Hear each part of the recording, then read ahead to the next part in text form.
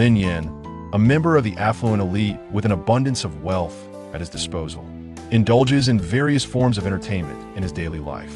Having traversed the world of fame and fortune, he has encountered a myriad of diverse individuals. Despite his solitude, he carelessly scatters money, living a seemingly mundane existence. However, everything changes one day when he steps outside and is engulfed in darkness, propelling him into an extraordinary life. Chapter 1. The initial encounter with the system. If one were to identify a place of splendor in the human realm, most might conjure images of distant lands they yearn to visit or the familiar comforts of their present. Yet, to Lin Yan, a scion of wealth, the world appears rather small. He can venture wherever he pleases. To broaden his horizons, a diminutive system dispatched by the Master God has selected him after numerous evaluations. Where am I? Lin Yan opened his narrow eyes to behold a landscape that did not belong to Earth. This is my inner world. I now present you with two choices. First, bind with me and become my host. Second, wait a moment and then bind with me to become my host. The system's androgynous voice resonated in Lin Yan's ears. He scoffed. Who do you think you're threatening? What benefits would being your host confer? The system felt a twinge of panic. According to advice from its companions, the host should not plead for mercy, but rather be lured by enticing offers. The narrative had taken an unexpected turn. Ahem, it is thus. The myriad worlds are filled with wonders, their laws difficult to comprehend. However, under the guidance of the Time Management Bureau, those small worlds with potential for development are tended to by appointed individuals. Each small world, much like a novel on Earth, has its protagonists and supporting characters. As a bound host, your role is to propel the high-quality development of the plot within these small worlds, nurturing them to flourish.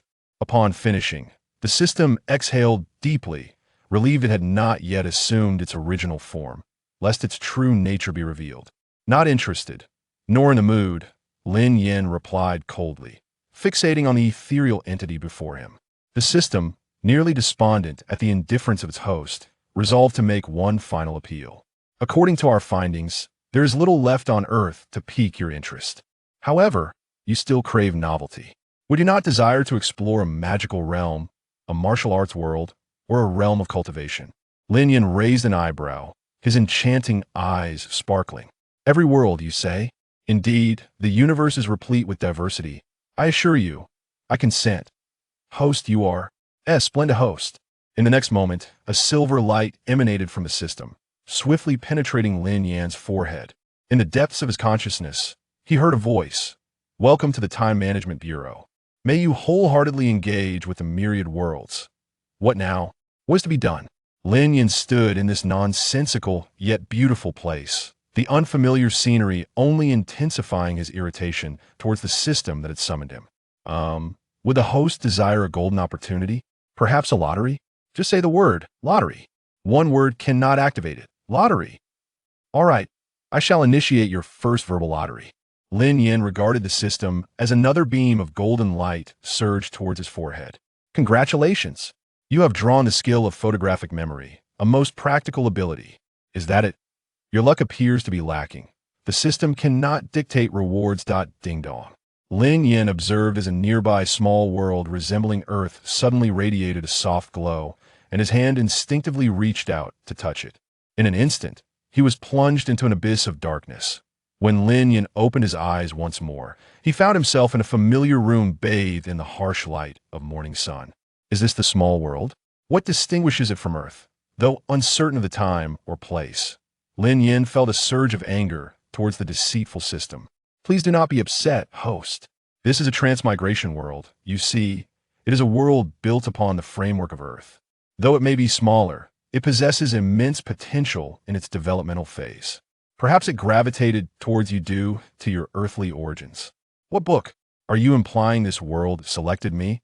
Ah yes, this narrative is titled The 5 Years of Secret Love for You, a tale of youthful campus life. The small world may have chosen you for your youth, and it instinctively draws nearer to its bound host from the source realm. Please do not take your anger out on me. Chapter 2. The 5 Years of Secret Admiration. This book is profoundly melancholic, steeped in the essence of painful literature. At this juncture, Lin Yan harbored little expectation for his inaugural miniature world. Host, I have transformed this book for you. Your task is to assist the male supporting character, Xie in realizing his aspirations.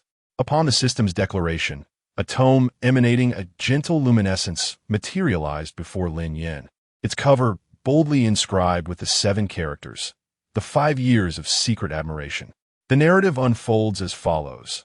The original male protagonist, Fang Zhengyang, a spirited athlete, aspires to enroll in the prestigious sports university of Kyoto University. Driven by youthful exuberance, he recklessly pursues a clandestine affection for the top student in the adjacent class. When Xie, alas, while he harbors feelings, she remains indifferent, wholly devoted to her studies. Eventually, fate reunites them in the same city during their university years, rekindling their connection and igniting the flames of love. In this tale, the supporting character, Xie Xingxing, plays a minor role. However, due to his frequent appearances alongside the female lead in the same club, he inadvertently ascends to the status of a secondary protagonist. The miniature world requires healthy development, necessitating individuals to enhance the narrative's intrigue. Lin Yan furrowed his brow, his slender fingers idly leafing through the pages, before releasing a soft scoff, languidly asserting, I refuse. Dear host, refusing this task means you shall remain in this realm until the end of your days. Should any unforeseen circumstances arise during this time, your soul shall be irretrievably lost. The system, taken aback by Lin Yan's swift reversal, felt a pang of regret. Lamenting the difficulty of dealing with such an exceptional yet obstinate individual. What time is it? Lin Yan inquired nonchalantly, as the sun boldly streamed through the window. The original owner's family, though not affluent, enjoyed a comfortable existence. The room's minimalist decor aligned perfectly with Lin Yan's aesthetic sensibilities. Sunlight, how delightful. Lin Yan possessed no inclination towards altruism. He never considered himself a good person, for nothing is more liberating than living for one's own pleasure. As for others, their concerns were of no consequence to him. Host, you still bear the name Lin Yan in this dimension, a privilege bestowed upon source inhabitants. You need not worry about the original owner's fate. He has reincarnated into a new life, allowing you to assume a fabricated identity. Moreover, the plot is currently set in the early days of the second year of high school, where the bond between the male and female leads remains tenuous. You are the new transfer student at their school, with the first day of term approaching tomorrow. I shall now transfer the memories of your predecessor to you. The system, exasperated by the host's obstinacy, felt a thirst for resolution. 10 minutes later, Lin Yan, reclining on the bed, opened his eyes, donned in the original owner's Haryuku-style slippers, and descended the stairs. This villa, a gift from the original owner's parents upon reaching adulthood, was a testament to the luxury often found in affluent households. It was indeed a rarity for familial affection to flourish in such wealth. The original owner had been living alone at the tender age of 16, with only a housekeeper to maintain the premises and a chef to provide 3 meals a day, lending a semblance of life to the spacious abode. Lin Yan retrieved his phone, tapping away with indifference, ignoring the system's presence. The system, now withdrawn into silence, had exhausted its words. Hello, do you have a moment? I am at Villa number 39, Huashi Road. I hope you can arrange everything within 2 days. The melodious voice of Lin Yan resonated through the empty hall. The system, feeling a tinge of curiosity, hesitated to speak further, given Lin Yan's aloof demeanor. Nevertheless, the urgency of their mission compelled the system to muster the courage to address him. Host, this world operates under a closed management school system, requiring residency, with only 1 exit permitted per month. I assure you, this world will be at your disposal, allowing you to choose another at your leisure. I do not wish to be the system with the lowest performance. As Lin Yan listened to the system's incessant chatter, a glimmer of light flickered in his dark eyes. It mattered little. He thought it would simply be an experience of life. After all, it was merely a school life, and he was determined to embrace it fully. Lin Yan pondered, but what occupied his mind remained a mystery to all. Chapter 3. The 5 years of secret admiration for you. The following morning, Lin Yan stood at the entrance of the high school, clad in casual attire, awaiting the arrival of his yet-to-be-met homeroom teacher. "Ah, is that Lin Yan over there? No need to linger. Please come inside. It's quite warm in this summer heat," called Peng Lin, who had just exited the teaching building. As the homeroom teacher of Class 7, Peng Lin couldn't help but envision the chaos that Lin Yan's striking presence and demeanor would incite among his students. Lin Yan approached briskly and with a serious tone greeted, "Hello, teacher. I am Lin Yan. I am Peng, the homeroom teacher of Class 7. You may call me Teacher Peng. Allow me to escort you to your classroom. Your books and uniform have already been taken care of by your classmates. You can leave your luggage here for now. There's nothing pressing today, and after we hold the class meeting, you can settle into your new dormitory. Should you have any questions regarding the class, feel free to visit my office for a chat. Our classmates are quite welcoming, and I'm confident you will bond with them swiftly. Best of luck with your studies." As Peng Lin observed Lin Yan's rebellious charm, he felt a sense of admiration for the unexpectedly polite and composed young man. Had I not been forewarned about his dismal academic record, I might have mistaken Lin Yan for a top scholar consistently at the top of the ranks. As long as he isn't a troublemaker, that's all that matters. I sincerely hope the rest of the class can pull themselves together. With just a year until the college entrance examination, their antics are quite worrisome. Upon entering Class 7, the cacophony of voices immediately hushed, only to rise again amidst Peng Lin's gentle introduction. "Wow, he's so handsome. A handsome guy has arrived.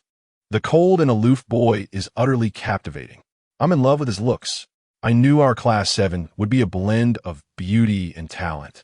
Unlike the envious Class 8 next door. Lin Yan, please introduce yourself at the podium," Peng Lin warmly encouraged. Standing before the podium and gazing at the 16 and 17-year-olds, Lin Yan's lips curled into a smile as he playfully blinked his peach blossom eyes. "Hello, everyone. My name is Lin Yan, and you may refer to me as Classmate Lin." He turned, seized a piece of white chalk, and elegantly inscribed his name on the board. "Classmate Lin's handwriting is beautiful," exclaimed an enthusiastic Chen Shuyu, eagerly nudging Xie Xingxing, hoping to add another star to the class bulletin board. "Lin Yan, you may take a seat right next to Xie Xingxing, just there.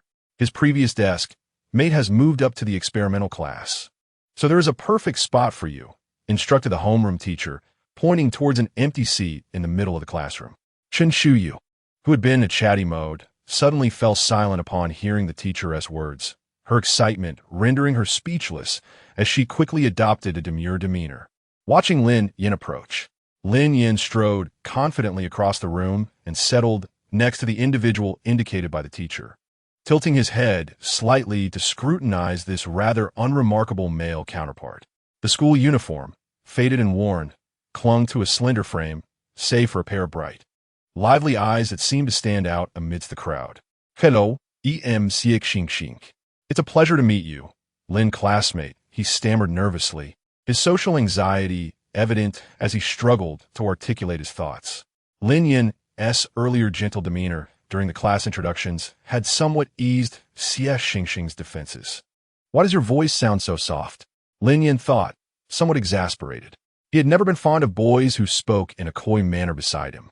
His distaste for such behavior had developed over time, particularly due to the persistent flattery he encountered in bars. Gradually, he found himself avoiding such frivolous social venues altogether. "What aspirations do you hold?" Lin Yan suddenly inquired, gazing at the youthful boy beside him. Me?" Xie Xingxing replied timidly, his soft hair brushing against his cheeks. "I don't really have any aspirations, but if I had to choose, I suppose it would be to get into a good university." Such a cliched response, typical of high school students, was easily discernible as inauthentic. However, to Lin Yan's surprise, he found himself internally resonating with Xie Xingxing's sentiments, contemplating various academic plans for him. "Oh," was all he said, choosing to refrain from further inquiries. Why is a new student asking such questions? Does he, like me, harbor dreams he dares not pursue? Lin Yan mused. Yet, considering Xie Xingxing's radiant presence, it seemed unlikely he lacked for anything. Unbeknownst to Xie Xingxing, his high school experience had been a monotonous repetition of 2 points, home and school, engaging in activities he did not enjoy. His own academic performance was mediocre. Aside from contributing to the class's bulletin board each semester to assert his presence, he often felt like a mere transparent bubble within the classroom. All right, I do have a club where I can occasionally showcase my name, featuring in the thematic articles released every 2 weeks, Xie Xingxing recalled. Chapter 4.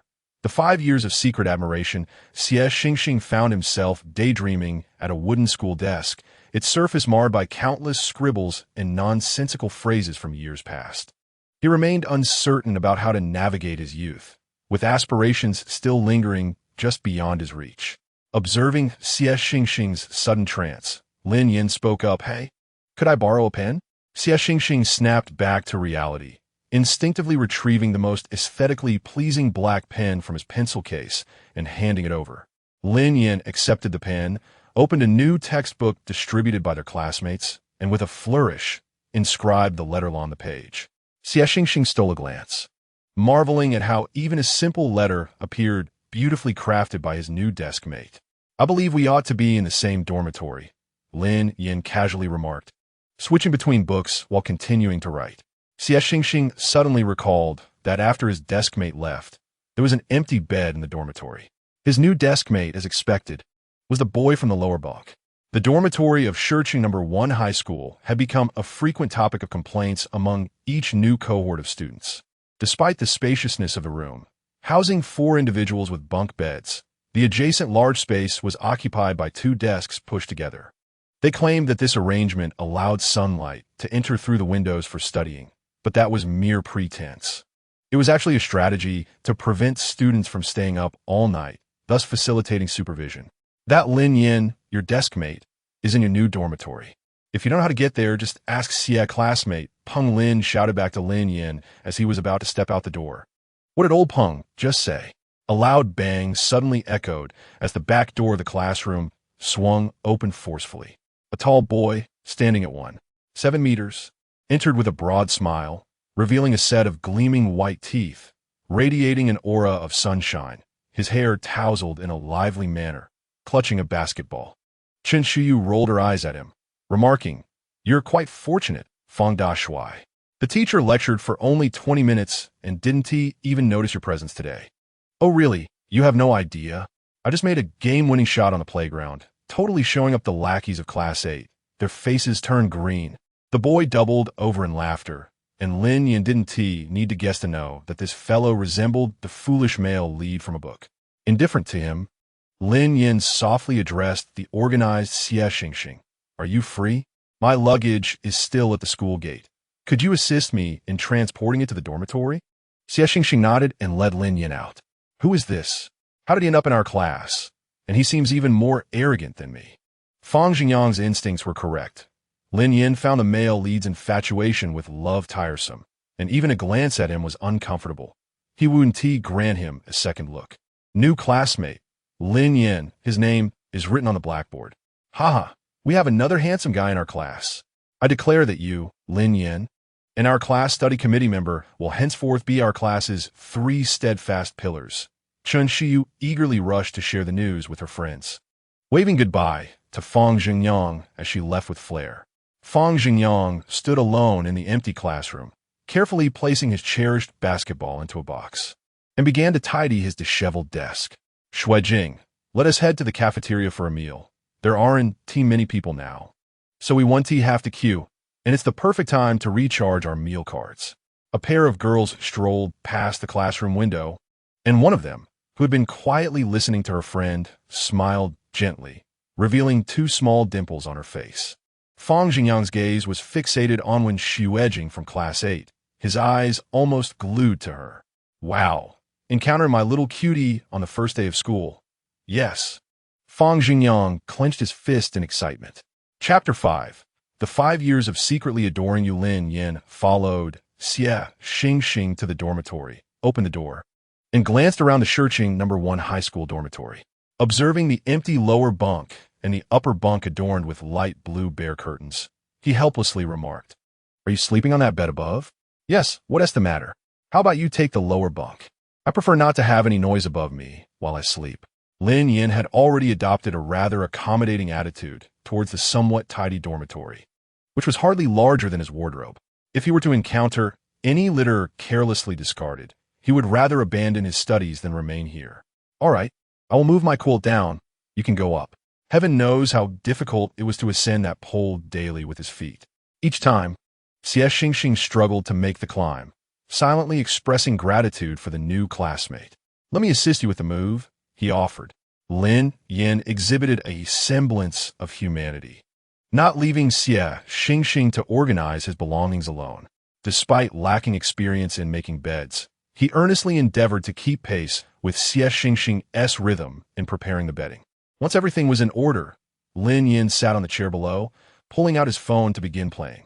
Observing Lin Yan engrossed in his colorful screen, which did not appear to involve gaming, Xie Xingxing could not resist courageously reminding him, "Classmate Lin, the school prohibits phones. If caught, they will contact your parents." "Mind your own business," came Lin Yan's cold retort, leaving Xie Xingxing with no further inclination to offer advice. She had seen through her desk mate's superficial politeness, aloof and unapproachable. The thought of sharing both a desk and a dorm with him in the future made Xie Xingxing feel somewhat lost, sensing that her days ahead would no longer be ordinary. The class schedule was already out for tomorrow, and Xie Xingxing diligently copied it onto an A4 sheet, posting it on the wall opposite the long table. Although the class had a copy, she preferred to preview the textbooks. Familiarizing herself with the material beforehand instilled a sense of security. As for Lin Yan, the vibrant pages of his screen displayed various investments. As a person who had achieved financial independence at an early age, he had no intention of reaching out to his biological parents for money. Though he was merely 17, his soul felt as if it were 23. He despised the feeling of being unable to seize control of his life. Thus, the call he had made upon his arrival was to inform that he had purchased a new property in the school district with the original owner's funds. He intended to repay that money tenfold or even 100-fold. As a host chosen for his exceptional talents, Lin Yan's capabilities were beyond question. He had never lacked the courage to start anew. In the evening, all the dormitory residents had gathered.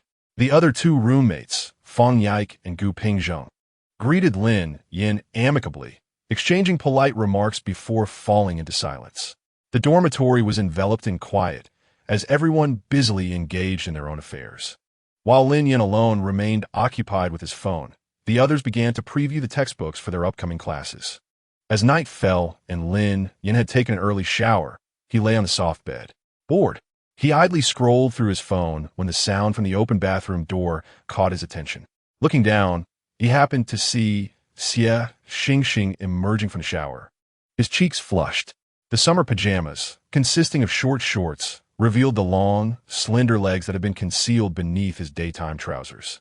Lin Yan was momentarily taken aback, thinking how delicately those legs could fit within the grasp of a single hand. Turning his gaze back to the phone, he found himself devoid of interest in scrolling, as the image of Xie Xingxing stepping out of the bathroom lingered in his mind. Xie Xingxing's face bore two small patches of pale, creamy white, while his legs were even fairer. "TSK, am I really that desperate?" Lin Yan murmured as he pulled the blanket over himself and drifted off to sleep. The following morning, he awoke promptly at 6, his expression dark as he gazed downward. After a moment of silence, he attributed his feelings to the vigor of youth and its physiological responses. He tidied up, donned loose athletic wear, and ventured out for a morning run to expend the excess energy of youth. Chapter 6. The 5 years of secretly loving you on the cloudless playground. Apart from Lin Yan and the athletes, no one else was present. The athletes, accustomed to daily workouts, returned to school even during breaks to train. The sudden appearance of a stranger piqued their curiosity, prompting gossip about his class and his good looks. "Isn't that the new transfer student from our class?" Fang Jingyang, with his 51 vision, immediately spotted Lin Yan clad in sports attire on the field. "Wow, someone actually gets up early to work out. I admire that." Indeed, last semester only a few came to run before class. Otherwise, the place was deserted. Honestly, waking up to study is far more rewarding than an early jog. The transfer student was quite handsome, albeit slightly lacking compared to himself. Fang Jingyang couldn't help but respect Lin Yan for running several laps in the sweltering heat at 6 in the morning. estimating that Lin Yan had already covered a kilometer or two with no sign of stopping. When the PE teacher announced the end of the session, Fang Jingyang hurried over to Lin Yan, eager to strike up a conversation. "Hello, classmate. I'm Fang Jingyang, your desk mate. I didn't get a chance to chat yesterday. Why did you transfer to our school? How many laps have you done? That's impressive."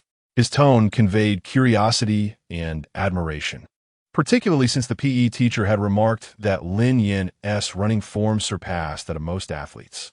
Gradually slowing to a walk, Lin Yan had little inclination to respond to Fang Jingyang's incessant inquiries. As he walked, his melodious voice floated through the air, aiming for Beijing Sport University. "Wow, how did you know, brother? Amazing. But who among us aspiring athletes doesn't dream of that? How fast can you run 1,000 meters? Currently, I'm around 3 minutes. If I'm in good shape, I might even break 2 minutes and 30 seconds. But brother, I have room for improvement. I'm having 2 eggs and a glass of milk every morning. And with time, plus some dreadful protein powder, I'm confident I can finish before 2 minutes and 40 seconds by graduation." Quite the braggart, Lin Yan thought, offering a non-committal smile. Listening to the vibrant voice beside him, he was suddenly reminded of the depiction of Fang Jingyang in the 5 years of secretly loving you. One night, Fang Jingyang resolved to give his all to sprint towards Beijing Sport University, practicing fervently throughout his junior year, pushing his limits in every training session, even enduring the cultural subjects he loathed. In the subsequent year, every morning as the sun rose, one could hear the diligent science student reciting key points in various subjects against the backdrop of the teaching building. In the end, the young man realized his dream. Moving to the city, he longed to protect his one true love. Love, perhaps? As Lin Yan gazed at Fang Jingyang, who evidently did not meet the standards of the capital's demeanor, he found it hard to imagine the carefree individual putting forth any effort. Among the self-disciplined individuals Lin had encountered, he had rarely witnessed anyone achieving success solely due to the influence of others. "Keep it up." Lin Yan feigned encouragement, waved his hand, and bid farewell to Fang Jingyang before striding back to the dormitory. Upon returning, Lin Yan discovered that only Xie Xingxing remained in the dormitory, the clock reading 6:30 in the morning. The other 2 roommates had presumably already departed for the classroom, while Xie Xingxing lay serenely asleep, a sight that left Lin Yan somewhat speechless. His initial concern about the upper bunk's disturbances seemed unfounded. Now, he was more worried about waking Xie Xingxing with his own movements. Lin Yan observed Xie Xingxing's sleeping visage, noting that his eyelashes resembled delicate brushes. Unable to resist, he leaned in closer to admire the profile of Xie Xingxing's face, inching nearer and nearer. "You are my little star, shining brightly in the sky," he mused. Suddenly, an unknown ringtone pierced the stillness of the dormitory, startling Lin Yan into stepping back abruptly. Fortunately, Xie Xingxing remained blissfully unaware, merely stirring to silence the old mobile phone's alarm with a languid swipe of his hand. After a moment's pause to collect himself, Lin Yan turned only to collide with a chair, the sharp scraping sound jolting Xie Xingxing awake. Upon seeing Lin Yan beside the chair, he murmured, "My apologies for waking you." Lin Yan's expression bore a hint of regret. "Oh, it's nothing," Xie Xingxing replied, slightly bashful. "I was just reminded when the alarm went off." The thought that his new classmates had discovered his habitual late rising on the very first day of school filled him with embarrassment. To escape the awkwardness, Lin Yan hastily grabbed his uniform and dashed into the bathroom. Inside, as he looked into the mirror, Lin Yan was astonished by his own self-control. He could scarcely believe how he had been captivated by the supporting character in his little world. Unlike in his previous life, where he had been so solitary that even the system's intervention had failed to stir his heart, he now found himself bewildered by the presence of Xie Xingxing. Meanwhile, Xie Xingxing felt his ears grow warm after Lin Yan entered the bathroom. Clad in sportswear, Lin Yan's appearance suggested that he had likely gone for a run early that morning, while Xie Xingxing had only just risen. "If I had known, I would have woken up earlier," he lamented. Chapter 7. The 5 years of secret admiration. When Lin Yan emerged from the shower, his hair damp and tousled, Xie Xingxing had already vanished without a trace. Lin Yan raised his sharp brows, vigorously shaking off the dark strands of hair, before tidying up his belongings and making his way out of the dormitory towards the academic building. He carried a certain swagger, having arrived at school without even purchasing a backpack, fully intending to forego any academic supplies in his dormitory. Late-night studying was simply not suited to him. After all, he was a genius with an exceptionally high IQ. The small system had grown indifferent. Having recently delved into the forum to meticulously peruse the popular posts regarding new host guidelines, particularly due to Lin Yan's lack of cooperation, the forum advised that new hosts should be gradually nurtured, especially those with a rebellious streak. Neglecting them might yield unexpected surprises. The system believed that its exceptional host would surely enhance the small world. Thus, it decided to observe discreetly for a while. As Lin Yan stepped through the classroom door, he was greeted by Fang Jingyang, who was looking at him with the exuberance of an overly enthusiastic dog. To Lin Yan's surprise, this fool was seated behind him. What a predicament. Once he found his seat and sat down, he discreetly glanced at the studious Xie Xingxing, intending to speak, but was abruptly interrupted by Fang Jingyang, who poked him insistently on the back. Brotherly fate. Tell me, how are your studies? I'll be relying on you from now on. Little did he know how tormenting his deskmate, Chen Shuyu, could be. She was a relentless academic overachiever who refused to grant him any advantages. When he sought answers from Xie Xingxing, he was met with resistance and stern demands to complete his homework independently, resulting in him being reprimanded by various teachers who claimed that even random passers-by could produce better work than his scrawled attempts. He scoffed, doubting that Chen Shuyu would dare ignore the new classmate as well. As a student struggling academically, he was often called upon in class. Had it not been for his optimistic and thick-skinned nature, he might have revolted and sought answers from other classes long ago.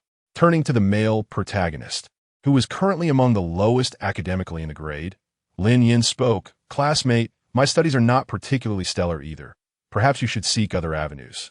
Fang Jingyang retracted his hand, frozen in surprise, while Chen Shuyu beside him set down her Chinese textbook and scoffed.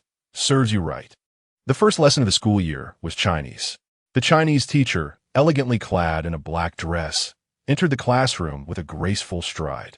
After placing the textbooks down, Lin Xiao casually brushed her long hair aside and remarked, I hear we have a transfer student in our class. Is that the student sitting in front of Fang Jingyang? She immediately noticed how striking the newcomer was, unable to resist stealing a few more glances. Lin Yan nodded, standing briefly to greet, Good morning, teacher, before resuming his seat. On the first day of school, there's not much to cover, so let us take it easy. I prepared some activities to help everyone adjust quickly, Lin Xiao said with a mischievous smile. Now, I will randomly draw numbers. Since I'm unfamiliar with the new student's numbers, let us have the newcomer recite the Peepus song first. Despite Lin Xiao's graceful demeanor in front of the second-year class, her teaching methods were unexpectedly challenging, often causing discomfort among the playful boys and girls in Class 7. Were it not for her husband being the formidable physical education teacher, they would not have been so subdued in her class. At the head of the Xuanyang River, I bid farewell at night, as the maple leaves and reeds rustle in the autumn breeze. Lin Yan's clear voice rang out in the classroom. Everyone in Class 7 would forever remember this day, the moment of the rise of a true talent. He recited the poem fluently without pause, and Lin Xiao, unable to hide her admiration, exclaimed, It appears we are gaining another formidable student in our class. Your foundation in Chinese is impressive. Now let's hear from the next student. Fang Jingyang, I eagerly anticipate your resurgence this semester. Please recite Jints for us. Fang Jingyang abruptly stood up, a forced smile on his face. Teacher, may I first flip through a book? Observing the goddess Lin's expression shift from sunny to cloudy, he quickly amended, Teacher, a gentle reminder would suffice. I memorized it perfectly last semester. The silk string zither has no cause for lament. With 50 strings, each string a memory of youth, is it not? Zhuangzi, lost in dreams, confuses himself with a butterfly, entrusting his spring heart to the cuckoo. After a series of stumbles, Fang Jingyang finally recited the poem, unable to resist boasting to the teacher. I told you I could recite it. Ha ha ha. Lin Xiao could no longer bear to watch Fang Xingyang's misplaced pride and subsequently called upon 5 or 6 other students before allowing them to self-study. Chapter 8. The 5 Years of Secret Admiration. Buddy, your recitation was so impressive. I refuse to believe your grades are poor. Fang Xingyang was convinced that Lin Yan was a top student, and his interest in Lin Yan was rekindled, prompting a warmer demeanor towards him. Lin Yan showed no inclination to turn around, entirely ignoring him. You're incredible. Xie Xingxing tilted her head, her starry eyes filled with admiration as she gazed at Lin Yan. She felt that Lin Yan, excelling in both sports and academics, shone like a star in the sky. I've recited it before, Lin Yan said. His head bowed as he flipped through the book. Suddenly, he caught a whiff of a milky fragrance emanating from Xie Xingxing. Did you spray perfume? How could that be? It must be shower gel.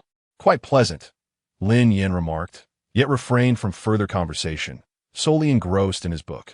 Although Lin Yan appeared focused, his speed in turning pages captured the attention of Xie Xingxing, who was daydreaming and not particularly fond of studying. After a while, unable to contain her curiosity, Xie Xingxing asked, "Are you flipping through quickly to find a particular text?" "Just browsing," he replied. "Just browsing, what a pretense." It was as if his very thoughts were urging Xie Xingxing to acknowledge the text had been committed to memory. Xie Xingxing nodded and turned back to engage in an animated discussion with Chen Shuyu. Do you know about that person? As soon as Xie Xingxing turned to Chen Shuyu, she began to recount various gossip from the senior year down to the freshman, her words flowing like a river. Once Lin Yan could no longer see Xie Xingxing's soft, cherubic face, an uncomfortable sensation stirred within him. Oh no, could it be that I have developed feelings for this young, innocent girl? He tightly gripped the pen in his hand, lowered his gaze, feeling as though the self-study environment had transformed into a bustling marketplace. He no longer wished to peruse these exceedingly basic texts. Thus, for the first time, the handsome Lin Yan decided to join the gossip circle, turning around and insisting. What are you discussing? I wish to listen. Oh, you enjoy gossip too, my fellow classmate? Let me tell you. There's a stunning beauty in Class 8 of the second year, just next door. Chen Shuyu's eyes sparkled with excitement. As she often chatted about handsome boys and beautiful girls, a true esthetician at heart. Fang Xingyang interjected, Hey, when Xuejing is quite innocent, please do not disturb her. Oh, come now, is it wrong to talk about her? You are far too protective. Let us not forget, it was I who encouraged you to add her on QQ. If it were not for this incriminating evidence, I would not have tolerated you for so long. Fang Xingyang was truly astonished. He had not anticipated that Chen Shuyu would speak so candidly. What was the difference between this and passing gas in public, in front of his new friends? Both his pride and dignity were stripped bare. Chen Shuyu, you will pay for this. She is coming to our class this evening to collect the summer assignments. Fortunately, both Xie Xingxing and I joined the Qingxian Society. You can thank us for the opportunity to see the beauty up close, ha ha ha. She is the second in command of our club, with a writing style that is particularly gentle and exquisite. Lin Yan remained expressionless, but Fang Xingyang was unable to maintain his composure, beginning to fervently inquire about the reliability of the information regarding his deskmate. Just moments ago, someone had said not to disturb her, and how quickly the tables had turned. Chen Shuyu teasingly remarked to Fang Xingyang, who with a stiff neck replied, What is wrong with asking? It's nothing. After saying this, his face gradually turned crimson, and he awkwardly shifted the conversation to other topics. Lin Yan, observing the blushing Fang Xingyang, felt a sense of helplessness. How could such a foolishly naive person end up pursuing the beauty from the adjacent class? Chapter 9. The 5 years of secret affection for you. The summer nights of evening study sessions are always delightful. The first evening study session of Class 7 in the second year was particularly lively. Hello, classmates. I am from Qingxian Society, and I am looking for Chen Shuyu and Xie Xingxing from your class. When Xuejing peeked her head through the back door of Class 7, her voice ringing clear and bright. With her high ponytail, her oval face appeared exceptionally pure and adorable. Get up, don't sleep. When Xuejing is here to see you. Fang Xingyang could hardly suppress his silly grin, stealing glances at the back door. Indeed, It was the right decision to rush back as soon as the first evening study session ended. It was perfectly timed. Chen Shuyu and Xie Xingxing genuinely enjoyed the balance of studying and napping during the evening sessions, boldly claiming that they were striving to ensure their daily sleep exceeded 8 hours. Got it, Xie Xingxing said, rubbing her round eyes and letting out a small yawn before rising to follow Chen Shuyu to the back door. Classmates, this is your remuneration for the previous semester. Please check and sign your names on the paper. When Xuejing smiled gently, you both wrote excellently last semester. I have new themes for you to consider, and I will return to collect your submissions this Thursday. Xie Xingxing and Chen Shuyu nodded, signing their names with ease. By the time they returned to their seats, Fang Jingyang was already in a swoon, exclaiming, "She is so gentle and adorable." Calm yourself down, Chen Shuyu warned him from the side. The second in command of their Qingxian society visited various classes each semester to collect submissions, and there were countless admirers secretly in love with her.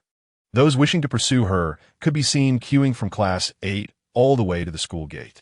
With Fang Jingyang being so clumsily naive, how could he possibly win her affection? He had added her QQ, but had never exchanged a single word with her. "Sigh, Lin, look at my little earnings," Xie Xingxing exclaimed, revealing the recently received remuneration, her hands spread wide, her eyes sparkling with a hint of anticipation. "You get paid for writing? That's impressive. Show me what you've written," Lin Yan teased, glancing at the 20 yuan in front of him. Upon hearing Lin Yan's praise, Xie Xingxing's eyes sparkled with delight. The mere thought that Lin Yan wished to read his article made him hesitate for a moment, feeling a touch of shyness as he retrieved a journal from the very bottom of his drawer, one that contained his earlier submissions. "You haven't seen this yet, right? It's a unique feature of our school. This journal is filled with a diverse array of talents, romance, essays, novels. It's incredibly rich, and I love reading it." Fang Jingyang fervently endorsed it from the side, half rising to nudge Lin Yan. "Get your hands off me, you're pushing me down," Lin Yan retorted, slightly irritated as he shifted his shoulder, grimacing at the scent of sweat emanating from Fang Jingyang. "Oh, come on, bro, you really are aloof," Fang Jingyang replied, retracting his hand with a hint of disappointment. Lin Yan flipped through the earliest issue of the journal, rapidly turning the pages until he reached the one featuring Xie Xingxing's work. He abruptly paused, his slender fingers gliding slowly over the paper as he meticulously examined Xie Xingxing's writing. There's a spark of talent here, though not much," Lin Yan remarked, glancing at the eagerly watching Xie Xingxing. Clearing his throat, he added, "Your writing is filled with emotion. Keep it up." Xie Xingxing's round cat-like eyes crinkled into a smile at the compliment. "Thank you," he replied. Lin Yan found himself momentarily captivated by Xie Xingxing's radiant smile, his heart racing as if struck by Cupid's arrow. The boy standing before him, though merely average in appearance, fair-skinned, slightly pouty lips, and long eyelashes, ignited a wildfire of affection within him. Indeed, after Lin Yan became aware of his inappropriate fascination with Xie Xingxing, he realized he was gradually placing Xie Xingxing within the confines of his heart.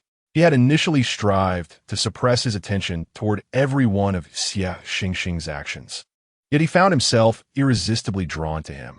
After years of carefree independence, having just arrived in this world, it was perplexing that he could become enamored with a secondary character from a romance novel. He had believed his life to be sufficiently perfect, but meeting Xie Xingxing sparked the unsettling thought that a life devoid of love was inherently flawed. The potency of love was indeed formidable, capable of effortlessly altering one's mindset. His sexual orientation leaned toward men, which seemed to align with the rumors from a past life where he never shared a bed with women. How vexing. Nevertheless, love is love. In a world brimming with romance, there need not be a multitude of reasons. Perhaps being solitary for so many years was merely a prelude to waiting for the right person. Lin Yan remained uncertain if Xie Xingxing was straight. The system had indicated that he was brought here to fulfill his dreams, and since he had come to help Xie Xingxing achieve his aspirations, perhaps this once-in-a-lifetime fluttering of his heart could find resolution.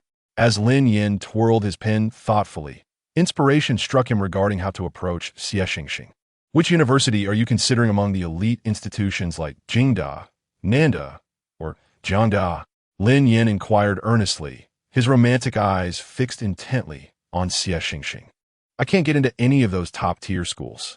I want to attend Su University in our province, but the entrance scores are so high. I'm afraid I won't make it. Xie Xingxing felt a twinge of embarrassment at Lin Yan's words. He found himself adrift academically, neither excelling nor failing, and had never harbored ambitions to attend any prestigious institution.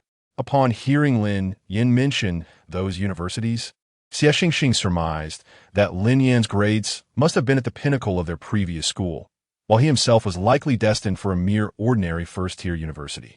Having read through the journal, which he had intended to cherish, he now felt an unexpected pang of inadequacy. I've finished reading. I want to write as well, he said softly. Lin Yan was well aware that Xie Xingxing and Chun Shuyu were avid contributors to the journal. Just moments earlier, while perusing Xie Xingxing's article, he had overheard Fang Jingyang, who was disinterested in studying, and Chun Shuyu, who believed that recess was meant for play, discussing Wen Xuejing's involvement with the Qingxian society. It was then that he learned each class would only receive one journal to circulate, and only those whose submissions were selected would receive a commemorative copy from the society. Though his desk mate's writing lacked sharpness and fluidity, the content was endearingly charming. He too felt compelled to collect it. Upon hearing Lin Yan's inquiry, Xie Xingxing produced a sheet of paper from Wen Xuejing, which listed various themes for the season. What do you wish to write about? He asked, his curiosity getting the better of him, his eyes sparkling as he sweetly probed Lin Yan. Lin Yan placed his hand gently on Xie Xingxing's slender shoulder and pointed at the word youth. I wish to write an essay, around 800 words, I believe, Xie Xingxing softly affirmed, his dark hair tousled, obscuring his delicate features. Lin Yan gazed at the seemingly fragile Xie Xingxing and felt an overwhelming urge to kiss his tender face. The system, observing from a distant realm, noted the increasing gentleness in the host's demeanor towards the secondary male character and sensed something was amiss. Ah, love, it seems my host falls for every boy he meets, utterly hopeless, always straying from the main storyline for the sake of romance. It drives me to despair, remarked System 1. Meanwhile, my host upstairs is entirely indifferent to the leads, solely focused on pushing through the storyline to complete tasks, which suits me just fine, replied System 2. Love. But my host is male, right? System 1 shot back instantly. It's not as though worlds with dual male leads don't exist. Love knows no boundaries. Are you a new system? Came the incredulous reply from the first floor. Oh dear, my host is indeed complicated. Diving into romance in the first world without any intention of handling serious matters is quite troubling, System 1 lamented, realizing that the brief joy of its existence had turned to hardship since binding with Lin Yan, dreading the repercussions of failing to meet objectives. Chapter 11. The 5 years of secret love your hair is a bit messy. Lin Yan gently lifted his hand, focusing on smoothing Xie Xingxing's stray locks. Ah, thank you. Xie Xingxing replied with a bashful smile. He had just washed his hair before evening study, and it was still somewhat frizzy. Lin Yan inhaled the sweet, milky scent mixed with the refreshing aroma of lemon from Xie Xingxing's shampoo, a fragrance he had never encountered before in his past life. How delightful!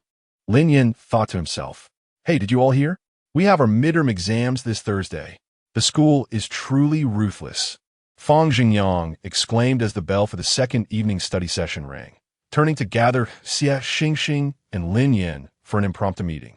Given your steadfast performance, what do you have to fear? It is I who should be concerned. I absolutely cannot fall out of the top 10. Chun Shuyu clasped her hands together and began to pray earnestly. Are you worried? Lin Yan gazed at the puffy cheeks of Xie Xingxing. I have been performing quite consistently. Haha, always floating around in the class ranking. Rather, it is you about whom we are uncertain regarding past academic performance. As for me, do you wish for my grades to be commendable? Lin Yan retorted. Naturally, if a top student sits beside me, I must surely benefit from some of that fortune. Xie Xingxing was confident in Lin Yan's abilities. He could not misinterpret that aura of confidence radiating from him. Very well. Since Xie Xingxing has a preference for high achievers, Lin Yan decided to reveal his prowess. He was determined to secure the top position in the upcoming exam. Who do you think will take the first place this time? Chun Shiyu, a notable scholar from Shirching No. 1 High School, kept a keen eye on the prominent figures in the rankings. It must be said that every top student harbors a sense of pride. I predict it will be Wen Shuejing at the start of the term. Everyone must first revise the formulas, as being unfamiliar with the scientific principles can greatly affect one's score. In contrast, the probability of scoring high in the humanities through rote memorization is slightly greater than in the sciences, which are inherently challenging. Fang Xingyang staunchly supported Wen Shuejing, acknowledging her diligence and talent, and deemed it a pity if she did not achieve the top rank in this examination. However, one cannot assert that so definitively. I would wager that our class's academic committee member, Fang Yike, will take the lead. He has long dominated the rankings, a seasoned contender, and a solid candidate for Peking University. Chun Shiyu confidently declared, having witnessed Fang Yike working on competition problems during his spare time, problems that were incomprehensible to her. Fang Yike was undoubtedly a formidable presence. As Chun Shiyu and Fang Zhengyang competed in their predictions, Xie Xingxing interjected occasionally. Growing impatient, Lin Yan simply stated, "I will be first." Leaning on his chin, Lin Yan spoke with an air of nonchalance, as if declaring the most mundane of facts. What? Fang Zhengyang tilted his head, sporting a perplexed expression of disbelief. "I don't believe it," Fang Zhengyang declared emphatically. While he conceded that Lin Yan was both charming and brash, he was absolutely skeptical about Lin Yan securing the top position. After all, there's a saying, "I may not be exceptional, but seeing my friend surpass me is even more disheartening." In this class, he felt as though he had lost any semblance of presence. With Lin Yan's arrival, his ranking would inevitably drop, and if Lin Yan performed exceedingly well, the subsequent class meeting would surely be a lecture from the homeroom teacher on lowering the average score. He might even face a mixed-gender parental intervention, with his phone confiscated for a month. Contemplating this, Lin Yan's presence in their class seemed to bring him great distress. "Concealed talents, my friend. I eagerly anticipate your performance," Chun Shiyu exclaimed, suggesting that their class might just outshine the others this time. Xie Xingxing was not overly surprised. He had always found Lin Yan to be quite reliable, merely reflecting on how impressive Lin Yan truly was. Chapter 12. The 5 years of secret affection. Lin Yan's resolve was unwavering. From a young age, his diverse interests had led him to explore nearly every facet of life, save for the vices of gambling and drugs. School? His prowess ensured that he was in high demand among educational institutions. Securing the top position at Shirching No. 1 High School was a feat he accomplished with effortless ease. A glimmer of undeniable confidence flashed in Lin Yan's deep-set eyes. As the final bell rang, the bustling evening study session came to an end. On the first day at Shirching No. 1, the evening study was rather lax, as long as no teachers were patrolling or stationed in the classroom. Even the most aloof individuals were drawn into casual conversations with their neighbors. Fang Yike meticulously organized the books on his desk. Once he ensured that everything was neatly stacked, he casually glanced back at Xie Xingxing and the others before lowering his dark eyes, picking up his backpack, and exiting the classroom to head towards the dormitory. Another mundane day had passed. Xie Xingxing and Lin Yan had been persuaded by Fang Zhengyang to watch him showcase his basketball skills. After a reluctant yet enjoyable 20 minutes, they strolled back to the dormitory, only to find Gu Pingzheng and Fang Yike already finished with their evening routines. Lin Yan turned to Xie Xingxing and said, "You go ahead and wash up. I'm in no rush." The summer night air outside the classroom was warm, yet Fang Zhengyang, the ever-enthusiastic one, was still eager to play basketball. "Thank you, Xie Xingxing," came the grateful reply. Xie Xingxing, unable to defer to Lin Yan, was genuinely overheated. He detested the sensation of sweat clinging to his clothes, a discomfort that troubled his innate cleanliness. Lin Yan observed Fang Yike at the adjacent desk, diligently writing under the warm glow of a desk lamp. For the second time, he regarded him closely. Quite handsome, a striking single-lidded beauty, though he bears a slightly fierce demeanor, exuding an aloof aura that keeps others at bay. Yet, he is remarkably polite when greeting classmates at the start of the term. It's a pity he seems to be solely focused on his studies. I've yet to witness him engage in anything else. The character within his books is intriguing. He shares a penchant for keeping secrets, much like Fang Jingyang, a future chairman. Indeed, the future holds great promise for him. Unlike Fang Yike, Xie Xingxing, despite his reluctance to bring a phone to school, indulged in various games such as cards and gamoku, often seeking out Fang Jingyang for companionship or coaxing Gu Pingzheng to play. Though he harbored a slight social anxiety, he was a delightful presence amongst familiar faces. Gu Pingzheng and the others always enjoyed his company, though he himself lacked the confidence to recognize their fondness for him. No, from now on, Xie Xingxing can only play with him. His fair, tender appearance makes him susceptible to ill intentions, and only he would be considerate towards him. No, no, you must take that back, Xie Xingxing exclaimed, his tone a blend of playful petulance and excitement. Lin Yan had effectively cut off his retreat, rendering the game unplayable. Originally, after washing up, he had intended to challenge Gu Pingzheng to a game of gamoku, but Lin Yan, unusually, had set aside his phone and volunteered to accompany him. A notion Xie Xingxing had initially entertained with hopes of an equal share of playtime. Unexpectedly, Lin Yan's skills were exquisite. After several rounds, he was caught off guard, losing repeatedly. Xie Xingxing's defenses were completely shattered. Embarrassed to accuse him of bullying, she could only repeatedly implore Lin Yan, like Fang Zhengyang. Naturally, Lin Yan chose to take a step back, yet Xie Xingxing consistently placed her pieces in unexpected positions, causing him some vexation. He had already asked her, "Are you sure?" numerous times. Truly, she was a charming little fool, both inexperienced and playful. With a deep sigh, Lin Yan helplessly remarked, "All right, it's getting late. Let's go to bed." After playing several games with Xie Xingxing, the time approached midnight. They returned around 10 past 10, and by nearly 11, they had finished their evening routines.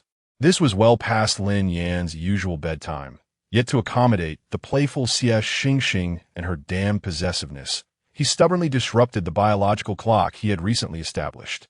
Well, Xie Xingxing felt a bit disheartened. Despite being a recognized expert on the chessboard, she had only narrowly won twice after several rounds. How could she, a seasoned player, not triumph over Lin Yan in both Gamoku and Go? How infuriating! "I'll sleep now," she thought. In her dreams, she would surely possess unbeatable skills and easily defeat that rogue Lin Yan. "Good night, Xie Xingxing." "Good night, Lin. Wishing you sweet dreams."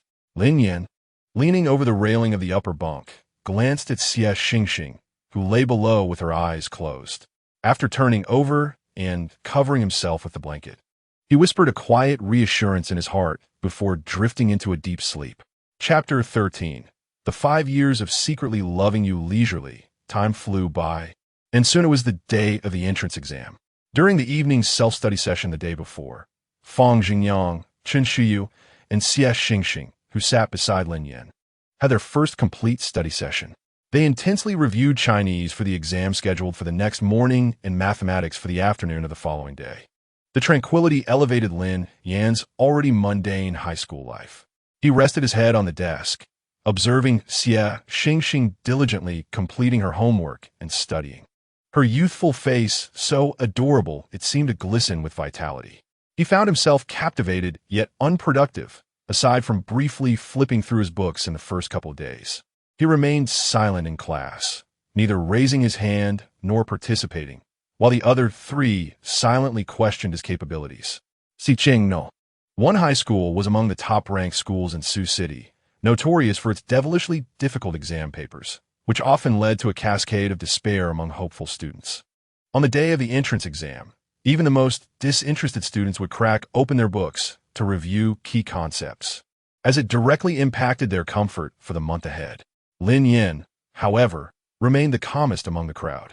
The day before, he had gone through his textbooks and, with his exceptional memory, coupled with an extraordinary skill that allowed him to retain information effortlessly, he could recite high school knowledge with ease. He had also used his phone to check recent government documents, gaining insight into political matters, and discovered only minor discrepancies from the previous world, nearly negligible. One could say that the worldview of this small realm was remarkably coherent. Lin Yan held a valuable black pen in his hand, meticulously planning the score he aimed to achieve in the upcoming examination. With a perfect score of 750, he determined that if he could attain above 670, the number of competitors would significantly diminish, with no more than 5 others in the school likely to match him. After some contemplation, Lin Yan decided on a target score of approximately 685. The subjects were familiar to him, having been introduced to them in a previous life long ago. He felt confident that the few days dedicated to revision would suffice. As the bell rang, announcing the commencement of the exam with a warm yet unfamiliar female voice, Lin Yan found himself in the same examination room as Fang Zhengyang, as was only fitting given their academic standings. Prior to the start of the examination, Fang Zhengyang, seated diagonally in front of Lin Yan, fidgeted restlessly, fervently praying for a few favorable questions. When the Chinese language paper was distributed, Lin Yan leisurely examined it for a minute before mentally reviewing its contents. Once the examination began, his pen danced across the paper without pause. His fingers moved with vigor, producing a soft, rustling sound as the pen glided over the page. Each stroke flowed seamlessly, resembling the elegant print of a finely crafted font. In less than an hour, Lin Yan completed the entire Chinese paper.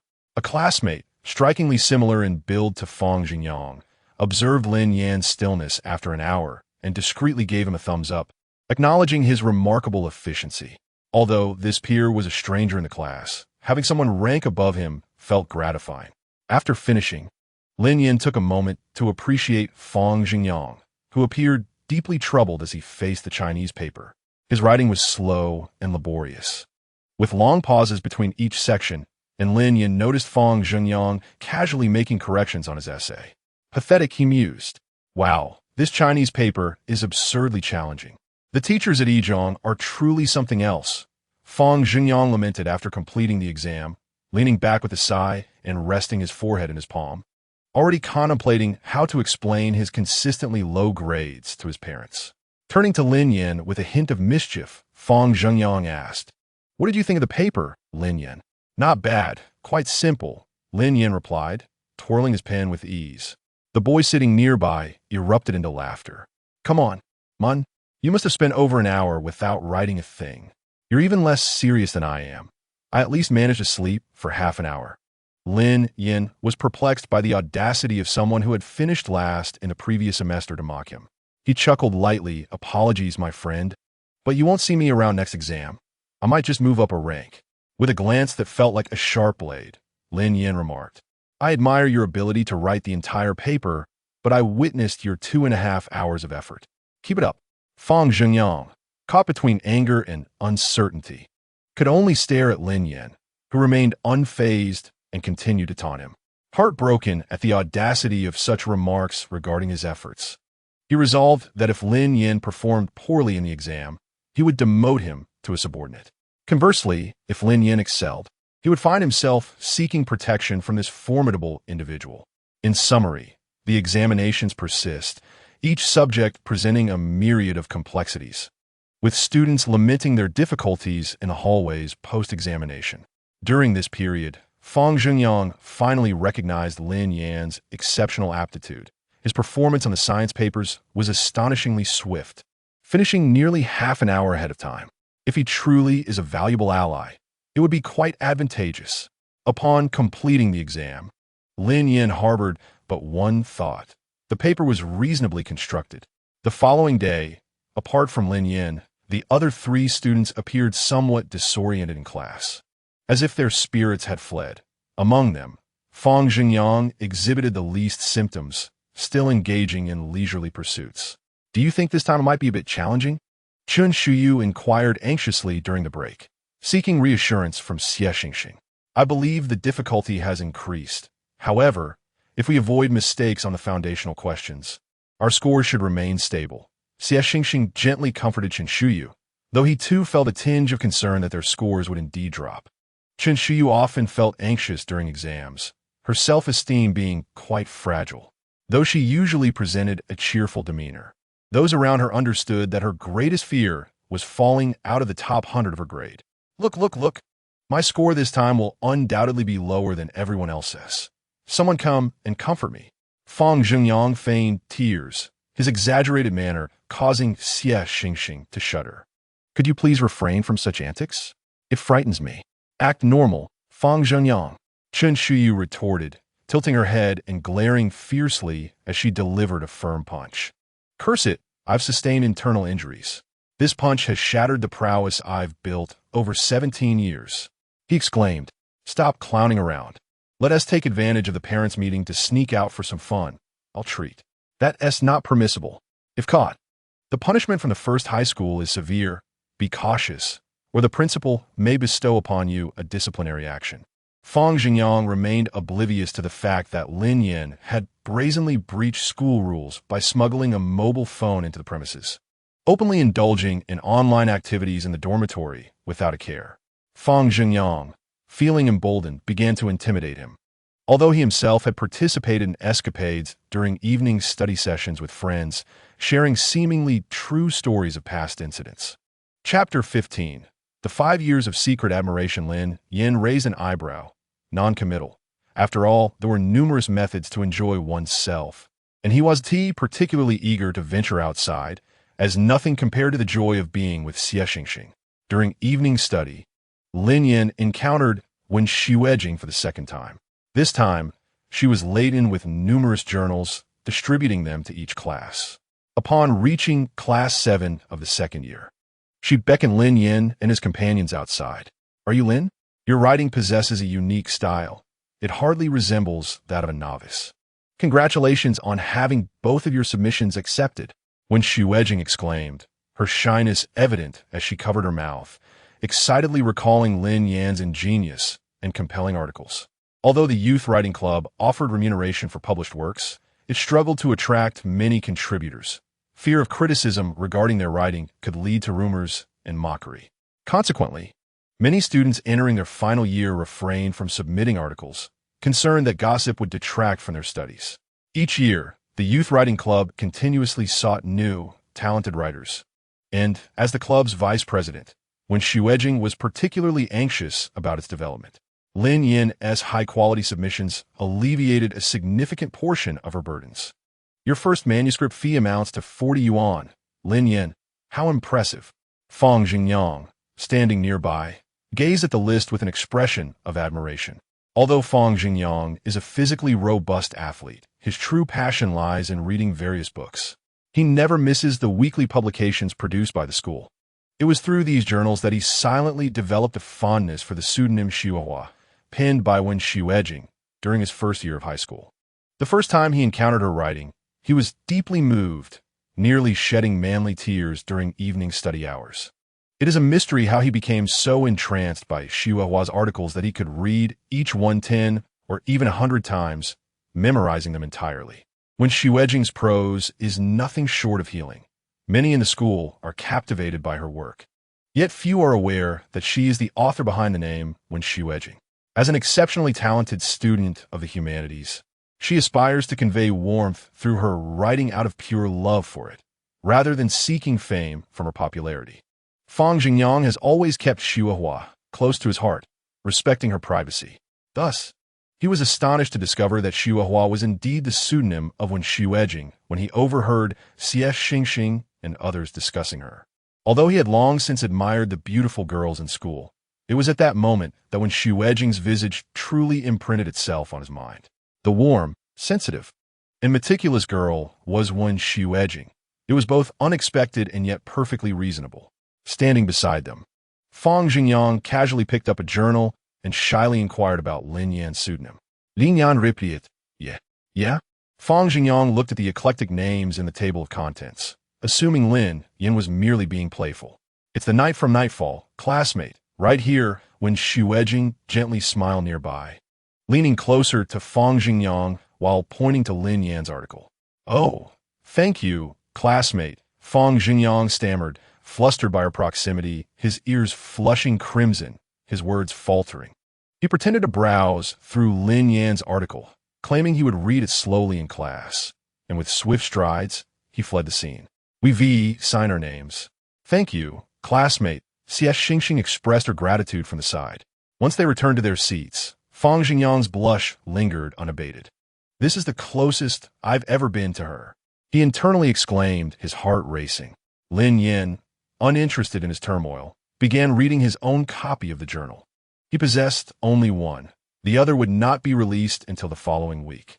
As Lin Yan turned to the page featuring Xie Xingxing's work, he noticed that she too had written on the theme of youth, though her piece leaned more towards emotional storytelling. In contrast, Lin Yan's entire article revolved around the theme of youth in its prime. Remarkably, Lin Yan completed his article in less than half an hour, yet it radiated immense empowerment, leaving readers fervently yearning to embrace courage. It was a sensation unmatched throughout the entire journal. Brother, I truly believe you are remarkable, Fang Xingyang thought, finally composed enough to curiously examine the submission of novice Lin Yan, only to find himself astounded. No, how do you possess such positivity, my friend? This doesn't quite match the subject. Fang Xingyang waved his hand dismissively, feeling a sense of absurdity towards the writings that seemed utterly uncharacteristic of the person behind them. The Lin Yan he knew did not possess the qualities of someone who could inspire others. Were it not for his acquaintance with Lin Yan, he might have become enamored with this brother who went by the pen name Yi, for his writing was undeniably powerful, and he held a fearless attitude that Fang Xingyang greatly admired.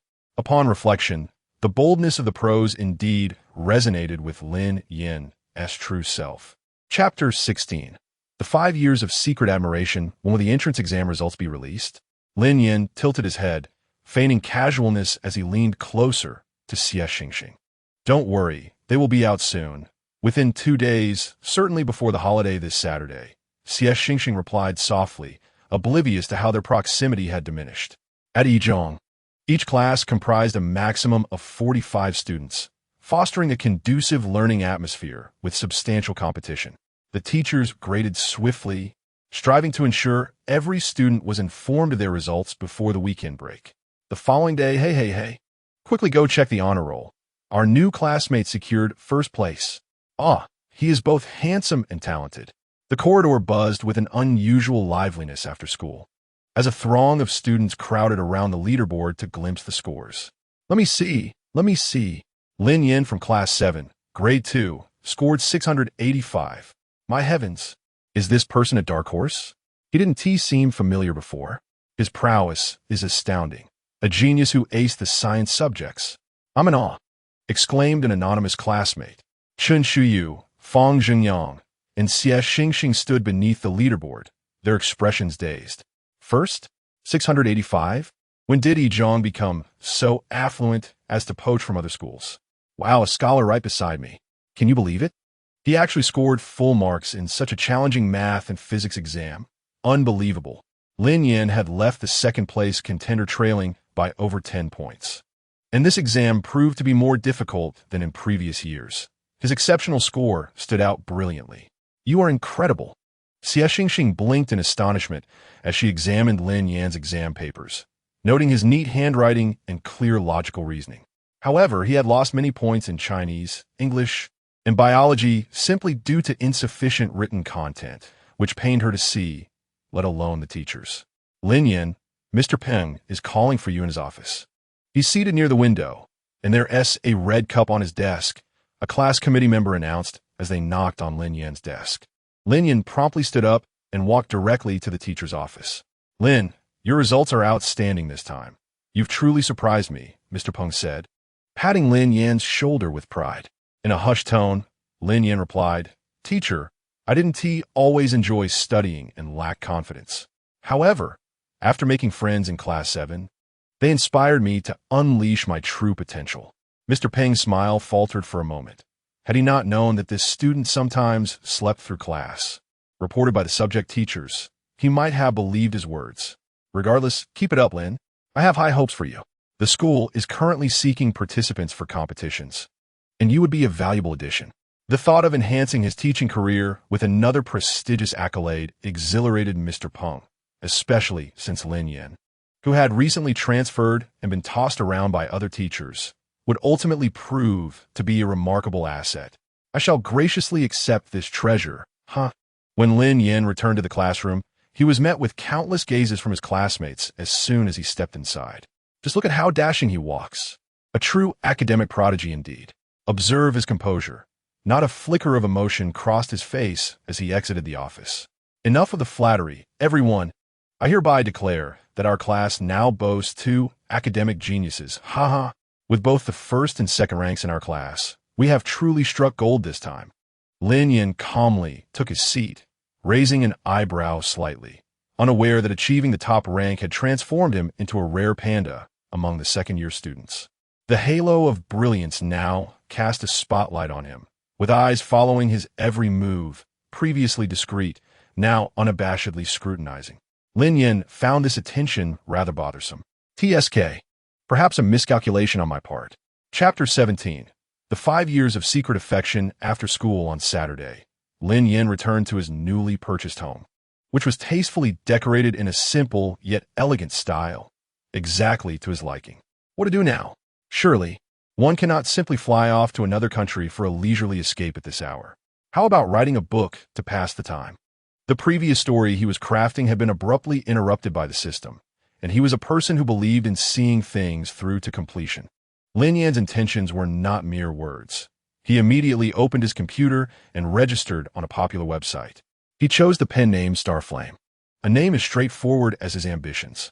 Seated before the computer, Lin Yan began typing with the fervor of a prodigy, producing 10,000 words in just a few hours. He had previously been accustomed to writing 10,000 words daily, indulging his eager readers with his prolific output.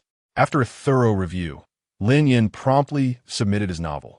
The genre he chose leaned towards thrilling horror, with an expansive imagination and a strong sense of immersion, leading many timid readers to experience a delightful agony as they grappled with their fears. Straddling the edge of being banned, as a master of online literature, Lin Yan had already mastered the key elements of storytelling. This website seemed to favor fantasy narratives, but that mattered not. His work would carve its path. The time for thrillers to shine had come. Meanwhile, Xingxing returned to his modest abode. Shicheng, a second-tier city, had seen rising housing prices due to economic growth, making it difficult for newcomers like Xingxing to purchase a home after years of living there. Currently, he resided in an old apartment that boasted decent transportation access, shared with his parents in a simple 2-bedroom unit. Typically, Xingxing would return home to an empty house, expertly navigating to the kitchen to prepare dinner. Once the meal was ready, he sat alone at the table to eat. A great deal had transpired over the past week. He had made a good friend named Lin Yan, handsome, kind-hearted, always bringing him snacks from the cafeteria, ordering milk tea via his phone for their group, and engaging him in conversations and games. He affectionately called him Little Star and would accompany him on leisurely jogs during physical education. Unbeknownst to him, Xingxing had developed a dependence on Lin Yan within just 1 week. He was truly a wonderful person.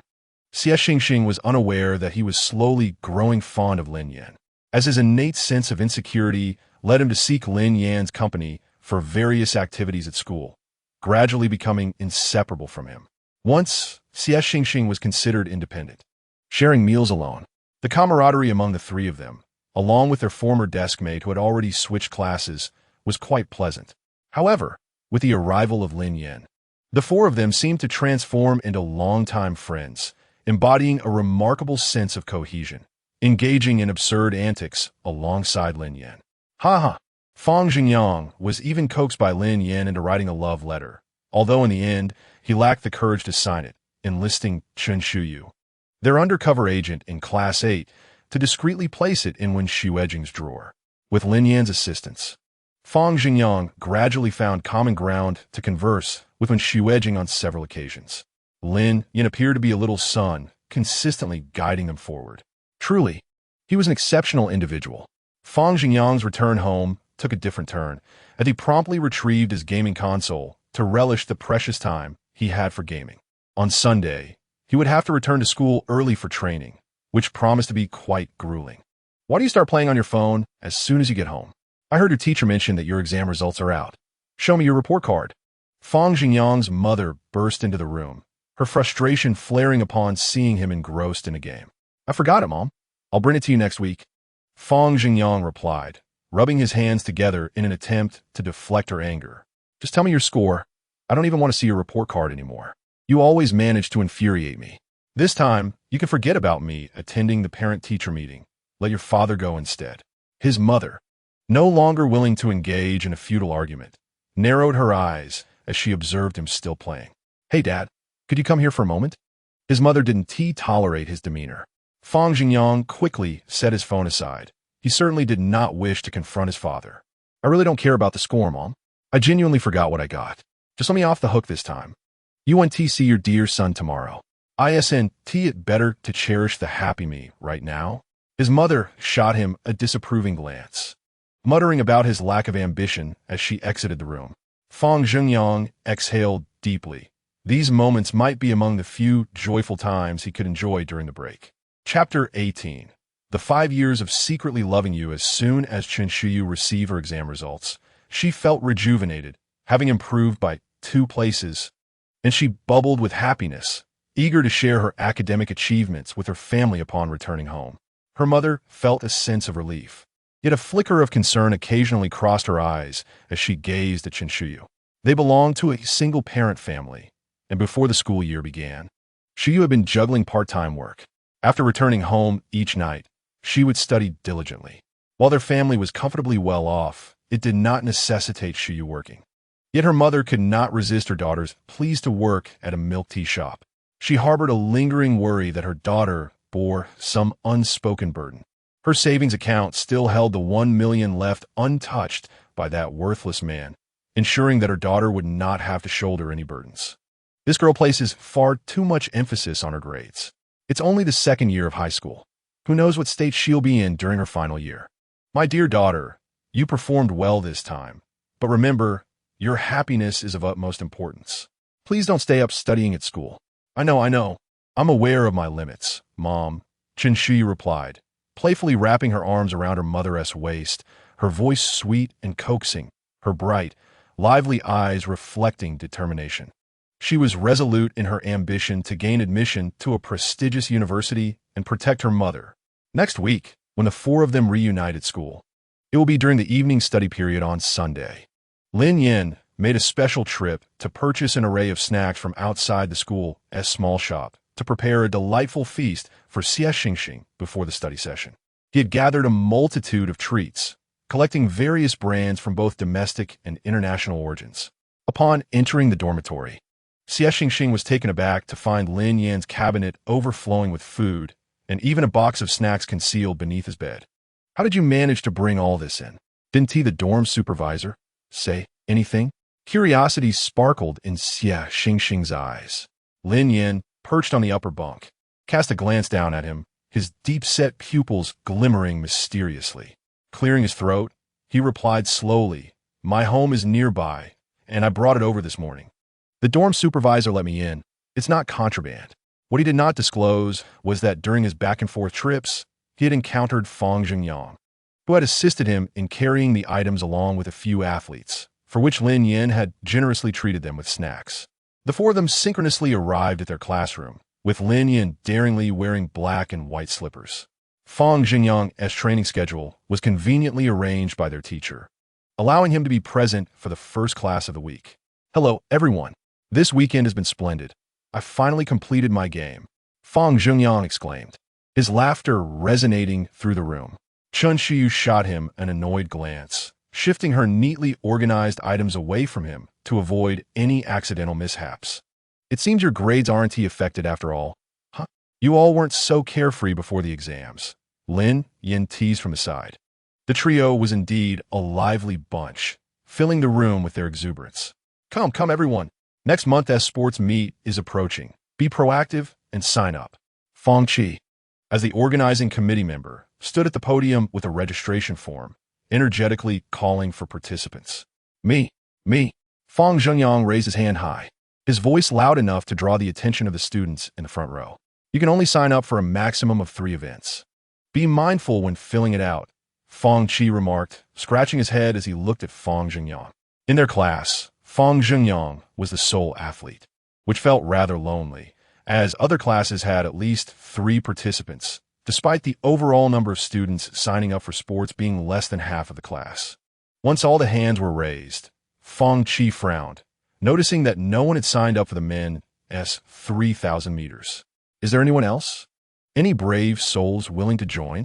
He knew that Fang Xingyang was the only one capable of running, but since Fang Xingyang had already filled his quota, he felt a bit helpless, realizing there was truly no one else to choose from. I'll do it. Lin Yan, clad in a loose red and white striped school uniform, spoke up like an angel rescuing Fang Qi from his indecision. Thank you, brother. Our class doesn't prioritize winning. Just give it your all. Fang Qi quickly handed the registration form to Lin Yan, continuously expressing his gratitude. Lin Yan lowered his head to fill out the form. Fang Xingyang, watching the unfolding drama, chimed in, brother, you truly are our class's timely rain. I believe in your strength. Just go ahead and surpass Su Wei from Class 8 for the 3,000 meters.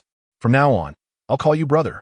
Xie Xingxing chuckled to himself, playfully nudging Lin Yan with a light punch and encouraging him, go for it. I'll even write you a special script. With the encouragement of his desk mate, I am certain I will strive harder, Lin Yan gently uttered in a hushed tone. Hearing this, Xie Xingxing turned her head and leaned against Lin Yan, intermittently pressing the button of her pen. Lin Yan graciously offered his shoulder for her to rest upon. Meanwhile, Fang Zhengyang shouted from behind, urging everyone to focus on their assignments and hastily correct their papers. Lin Yan, may I borrow your paper for correction? Fang Zhengyang had long coveted Lin Yan's neatly written paper. If you cannot comprehend it, consult the standard answers provided by the teacher, Lin Yan coldly remarked.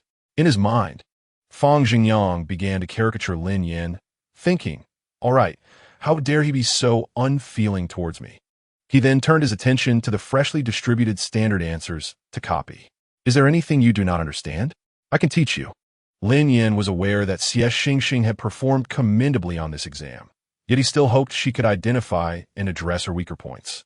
This weekend, I purchased several workbooks from the bookstore. The questions therein are quite thought-provoking. We can work on them together.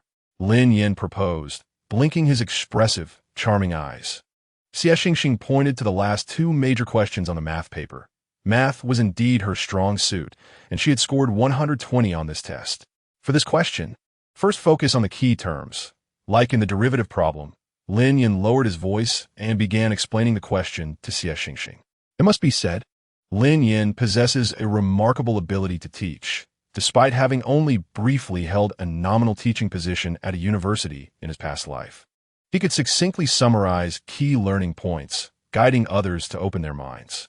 Xie Xingxing listened intently as Lin Yan spoke, occasionally nodding in agreement. Lin Yan's earnestness in teaching and Xie Xingxing's focused listening left the two others envious. Why don't you teach me, deskmate? Can't you learn from her? Fang Zhengyang complained softly. Why don't you consider my situation? If only you would ask me about more challenging problems. But you're struggling with the first 5 multiple-choice questions. You want me to explain everything to you? Look at your math score. How can you even show your face? Chen Shiyu expressed her exasperation. She had previously tutored Fang Zhengyang for a while, but he never absorbed the material, often dismissing her efforts, leading her to abandon any attempts to assist with his studies. It was clear that he needed to independently memorize formulas and practice the foundational questions. It can only be said that Fang Zhengyang truly struggles with academics. The heavens have only opened the door to sports for him, allowing his athletic performance to rival that of exemplary graduating athletes. It's so difficult. Studying is arduous. Only playing basketball brings me joy. Lin Yan, would you like to play basketball after class? Fang Zhengyang nudged Lin Yan. 15 minutes is far too brief for basketball. If you return all sweaty, you might as well sit with the trash can. Chen Shiyu interjected, clenching her fists in an attempt to dissuade Fang Zhengyang from his thoughts. Outside, there are volleyballs and badminton, yet Fang Zhengyang only ever thinks about basketball. Regardless of the sweet words Fang Zhengyang used to persuade Lin Yan, in the end, he went off alone with Gu Pingzheng to play his beloved basketball, while Lin Yan and the others returned to their dormitory to rest. After a few weeks, Lin Yan's physical condition had significantly improved, and he even developed abdominal muscles. When he strolled around the dormitory shirtless after a shower, he nearly blinded everyone with his dazzling physique. Xie Xingxing was utterly envious, and Lin Yan, with a playful nudge, leaned in to let his dear friend feel his abs. Life in the dormitory for Lin Yan and Xie Xingxing was filled with leisure, They would watch movies together on his phone and take turns playing games, creating an atmosphere of joy and ease. Lin Yan was acutely aware that he could not allow Xie Xingxing to become too engrossed in these distractions. Most of the time, he quietly accompanied Xie Xingxing, the little sloth, as they leisurely tackled homework to pass the time. Lin Yan had already established a reputation as a university prodigy during high school, earning a mix of admiration and respect from his classmates. This was especially evident during the parents' meeting the week after the results were released, when he delivered an impassioned speech as a representative of the outstanding students on the playground. His striking face, coupled with an impressive report card and his confident, unflustered demeanor, left countless students from the first high school in awe. Following that, Lin Yan's name became renowned throughout the school, even igniting fervent discussions on the school forum for a time. Determined to elevate Xie Xingxing's academic performance, Lin Yan employed various methods of supervision, persuasion, and motivation to instill in Xie Xingxing the ambition to rank among the top 10 in their class. Initially resistant to the idea of drawing the teacher's attention by excelling, Xie Xingxing distanced himself from Lin Yan for a while before eventually settling down to study. Subsequently, before the school sports meet, during the second examination at Shiqing High School, Xie Xingxing faced a paper that was not much different in difficulty from the usual, and he wrote as if inspired. The young student was deeply focused, with the summer sunlight streaming through the gaps in the leaves of the trees outside, illuminating the classroom and the faces of each diligent scholar. After this heartfelt examination, Xie Xingxing finally grasped the significance of his studies. Until then, his learning had lacked direction. He had never truly engaged with his education, relying instead on his natural intellect to gain admission to high school. Now, he understood that the motivation and essence of learning resided within himself. After investing effort, he experienced for the first time the meaning of hard-earned success and recognized the dedication required to face academic challenges unflinchingly. Perhaps he was still somewhat immature, merely a youth in the throes of adolescence, with unspoken aspirations yet to blossom. Regardless, he began to transform from the inside out. Before the school sports meet commenced, Lin Yan and Fang Yike were summoned to the office by their homeroom teacher, Mr. Peng. The office was sparsely populated, with only a few unfamiliar teachers working on their computers. Mr. Peng handed each of them a form, raising an eyebrow and confidently stating, "You two are among the top performers in your year. The school is set to participate in a provincial competition, and we have 5 spots available. The principal would like you both to compete against students from other classes and represent the school in the mathematics contest. If they perform well this time, securing a first or second prize may add a few points to their college entrance examination scores, so they should prepare earnestly." Lin Yan simply nodded in response. Although he had directly advanced a grade in high school, he was acquainted with several eminent figures who authored questions for various competitions. For Lin Yan, an outstanding graduate from a top-tier university in the original world, those questions were mere trifles. After the final round of competition, Lin Yan and Fang Yike effortlessly secured their spots. Fang Yike and Lin Yan were good friends. They exchanged a few words in the dormitory, but their interactions outside were almost non-existent. Fang Yike had a reserved and quiet demeanor, which led Lin Yan to refrain from engaging with him too much. In contrast, another dorm mate, Gu Pingzheng, was a lively character, always tearing down walls, resembling a real-life brother of Fang Zhengyang, and he was ever present, accompanying Fang Zhengyang in basketball or playing games with Xie Xingxing. The competition was scheduled after the sports meet and prior to the event. Their guiding teacher provided them with extensive targeted practice. Upon receiving the materials, Lin Yan completed the questions in under 30 minutes, as if he already knew the answers. Fang Yike was taken aback by Lin Yan's speed, gripping his black pen tightly, his fingertips turning pale from the pressure. Bowing his head, his long eyelashes concealed the bewilderment in his eyes. After a brief pause, he hastened to draft his own answers. The competition teacher, in front of the fewer than 10 students in the empty classroom, continuously praised Lin Yan as a promising talent, which made Lin Yan feel a bit embarrassed. The teacher mentioned that they could leave after completing and correcting their work, which kept Lin Yan busy. Thus, by the time of the sports meet, only a few individuals in the class noticed Fang Yike's frequent absences, while only a handful were aware of Lin Yan's situation. Moreover, Lin Yan excelled in the second monthly exam, ranking first in his grade, showcasing his prowess. His exceptional performance attracted the attention of students from other classes. Among them was Wen Xuejing, who initially hesitated to approach. She usually had tutors at home, and although her time was limited, the renowned instructors ensured she was either first or second. Previously, she had taken an interest in Fong Yike, but he was far more focused on his studies, and his excellent results were well-deserved. As a transfer student, Lin Yan, according to their classmates, seldom studied and spent most of the evening's self-study sessions chatting and playing games with those around him. Unable to resist her friend's encouragement and her curiosity about Lin Yan, Wen Xuejing mustered the courage to approach him for help with problems. Enduring Fong Xingyang's intense gaze from behind, Lin Yan imparted a few key points and strategies for solving the questions. Lin Yan's unique perspective opened new avenues for Wen Xuejing, leading her to seek his guidance whenever she encountered challenging problems. Seizing the opportunity, Fong Xingyang employed subtle yet persistent gestures of kindness towards Wen Xuejing, such as pretending to go to the restroom to offer her his seat or asking if she was thirsty while presenting her with unopened bottles of water. Over time, Wen Xuejing became more familiar with Lin Yan and Fong Xingyang, greeting them whenever they crossed paths. Fong Xingyang's name left a strong impression on her. He was a cheerful and warm-hearted classmate. Thus, when the sports meet arrived, Lin Yankai finally experienced the essence of youth. "Hey, Fong Xingyang, do you need some water? Today, athletes can drink at will."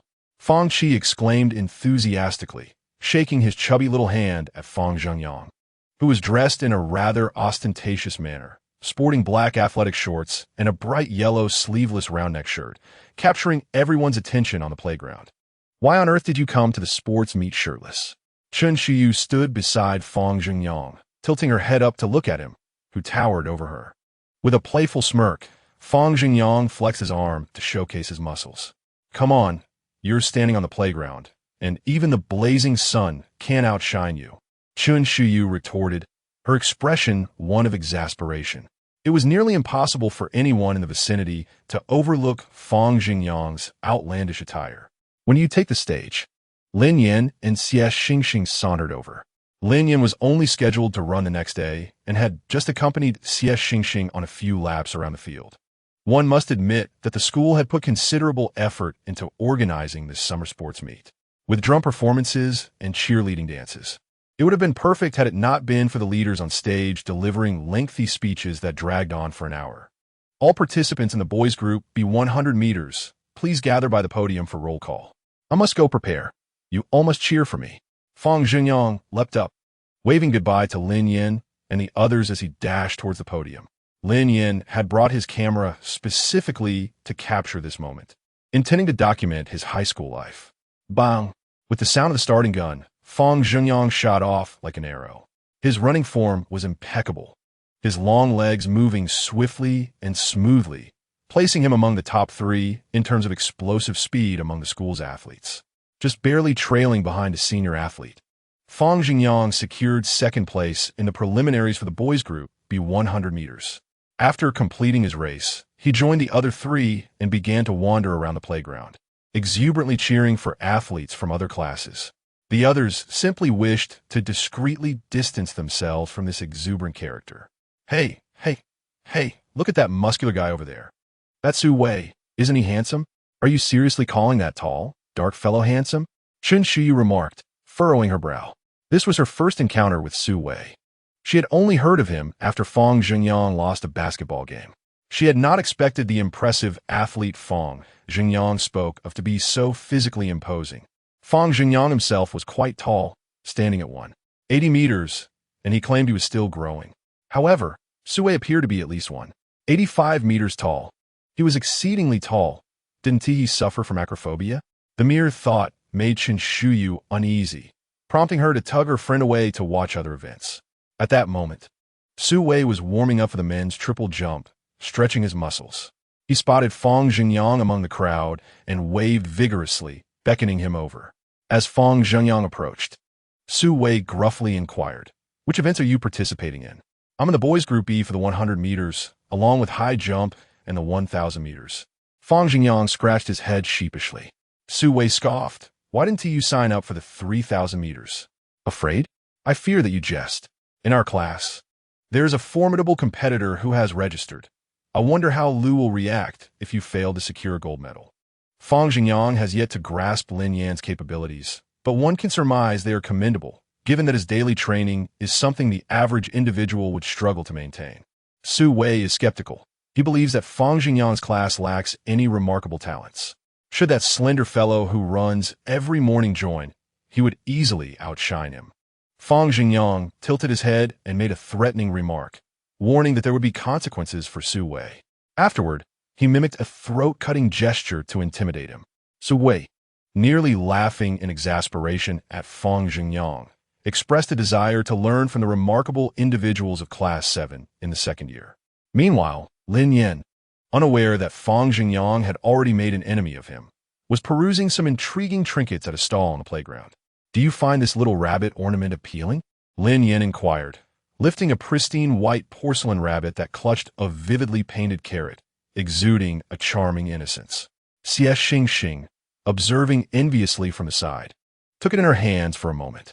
How much, dear classmate? 100, no bargaining, the seller, a student from another province, replied. She had purchased the rabbit from a temple on a previous visit, spending several hundred at the time. If it weren't for the excessive accumulation of items in her dorm and the lack of time to care for the rabbit, she would not have considered selling it. She refrained from disclosing the rabbit's original price, which had already deterred several inquisitive classmates. She wished to find a good home for the rabbit, at the very least, ensuring it wasn't left carelessly like hers. If you cannot accept this price, then I shall not part with it. If not this one, there are plenty of others, all quite inexpensive, around 5 or 6. I'll take it, Lin Yan exclaimed, promptly retrieving his phone, opening the case, and producing a crisp, red 100 yuan bill to hand to the young lady. Taken aback by Lin Yan's decisiveness and boldness in revealing the forbidden item, a flicker of astonishment crossed her eyes. Soon, she regained her composure. All right, but you must promise to take good care of this rabbit. Lin Yan nodded, and thus, their transaction concluded perfectly. Xie Xingxing watched Lin Yan, her eyes wide, hesitating to voice her thoughts. After all, it was something Lin Yan cherished, and she too found it quite endearing. While Lin Yan purchased only the rabbit, Xie Xingxing acquired several other items, such as scenic posters, intending to adorn her stark white wall and make the dormitory feel like home. The sports meet was in full swing, and Lin Yan and his companions reveled in the moment, capturing photographs with their cameras, leading many classmates to mistakenly believe they were part of a photography club. Lin Yan discreetly contributed a sum from the class funds, leaving the Life Committee member astonished. While Class 7 in the second year expressed gratitude to the teachers for generously providing milk tea and burgers, Lin Yan remained hidden among the crowd, quietly amassing merit. The Life Committee member bore the weight of this secret alone, feeling a deep sense of moral conflict, wishing to speak yet refraining from doing so. Once Fang Jingyang successfully completed his 3 events, Lin Yan's competition at last commenced. Fang Jingyang secured 1 gold, 1 silver, and 1 bronze medal, a commendable achievement in the face of the previous year's athletic prowess. He even snapped a photo, biting down on his medal with pride. After Lin Yan was called over the broadcast, he began his warm-up exercises. He had never competed in running against others. His experience lay more in skiing and rock climbing. Running? It was merely a routine activity for him. The 3,000 meters he registered for was the grand finale event of the sports meet, where students from the entire school would gather, waving flags and cheering. Just before the race commenced, a tall individual beside Lin Yan suddenly spoke up. Don't think you can be so arrogant just because you run every day. You're still too young. Watch how I'll crush you. Lin Yan raised an eyebrow, confusion evident on his face. Was this person mocking him? How absurd. Before he could retort, the gunshot signaled the start of the race. For athletes, the 3,000 meters present a challenge. Completing it wasn't the issue, but rather maintaining the right pace to avoid exhaustion at the end. Lin Yan, however, remained steady, a mere high school dropout, pondering how this socialite would be taught a lesson. In the first lap, Lin Yan maintained a speed that placed him around 5th or 6th, with Su Wei slightly ahead. It was clear that he was among a group of trained athletes, all keeping to the middle of the pack. By the third lap, Lin Yan gradually increased his speed, with Su Wei persistently refusing to yield, running just ahead of him. As they entered the final lap, Lin Yan surged forward, his long legs propelling him across the track. The surrounding students shouted encouragement, their faces flushed, while Xie Xingxing blushed, two rosy clouds appearing on her cheeks as she yelled, "Lin Yan, go for it!" Lin Yan's forehead glistened with sweat, causing his bangs to cling together. Upon spotting Xie Xingxing waving her hand at the finish line during the last half lap, an inexplicable surge of energy coursed through him, propelling him to accelerate even further. In an instant, he created a gap between himself and the others, sprinting straight towards the finish line.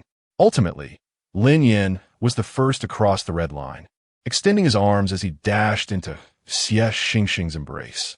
Breathing heavily, he released warm breaths against her neck, leaving her flustered. "You were amazing, Lin Yan.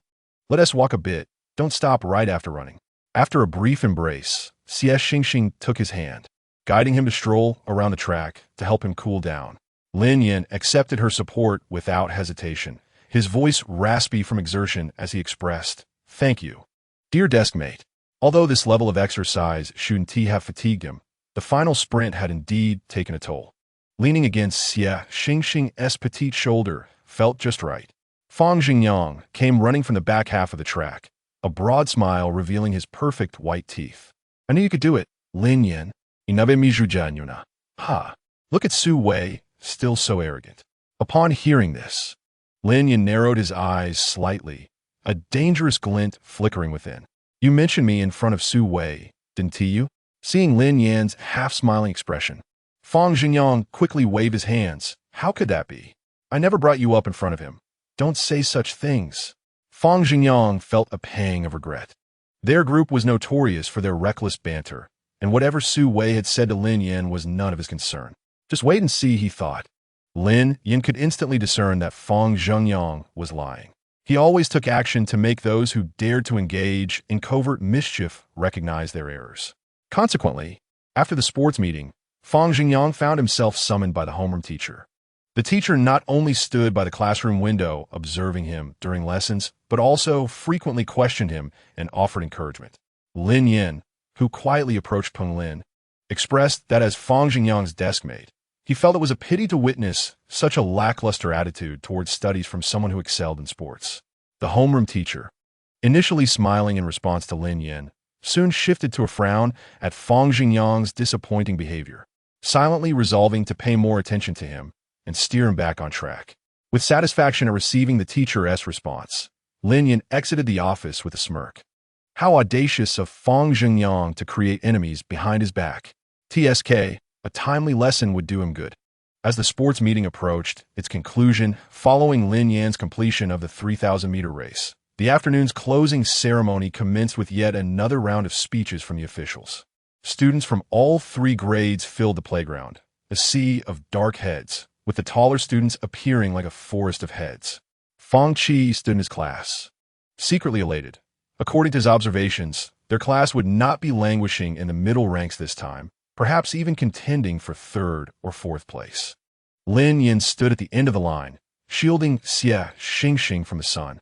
Xie Xingxing, with skin as pale as porcelain, attracted envious whispers from many girls in the class who remarked on her unmatched fairness.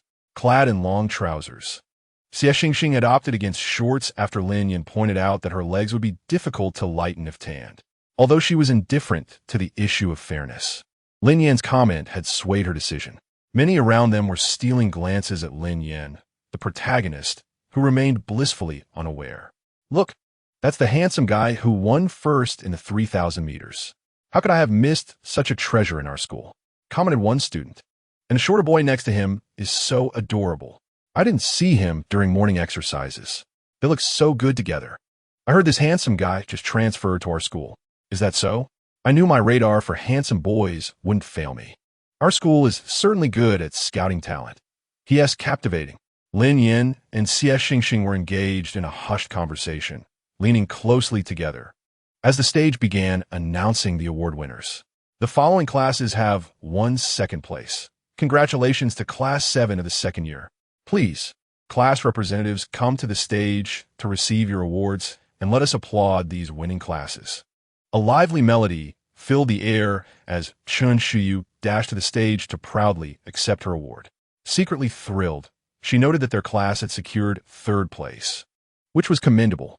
The adjacent Class 8 was a specialized sports class, exceptionally strong, boasting numerous gold medals. However, this year, only one student had broken the sports meeting record. A senior. How delightful it must be not to study. If only the sports meeting could be held more frequently, Fang Xingyang mused, gazing at the blue sky and white clouds before him. Under the glaring summer sun, he never raised his hand to shield his eyes. He stood upright under the sun, reminiscent of a cheerful, buoyant young man. Upon returning to the dormitory, Lin Yan and his companions swiftly took turns showering. After finishing his bath, Lin Yan reclined on Xie Xingxing's bed, nonchalantly awaiting his emergence. When Xie Xingxing finally stepped out, towel in hand, drying his hair, Lin Yan had been engrossed in his phone for an indeterminate time. Noticing Xie Xingxing's presence, he silently set his device aside. "Why are you lying on my bed?" Xie Xingxing asked, tilting his head in confusion. Lin Yan feigned a delicate demeanor. "My legs are sore. Could you give them a little massage? Otherwise, I fear they'll be incapacitated by tomorrow." Unaware of Lin Yan's actual exertion, Xie Xingxing, gullible, halted his towel drying. With his hair half-dried, he was in no rush to use the hairdryer, so he placed the towel on a chair. Approaching his own bed, he furrowed his brows. "I've never massaged before. Is it all right if I just need a bit?" Lin Yan casually replied, "Just knead as you wish." Reclining on Xie Xingxing's bed with his eyes closed, Lin Yan felt his thoughts drift while the familiar scent wafted from Xie Xingxing, instilling a sense of tranquility. However, Xie Xingxing's touch was rather ineffectual, the gentle pressure evoking an unexpected response from Lin Yan. Realizing his thoughts were wandering, he abruptly withdrew his legs, startling Xie Xingxing, who anxiously queried, "Did I hurt you just now? Does that little pressure even cause pain?" Lin Yan chuckled nervously. No, your hair still seems damp. You should dry it." After speaking, Lin Yan quickly scrambled onto the bed, hiding behind the curtain and exhaling deeply. Chapter 22. The 5 years of secret admiration. Lin Yan felt a twinge of anxiety. Facing Xie Xingxing's unguarded demeanor made his heart race. No rush, he reassured himself, taking a moment to compose his thoughts and seeking a distraction. He retrieved his phone from the upper bunk, beginning to outline his novel. Lin Yan could hardly write more than 50,000 words in a weekend. Although he typed swiftly, he regarded novel writing merely as a means to pass the time. His work, titled Thrilling Reality Paradise, was named in accordance with readers' preferences, though its content diverged from typical web literature, weaving intricate mysteries and supernatural elements. The character designs were particularly poignant, embodying a narrative style centered around a strong male protagonist. Lin Yan's novels consistently appealed to a balanced readership, and this particular book had swiftly ascended the rankings within just a month, drawing lavish rewards akin to a golden shower from affluent readers who stumbled upon it. Despite the incessant urging for updates, Lin Yan resolutely maintained a schedule of 2 chapters a day. In mid-October, he signed a contract with a novel website, yet he had yet to ascertain the amount of his royalties. They were automatically deposited into his bank account each month. As he began typing, his raven black hair partially obscured his striking eyes. Unbeknownst to anyone but Lin Yan himself, he was on the precipice of becoming a rising literary sensation. The following day, he participated in another competition training session, located in their class building, specifically in the senior class 7. Lin Yan consistently astonished the competition instructors, and after a series of subtle examinations, it became evident within the school that a star had emerged this year. The competition was scheduled shortly after the sports meet, and Lin Yan, along with his peers, boarded a bus destined for the school where the contest would take place. Upon entering the campus, he followed the volunteers' guidance to locate his designated classroom, queuing at the entrance before entering. According to the personal information provided, Lin Yan nonchalantly settled into his examination seat, quietly listening to the announcements as he awaited the start of the test. This preliminary round, lasting 2 hours, seemed trivial to Lin Yan, who found himself ready to doze off after mere minutes. With nothing else to occupy his time, he deemed it more beneficial to replenish his energy through rest. The following day, Lin Yan's name appeared on the shortlist for the second round of examinations. Scheduled for the week after the preliminary round, his friends, including Xie Xingxing, showered him with support during this interval, fetching him water and encouraging him to take breaks to alleviate any pressure he might feel. Fang Jingyang refrained from inviting Lin Yan to play basketball, a pastime he had never successfully arranged before. The rest of the group was fraught with anxiety, while Lin Yan remained unfazed, leading them to believe he was merely internalizing his thoughts. He found it perplexing that he had been perceived as someone who concealed his scars deep within. Regardless, Lin Yan effortlessly dominated the second round, achieving a perfect score that outshone his competitors, thus becoming a well-known figure among high school students. All the second-year competitors remembered the boy who breezed through to the finals with an impeccable score. The sports meet occurred in mid-October, while Lin Yan's competition concluded by mid-November. In this brief span, he lived up to expectations, securing the first provincial mathematics competition trophy for Shiqing No. 1 High School, though not renowned within the province. Lin Yan's remarkable presence drew the attention of teachers from various regions, who began to acknowledge his true capabilities with quiet apprehension. Lin Yan found the competition quite engaging, particularly if the final round involved a head-to-head challenge against his three friends. His prowess was unmistakable. He could swiftly calculate answers in his mind as soon as the questions were posed, never even needing to touch the scrap paper on his desk. In a moment of carelessness, he inadvertently made a younger boy cry over a question, which caused him a slight panic. Ultimately, he eased up a bit, methodically jotting down a concise solution before pressing the buzzer to respond. He secured first place in the provincial math competition, casting a significant shadow over his fellow high achievers. Thus, Lin Yan truly skyrocketed to fame, with students congregating outside his classroom to catch a glimpse of him after class. Class 7 of the second year finally achieved its long-standing goal of surpassing Class 8 next door. The previous antics of Class 8, consistently wandering around and displaying discourteous behavior towards the girls of their class, had drawn the ire of many. Su Wei, a member of Class 8, had tacitly acknowledged Lin Yan's prowess after being defeated by him, thus recognizing Lin Yan as their leader. Consequently, the demeanor of Class 8 towards Class 7 transformed from arrogance to respect. Lin Yan's accomplishments were proudly displayed at the entrance of the school, making it known to all students of Shiqing No. 1 High School that a prodigious talent had emerged from their midst. Lin Yan and his companions were gradually becoming accustomed to the attention they garnered. Time rushed by, and in the blink of an eye, Lin Yan and his peers grew remarkably tall, akin to bamboo sprouting overnight. Lin Yan reached a height of 1.87 meters. Fang Jingyang stood at 1.80 meters. And Xie Xingxing measured 1.78 meters. Only Chen Shuyu remained petite at 1.64 meters, appearing noticeably shorter than the rest. Throughout their second year, Lin Yan became the unwavering anchor of Shiqing No. 1 High School, achieving numerous victories in competitions and even participating in a mock college entrance examination towards the end of the school year. Lin Yan was confident that he would surpass the admissions threshold for a prestigious university, though he refrained from disclosing his scores to Xie Xingxing and the others, fearing it might discourage them. He preferred to share joyous moments of high school life with them instead. However, Lin Yan found himself perplexed by the system, which had not reached out to him for nearly a year, nearly causing him to forget that he had come to this world with a mission. The system indicated that it was merely enjoying itself in the source realm. As they approached their third year, Xie Xingxing and her companions began preparing for the college entrance examination. Among them, Chen Shuyu exhibited the most anxiety, fretting over the possibility of not being admitted to her desired school. Despite Xie Xingxing and Fang Jingyang's reassurances, they could not alleviate Chen Shuyu's concerns. Lin Yan offered a few comforting words, but did not delve deeper, knowing that he was assured a place at Peking University.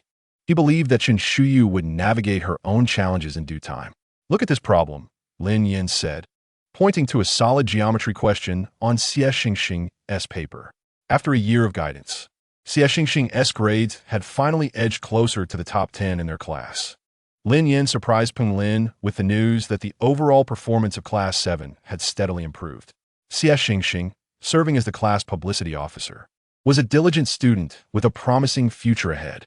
Throughout the academic year, Lin Yan gained considerable popularity in the Youth Publicity Association, captivating many reading enthusiasts with his diverse and engaging short films. Earning 20 yuan per article, Lin Yan had accumulated an impressive 1,000 yuan over the school year. With this money, he purchased a cake and a plush star toy for Xie Xingxing's birthday and took Fang Jingyang and others to enjoy a day at the amusement park. As for the novel he had written, it concluded early in the second year. The book, comprising 1,000,000 words, brought Lin Yan's pen name, Xing Yan, into the limelight, earning him the affectionate title of star deity from his readers.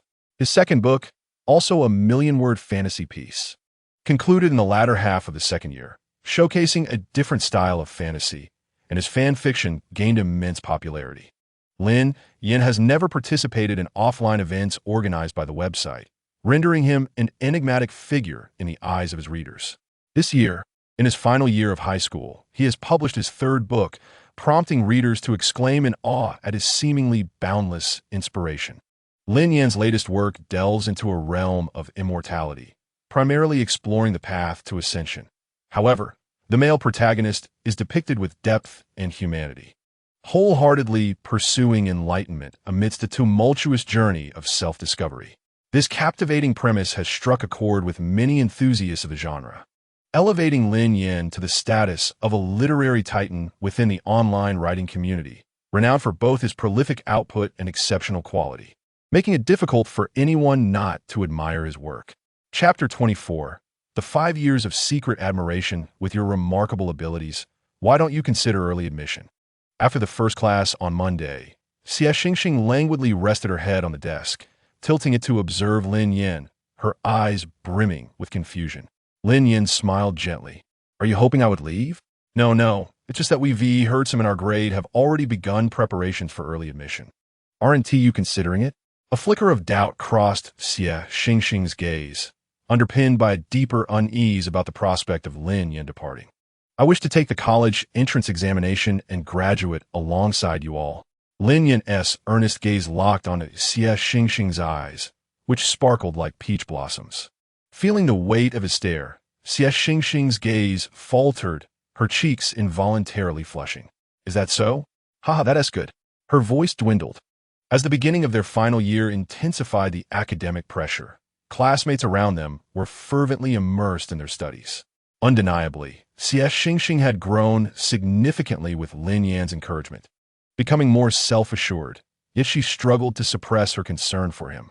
It seemed as though she had come to view Lin Yan as her sole reliance outside of her parents, their relationship evolving from strangers to inseparable companions. In moments when Lin Yan was oblivious, Xie Xingxing would pout, resigned to the reality that they would undoubtedly attend different universities. How frustrating. As the final year approached, Fang Jingyang had become almost obsessively dedicated to training, pushing his physical limits daily. He had transformed from the previous year, still the same endearing fool, yet now diligently striving to excel, placing immense value on every point. Fast forward to the latter half of the second year. When Xuejing visited Class 7, Fang Jingyang would discreetly offer her small snacks. Given the warm atmosphere in Class 7, she shyly accepted them, often reflecting on the enthusiasm of her classmates.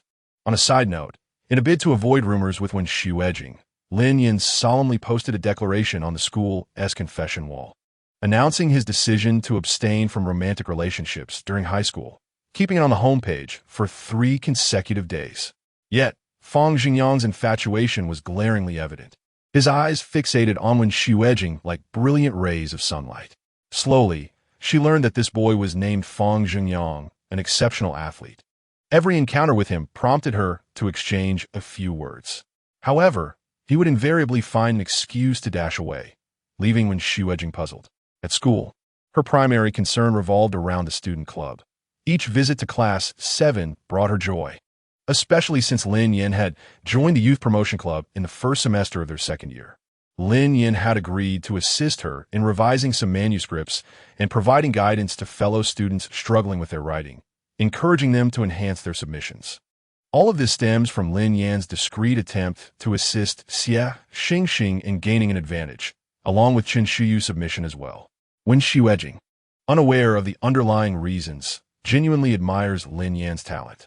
In the second semester of their sophomore year, Fang Xingyang secretly inquired about Wen Xuejing's college aspirations. Despite his seemingly carefree demeanor, he understood quite well that as one of the top students in their grade, Wen Xuejing undoubtedly had a clear vision for her future. It never hurts to ask in advance. One night, Lin Yan opened the dormitory door and visited Fang Xingyang, calmly stating while seated on his bed, "Her goal is to become a teacher. You must be aware of our nation's finest normal university, right? However, weren't you planning to attend Beijing Sport University? If you truly make it, it's quite close, just a street apart." After saying this, Lin Yan departed, considering Fang Xingyang's academic standing. Anyone would question whether the protagonist's halo was too bright. Allowing someone with a score falling short by 200 to 300 points to enter the country's best sports university, which seemed rather implausible. Alone on his bed, Fang Xingyang sat in silence, unable to sleep that night as he contemplated how it was possible to harbor such deep feelings for someone. Aware of his inadequacies and shortcomings, he still yearned for a moment where her gaze would fall upon him. The next day, Fang Xingyang proactively increased his training intensity, pushing his limits. From the second semester of sophomore year to the first semester junior year, he transformed his athletic performance from average to exceptional, maintaining his progress. Yet his heart raced with fervor. He understood clearly that he desired to share a city with her, to envision a future alongside her. Chapter 25. The Decade of Secret Admiration. Recently, Fang Xingyang seemed to be infused with an uncontainable energy, driven by his unrequited affection. Qin Shuyu rolled her eyes, recognizing the immense power of love, which no one can resist. Thankfully, she had been single for 18 years and had yet to experience such a phenomenon. After hearing Lin Yan's little spoiler, she finally grasped the reason behind Fang Xingyang's recent diligence, which was indeed startling. Initially, she had been perplexed by his sudden dedication to studying in the second semester of sophomore year, only to realize it was all because of the beauty from the neighboring class. However, his grades had only improved by 5 or 6 places. Surely it was his athletic performance that had risen significantly, now surpassing hers by a notable margin, and with those muscular arms. One could only wonder how intensely he had trained over the summer. Qin Shuyu, observing his growth with a mix of amusement and admiration, remarked on his serious commitment. He hardly slept during evening study sessions anymore, and had taken to drinking copious amounts of coffee during class, much like herself, as she found herself struggling to keep up. Xie Xingxing, with a shy smile that crinkled her eyes, pulled out her latest monthly exam paper, having secured a stable position within the top 15 of her class. Gaining admission to a decent university was certainly within reach. Meanwhile, Lin Yan lay nearby, uninterested in the trivial exchanges between the two. If Xie Xingxing and Qin Shuyu became too engrossed in conversation, creating an exuberant atmosphere, he would simply redirect Xie Xingxing's attention back to her studies. "Hey, how long do you think Fang Xingyang can maintain this?"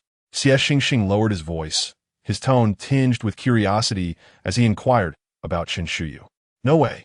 He has liked her for too long. Initially, I thought he was merely captivated by her looks, but later I realized he was serious, his affection for Xuejing surpassing even his fondness for basketball." Qin Shuyu shook her head at Xie Xingxing, her high ponytail exuding youthful vitality. "It might be until graduation." In truth, Qin Shuyu and Xie Xingxing had probed into Fang Xingyang's reasons for his affection for Wen Xuejing more than once. Fang Xingyang had transitioned from blushing at first to becoming irate with the two, ultimately resorting to bickering. Lin Yan observed their playful exchanges in silence.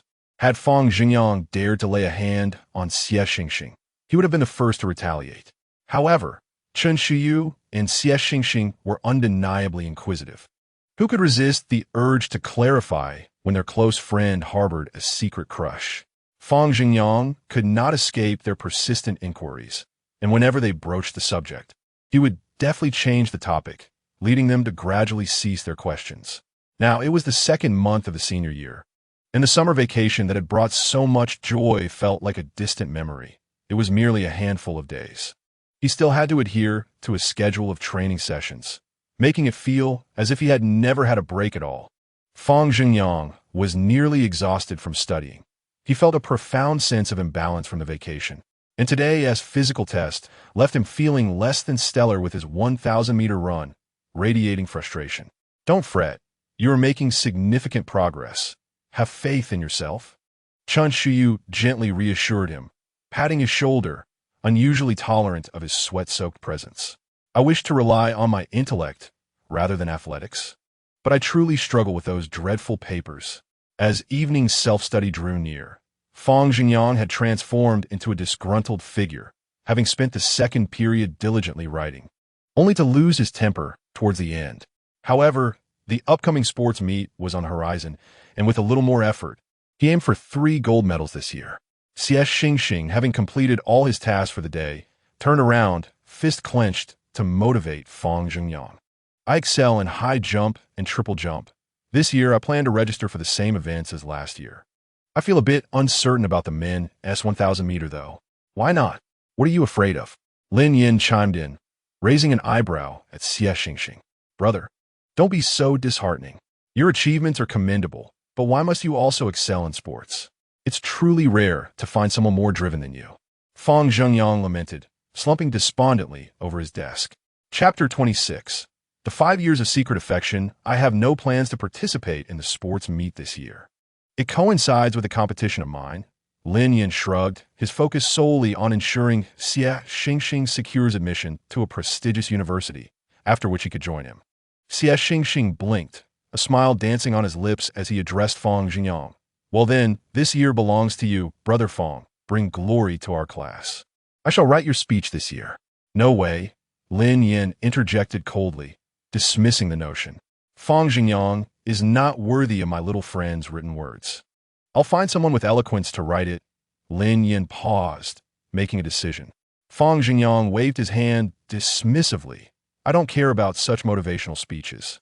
Once I start running, everything else fades away, and all I think about is finishing first. To be honest, it is indeed a pity that you fell short by just a few steps last year. This year, however, you have made significant progress, and that gold medal should be well within your grasp. Chen Shuyu patted Fang Xingyang's shoulder, encouraging him. I hope so. My mood isn't particularly great today.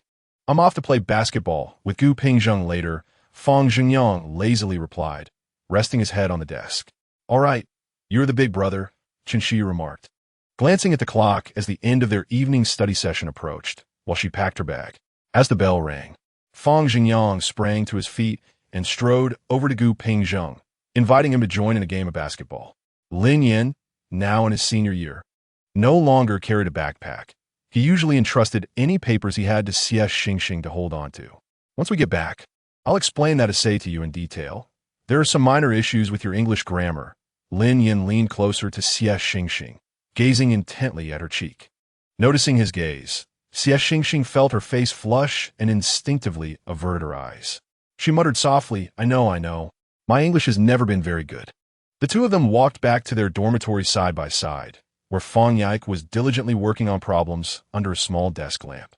After Xie Xingxing and Lin Yan finished showering and emerged, Lin Yan picked up a pen and sat down at the table, beginning to explain English to her. No matter how many times she heard it, Xie Xingxing found herself captivated by Lin Yan's spoken English. His voice had a deep, magnetic charm that was simply irresistible. Initially, she found it incredibly pleasant, but as time went on, she became overwhelmed by the allure of Lin Yan's voice, hardly comprehending the cascade of words he was articulating. I have a competition this semester, and their essay trophy. Would you like me to give it to you? Lin Yan, noticing that Xie Xingxing seemed lost in his explanation, playfully teased her. His sudden switch to Chinese snapped Xie Xingxing back to reality. But that S, Your Honor. Why would you give it to me? She asked, bewildered. Although I've never received any awards myself, you could display it in the dorm. It would be quite impressive. Those who visit will surely be awed by our dorm's accolades. She mused, her spirits lifting at the thought. In her mind, she imagined Lin Yan winning awards effortlessly, perhaps even having an entire wall in his home dedicated to trophies. What should I do with it then? Lin Yan tilted his head, his expression genuinely sincere. Then I'll accept it. I'll keep it in my room to showcase for a lifetime, Xie Xingxing replied. She had already received many gifts from Lin Yan, and a trophy seemed like no big deal. She still believed that he would gift her a standard competition trophy. Every festival, she received presents from Lin Yan, and at first, she felt shy about reciprocating. However, Lin Yan was cunning. He never purchased gifts that could easily be priced online. Thus, Xie Xingxing would buy gifts for him based on her estimations. Whenever Lin Yan brought treats or drinks, he would share them with their little group. Occasionally distributing the snacks, Xie Xingxing had grown tired of to others in the dorm.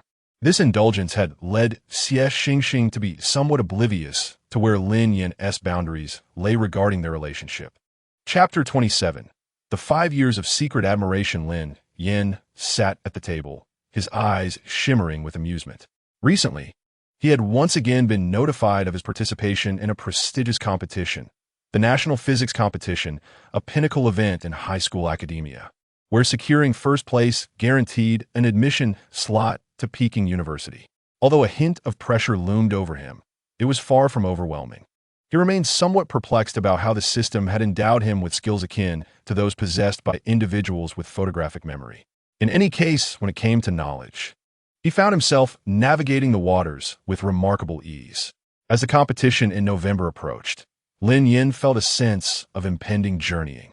He raked his fingers through his tousled hair, pondering why he exerted such effort in this uninteresting world.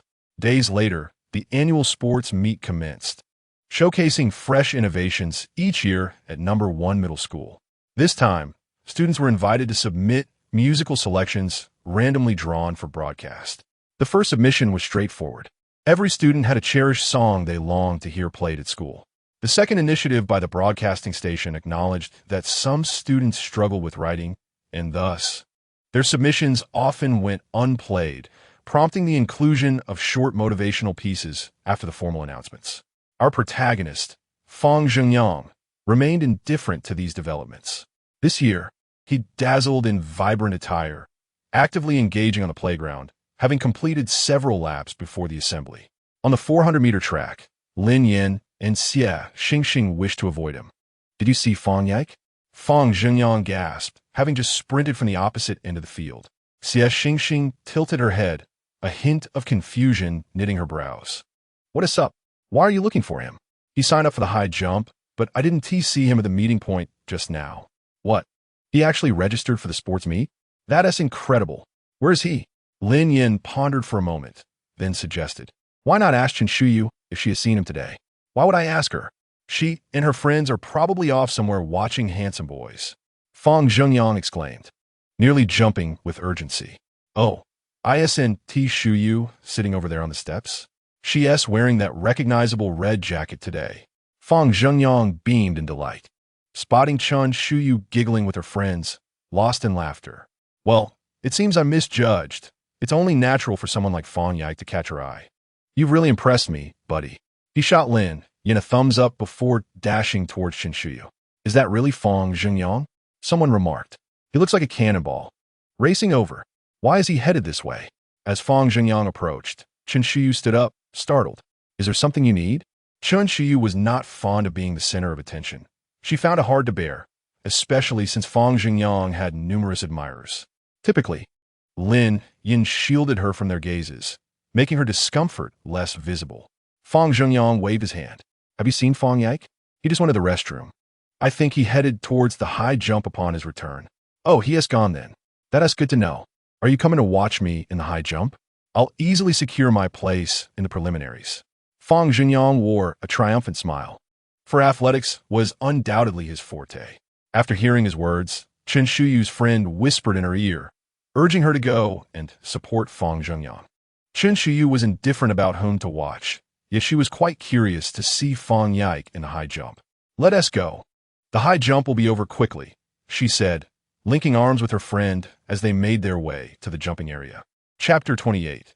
The 5 years of secret admiration. High jumpers were typically tall, yet it was Fang Yike's enviable fair complexion that stood out, almost blindingly pale under the sun. Just in time, Fang Zhengyang wiped the sweat from his brow, eager to finish the competition and explore the playground. Chen Shuyu settled on the grass with her friend, facing the high jump event. "Here we go." One by one, the boys took their turns, while a line of spectators awaited to applaud. The high jump was indeed a captivating competition. At least, Chen Xiyu found it quite enjoyable. "Look at those legs, stunning," her friend exclaimed, eyes gleaming with admiration, almost drooling. "No wonder he's the legendary fair-skinned one. I wish to shine like that." Chen Xiyu felt a pang of envy, wishing she could embody Fang Yike. Upon hearing his name, Fang Yike assumed the starting position, gradually rising before sprinting forward and leaping effortlessly. He executed a perfect Fosbury flop, momentarily suspended in the air before landing securely on the mat, clearing the bar with ease. The crowd erupted in applause, showering him with admiration. Fang Zhengyang exclaimed in excitement, recognizing the hidden talents within their class. Last year, Fang Yike had not participated in any events, yet this year he made a striking debut. Coincidentally, Fang Zhengyang was next in line. For someone who regularly practiced jumping, as long as the height was below 1.7 meters, it would be a breeze for him. With effortless grace, Fang Zhengyang leaped, extending his arms to embrace the applause that followed. Chen Xiyu rolled her eyes at his arrogance, thinking, why must he be so boastful? Fang Yike isn't even gloating about his success. This year, many competitors came well prepared, causing what could have been a 1-hour competition to stretch on long after several running events had concluded. The final round featured 6 contestants, including Fang Zhengyang, 3 athletes, a towering competitor standing at 1.9 meters, and Fang Yike alongside an unknown challenger. The bar was raised incrementally by 5 centimeters, with rounds progressing one after another. Xie Xingxing, camera in hand, captured countless photos of both Fang Zhengyang and Fang Yike. If these images could be sold, they would surely fetch a handsome price. As the tension mounted at the height of 1.7 meters, the unknown competitor and the 2 athletes succumbed to defeat. The remaining trio were guaranteed at least bronze medals. The applause resonated throughout half the playground. Even Lin Yan expressed curiosity about whether Fang Zhengyang would claim first place. Regardless of the outcome, Class 7 was bound to return with accolades. Xie Xingxing sat beside Chen Xiyu, leaning against Lin Yan, and quietly whispered into Lin Yan's ear, "They are truly remarkable. Who do you think will secure the first place?" Lin Yan leaned closer to Xie Xingxing, a smile dancing on his lips as he replied, "Last year, Fang Zhengyang nearly jumped over 1.83 meters. This year, he ought to surpass that. Why not guess who might take second place?" Last year, Fang Zhengyang claimed first place effortlessly, facing little competition, but this time, there were 2 formidable challengers. Fang Zhengyang recognized another athlete, who had not participated in high jump the previous year. It was anyone's guess what he would attempt this year. Securing a gold medal would not be an easy feat for him. Although Fang Zhengyang felt a twinge of frustration, he remained silent, already envisioning how he would flaunt his gold medal, exuding confidence. Having spent considerable time with Lin Yan, he had learned that confidence was indeed invincible. Chapter 29. The 5 years of secret admiration. The bar has been raised to 1.75 meters, shouted a nearby judge to the remaining 3 competitors. The final rounds of high jump were always the most exhilarating. It was only after the earlier contestants had attempted various styles and failed to clear the bar that the true skill of the proficient jumpers could be appreciated. "Go, go!" Chen Xiyu shouted from the sidelines, cheering for her classmates. Fang Yike, upon hearing Chen Shiyu's voice, lifted his gaze for a fleeting moment to observe her before discreetly returning his attention to the field. The first to jump was the athlete known to Fang Zhengyang. With a muscular physique, he certainly looked the part of sportsman. He appeared quite relaxed, playfully interacting with Fang Zhengyang, who was well aware that this individual had come to challenge him. With a powerful sprint, he executed a backflip over the bar, seemingly blessed by fortune as his clothing grazed the bar. He shook his shoulders and turned back to gesture encouragement to Fang Zhengyang. Fang Yike felt a pang of tension. He was the only one employing the straddle technique, which demanded exceptional control over one's body. Taking a deep breath, he bounced lightly on the spot before dashing towards the bar. The straddle had its own unique elegance, and Fang Yike successfully cleared the bar once more, eliciting a wave of applause from the audience. The air was filled with exclamations of astonishment, as Fang Yike was a well-known figure in his year. Typically modest about his abilities, leaving many unaware of his remarkable talent. Xie Xingxing, beside Lin Yan, cheered enthusiastically, while Lin Yan merely smiled faintly. Fang Zhengyang remained composed, feeling little pressure at this height. With a powerful leap and a swift run-up, he effortlessly cleared the bar. As the height was raised to 180 meters, the atmosphere became electric, drawing in a crowd. The audience was thick with spectators. For those lacking mental fortitude, it could certainly affect their performance. Yet, those who remained were all tenacious competitors, each with their eyes set on victory. Their gazes were filled with ambition. The athlete jumped first, but was not as fortunate as before. His calf brushed against the bar, resulting in a disappointing exit. Fang Yike inhaled deeply, his usually somber eyes glinting with determination. He prepared a sprint, and to everyone's astonishment, at a crucial moment, he switched to the backflip technique, soaring gracefully over the bar like a nimble carp. A gasp of astonishment erupted as Chen Shuyu, seated across from the bar, found herself entranced. Her mind consumed solely by the glimpse of Fang Yike's slender waist that had just been revealed. Oh my goodness, that was intense. Chen Shuyu was momentarily dazed, gazing at the spirited youth, Fang Yike. Her friend beside her exclaimed, "Oh dear Shuyu, you're bleeding." Chen Shuyu touched her nose, finding it stained with blood. She quickly tilted her head back, urging her friend to fetch some tissue. The surrounding onlookers, witnessing the scene, panicked and began to request paper as well. "Are you all right?" Fang Yike noticed the commotion near Chen Shuyu and approached her with a furrowed brow. He extended a piece of tissue towards her. Chen Shuyu accepted it, too embarrassed to meet his gaze, her eyes fluttering incessantly. "He can't possibly think I'm so infatuated that I'm bleeding from my nose, can he? Please, someone, just bury me alive." Unsurprisingly, this would mark her first appearance on the confession wall, titled, "Incredible. Senior-S charisma leaves junior sister awestruck, causes nosebleed." Is this a descent into moral decay or a distortion of human nature? Chen Shuyu remarked, "I was merely arguing my case. It's just a case of eating something too spicy." Chapter 30. The 5 years of secret admiration. The crowd quickly gathered some tissues for Chen Shuyu. As the atmosphere began to shift subtly, Fang Yike, bowing his head, was aware he had reached his limit. He shook his tousled hair vigorously after his exertion, letting out a sigh. The faint blush on his cheeks contrasted sharply with his typically somber demeanor. After a brief respite, Fang Yike resumed his run, taking one step, then another, and after the fourth step, he launched himself over the bar. Unfortunately, the tip of his clothing brushed against the pole, causing it to sway precariously in the wind before ultimately falling. Fang Yike had missed his chance.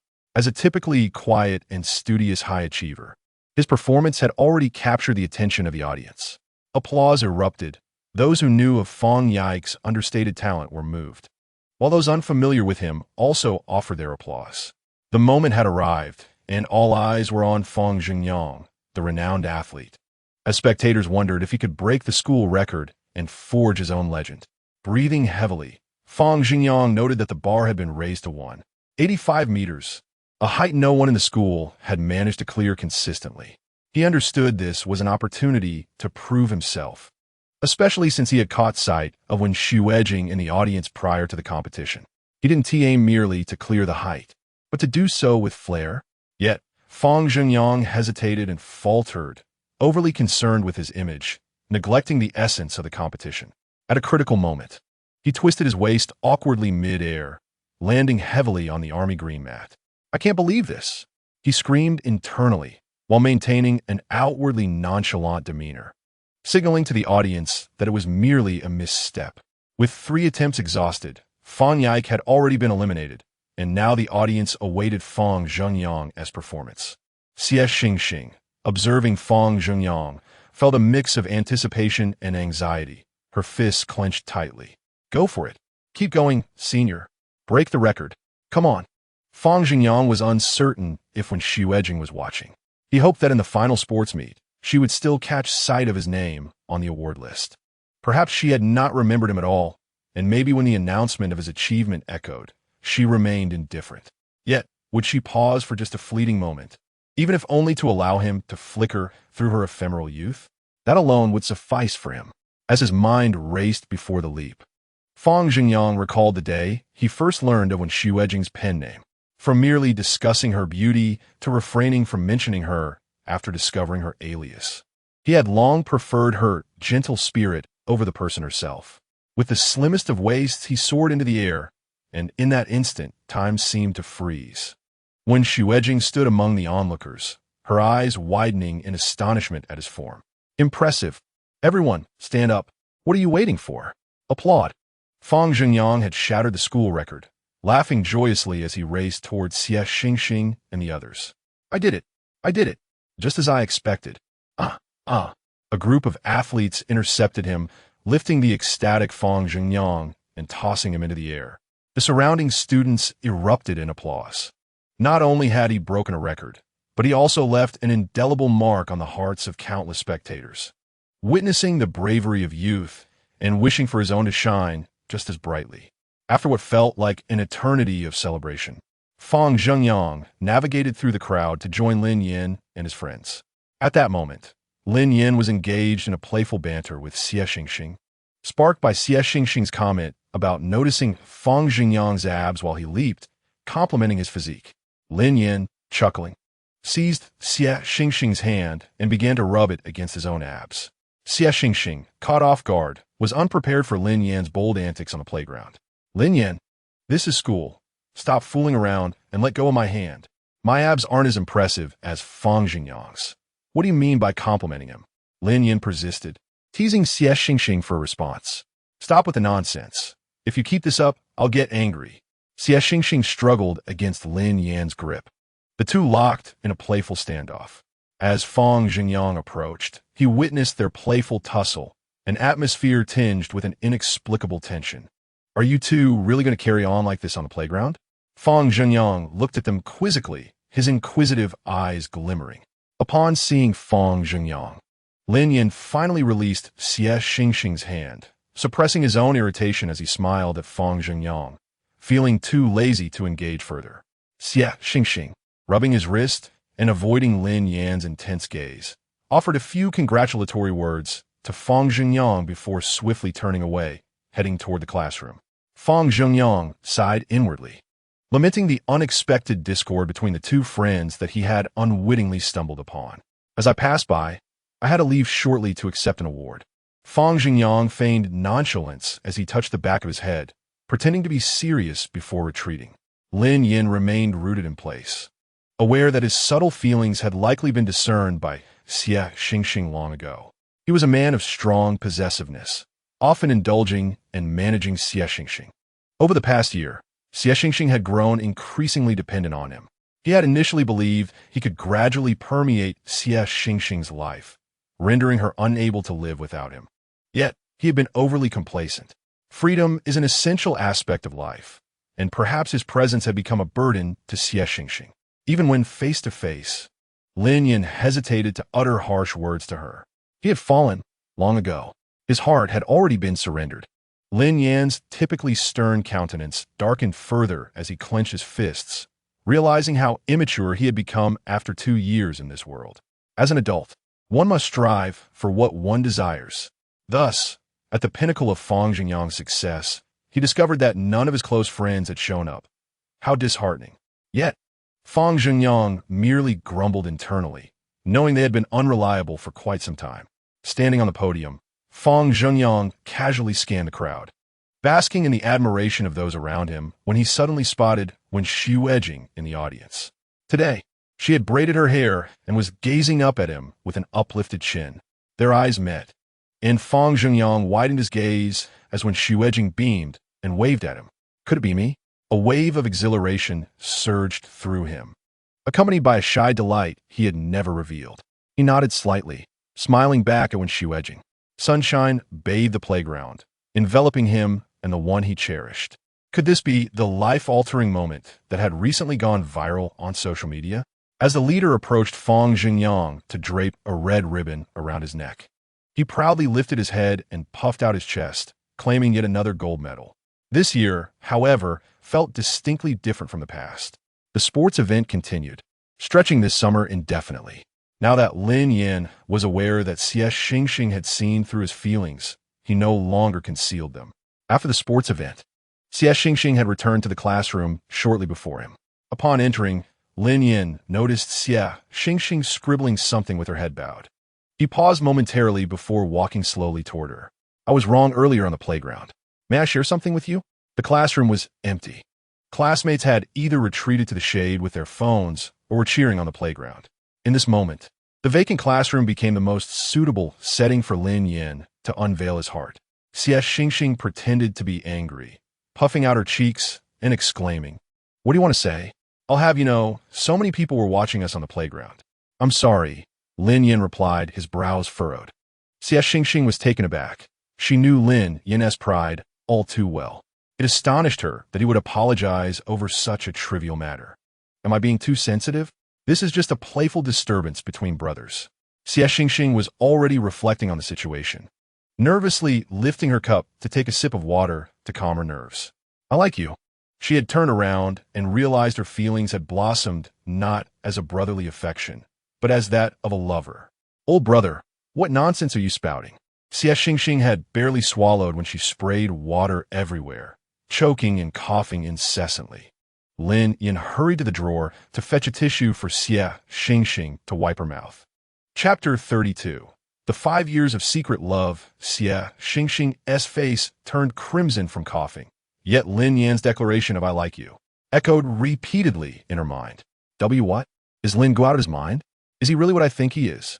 Lin Yan observed Xie Xingxing as she gradually calmed down, his gaze somewhat tentative.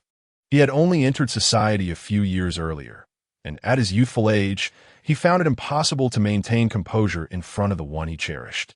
"I speak the truth, Xingxing. Please consider me. Even if you do not agree, we shall remain friends."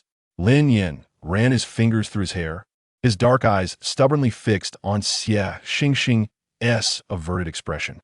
The system, watching the host confess, chuckled, "I can't believe it. He started off so cocky. And now this? What kind of confession is this? I'm dying of laughter. Give me some time to think, Lin Gu.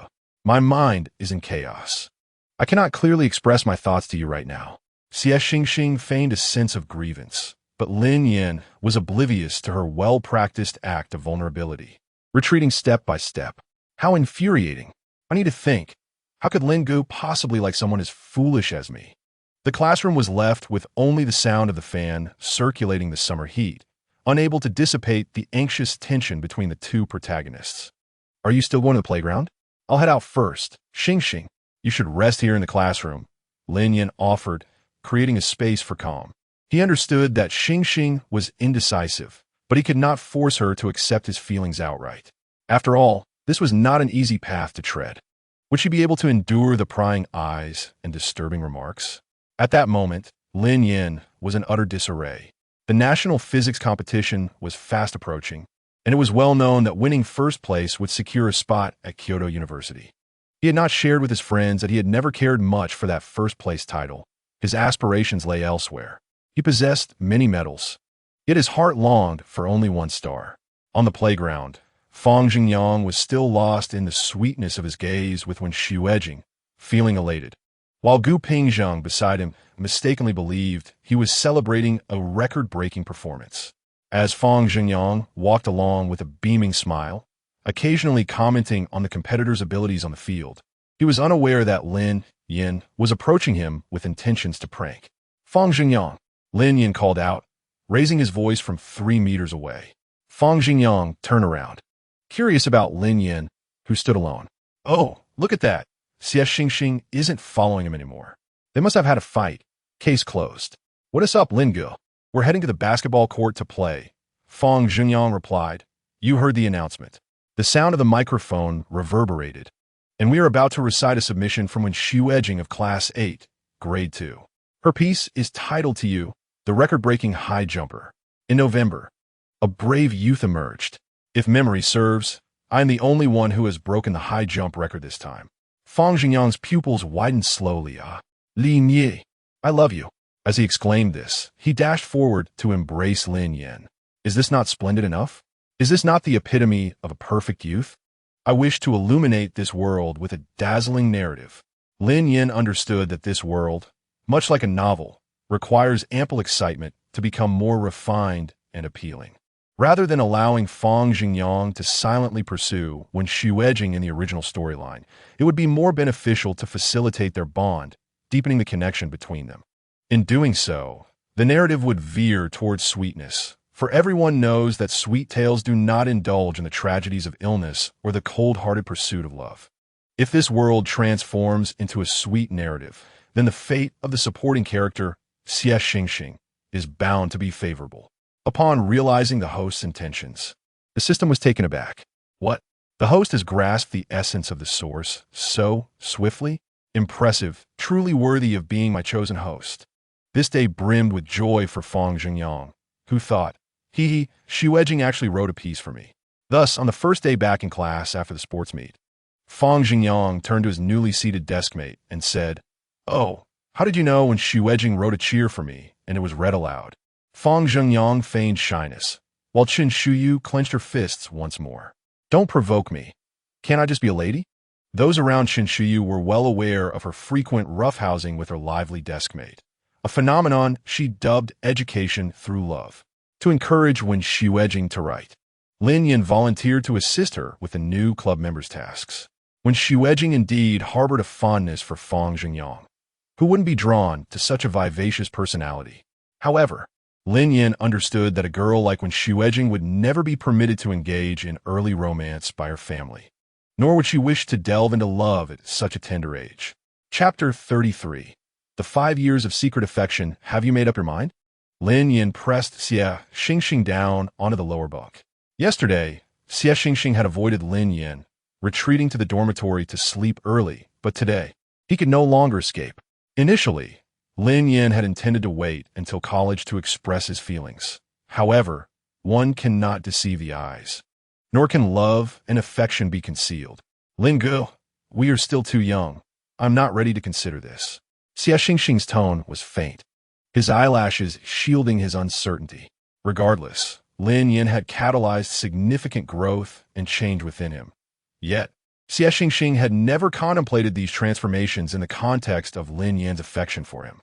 With determination in his gaze, he declared, "Lin Gu, when we reach college, if I find myself drawn to you, we shall be together."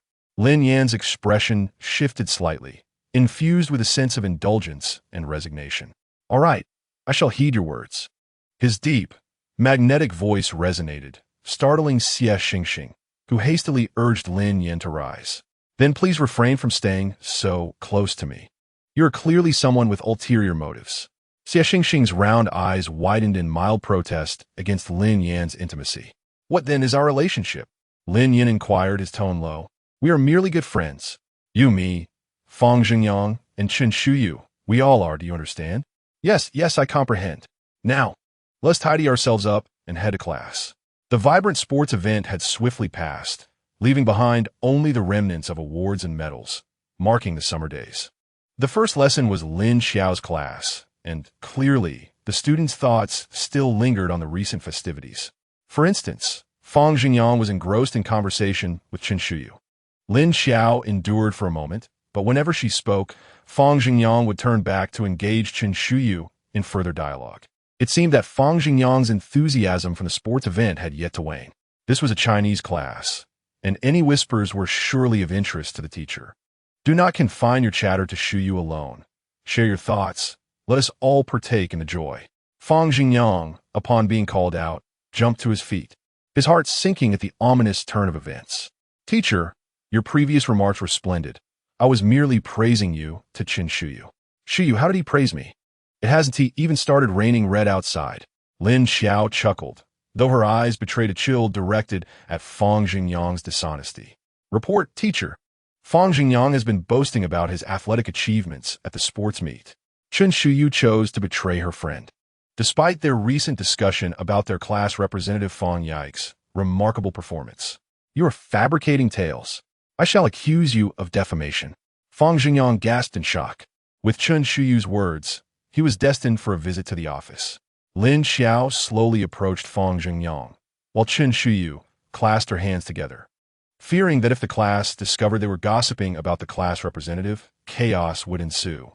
Moreover, Qin Shuyu was perceived as an endearing and cheerful individual by her classmates. and she simply could not afford to shatter that image.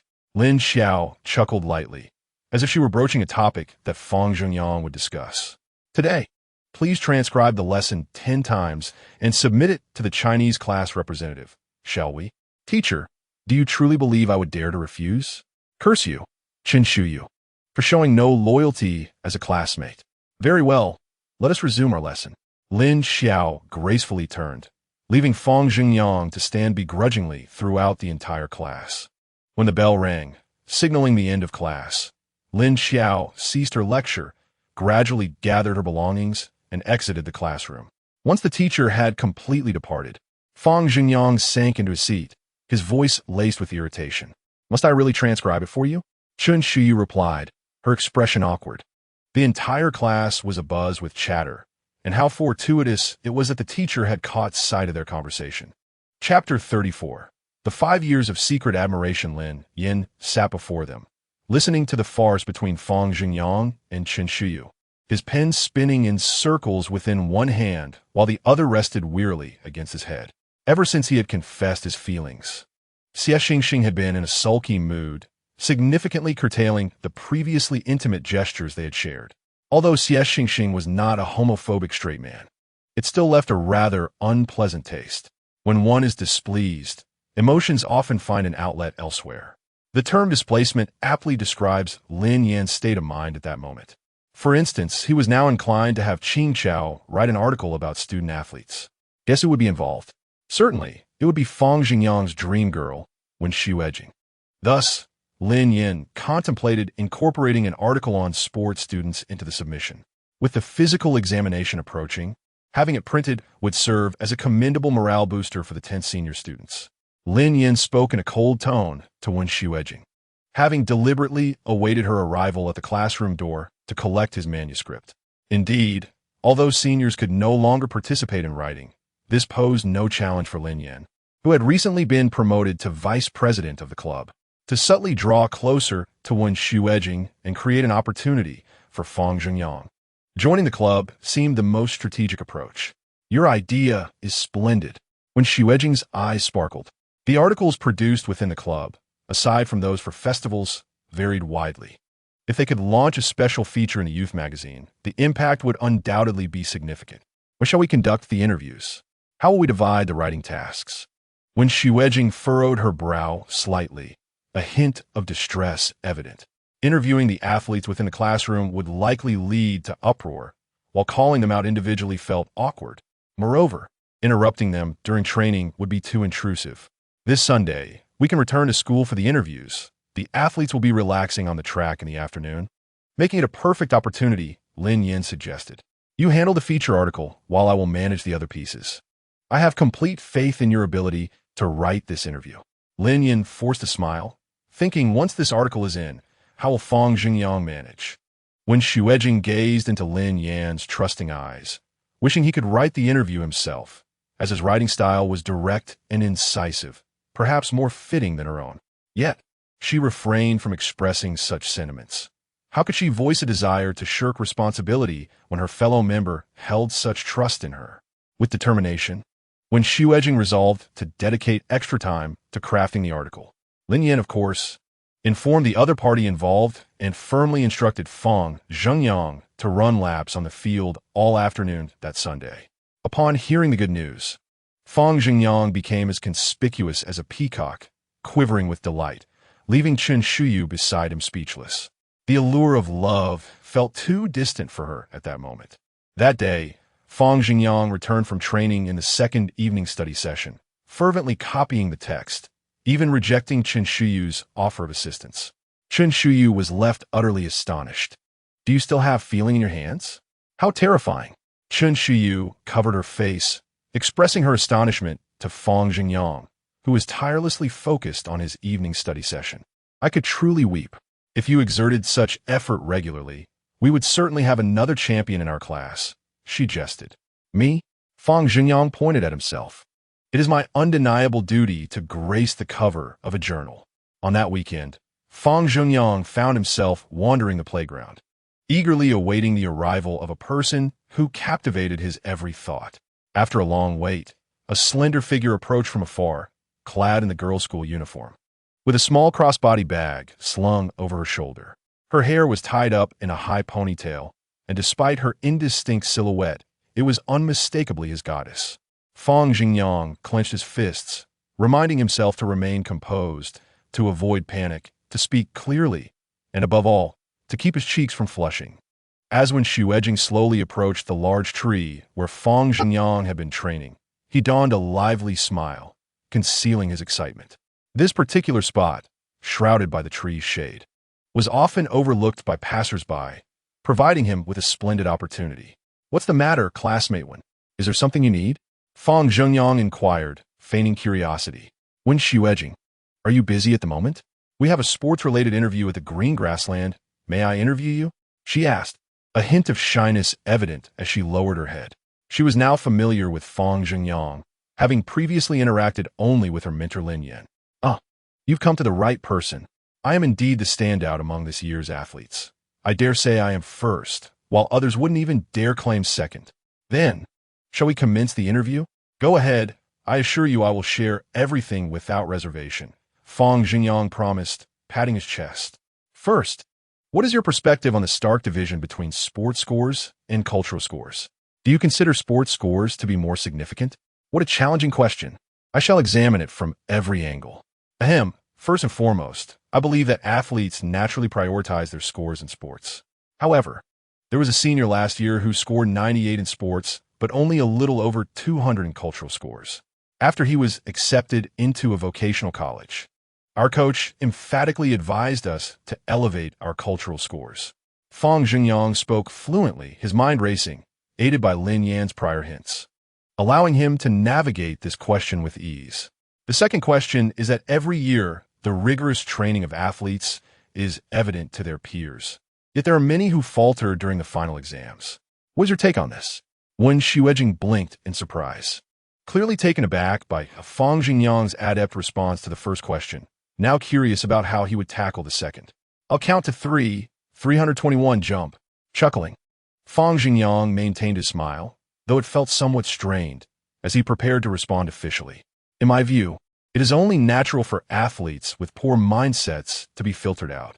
Errors in performance can be attributed to insufficient steady training.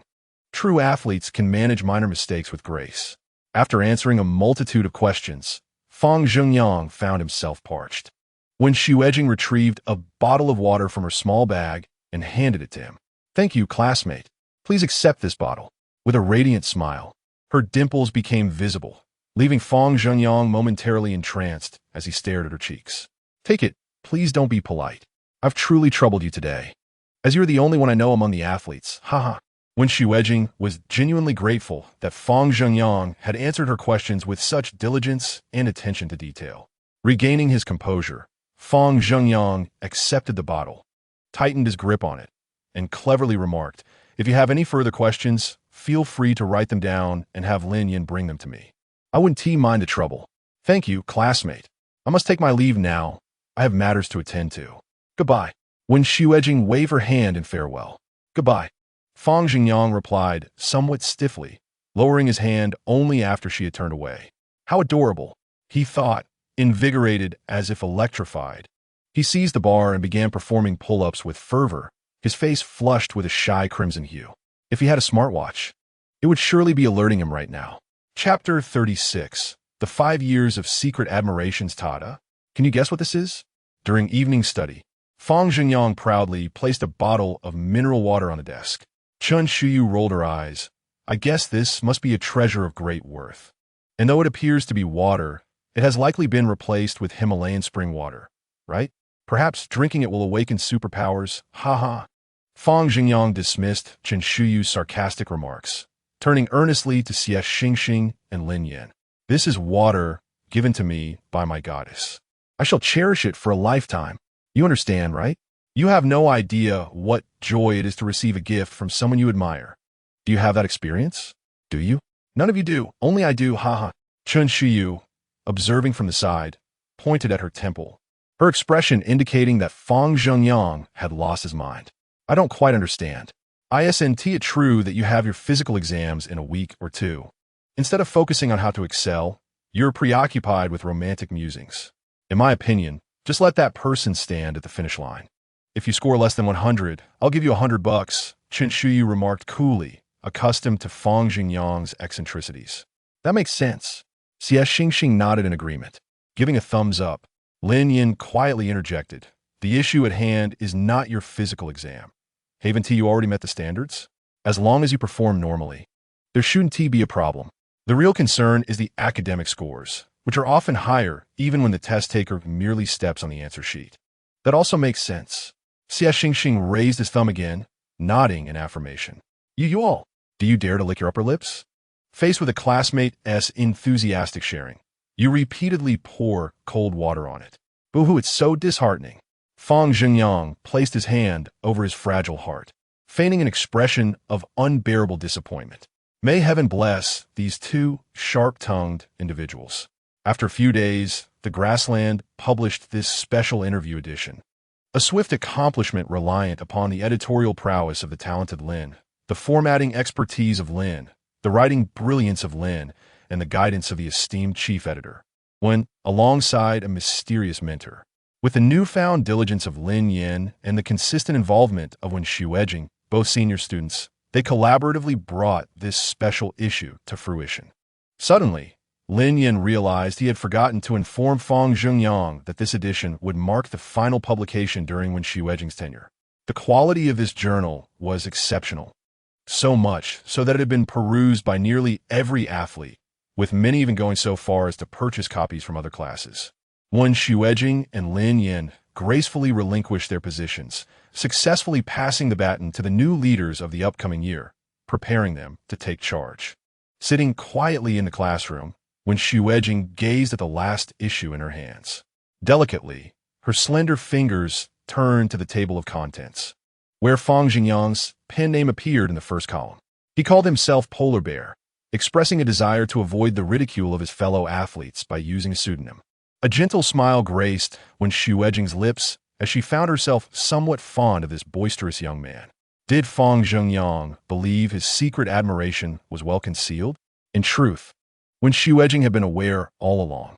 However, having grown accustomed to the adoring gazes of others since childhood, she had learned to take the brightness for granted, not concerning herself with its intensity. Initially treating Fang Jingyang as a typical classmate, she resolved that should he overstep any boundaries, she would unhesitatingly reject and distance herself from him. Yet, Fang Jingyang was different. He never boasted about his actions. Instead, he simply gazed at her with focused attention, much like the obedient puppy she had cared for in her youth. From the countless casual encounters as he passed by her classroom window to offering his seat when Xuejing visited Lin Yan's class, and the familiar anonymous letter placed on her desk, he seemed to forget she had once glimpsed his homework while sitting at his table. Later, during the sports meet, he radiated an infectious energy, resembling a little sun, consistently warming those around him with his sincerity and charm. As the head of a club, would he really go personally to interview someone after Lin Yan's brief comment, or would he do so without his members? Lin Yan felt no inclination to remind Fang Jingyang, who was likely oblivious to such considerations. A subtle smile played at the corners of Wen Xuejing's lips, her eyes curving into crescent moons. A striking contrast to her usual demeanor, it was a smile imbued with light. Throughout, Wen Xuejing had been perceived as gentle, kind, and approachable, consistently treating others with warmth and maintaining composure and rationality in every situation. Yet, beneath that tender exterior, who could truly fathom the depths of her innermost thoughts? Beneath her gentle facade, who could discern that she was a dispassionate and somewhat jaded individual? Only Lin Yan could perceive her masquerade without exposing it. I shall await your arrival. Wen Xuejing lightly traced a circle around Fang Jingyang's pen name, signifying her intent to patiently ensnare him in her trap. Chapter 37. The 5 years of secret admiration time swiftly passed, leading to the sports examination in November. For those preparing for the college entrance examination, it bore no significance. Yet for these athletes, it represented a pivotal juncture in their lives. Fang Jingyang, brimming with enthusiasm, devoted 3 days to secure his impressive score. signing the confirmation with satisfaction as he achieved a remarkable 99 points. However, the impending pressure of academic scores loomed over him, making the endeavor of understanding the subjects feel akin to a nightmarish ordeal. He hurriedly sought to fill the gaps in his knowledge, which felt like a kite with a frayed string, perilously close to plummeting. Meanwhile, Lin Yan had ceased participating in activities, choosing instead to dedicate his final semester to accompany Xie. His daily routine consisted of rising for classes, attending lectures, seizing moments to write his novel, and progressing alongside Xie before retiring for the night. In truth, Lin Yan had seldom spent time at school throughout his life, being a gifted student who had accelerated through grades and was thus held in high regard by his peers. Accompanying Xie allowed him to reclaim fragments of the youth he had missed. At the same time, the bond between Wen Xuejing and Fang Zhengyang grew increasingly harmonious. With each visit Wen Xuejing made to Lin Yan under the pretext of seeking help, her subtle flirtations went unnoticed by the oblivious Fang Zhengyang and the innocent Xie. As time unfolded, Chen Shuyu began to sense the peculiar atmosphere, observing that the seemingly casual interactions concealed an undercurrent of unique emotion. A slight smile graced her lips, a hint of mischief flickering at the corners, yet she refrained from alerting Fang Zhengyang. In the final semester, tension held everyone taut, each harbored a breath of anticipation. During the last 3 mock examinations, the quartet's performance soared, their grades steadily climbing. Notably, Fang Zhengyang's progress was remarkable, earning him the title of Progress Star of the Year, which caused many athletes to lower their defenses. As Fang Zhengyang stood at the podium to receive his award, he was enveloped in a soft, golden glow. His black hair, cascading in an attractive arc, countless eyes were captivated by his presence. With his distinctly elegant hands grasping the script Lin Yan had prepared, he approached the microphone to speak. The young man, whose skin had paled from reduced physical activity, cast his eyes down slightly, a departure from his usual nonchalance. As the sun set, the orange rays bathed the playground, prompting Chen Shuyu to silently give a thumbs up from below. Indeed, it became evident that progress was attainable through courage and effort. Some classmates, previously wavering in resolve, found their determination solidified by Fang Zhengyang's words. Ready to contend with the college entrance examination, the students below began to engage in animated discussions, with some suggesting that Fang Zhengyang must have secretly consumed 6 walnuts to enhance his cognitive abilities. Otherwise, how could his grades have improved so dramatically? After all, his academic performance had not been particularly remarkable before. This speculation rapidly circulated throughout the campus, even instilling a sense of urgency among his basketball-playing comrades. Subsequently, the high school seniors initiated a fervent trend, fervently consuming calcium supplements and coffee in a bid to enhance their performance. The third-year students at Shurqingnou, one high school, once again exhibited a formidable collective dedication to studying, led by Lin Yan, with the improving Fang Zhengyang serving as a beacon of inspiration. Everyone secretly thought that such exemplary grades were indeed achievable. Hard work could yield substantial progress, just as it had for Fang Zhengyang. 2 extraordinary individuals inadvertently transformed the destinies of countless students at Shurqingnou 1 High School. Ultimately, Fang Zhengyang confidently declared from the podium, "I never imagined that besides sports there would be an opportunity to stand here, but today I am here. I welcome everyone to surpass me." As the wind tousled his hair, Fang Zhengyang bowed, relishing the thunderous applause from the audience. Chapter 38. The 5 years of secretly loving you in the end. It seemed as though nothing had changed, yet everything had.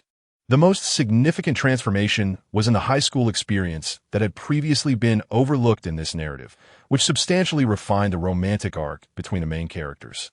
Additionally, with Lin Yan's assistance, Fang Zhengyang's family avoided the turning point of bankruptcy. Their bond blossomed during their high school years. Youth was no longer a solitary infatuation for Fang Zhengyang. The most criticized aspect of this book was the male protagonist's overly eager demeanor toward the wealthy female lead, which led many readers to perceive the female character as almost unattainably perfect. Furthermore, she passively accepted the male protagonist's affections, making it seem as though he was merely reaching for someone beyond his means. Many believed that when Xuejing's exceptional qualities would ensure a smoother life for her. However, Lin Yan's arrival enriched the female protagonist portrayal, allowing readers to understand the genuine heart that the male lead harbored. When Xuejing was no longer an unreachable academic prodigy, as Fang Yike and Lin Yan occupied the positions of top scholars, she transformed from an enigmatic figure into a vibrant, relatable character through her interactions with Lin Yan and others. Readers began to appreciate that when Xuejing's charm did not solely stem from external validation. She was never merely a passive recipient of affection. Rather, she struggled to comprehend why someone would so readily offer their heart. The love letters hidden in drawers and the shy confessions made in person left her perplexed, leading her to reject them. Do you truly understand me? Perhaps it's just my appearance or the persona I project. If you genuinely understood me, would you still harbor such feelings? With this mindset, when Xuejing resolutely and delicately declined the advances of numerous suitors, until one day, during a conversation in their final year, Fang Jingyang suddenly remarked, "Hey, do you remember? You were never particularly fond of snowy days, were you? Once we finish our college entrance examinations, shall we venture north together?" Fang Jingyang scanned the group, his expression revealing an eagerness to cherish this hard-earned holiday. When Xuejing, with a hint of mischief in her eyes, inquired, "I don't recall ever mentioning that to you." Her scrutinizing gaze rested upon Fang Jingyang's face, causing his playful demeanor to falter momentarily. He stammered, "Well, your name does contain snow, so I presumed you might enjoy it." His pale words drew skeptical glances from those around them. Even Xie Xingxing, the sweet and naive one, failed to believe it, resulting in a chorus of jeers. Chun Shiyu, standing nearby, rolled her eyes in exasperation and quipped with a smirk, "So, since my name is Rain in it, I must love rainy days, right? What do you think, handsome Fang?" She leaned slightly forward, her expression daring him to continue his folly. Fang Jingyang found himself at a loss for words. There was nothing more to say. He clasped his hands in a gesture of surrender towards Wen Xuejing. "Didn't you write in your 13th essay during sophomore year that you liked snowy days? I thought it would be nice to explore somewhere new together." Now, it was Wen Xuejing who found herself speechless, having anticipated that her close association with Lin Yan and Fang Jingyang would lead to her revelation. "What did you find out?" Her lips curved into a subtle smile, though it didn't quite reach her eyes. "In freshman year, with the matter laid bare, Fang Jingyang decided to reveal all. In truth, I've admired your writing since freshman year, though back then, I had no inkling that you were the very snowflake in question." He averted his gaze, awaiting her reaction, unaware that when Xuejing was blushing. She stood there, more flustered than he, having penned a multitude of small pieces during her freshman year when few were aware of her talent. Had it been since sophomore year, it would have been different, as she already held a position in the club and her writing had become more restrained. As her cheeks gradually flushed pink, her usually bright eyes began to dart around nervously, her hands trembling slightly. "I just remembered that Xiaomi called me for something. I should head back to class." Though shameful, her retreat felt necessary. Fang Jingyang's hand, reaching out in a desperate attempt, fell short as he watched her hurried departure, his heart aching. Turning around, he raised 3 thumbs in admiration. "Impressive! Impressive! Impressive!" Chun Shiyu stealthily approached the petrified Fang Jingyang and teased him softly. "Why didn't you just confess that you've liked her since freshman year?" It would have taken Wen Xuejing completely by surprise. What a splendid opportunity. Observing the curious expressions on their faces, Fang Jingyang felt an eruption of frustration. "Why didn't anyone stop me earlier? Are you still my friends? That was actually my second personality that slipped out. You must believe me. Whether we believe you or not is irrelevant. You need to convince Wen Xuejing that you've been watching her since freshman year." Lin Yan chimed in, relishing the unfolding drama. Upon returning to the classroom, Wen Xuejing, after initially grappling with a minor emotional upheaval, ultimately realized why she could converse so effortlessly with Fang Jingyang. It turned out that his admiration for her was rooted first in her works and only secondarily in her as a person. Who would have guessed that Fang Jingyang had a penchant for reading? Stereotypes must be discarded. Oh, it seems I cannot afford to be too carefree. I can only hope that Fang Jingyang has not secured the journal archives. No wonder I had noticed his gaze was less than innocent long ago. He had harbored feelings for me much earlier than I had imagined. With a sparkle in her eyes, when Xuejing's thoughts began to swirl, and she had already devised a plan to ensnare Fang Zhengyang. This time, she was resolute. She would bravely confront her own heart. Chapter 39. The 5 years of secret admiration as the college entrance examinations approached. Fang Zhengyang and Chen Shuyu, under the stress of their evening study sessions, were trembling with anxiety as they clung to Lin Yan, who was meticulously marking the essential points for Xie Xingxing. Lin Yan had already circulated several crucial notes that had gained popularity among their peers, with some of his exceptional problem-solving strategies even being requisitioned by teachers for distribution to the entire grade. A life of extraordinary achievements requires no justification. Alas, if only I could be admitted to Beijing Sport University, I would be content to spend my days immersed in the university library. If only I could gain admission to Sioux University, I would gladly sacrifice 20 years of being single. Ah, if only I could attend Sioux University. Before she could finish her thought, Lin Yan seized Xie Xingxing, exclaiming, "If you manage to get into Sioux University, then you must also be blessed with sweet love. When making wishes, one should aspire for both." Lin Yan would not allow Xie Xingxing to entertain any notions with the other two. Could that possibly be allowed? Certainly not. Xie Xingxing turned away, stifling a smile, careful not to let Lin Yan catch her in her moment of amusement.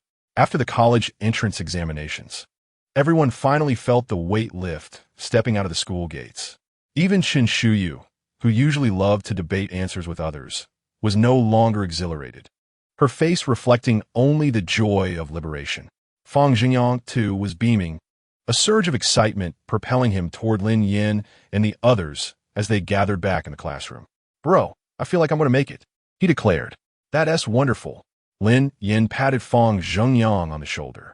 Over the past few months, he had witnessed a genuine transformation in Fang Zhengyang. It could only be said that determination conquers all. Fang Zhengyang was no longer merely on the verge of acceptance into Beijing Sport University. Lin Yan believed in his friend's abilities and was confident that his results would be commendable. However, Lin Yan had little to say to Fang Zhengyang as he stepped out with his lightly packed backpack. Lin Yan turned his gaze to Xie Xingxing, who had, unbeknownst to him, settled into her seat and was busy organizing her belongings. A hint of a smile flickered in his eyes. He was ready to embark on his true journey of love. Once Xie Xingxing finished tidying up and lifted her head, she found Lin Yan leisurely approaching her. "Do you know what I am about to say?" he inquired. Looking into Xie Xingxing's eyes, he noticed that her round, clear gaze revealed an unmistakable truth. She understood that their bond had transcended mere friendship. "Are you prepared?" Xie Xingxing responded with a playful glint in her eyes, to which Lin Yan replied with a smile. Of course. The surroundings were utterly deserted. Everyone had departed after the exam, faster than any previous evening class dismissal, more joyously than any lunch break. In the empty classroom, Lin Yan extended his hand towards Xie Xingxing. "Xie Xingxing, for 365 days a year, I yearn to be your moon. Might you accompany me on this walk?" Of course, Xie Xingxing replied without a moment's hesitation, grasping his cool, trembling hand. Memories of their moments together flickered in Lin Yan's mind like a film reel. He realized he could not let Lin Yan slip away. "Yes, I like him too."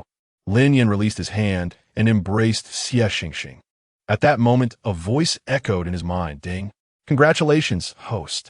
The male supporting character's rescue progress has reached 70%. Victory is just ahead. Keep up the good work." The ever-lurking system suddenly appeared, elated to see the host had achieved 70% progress, exclaiming, "Do you know, host? You are the light of this system. Leave." A voice laced with irritation responded. The system, aware of its unwelcome interruption, chose silence and fled. "You are too fierce, host."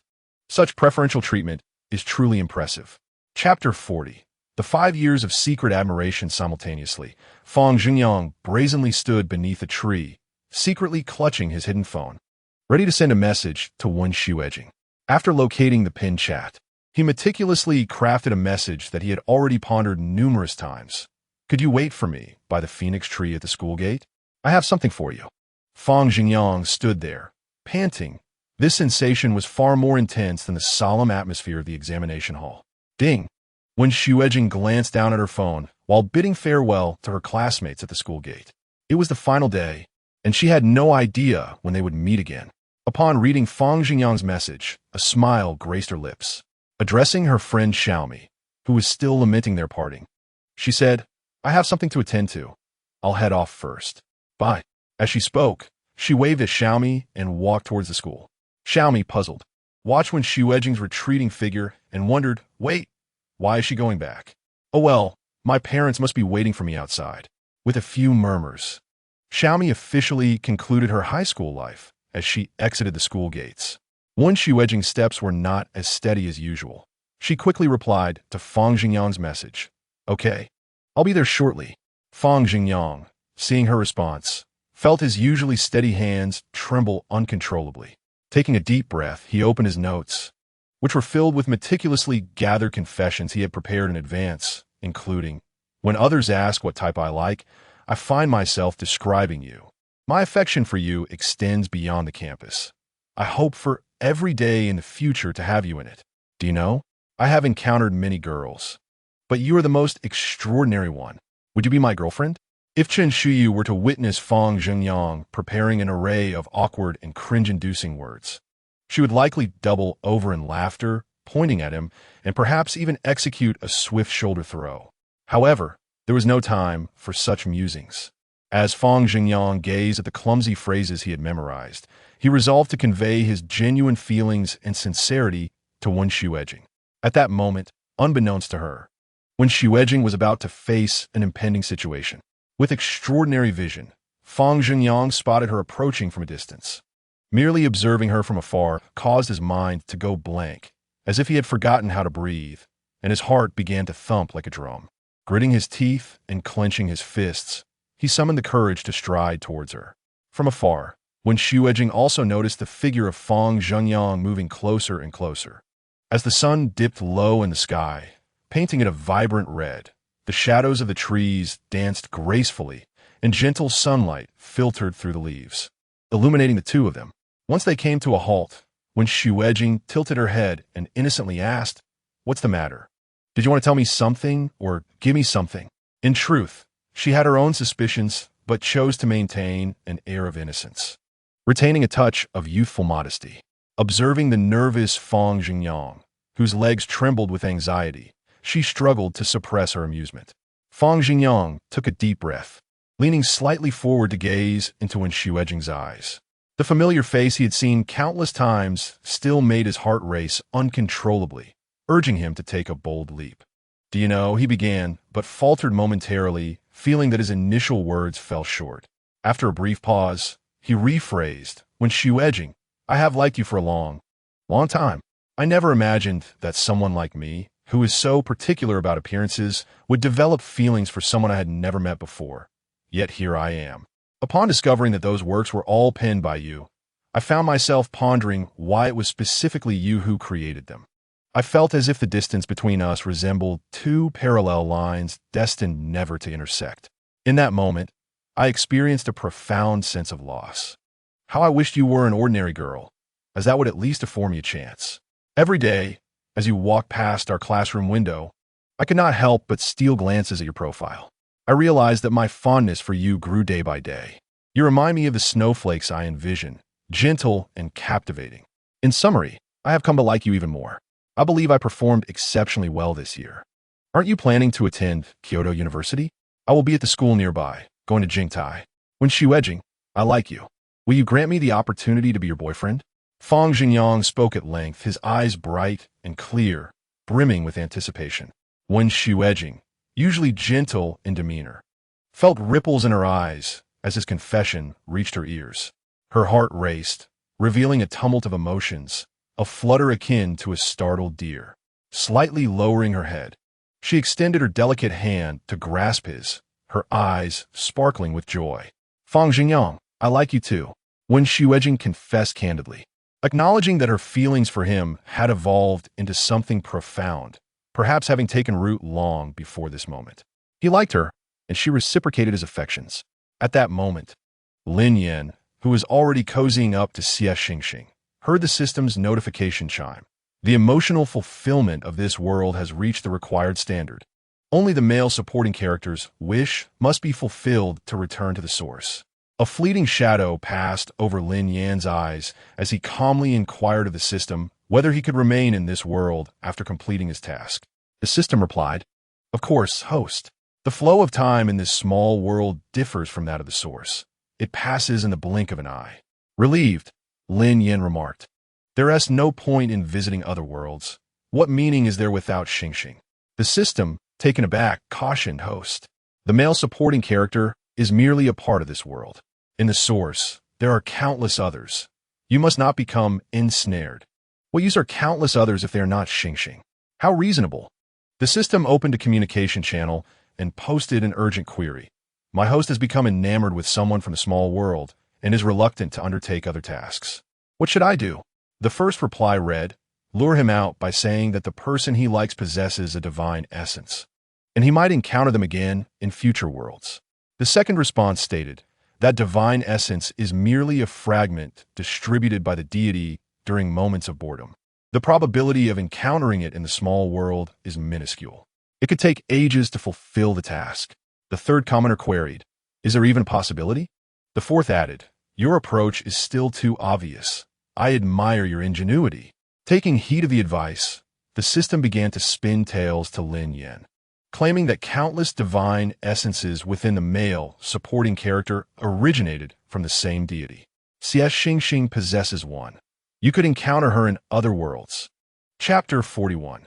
The 5 years of secret admiration. Lin Yan did not believe the system's fanciful claims, but it mattered little. Xie Xingxing was still by his side, and the future could be addressed in due course. Since the conclusion of the college entrance examinations, Fang Zhengyang had eagerly announced his romantic relationship within their small group. This was quickly followed by discussions of travel plans. Where should we go? June is too hot. Should we visit Changbai Mountain? It's cool, scenic, and a renowned destination. How wonderful! Fang Zhengyang exclaimed excitedly in the video. At that moment, Lin Yan interjected, "I'm on board, but we can't just visit one place. Let's map out a travel itinerary to make the most of this hard-earned vacation." Chun Shuyu waved her hand, feeling somewhat embarrassed, and said, "This summer, I wish to take a job." Fang Zhengyang leaned closer to the screen, exclaiming, "A part-time job, dear sister? Fear not, I shall sponsor you throughout this endeavor. After all, a summer like this comes but once in a lifetime. Miss it, and it shall be lost forever." Xie Xingxing, who had informed her parents beforehand, silently observed Chun Shuyu from the screen. Understanding her determination, he inquired, "Shu, have you consulted your mother on this matter? What if she does not approve of you working?" At this, Chun Shuyu fell silent. She had yet to broach the subject and was uncertain whether her mother would consent to her working. Fang Zhengyang continued to chatter, mentioning that when Xuejing would also join them, subtly encouraging Chun Shuyu to participate. When Xuejing had initially felt apprehensive when discussing this with her parents, but to her surprise, after a few simple questions regarding their travel plans, her parents readily granted permission. After all, when Xuejing had always been a well-behaved child, and such a modest request would surely be accommodated. It was only natural to unwind after the rigors of high school exams. As the video concluded, Chun Shuyu's mother returned home. Sitting at the table in the living room, Chun Shuyu said, "Mom, I have something to discuss with you. I wish to take a summer job." Her mother, taken aback, approached the table and set down the groceries she was carrying. She gently took a seat, her face reflecting confusion as she posed a question. "Shuyu, do you believe our family is wealthy?" Chun Shuyu was momentarily stunned, quietly responding, "Mom, I merely wish to earn some money for things I need. I hadn't thought much beyond that." Her mother then turned and entered the bedroom, returning a minute later with a thick bundle of red bills, which she placed on the table. A striking, vivid red. Chun Shuyu's eyes widened in disbelief as she exclaimed, "Mom, did you rob a bank? What are you talking about, child? Whatever you desire, your mother will provide. Why entertain the notion of working? Just spend this money first." Chun Shuyu's mother shot her a glance, having always felt that her daughter was overly imaginative regarding their family's financial situation. "Are we really that wealthy?" Chun Shuyu cautiously replied, a hint of confusion in her expression. "Well, we have a few million, I suppose." Her mother replied nonchalantly, "A few million? My dear, do you think I am too frugal, leading you to believe we are poor?"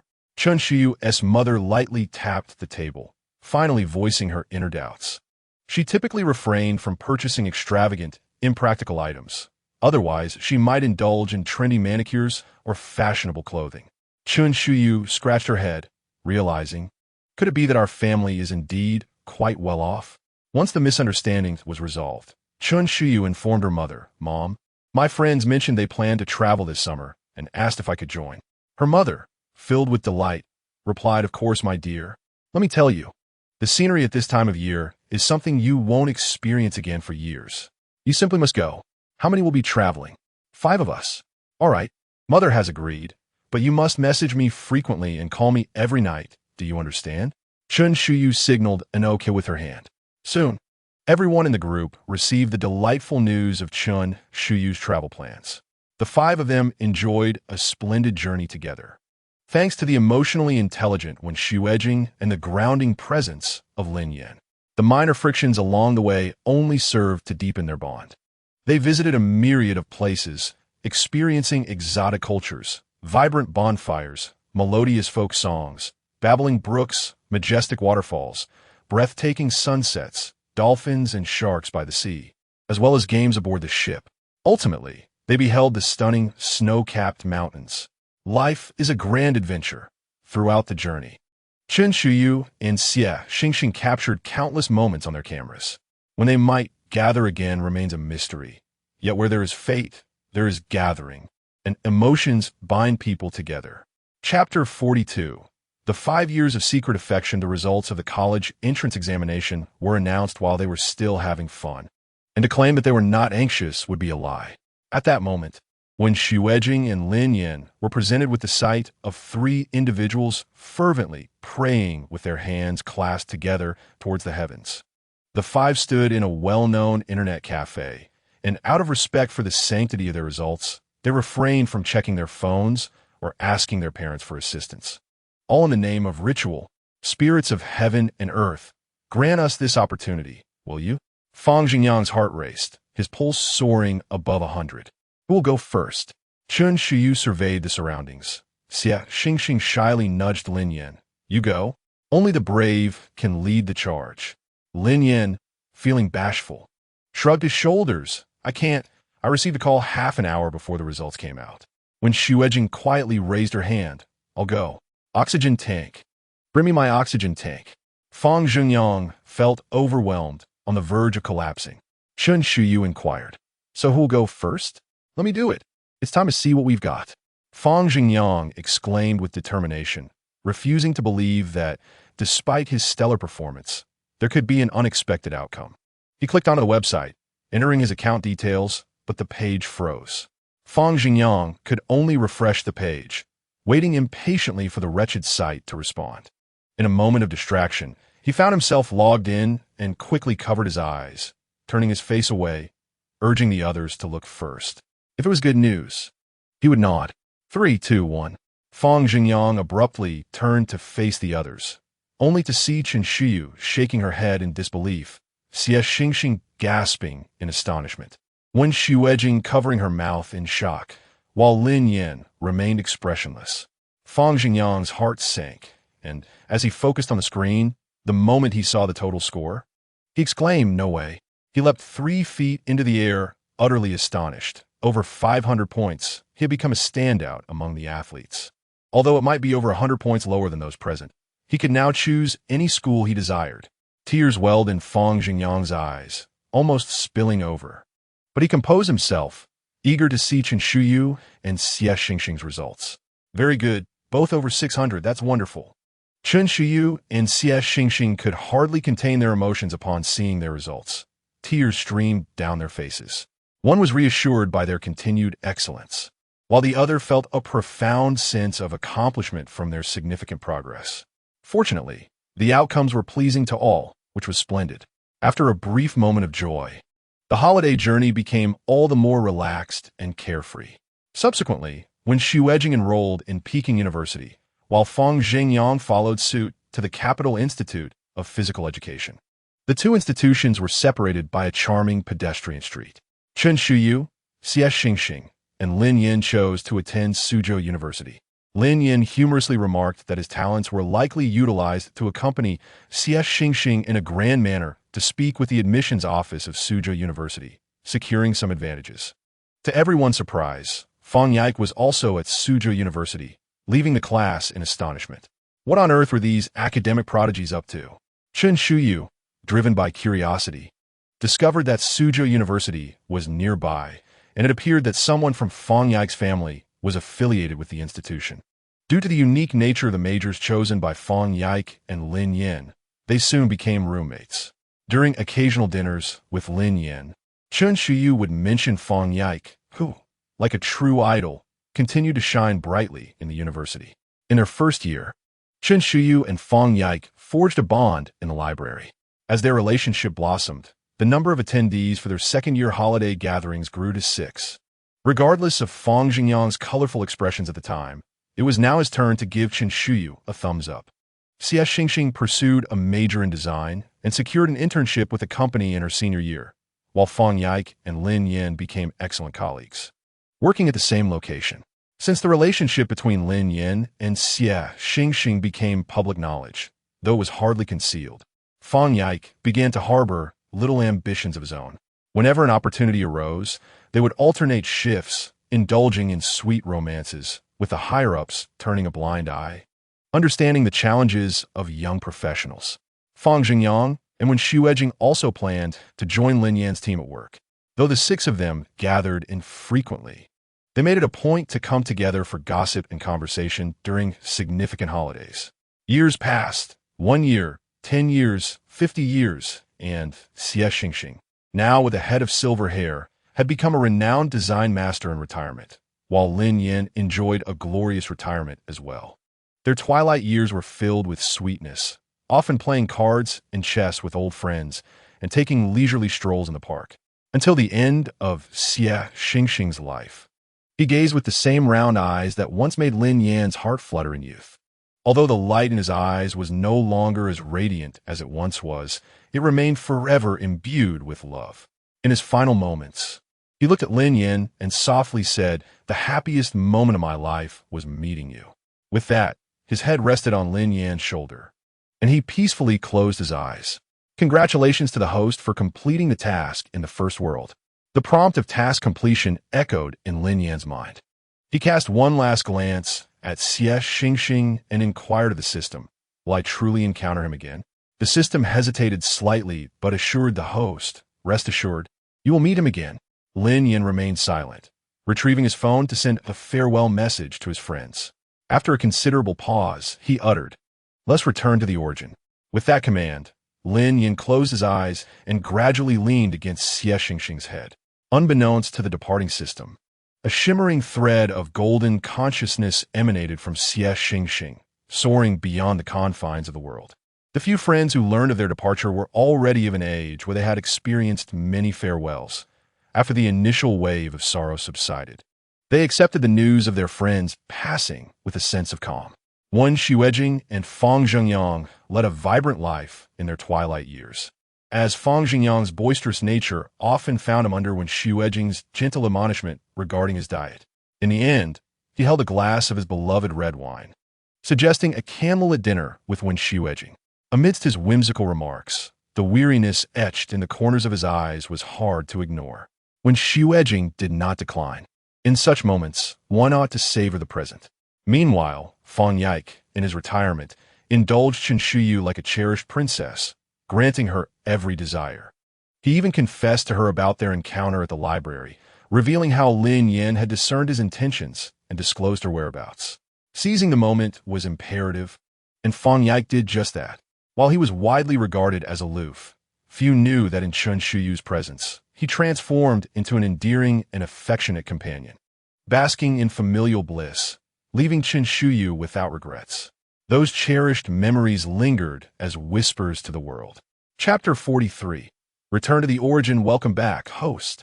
You did splendidly with your first task. Thanks to your assistance, the operation of the small world has become much smoother. The system manifested as a glowing orb, flitting around Lin Yan in a display of joy.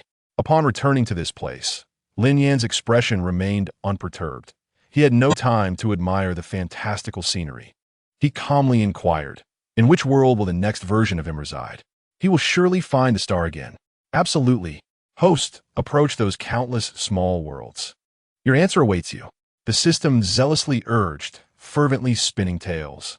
Little did it know that a fragment of the small world as consciousness was being absorbed by a deity, a timeless entity of the upper realm. Could it be that this deity had engaged in romance within the small world? Regrettably, it held no interest in knowing who Lin Yan was, yet unbeknownst to them, the thread of consciousness had entwined itself around Lin Yan, bursting forth with pink bubbles of excitement. "Host, hurry and draw a lottery. Let us journey to the next world." The system pressed Lin Yan, too intimidated to allow further inquiries.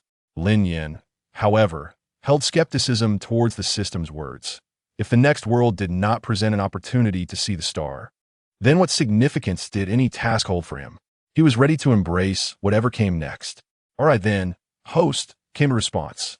Once more, a beam of golden light surged into Lin Yan's forehead. This time, even the system expressed surprise. "Wow, congratulations, host. You have drawn a plant-based superpower." Lin Yan raised an eyebrow in surprise, realizing he could acquire a superpower from the world of abilities, as green light emanated from his palm. Without waiting for the guide to speak, Lin Yan retracted his abilities and approached the chaotic realm of the miniature worlds. He extended his hand, ready to touch the leisurely approaching realm. Suddenly, a brilliant orb of light surged forth, dispelling the other miniature worlds, and rushed towards Lin Yan. Before either he or the guide could react, they were whisked away into the next world. The guide was bewildered. Amidst the multitude of miniature worlds, this particular one had not been seen before. How had it suddenly appeared? He promptly accessed the system forum and inquired. My host was about to enter a miniature world when one unexpectedly approached and drew him in. "Is this normal?" The first reply stated, "This indicates a high compatibility between the miniature world and your host. It is quite normal." The second response added, "It must be said that worlds with high compatibility tend to facilitate task completion smoothly. Congratulations." Ah, so this was indeed normal. The guide, believing wholeheartedly in the wisdom of these seasoned predecessors, felt a surge of delight at the prospect of his host completing tasks with greater ease. As for Lin Yan, upon opening his eyes, he found himself utterly speechless before even comprehending the nature of the world he had entered. He sat upon an enormous bed, visibly 3 meters in diameter, covered by sheets of an unknown fabric that felt extraordinarily smooth and soft to the touch. As he slowly sat up, he surveyed his surroundings. The room was impressively vast, larger than a basketball court, rendering the bed almost ordinary in comparison. The space was adorned with an array of opulent and dazzling objects that were blinding to the eyes. Recognizing the peculiar and unfamiliar items, Lin Yan surmised that he had indeed entered the strange world he had once found intriguing. The guide soon arrived, and without needing Lin Yan to ask, began relaying the details of this new world. This world was an interstellar domain ruled by a race of insectoids, the Bug Clan, dominating countless planets. The population of the Bug Clan was categorized into 3 classes: male bugs, female bugs, and subfemales. Male bugs bore a striking resemblance to humans and could emit pheromones required by female bugs and subfemales. However, their average height was akin to that of small potatoes, not exceeding 170 centimeters. They assumed the male roles on Earth, enjoying elevated status due to their scarcity. The ratio of male bugs to female bugs and subfemales was a staggering 1,000. This extreme imbalance granted male bugs a dominant position within Bug Clan society, where they were cherished and protected by the laws governing their kind. From the day of their birth, they were destined for wealth and comfort, lavished with affection. Female bugs typically possessed sharp, aggressive features, with antennae often hidden within their hair and a minimum height of 2 meters. They bore distinctive patterns on their backs, with higher ranks displaying increasingly intricate and beautiful designs, as well as unique wings that rendered them formidable in battle. Females were tasked with fighting for the Bug Clan, serving to shield male bugs from adversity and occupying essential societal roles. Despite dedicating their lives to serving male bugs, they were often met with disdain. And without access to the male's pheromones, they risked death in the ensuing chaos of pheromone riots. Subfemales, in comparison to male bugs, possessed hidden antennae within their hair but lacked the distinctive patterns.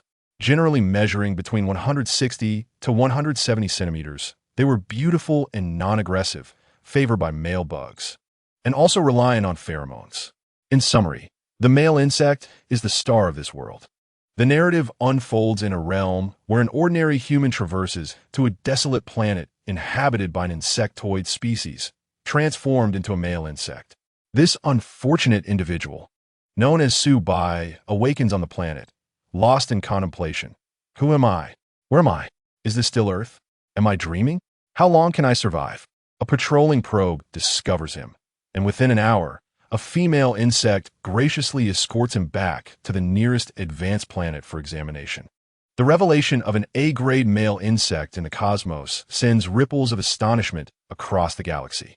On their return journey, it becomes evident that Su-Bai, unable to communicate with the aloof military females, has already been administered a universal chip, granting him the ability to comprehend interstellar language.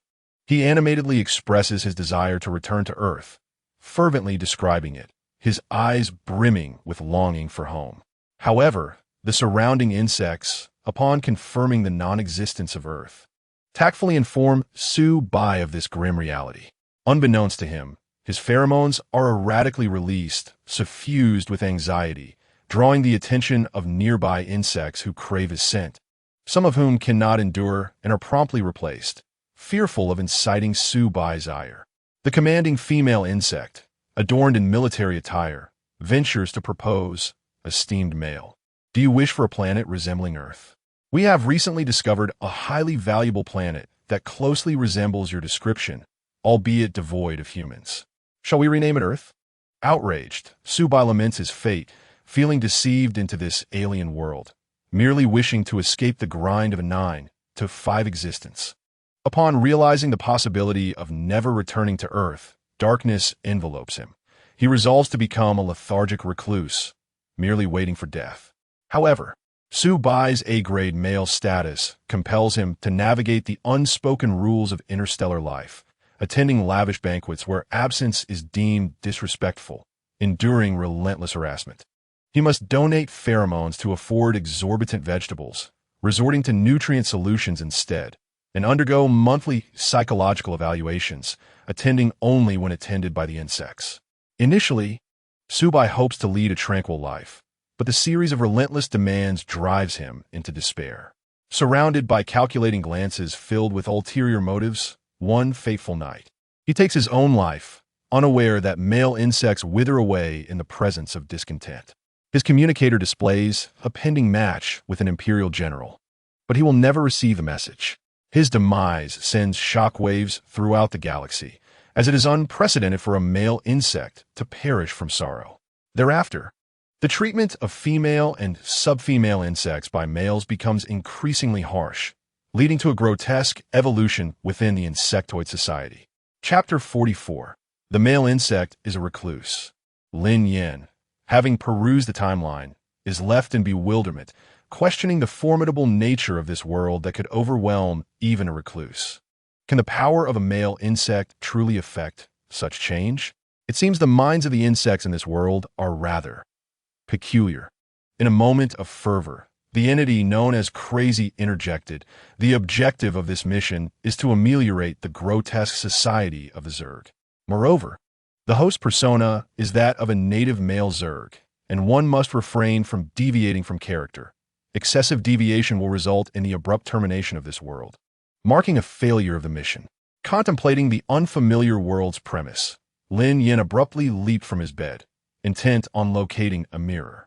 Beside him, a diminutive robot named Coco, previously overlooked by Lin Yan, activated its mechanical eye and inquired, "Esteemed Lord Male Zerg, how may I assist you? Please allow me to serve you. How do I appear?" Lin Yan queried the intelligent automaton, surveying his surroundings filled with items amassed by the original Zerg, finding nothing of utility. The robot emitted a beep, and a watery screen materialized on the wall to his right, presenting a high-definition image of himself. Approaching the screen, Lin Yan gazed into the reflection of his own familiar. Its slightly bleary, peach blossom eyes, indicative of recent awakening. His delicate eyebrows, petite nose, and rather unacceptable cherry-red lips contributed to an overall appearance of fragility, evoking an impression of vulnerability. His hair had transformed into a dark violet hue, and to his dismay, his height had significantly diminished. With gritted teeth, he turned to the robot and asked, "What is my current height?" A grimace of disbelief crept across Lin Yan's face, as the realization struck him. If in this world his wife were a female Zerg, he would be confronted by a partner towering above him by two heads, utterly undermining his authority. Even the affection his wife cherished would be reduced to him resting in her embrace, leaving him utterly powerless. Isn't it possible to alter my appearance as I wish? Why must my visage remain unchangeable? Lin Yan pondered inwardly, questioning the system. Host, you must understand that we will traverse countless worlds, not every one of which adheres to a humanoid form.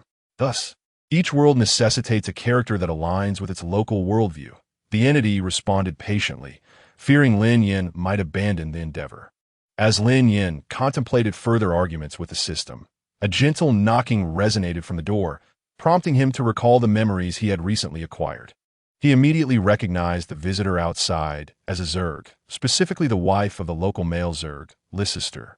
This native Zerg, having been nurtured in luxury and indulged throughout her life, was a notorious A-class male Zerg, notorious for her tyrannical behavior within her clan and her relentless pursuit of desires, culminating in her recent marriage to a coveted imperial general. Today marked her first day in this new residence. Lin Yan felt a rising urge to abandon this mission. He had yet to locate his wife, while the Zerg had already married. The situation seemed irredeemable.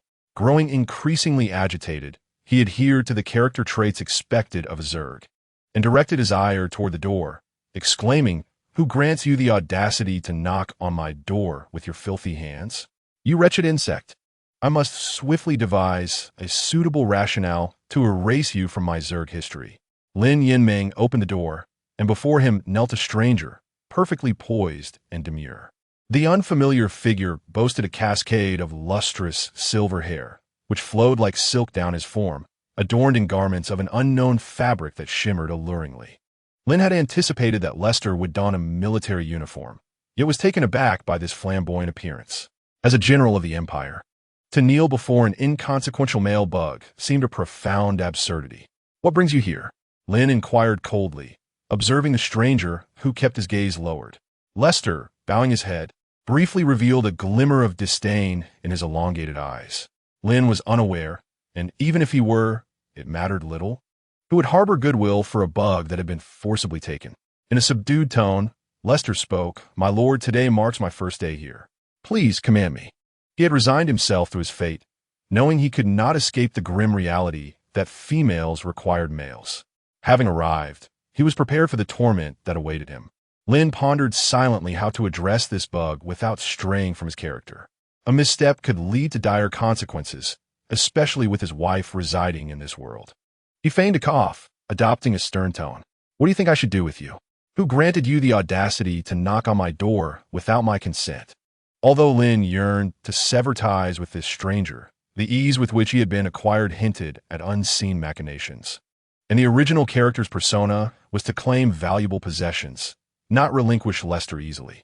Lester had accepted his fate, aware that no matter how he responded, he could not escape the predicament. It was the fault of the base bug, who had acted impulsively. He would accept any punishment the Lord deemed fit. Calmly, he awaited Lin's decree. Lin raised an eyebrow, recognizing that as a general of the Empire, Lester would not be as compliant as ordinary bugs. Curiosity piqued, Lin continued, "Lift your head." Upon hearing Lin's command, Lester obediently raised his gaze, meeting Lin's eyes. This was to be the male bug he would share his life with, and he noted that Lin's temperament had softened since their initial encounter. He possessed a strikingly attractive face, one that would captivate across the stars, and despite his past misdeeds, he remained unpunished, living freely. Lester had expected Lin to brandish the infamous ruby whip upon their meeting, as was customary for newcomers.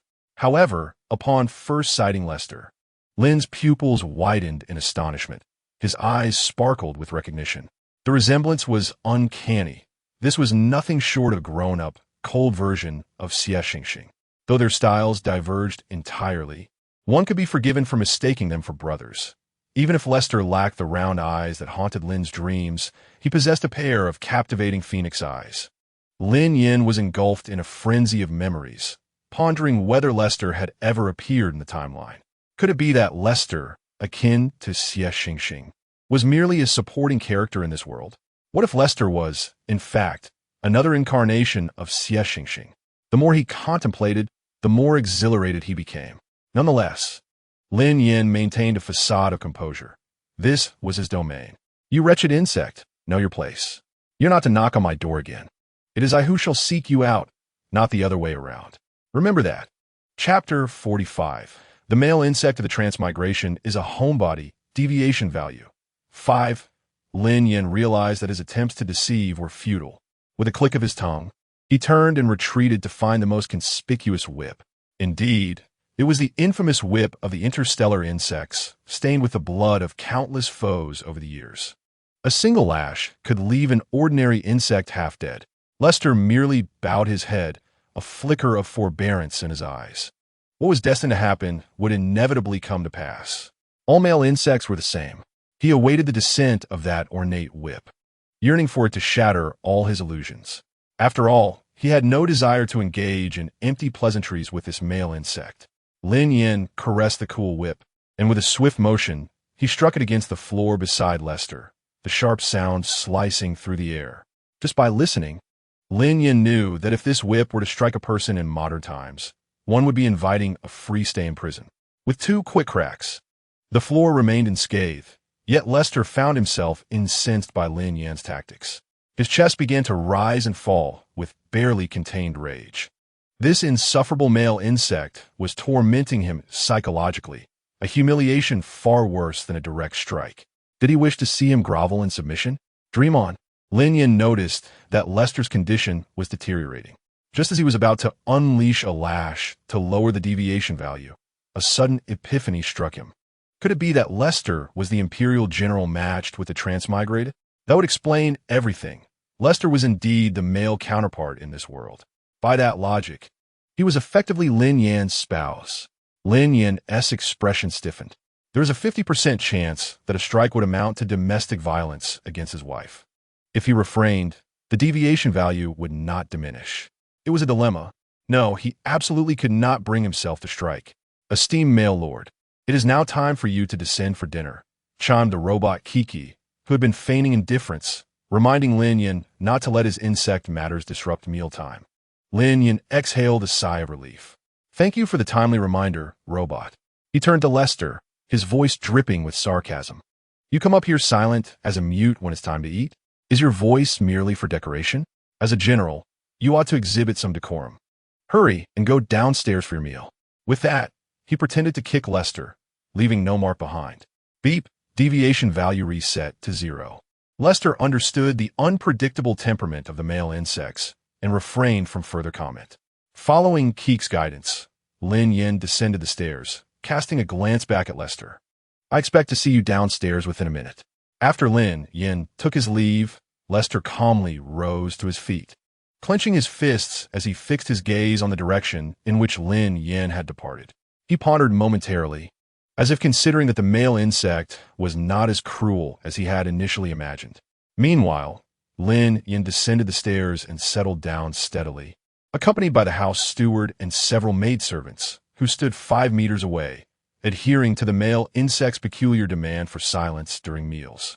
Lin Yan gestured for the servant bringing his dishes to step aside, and as he faced a table laden with an assortment of bizarre fare, he fell into contemplation. Among the myriad of dishes, he recognized only one that resembled a green vegetable, while the rest consisted of unfamiliar meats. The air was devoid of any appetizing aroma. He picked up a fork and chose a dish that bore a resemblance to a chunk of pork, placing it in his mouth. How can one articulate Lin Yan's feelings at that moment? The sweetness of this small morsel was alarmingly excessive, an overwhelming fishy sweetness that invaded his palate. Without hesitation, He expelled it from his mouth. What vile dish! Was this truly meant for human consumption? No, it was clearly meant for insects. The surrounding insects, lacking the privilege to observe the male insect's meal, remained oblivious to Lin Yan's peculiar reaction. It was no wonder that newcomers struggled to assimilate into this realm. Even the most fundamental aspect of sustenance presented a significant disparity. Suddenly, Lin Yan sprang to his feet. He had no desire to sample any other dishes, as he could not possibly endure them. To his astonishment, even the food deemed acceptable for the original insects was intolerable to him. He swiftly selected the dish that resembled the green vegetable, which, to his relief, tasted like greens infused with honey, a solitary delight amid the repugnant offerings. Lin Yan sighed in resignation. In this world, sustenance would undoubtedly pose a considerable challenge. He called for the steward in a low voice. "Bring me a vial of nutrient solution." The steward bowed in acknowledgement, replying, "Yes, esteemed male, I shall fetch it for you at once." In a short while, Lin Yan reclined against the golden throne, shaking the vial of nutrient solution in his hand. This solution was colorless and tasteless, yet effectively sustained an insect's energy for an entire day. Lin Yan lifted it to his lips and drank it in one swift motion. The flavor was tolerable, though he could not identify its composition. Out of the corner of his eye, he noticed 2 rows of kneeling insects.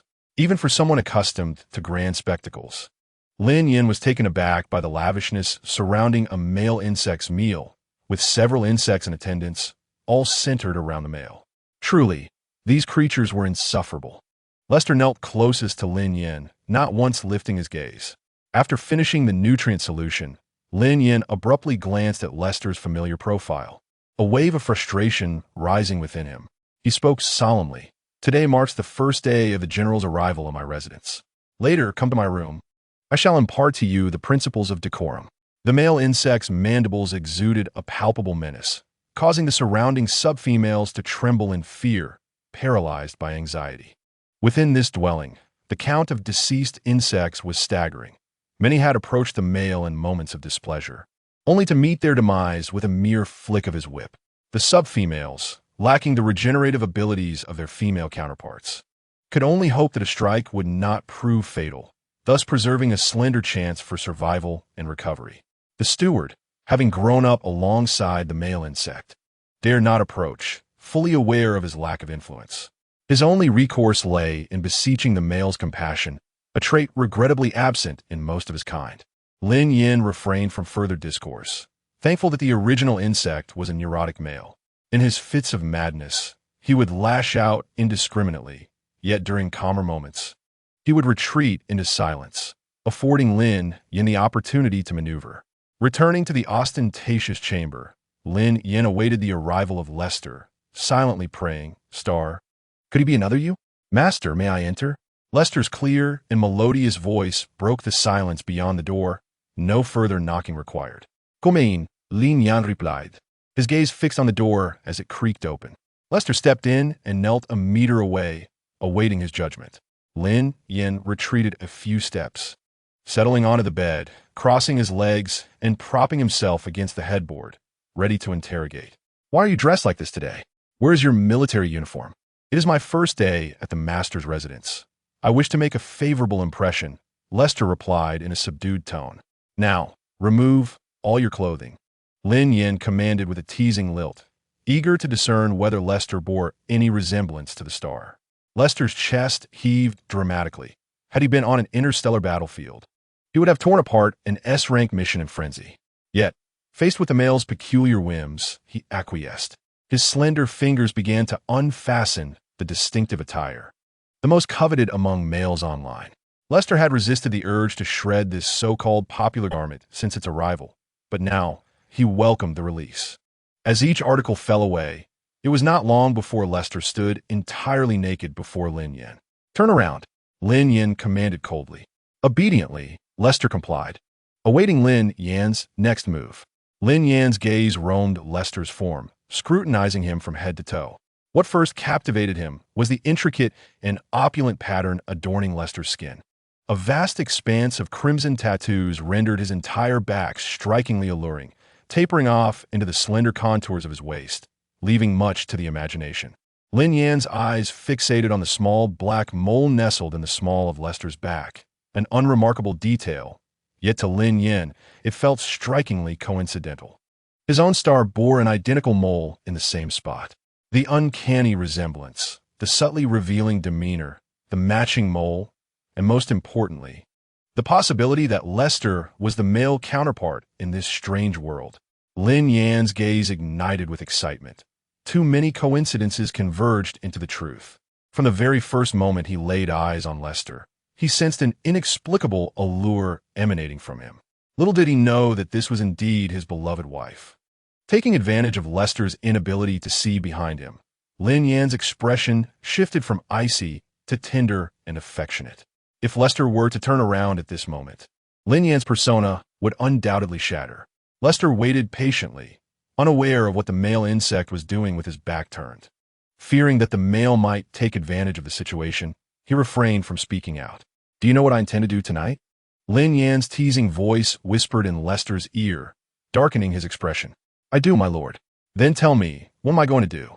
Lin Yan observed Lester standing stiffly with his back to him, his voice laced with mischief, eager to see how Lester would respond. "Please, my lord, have mercy on me." Lester could not find any words of plea. He could only acquiesce to Lin Yan's mischievous temperament.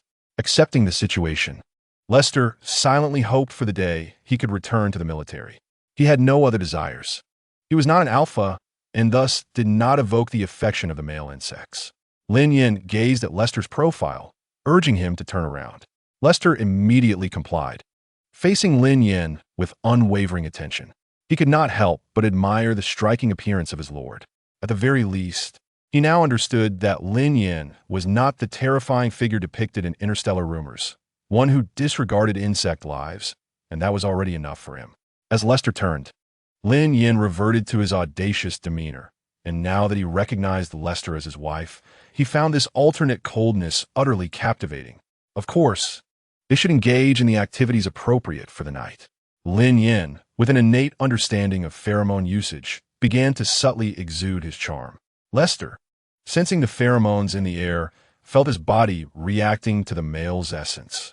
To Lester, it seemed that Lin Yan was about to initiate a friendly interaction between the two. Thus, he knelt sincerely, drawing closer to Lin Yan. Lin Yan, aware that most males would typically subdue the female before engaging in intimacy to assert dominance, knew that the female's formidable recovery abilities would ensure her well-being by the following day. With a smile in his eyes, Lin Yan, concealed from the kneeling Lester, picked up a decorative whip from the room and waved it gently a few times. Indeed, it was far more practical than that ostentatious whip. At least this one lacked overwhelming force. With a sharp crack, the whip descended upon Lester, and Lin Yan exerted only half the strength of this body. To an ordinary female insect, the pain inflicted by a simple whip was merely a fleeting sensation, almost negligible. Lester's expression remained unchanged, his gaze fixated on the floor. Lin Yan delivered several more lashes, each one ineffective and devoid of pain. He certainly did not desire for Lester to truly suffer from the whip's sting. In a low voice, he commanded, "Lift your head and look at me, you despicable wretch. Why do you persist in lowering your gaze?" Upon hearing his words, Lester raised his eyes to meet Lin Yan's gaze, which was brimming with wicked amusement. He found himself perplexed by Lin Yan's current gentleness, yet remained silent. Obedience was the best protection for a female insect in the presence of a male. In the next moment, Lin Yan provided Lester with an answer. Approaching him while holding the whip, Lin Yan's delicate hands clasped Lester's neck, applying pressure just enough to compel him to maintain an elevated posture. Drawing closer, until Lin Yan's breath was warm against Lester's face, their eyes locked in an intense exchange. At that moment, Lester's expression shifted to a state of confusion. Unable to discern whether it was the pheromone's influence or the hope kindled by the insect before him, Lin Yan, observing Lester's gaze, understood that he was ensnared. In a soft, seductive tone, Lin Yan uttered, "Do not remain on the floor. Come to the bed." Lester complied, shifting from the hard floor to the soft embrace of the bed with a slight rustle.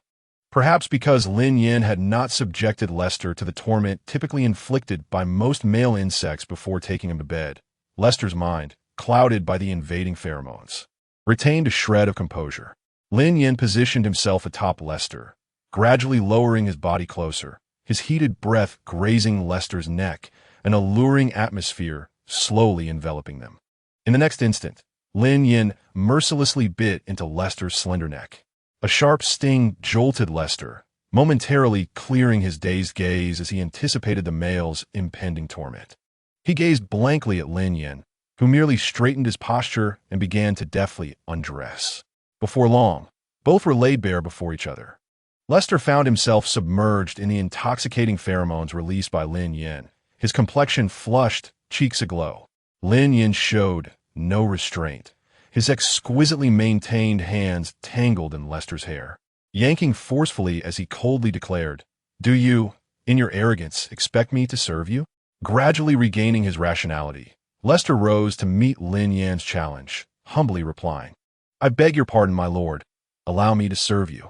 With that, he adjusted their positions, recalling the lessons learned in school on how to please a male insect, and began to put those teachings into practice upon Lin Yan, igniting a spark of youthful desire within him. Lin Yan, of course, chose to endure the flattery of his wife, silently observing Lester's cold demeanor as he engaged in indescribable acts, occasionally nudging Lester to assert his authority. Eventually, Lin Yan took the upper hand, mercilessly commanding Lester, immersed in passion, to call him husband repeatedly, overwhelming him with a sense of bliss. Chapter 47. The Male Insect's Journey. A recluse, the fragmented sunlight cascaded over Lin Yan as he firmly enveloped Lester in his embrace. Lester, already awake, possessed a strong sense of time, arising promptly as per his nature. He lay on his side, attending to matters concerning the military, devoid of sensation, save for a profound feeling of satisfaction. In the interlude of his tasks, Lester found himself reflecting on the wildness of the previous day. Little did he expect that Lin Yan, the illustrious insect, could be so gentle in bed, despite his notorious reputation for being exceedingly harsh. Yet, today, he was remarkably coherent, not languishing on the floor, indicating that Lin Yan was, for the moment, dependable.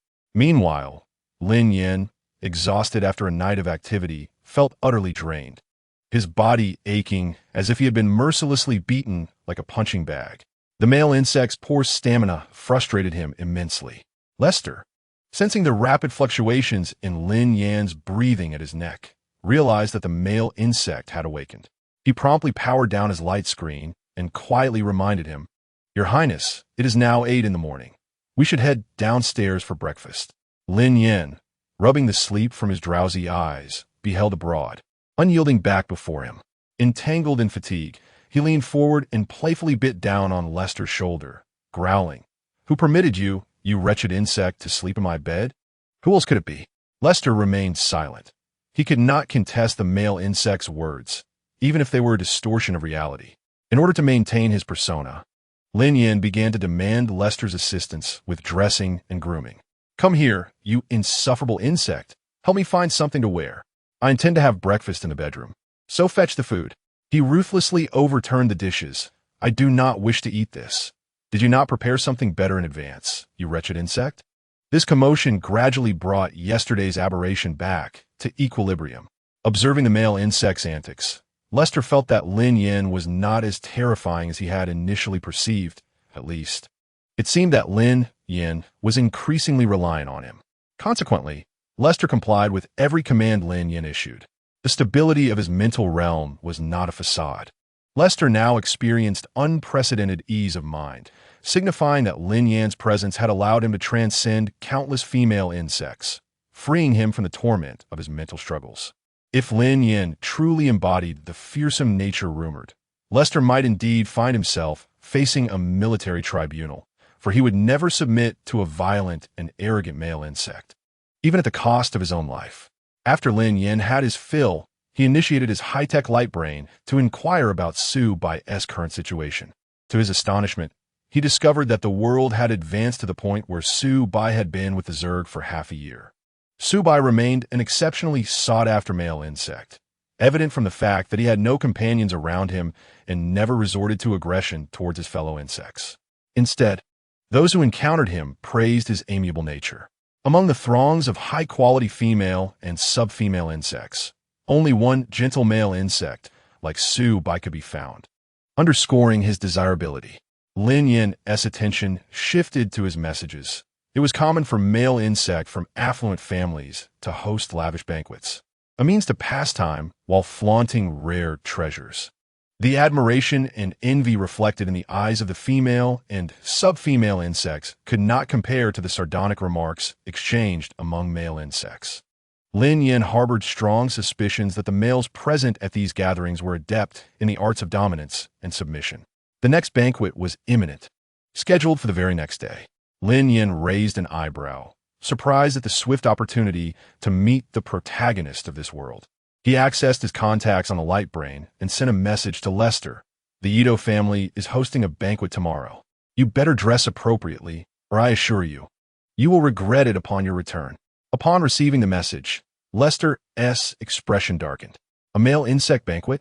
That was the infamous interstellar death circle, where the mortality rate for female and sub-female insects soared to 10.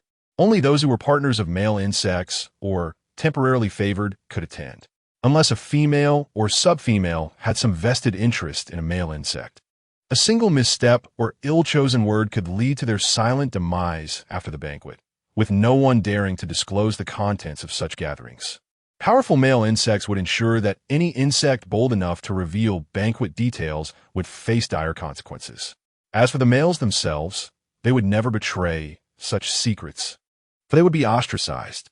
The following day, Lin Yan was left speechless at Lester's flamboyant attire. He had forgotten that the aesthetic of male insects leaned towards the extravagant and ostentatious. Having donned the attire, they proceeded to the banquet. Upon arrival, Lin Yan was respectfully ushered inside by the doorman at a mere glance. Lin Yan's strikingly beautiful face had captivated the galaxy, but his personality had deterred many female and sub-female insects. Even those undeterred by danger would quickly submit after a taste of his wrath. Pure aggression without any allure was intolerable. The doorman, observing Lester maintaining his composure beside Lin Yan, mused that finally, there was an insect who could stand by Lin Yan without fear of retribution, suggesting that today's banquet would likely be less brutal than usual. Along the way, Lin Yan encountered numerous male insects, each of whom greeted him, casting sidelong glances at the renowned imperial general beside him, their eyes filled with mockery and malice. Lin Yan, feeling particularly cheerful that day, chose to forego his usual facade of irritability. Upon entering the grand hall, Lin Yan immediately spotted the striking figure of Su Bai. Can you imagine? Su Bai stood at a height of 170 centimeters, among the tallest of the male insects. Around him, there were few insects, perhaps because the majority of them were too proud to look up at others. Su Bai felt a piercing gaze directed at him. Upon raising his eyes, he encountered the menacing insect that was fixated on him. A wave of disgust surged within him, yet he maintained a polite smile and nodded in acknowledgement. When he had first attended a gathering here, he had approached the original insect, Lin Yan, with excitement, eager to exchange coded phrases. Odd changes even remain the same. 1, 2, 3, 4, 5. The bright moonlight before my bed. The bewildered expression on Lin Yan's face had rendered Su Bai's own countenance rigid. As Lin Yan struck the subordinate female insect that had entwined around him, Su Bai's rigidity transformed into disappointment and revulsion. He realized that this was not a fellow countryman, and hope was futile. Watching Lin Yan divert his gaze, Su Bai silently rolled his eyes. This insect was troublesome, prone to violence and petty grievances. Gradually, the banquet grew more animated, teeming with male insects that one would not encounter even after traversing 10 streets in the outside world. Alongside countless subordinate female insects clad in mere scraps of fabric, all maintaining polite smiles as they faced every male insect. The formal proceedings had yet to commence.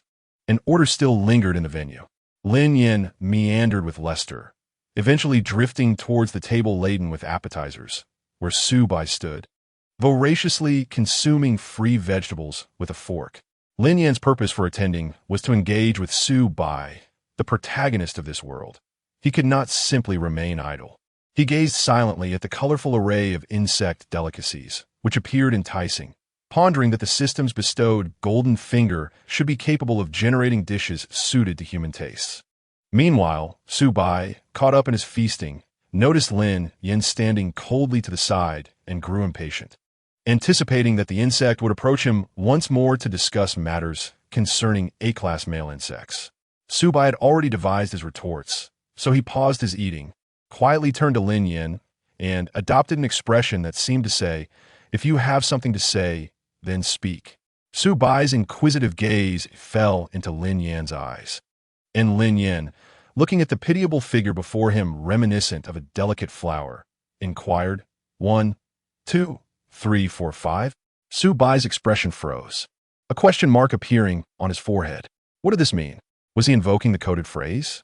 Noticing that Lin Yan's demeanor was less restless than before, a flicker of curiosity arose within him, and his gaze softened considerably. He replied with a hint of irritation, "What do you mean by that? May I ask if you know the next line?" He was not new to the Zerg. Deceiving him would not be so effortless. I am well aware. The next line is a secret." Lin Yan deliberately paused, gazing at Su Bai's eager little eyes, and for some inexplicable reason, he recalled Fang Xingyang's foolish expression. He inwardly sighed. Why are all the male leads so utterly foolish in this world? Su Bai felt a surge of urgency, yet he maintained a facade of provocation, appearing indifferent as if to say, "Speak or don't, it matters not." Lin Yan, not wishing to prolong the suspense, softly remarked, "The next line is a secret. There are many eyes and ears here among the Zerg. If you wish to hear it, you'll have to come to my home." Su Bai fought the urge to roll his eyes again. This foolish Zerg was clearly toying with him, venturing into Lin Yan's territory. Who knew what sort of fabricated accusations this cunning creature might ensnare him with? Deceive him? Not a chance. Su Bai did not oppose Lin Yan, who was behaving relatively normally at the moment. He merely maintained a polite smile and replied, "If time permits, I would certainly visit. Who wouldn't want to see the grand mansion of Lin Yan, the illustrious Zerg? Can I not perform superficial pleasantries?" Lin Yan recognized Su Bai's sarcasm. After all, the original Zerg had resided in the most developed capital of the star system after reaching adulthood, occupying a space large enough to accommodate 1,000 Zerg.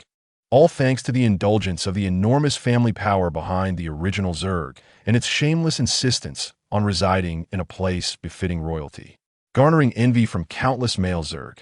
At this moment, Su Bai's gaze fell upon Lester nearby, and he found it difficult to look away. Most of the Zerg here were strikingly handsome, dazzling in their appeal. Upon his arrival, Su Bai had felt an overwhelming animosity from this world, for his own handsome visage seemed diminished among the crowd. Despite the numerous Zerg praising his appearance, he was acutely aware of his own likeness. Yet, Lester stood out even more prominently, with chiseled features, piercing eyes, and a proud nose, truly a paragon among men. How could he possibly be a female Zerg? And to make matters worse, he was claimed by that brutish Lin Yan. The sky had fallen weight. Lester didn't have a suppression ring around his neck? Su Bai was astonished by Lin Yan's unusual decision not to impose a suppression ring on Lester, such a rarity, given that brash Zerg's attitude towards others. How dared he come without one? Su Bai's scrutinizing gaze towards Lester irked Lin Yan, and recalling that the narrative Lester was the official pairing with Su Bai only intensified his displeasure. "So, Su Bai, are you perhaps taken with my female Zerg?" Lin Yan spoke almost nonchalantly, contemplating that if Su Bai's response proved inadequate, it would be wise for him to endure a bit more hardship to regain his composure. Su Bai retracted his gaze of disappointment, silently lamenting that Lester had fallen into Lin Yan's clutches and would not enjoy a peaceful existence. He dared not meddle in the affairs of the insect world as he had upon his arrival, for the burden was too great to bear, especially when faced with the unpredictable nature of Lin Yan. "Your Excellency, such words are unwarranted. I simply found myself captivated by the renowned interstellar general, hence my prolonged observation." "You two are indeed quite the perfect match," Su Bai complimented Lin Yan with a smile, well aware that flattering such mindless creatures was a safe endeavor. As for the meaning behind Lin Yan's earlier remark, he fundamentally doubted that hope had indeed arrived, wishing to avoid the pain of having his hopes cruelly dashed again. With the banquet about to commence, he could only hope that this insect would not succumb to another fit of madness. Lester stood silently beside Lin Yan, displaying little reaction to the esteemed colleagues they encountered along the way or the famous insects frequently featured in interstellar news. At that moment, Lester felt that the socializing among male insects was a tedious waste of time. He had little knowledge of this banquet, having previously lacked interest in what male insects gathered to discuss. Now, however, he found it essential to understand their fervor for hosting such events. The hall was unimaginably vast for ordinary insects. Setting aside the exquisite, priceless fountain, the colorful crystals used for decoration dazzled the eye. The numerous gemstones embedded in the walls were already sufficiently radiant, casting a captivating glow. Within this expansive hall, there were even dozens of high chairs scattered across various corners. Though at that moment, these chairs remained entirely unoccupied, with not a single insect perched upon them. Most male insects attending the banquet would linger in the hall, awaiting the commencement of the festivities. As an A-grade male insect, Lin Yan's lavish, fragrant invitation, carelessly discarded, indicated not the first-floor hall, but rather a private box on the second floor, reserved for the powerful and influential. Lin Yan's presence on the first floor caused many male insects to steer clear of him. While ill-tempered male insects were common, those as neurotic as Lin Yan were rare. When encountering insects of a lower rank, he regarded them with a gaze of disdain, as if to convey that such ants dared not gaze upon him, preferring instead to form cliques and lead small factions. Glancing at the notification, Lin Yan noted that the banquet was about to commence. He summoned a nearby female attendant and ascended to the designated box to await the festivities. During this time, he fortunately did not cross paths with any high-ranking insects known to Lin Yan, sparing him unnecessary exchanges. It seemed these higher-ranked insects deemed it beneath them to meander about the first floor. As for Su Bai, lacking in influence and background, yet possessing a commendable rank, he was widely recognized as an easy target and harbored no objections to remaining on the first floor. In a lavish private box, Lin Yan sat with an air of nonchalance, while Lester quietly knelt beside him. Lin Yan's hands wandered restlessly over Lester's form, playfully caressing and teasing. His fingers roamed from cheek to hair, all the while warning Lester with a subtle, yet firm reminder. Lester, once the banquet commences, I shall not tolerate any unwelcome words from you. My previous leniency stemmed from a moment of good humor. Should my mood shift, I would ensure that you experience the depths of despair. Lester's eyes dimmed at the admonition, yet he replied softly, My lord, I understand. Suddenly, an unfamiliar melody cut through the previous soothing music, filling the hall as the seats began to fill with an array of vividly colored insects, each accompanied by their restrained female counterparts. Lin Yan, intrigued by the peculiar tune, raised an elegant brow. Each banquet had its own unexpected twists, and he wondered what this gathering would unveil. As the feast officially commenced, the dark crimson curtain that had shrouded the stage slowly unfurled, plunging the room into silence as the attendees awaited the evening's revelations. A figure clad in gleaming silver attire and adorned with a white mask stepped forth, addressing the assembly with palpable enthusiasm. Welcome, esteemed guests, to the banquet hosted by the Ito family. We now commence the first segment. The music shifted once more, transforming into an elegant and lively melody, while an attendant brought forth several large boxes, comparable in size to bookcases, placing them upon the stage. The host continued, I trust you are all familiar with the items we shall showcase today, so I shall refrain from lengthy introductions. With a deft snap of his fingers, the once ordinary boxes became entirely transparent, revealing within them exquisite pairs of wings that shimmered alluringly, captivating all who beheld them. Each pair of wings possessed its own unique splendor. Some glimmered like golden dragonfly wings, small and intricate, while others displayed hues reminiscent of a starry night sky, evoking the ethereal beauty of butterfly wings. Yet, the most striking of all was the pair positioned at the center, crafted with an astonishing transparency as if carved from the purest crystal. The delicate veins of the wings radiated with a spectrum of colors, akin to shooting stars traversing the night sky, an awe-inspiring sight that not only dazzled the eyes, but also exuded an irresistible allure to the insect audience. In an instant, gasps of admiration echoed throughout the hall as the attendees marveled at the extraordinary wings before them. Their expectations surpassed in a most delightful manner. The pair of wings before them was an exquisite collectible, a source of immense pride.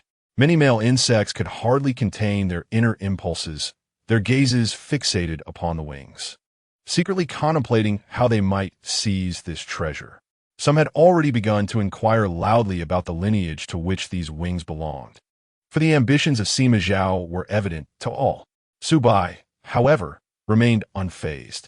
He had encountered enough of these splendid displays to discern merely a difference between the beautiful and the more beautiful. Given the aesthetic sensibilities of the insect race, it was absurd that they would covet what had been stripped from their own kind, revealing them as a group of unrestrained and reckless creatures. Within the private chamber, Lester's pupils widened at the sight of the wings displayed prominently at the center, a familiar sight indeed. The host insect took to the stage to announce, "Ladies and gentlemen, please remain calm. What you behold is an exceedingly rare specimen from the ancient Gun clan, whose dazzling wings, a century ago, were valued as staggering 100 million insect coins during the fervor of wing collection among the male insects. Today, the esteemed Lord Iliator from the Eider family has been fortunate enough to exchange for this treasure, showcasing it for your admiration, a beauty beloved by you all 100 years prior." In truth, during that wave of excitement, countless male insects had ruthlessly sought to claim the wings of the Gun clan merely for display, nearly leading to the clan's extinction. It was only after the Gun clan withdrew from the Central Star under undisclosed terms that they managed to barter for their survival. Lester had not anticipated encountering the wings of the Gun clan in this place. Suddenly, he was reminded of a gentle and sorrowful female insect within the Light family, a being said to have lost her wings, yet remained cherished by the family's patriarch. She was named Gyu Zun. "How beautiful!" Lin Yan couldn't help but exclaim, captivated by the vibrant colors of the wings. From a human perspective, they resembled insect wings. Indeed, a sight to behold. From an insect's perspective, they embodied a blood-soaked beauty. Lester remained silent in response to Lin Yan's praise, although there were many wings present. The fundamental truth was that the loss of wings did not equate to the loss of life. At most, it meant never flying again. For most insects, simply keeping their wings in the possession of a male and surviving was already a fortunate outcome. "I feel as though I have yet to see your wings. Shall you show them to me next time?" Lin Yan's hand continued to mischievously caress Lester's jaw, his tone laced with playful coaxing. "My markings are so exquisite. Your wings must surely surpass those down below. Wouldn't you agree?" Lester felt his breath quicken at Lin Yan's words, a faint flush creeping across his face as memories of that unforgettable night flooded back. Lin Yan's indescribable actions concerning his markings. He resolved that he could never allow a male to take his wings. They were an integral part of his being, a vital aspect of his existence. Lester closed his eyes momentarily, regaining his composure. If it truly came to that, he would have no choice but to fight to the bitter end. Lester whispered, "I am at your command, my lord. I find myself quite intrigued by the prospect of what kind of wings you, a mere insect, might possess." Lin Yan couldn't help but exclaim, envisioning the exhilarating scene of Lester unfurling his wings. The display of wings on stage lasted a mere 5 minutes before being retracted. The patience of the male insects is rather limited. For every creature captivated by the wings, there were those who showed little interest, and soon, several large boxes were brought forth once more. Following the same procedure, with a snap of the fingers, the transparent boxes revealed their contents, transitioning from wings to insects. These were all exquisite subfemales, so alluring that they evoked a sense of pity. Some male insects gazed at these delicate subfemales with a desire to rescue them, their eyes betraying a hint of depravity. It was evident that these subfemales would not fare well in the hands of these insects. The host insect spoke at an opportune moment, announcing that these subfemales could either be exchanged or purchased outright, with the noble gentleman able to communicate via their light brains. Selling subfemales? Lester's fists clenched tightly. Within 5 minutes, this round was swiftly concluded.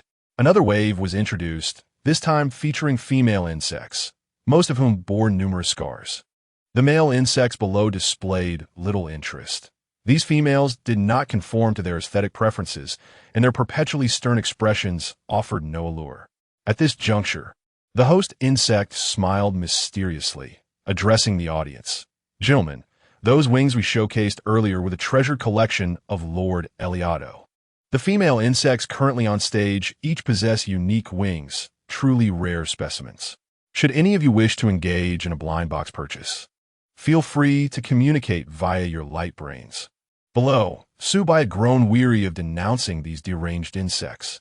Now, they were even encouraging the males to remove the wings of these females and discard them. Were these insects out of their minds? Subai could only muster countless eye rolls. Lester knelt beside Lin Yan, his fists nearly turning purple. Chapter 50. The transcendent male insect is a homebody. However, throughout this entire transaction, Lester remained silent beside Lin Yan, fully aware that in the face of such brutal male insects, there was no chance for mercy. Nor would he want to lose the precious novelty that the males provided. Indeed, Lester did not believe that aside from his reputation as a general of the empire, there was anything else about him that Lin Yan would admire. As long as Lin Yan had not grown weary of him, he could only strive to maintain the status quo, and that was sufficient. The banquet swiftly progressed to its second segment, as the host insect gracefully made his way to the center of the stage.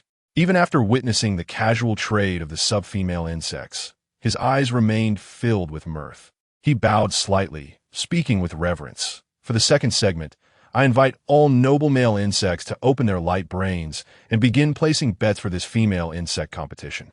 Each female insect's unique characteristics are detailed for your enjoyment." With that, the host insect hastened off the stage, and a colossal screen materialized, showcasing a setting reminiscent of a duel arena, where over a dozen female insects stood, each clad in dark, shimmering attire, their eyes brimming with exhaustion. It is indeed true that, despite the unappealing appearance of the female insect, her fighting prowess is formidable. Today, I am certain that I will select the fortunate contender. Just wait and see. My goodness, the quality this time seems exceptionally fine. The male insects, seated in their places, sifted through the information displayed on their holographic devices, each exuding an air of inevitable triumph. Lin Yan, observing the screen in his hands, could not help but chuckle derisively, resting his forehead in disbelief. Every banquet features these trivial contests. How tiresome. "Ah, you wretched insect, tell me honestly, which contender on the screen do you believe will claim victory? A correct guess will earn you a reward." Leicester's gaze fell upon the large screen below, where an exceedingly familiar female insect caused his pupils to constrict sharply. Was that not his recently appointed female aide? She had even resigned from her military position, claiming she had encountered a remarkable male insect. Leicester, well aware of the nature of this banquet, understood that there would be no favorable outcome for her on the screen. He rasped out a question to Lin Yan. "Lord Male, what type of contest is this? Can you not discern? It is a fighting contest. The most formidable will emerge alive. Quickly, tell me which one you deem powerful. You wretched insects should know the art of combat best."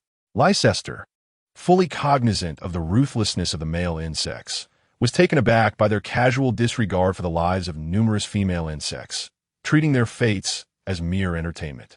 Was their enjoyment truly derived from witnessing the brutal slaughter of the female insects merely to pass the time at the banquet? How vile! No longer clenching his fists, Leicester coldly informed Lin Yan, "Lord Male, I believe number 8 is a viable choice." Lin Yan chuckled, though the mirth did not reach his eyes. He ruffled Leicester's silvery hair and remarked, "I shall heed your counsel today. Do not let me down." With that, he casually wagered a considerable sum of star coins on the 8th female insect. Downstairs, Subai found himself at a loss for words, lacking sufficient star coins to bet. He was compelled to witness these insects engage in combat. These creatures, resembling humans to a striking degree, made it impossible for him to envision the gruesome scenes as mere cricket fights, despite his numerous attempts.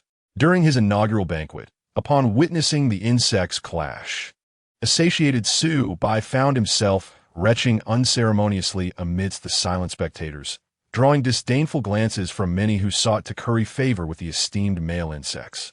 Unintentionally, he had managed to evade considerable trouble.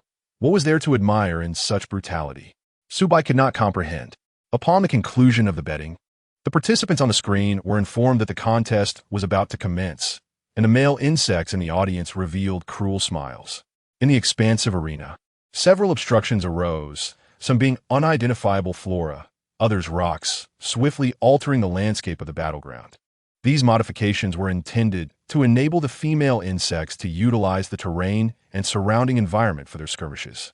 Each female insect had her own individual viewing screen, allowing Lin Yan to observe every movement of number 8 with a mere touch of his holographic device, capturing every angle without fail. At this moment, Lin Yan has projected the 8th contestant onto the private box. This 8th contestant, in contrast to the other female insects, emanates a persistent light of resilience. Lin Yan is unaware that he is the aide-de-camp of Lester, but he is intrigued by the performance of the 8th, chosen by Lester. Initially, the 8th remained in a state of concealment, seemingly reluctant to engage in the competition. His agile form and keen perception of the surrounding environment piqued Lin Yan's interest. Could this 8th possess some skill? Is hiding truly beneficial? After all, only one insect can emerge victorious in this contest. Casualties have already been reported among the other contestants. Yet the 8th continues to evade confrontation, remarkably making it to the finals, securing a place in the top 3. Suddenly, the 8th, concealed among the foliage, executed a nimble roll forward to evade an impending attack, revealing the presence of another contestant, the 3rd, looming threateningly behind him. The 3rd's eyes glinted with murderous intent as he declared, "I've been searching for you. Stop hiding and let us engage in a proper fight. I know you are formidable." The 8th displayed no visible emotion. His lips moved as if to speak, yet silence prevailed. Noticing the 8th's reticence, the 3rd charged in, initiating the clash. Both competitors fought barehanded, each strike accompanied by a fierce wind, each aiming for the other's life. The battle concluded more swiftly than anticipated, with the 8th emerging victorious. Perhaps the 8th had conserved his strength, or the 3rd, having battled his way to this point, was already fatigued. Regardless, the 8th secured an effortless triumph. The 3rd was sent flying, resting against the plants, blood trickling from his mouth, his inside shattered. Thanks to the formidable regenerative abilities of the female insects, he would not perish, yet there was no time left for recovery. The 3rd, with great effort, raised a hand to wipe the blood from his lips, managing a bitter smile as he proclaimed, "I knew I couldn't defeat you. Alas, I cannot return now. I shall not make things difficult for you." With that, the 3rd summoned his remaining strength to end his own life. The 8th's victory over the 3rd elicited gasps of astonishment from the male insects who had been quietly observing the spectacle. Though the 8th had not been proactive, the 3rd had fought his way through the competition, leading many males to believe the 8th had taken advantage of the situation. Those who had supported the 3rd expressed their indignation, chastising him for his foolishness. Why not wait before confronting the 8th? He brought about his own demise, regardless of the spectators' opinions. The competition has now reached its climax, with only 2 insects remaining, the 8th and the 9th. Lin Yan lazily raised an eyebrow and glanced at Lester beside him, who was intently focused on the match. Leaning closer, Lin Yan tugged at Lester's silver hair and whispered in his ear, "If the 8th triumphs, are you curious about what reward I might bestow upon you?" Lester, confident that his aide would not falter, was instead intrigued by the aide's presence at the banquet competition. He softly complimented Lin Yan. "Becoming the queen of the male lord is already the finest reward I could hope for." Chapter 51. The male bug's unexpected encounter caught off guard by Lester's words. Lin Yan felt an involuntary smile tugging at the corners of his mouth. Although he secretly reveled in the moment, he maintained his composure and scoffed at Lester. "You lowly bugs simply relish in flattering the hearts of your kind. If I'm not mistaken, your interstellar school's course on winning over male bugs must be unparalleled." Lester fell silent, merely inching closer to Lin Yan, who found the attention quite gratifying. Meanwhile, as the atmosphere filled with pink bubbles the female bugs on screen had already engaged in combat without hesitation. Number 9 and Number 8 were clearly not ordinary females. Number 9 leapt from a tree, executing a somersault in midair, wielding her blade like a weapon against Number 8. Number 8 hesitated for a moment, swiftly retreating, as their back-and-forth battle rendered the male bug, who had previously believed Number 8 had the upper hand, speechless. Only the strongest females would emerge victorious, after a prolonged exchange where neither side gained the upper hand. A fierce intent flashed in Number 9's eyes as she prepared to counter Number 8's assault. Unfurling her wings, she aimed to ambush her opponent. However, unlike the majestic display in the first segment, Number 9's wings appeared dark and menacing, resembling innate instruments of war. As she enveloped herself with her wings, Number 8, despite attempting to retreat in time, suffered a grievous wound as the razor-sharp edges of the wings sliced through her flesh, blood gushing forth. At that moment, Number 8 faced the scorn of the male bugs in the hall, not because of her skills, but due to the fact that her wings were merely traditional tools for flight, lacking the lethal prowess of Number 9's. A glimmer of confusion crossed Number 9's mind. It was evident from their techniques that both were military bugs, yet Number 8 possessed no formidable weaponry. She should have unleashed her wings from the start. The disparity between a bug with winged assistance and one without was stark. Confidence surged within Number 9 as she flapped her wings, poised to conclude this bloody confrontation. Number 8, undeterred by Number 9's rapid approach, met her with unwavering determination. Suddenly, Number 9 halted abruptly before Number 8, revealing that Number 8's tail hook had delivered a fatal strike to her chest. Number 9 found herself immobilized, unable to utter a word, her eyes filled with regret. Yet, no amount of regret could change her fate. The toxin on the tail hook claimed her life on the spot. Exhausted, Number 8 managed a bitter smile, reflecting on the tragic reality of her kind turning against each other. If the general were to discover that she had applied the techniques learned in military school upon her fellow bugs, she would undoubtedly face a severe reprimand. The live broadcast froze on Number 8 as she cast a weary glance at the viewing sphere, while the host bug took the stage to congratulate the male bugs who had successfully placed their bets. The victorious female would soon be sent to the home of the male bug who wagered the most, and congratulations were extended to those with the discerning eye to choose Number 8.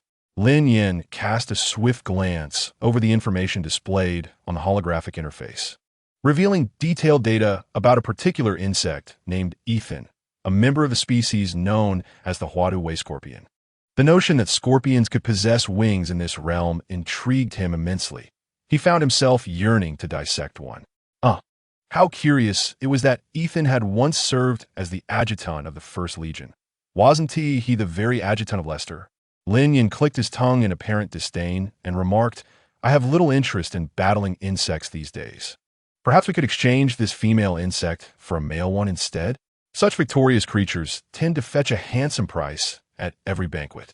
I have acquired quite a few in the past, so recouping my losses this time wouldn't be unwelcome." Listening to Lin Yan's intentions regarding Ethan, Lester felt an overwhelming sense of helplessness. He longed to plead with Lin Yan to spare Ethan.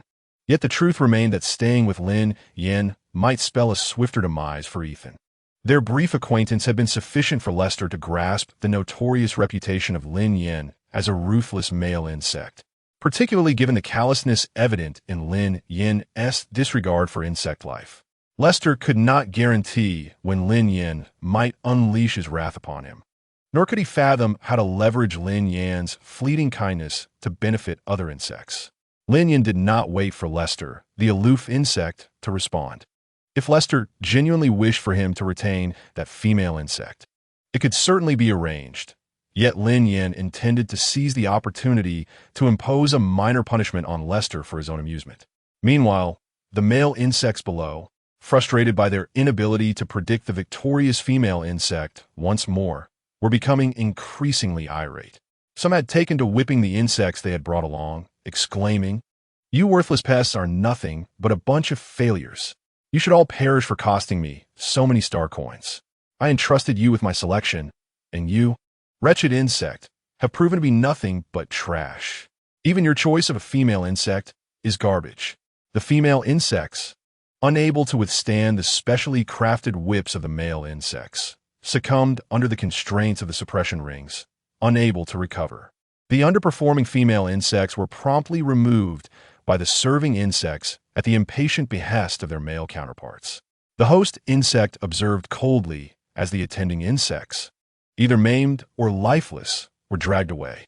In the hall, Subai closed his eyes, attempting to shield himself from the horrific tableau of insect suffering unfolding before him. His chest heaved in response to the cries around him. He dared not intervene, fearing that any action might seal the fate of the insect in question. The bitter lessons of blood had long since silenced the righteous spirit that once resided within Subai. As the agitated male insects gradually calmed, the host insect maintained the same lively tone. The second segment has passed just like that. Now, the third segment has been specially devised by Lord Ilya for this banquet. Let us commence. The host elongated his words, and as the curtain on stage was drawn back, it revealed an expansive swimming pool with diving boards constructed along its edges. The height of the boards was perfectly aligned with the view from the second-floor boxes. Gentlemen, please generously contribute the insects you have brought. Any female insects will suffice. We require 10 insects for this game, which can be registered via the holographic interface. The host bug gazed with eager anticipation at the male bugs present, who eagerly registered on the luminous interface, entirely disregarding the plight of the bugs beside them.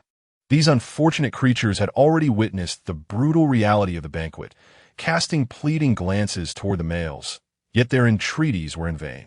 Each distinct game promised a unique thrill, and the males were intrigued by the purpose of the pool. Lin Yan tilted his head, lazily inquiring of Lester. "You wish to participate, you troublesome bug?" Naturally, Lester had no desire to expose himself to the scrutiny of so many males in the grand hall. A flicker of cunning glimmered in his eyes, for he understood that his male master was an unabashed connoisseur of amusement. He feigned submission, murmuring, "But all I desire is your gaze, my master." The lights blazed brightly, an exuberant display of illumination. Had his wife attended a course on high emotional intelligence? A few more words, and he would gladly offer his life for her sake. Chapter 52. The Bug Who Transcended. And homebody male Lin Yan chuckled enigmatically at Lester, patiently awaiting the unfolding of the third segment. The collection of participants was swiftly concluded, and soon 10 males received notifications of their selection. The service bugs directed the chosen sub-females onto the stage, while none from the second floor were chosen. For the high-ranking males, both female and sub-female bugs represented a different kind of prestige, not to be risked in such uncertain games for mere spectacle. The bugs sent to the stage wore expressions of resignation. Even if fear gripped them, they dared not display it. For timidity could be used as leverage against their male counterparts. Those attacked would not provide a favorable outcome for these bugs, easily replaceable at a moment's notice. Each bug on stage was assigned to different platforms, and once the service bugs confirmed their safety, a small red sign emerged beneath each platform. A circle appeared on the scoring board as the host bug ascended the stage, beaming as he began to speak. "Now, dear males, commence your shooting. Entering the circle earns you a point, as long as the bugs on the platforms do not fall. The one with the highest score when the countdown concludes shall be declared the victor. Should any bug fall, all points awarded to that bug shall be reset to 0. Furthermore, should only one bug remain by the end of the countdown, that bug shall also emerge victorious, securing the ultimate prize prepared by the Ito family for this third segment of the banquet. This was quite intriguing. My aim is terrifyingly precise. I shall go first." Each male insect present was equipped with a shooting device. Subai was at a loss for words. Witnessing such a grotesque form of amusement among the insectoid species had become rather commonplace. The male insects below were in a frenzy, heedlessly pressing the devices to launch projectiles at the targets. However, they possessed no marksmanship whatsoever.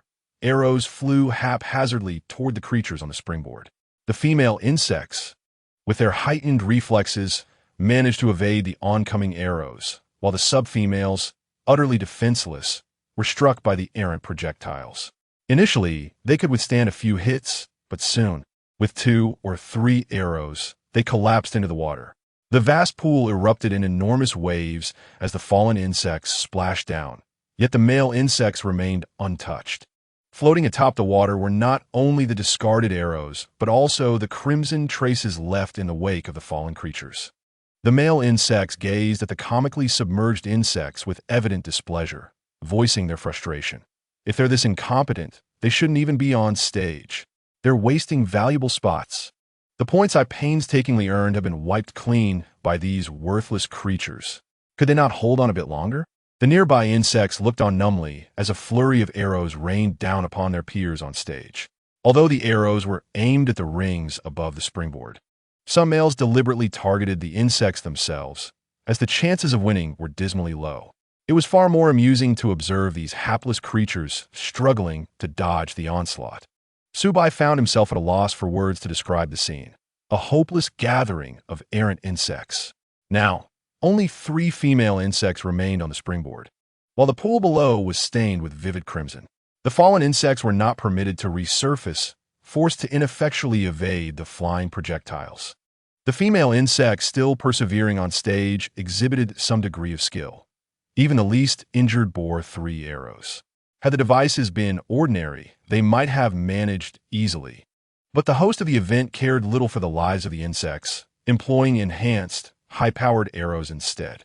As time elapsed, the victorious male insects were promptly announced by the host, while the enduring female insects were finally released from their torment. The visibly distressed insects in the pool were swiftly removed by the attending service insects. A strikingly handsome service insect approached the victorious males, delicately carrying an exquisite tray. Upon seeing what was on the tray, the males could not contain their delight, and the surrounding insects watched with envious eyes. It was none other than the most expensive substance in the galaxy, Stardew. This rare elixir held immense significance for male insects, as long-term consumption could enhance their mental fortitude. The higher a male's mental acuity, the greater his rank, essentially indicating that Stardew possessed the potential to elevate an insect status.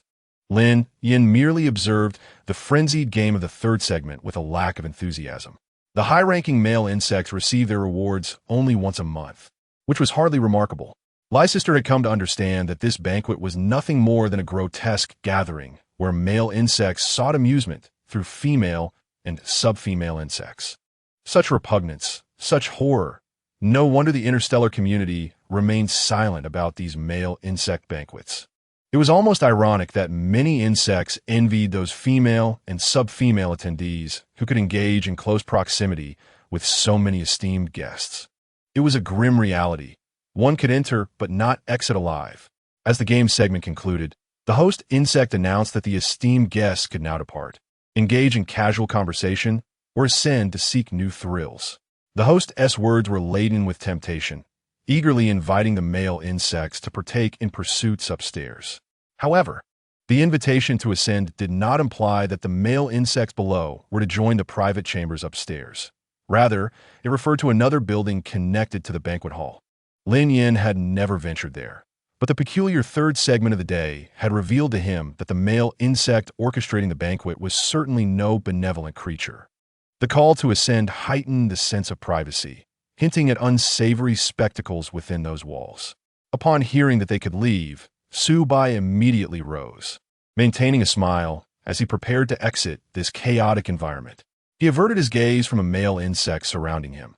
Staying any longer would surely provoke him into combat. Meanwhile, some male insects lingered, not in haste to seek new entertainment. A few were audaciously boasting about purchasing the female insect that Lin Yan had won in the 2nd segment. After inquiring for some time with no response, an impatient male insect summoned a service insect to investigate. To his astonishment, he discovered that the insect in question had been claimed by Lin Yan, who was known for his poor judgment. The male insect frowned, surprised that Lin Yan had experienced a stroke of luck. He dared not challenge Lin Yan, as the latter reveled in victories such as this. Frustrated, a group of male insects abandoned conversation and made their way upstairs. With a series of knocks, Lin Yan's door was rapped upon. He did not rush to leave, still observing the scene in the hall. Recognizing the visitor without a second thought, he allowed them entry, no longer concerned about formalities. Turning to Leicester, he coldly instructed, Do not speak unless permitted. Leicester nodded in acquiescence. With a resounding thud, the door swung open, revealing the striking red-haired visitor at first glance. Chapter 53. The male insect's journey is that of a homebody. The visitor was remarkably handsome, with subtly upturned eyes that seemed to have been brushed with the faintest hint of shadow. Clad in flamboyant attire reminiscent of a peacock, he wore an expression of satisfaction from the earlier segment. Approaching Lin Yan, he towered over Leicester, who knelt nearby, before fixing his gaze upon Lin Yan. Noticing Lin Yan's casual attire sparked a flicker of curiosity in him. He smirked and spoke with a cheeky tone. Lin Yan, would you be willing to trade the insect from the second segment for one from Flying Cloud Star? Upon hearing Lin Yan's words, he lifted his gaze to scrutinize the red-haired insect before him. This creature, known as Flane, was an A-class noble insect, with whom Lin Yan shared a rather amicable relationship. So, you are acquainted with that insect? With the resources available on this planet, you could exchange for 100 of such creatures. This generosity is quite unlike you. Lin Yan regarded the nonchalant insect, recalling that it delighted in manipulating the emotions of its kind, a rare breed that eschewed violent confrontations. A flicker of inexplicable light passed through Flane's eyes as it awkwardly evaded Lin Yan's jest, raising its hands in a gesture of resignation. This insect is my female attendant. I made an impulsive mistake and cast her into the second round out of anger. Seeing that she still has breath, I've decided to forgive her this once. Nearby, Lester's eyelids twitched slightly as he raised his head to fix an unblinking stare at Flane.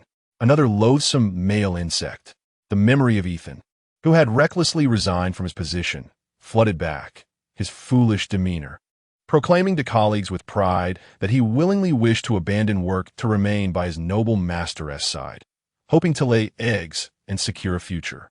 Recalling the battered and weary Ethan, who had fought valiantly for survival moments ago, one could not help but scoff. The fleeting affection of a male insect led to such self-sacrificial devotion, only to be discarded without hesitation when disdain set in. How absurd. Of course, I could exchange him. I've grown weary of battling insects lately, so I want to refuse this opportunity. As he spoke, Lin Yan activated his holographic device to alter the ownership details of the female insect, transferring it to Flane's name. Upon receiving the notification, Flane allowed a satisfied smile to grace his lips. He was already aware of Ethan's combat prowess and did not doubt his ability to prevail in the second round. Allowing him to participate in this banquet was merely a warning. He had invested a considerable amount of star coins in Ethan. Who would have thought that Lin Yan, too, would take an interest in Ethan and even surpass his own investment? This left him preoccupied, pondering what conditions he might employ to reclaim Ethan, especially considering Lin Yan's notorious reputation as a victorious insect harvester. Lin Yan discerned that Flane must have taken advantage of the situation with his attendant, now hesitant to let others know. Once the banquet concluded, he would slink away with abundant resources to trade for the insect, named Ethan, perhaps regretting his earlier decisions. Lin Yan chose not to dwell further on the female insect. Excessive words could lead to unnecessary complications, as the thought processes of the male insects here were indeed peculiar. Thank you for your magnanimity this time. Do visit my home someday. I assure you will be satisfied. Flane tossed his flowing red hair and casually glanced at the kneeling Lester, exclaiming, Your female attendant isn't particularly attractive, yet she bears no wounds. How curious. You understand nothing. Lin Yan cast a frigid, warning glare at Flynn, clearly displeased by his wandering gaze upon Lester. Realizing he had misspoken, Flynn understood that Lin Yan, having gone to great lengths to secure the favor of the Imperial General, likely cherished this relationship dearly. Contemplating this, he refrained from further comment, merely shrugging an apology before declaring, I have matters to attend to. I shall take my leave. With that, he flitted out of the private room like a delicate butterfly, leaving only Lin Yan and Lester behind. I have sent your aide away. Is there something you wish to convey to me? Lin Yan inquired, uncertain of the depth of Lester's feelings for the aide. In response to Lin Yan's question, Lester met his gaze, his eyes serious and full of intent, as he replied, That gentleman has exchanged resources far exceeding those of Ethan to procure him. It is indeed an honor for Ethan's noble master. since Ethan still holds value in the eyes of that esteemed individual. It is far more fitting for him to remain with Lin Yan than to be traded to another noble. Enough of this chatter. I lack the interest to play any longer today. Let us return home. Lin Yan, with his slender fingers, patted Lester's cheek and signaled him to rise, feeling a twinge of sympathy for the prolonged kneeling. How vexing the situation was. Upon hearing this, Lester stood quietly beside Lin Yan. The prolonged kneeling beside noble males was a necessary lesson for sub-females, and it would not be an exaggeration to say that many elite beings in the star systems offered courses on how to kneel more elegantly, each session costing thousands of star coins, with eager enrollment. Lin Yan soon boarded the starship home, with Lester seated beside him. It was evident that Lester's share was significantly lower than Lin Yan's, making Lin Yan tower over him. The pride of those noble males was palpable. To be frank, this starship surpassed any vessel Lin Yan had encountered on Earth, be it a spaceship, airplane, or yacht, in terms of sheer awe.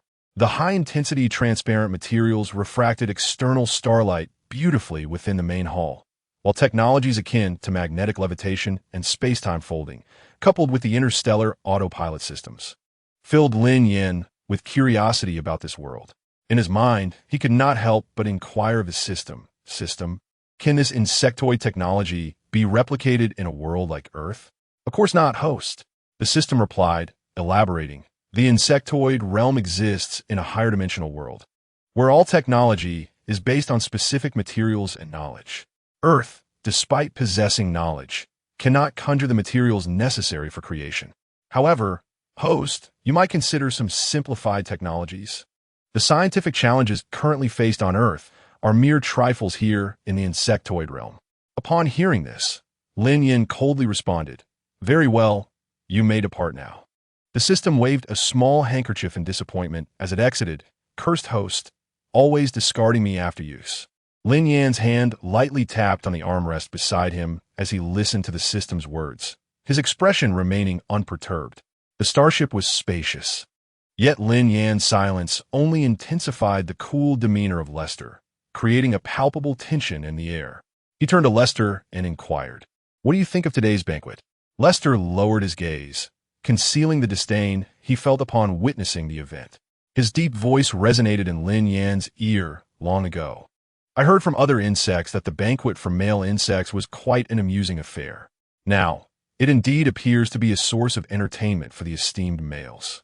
His words were delivered with sincerity and normalcy, and had Lin Yan truly been an original insect, he would have felt flattered. Lin Yan coldly commanded, lift your head and look at me. Lester hesitated for a moment before meeting Lin Yan's gaze. His slender eyelashes no longer drooped as he opened his eyes, revealing irises that shimmered like tranquil, pale blue rivers. They appeared less frigid than when Lin Yan first encountered him, yet Lester's unwavering stare revealed no trace of emotion. Lin Yan let out a soft chuckle, accepting Lester's assessment of the banquet. The various segments of today's gathering would be quite difficult for a modern individual unacquainted with darkness to accept. However, Lin Yan was no ordinary person in his previous world. He belonged to the upper echelons of society, a member of the elite wealthy class who had encountered countless storms in life. For him, this banquet was merely a trivial amusement concocted by the exceedingly affluent, albeit one that had become a prevalent phenomenon within the insect race. The protagonist, Su Bai, was merely an ordinary homebody, not one to dwell in darkness. A staunch advocate of truth, goodness, and beauty, he had committed his gravest sin during university by skipping classes. The incessant, elaborate games of these banquets only served to deepen Su Bai's discomfort, eroding his will time and again. Lin Yan contemplated that perhaps Su Bai could be addressed another day. His wife's current distress took precedence. Before long, the starship arrived at Lin Yan's opulent mansion. Upon entering, 2 rows of feminine attendants bowed in welcome. Lin Yan walked briskly through the hall, conversing with Lester. I shall not renege on my promise from the banquet today. I will reward you as I said. You may now state your request. Lester responded almost immediately, my lord. May I return to the military after a month of marital leave? His words carried a subtle hint of hope, yearning for the opportunity to continue his service. Lin Yan's pace involuntarily faltered, and he turned to glare at Lester coldly. "What? You, this wretched insect, do not wish to remain by my side?" Lester instinctively dropped to his knees, aware that his words had the potential to incite Lin Yan's wrath. Insects who sought to work outside after marriage were often scorned by the males. Clearly, at this moment, Lin Yan's interest in him outweighed any disdain. "No needing," Lin Yan bellowed with a fierce intensity, igniting a blaze of fury that compelled all the insects in the hall to retreat with immediate compliance. Those who hesitated, having learned from the lessons of bloodshed, understood that they could scarcely bear the wrath of a dominant insect. The steward had previously mentioned that Lin Yan's temperament had mellowed since his marriage. However, such a notion seemed far from accurate in this moment. Soon, only the steward remained, waiting patiently for Lin Yan's commands. Feigning an overwhelming rage, Lin Yan's thoughts were consumed by the reality of having transitioned into a new world, where his work-oriented wife occupied his mind. He approached Lester fiercely, seizing his garment with a grip that betrayed his simmering anger. The once placid gaze now blazed with fury as he declared, "Do you truly realize you have provoked my ire? I have graciously bestowed upon you this reward, and yet you insist on uttering words that vex me. If that is the case, it appears you do not desire this reward after all." Lester had never before faced the wrath of a dominant insect. He had always managed to evade the tempests of those who considered themselves supreme. Witnessing Lin Yan's fury, he assumed that Lin Yan was no longer inclined to maintain the facade of a benevolent ruler. In truth, all dominant insects were fundamentally the same. He should not have harbored any expectations.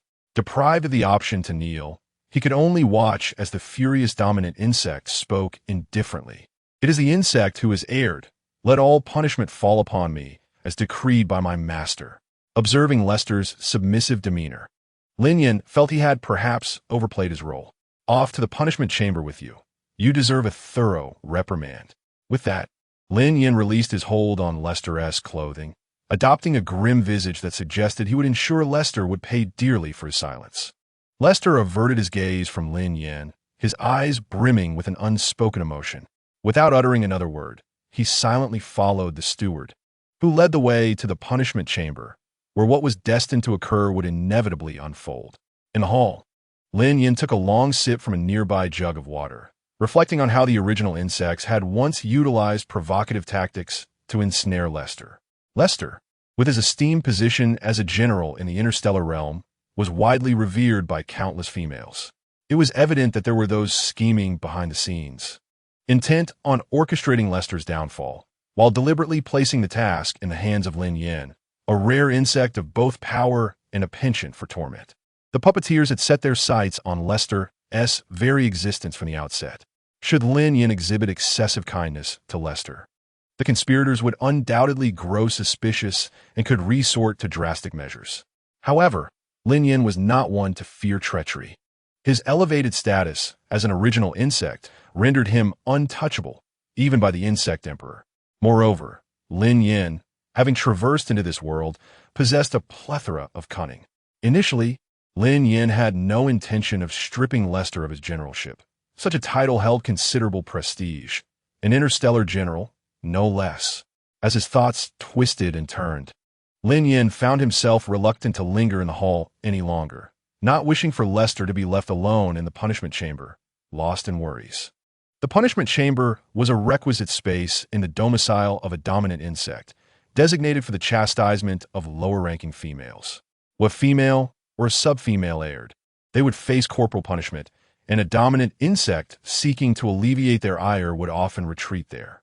More importantly, the chamber was equipped with a myriad of implements. There was nothing an insect could imagine that could not be found within its confines. Typically, dominant insects possessed an array of effective tools for punishment, and Lin Yan was famously known for wielding a ruby whip. With each step, Lin Yan's footsteps echoed on the floor of the punishment room, a space that had long been ordered by him to be completely refurbished. Returning to this place, often frequented by the insect, Lin Yan found it devoid of any scent. Yet he could not suppress his disdain. At this moment, the butler had already withdrawn, leaving Lester kneeling obediently at the center of the room. The atmosphere was not bright, but rather dim, casting a sinister aura, with beams of white light slicing through the gloom, making Lester appear as a servant awaiting a cruel punishment. Lin Yan approached Lester, towering over him, and inquired, "Do you have anything to say?" Lester responded coldly and without hesitation, "Let the mighty Lord punish me." Lin Yan reached out, his hand moving towards Lester's hair, and this time he was far from gentle. Grasping the soft strands, he yanked back with little mercy, forcing Lester to look up at him, his voice as icy as a serpent's. "I realize I was mistaken before. In your current state, you hardly seem like one who has learned how to please insects."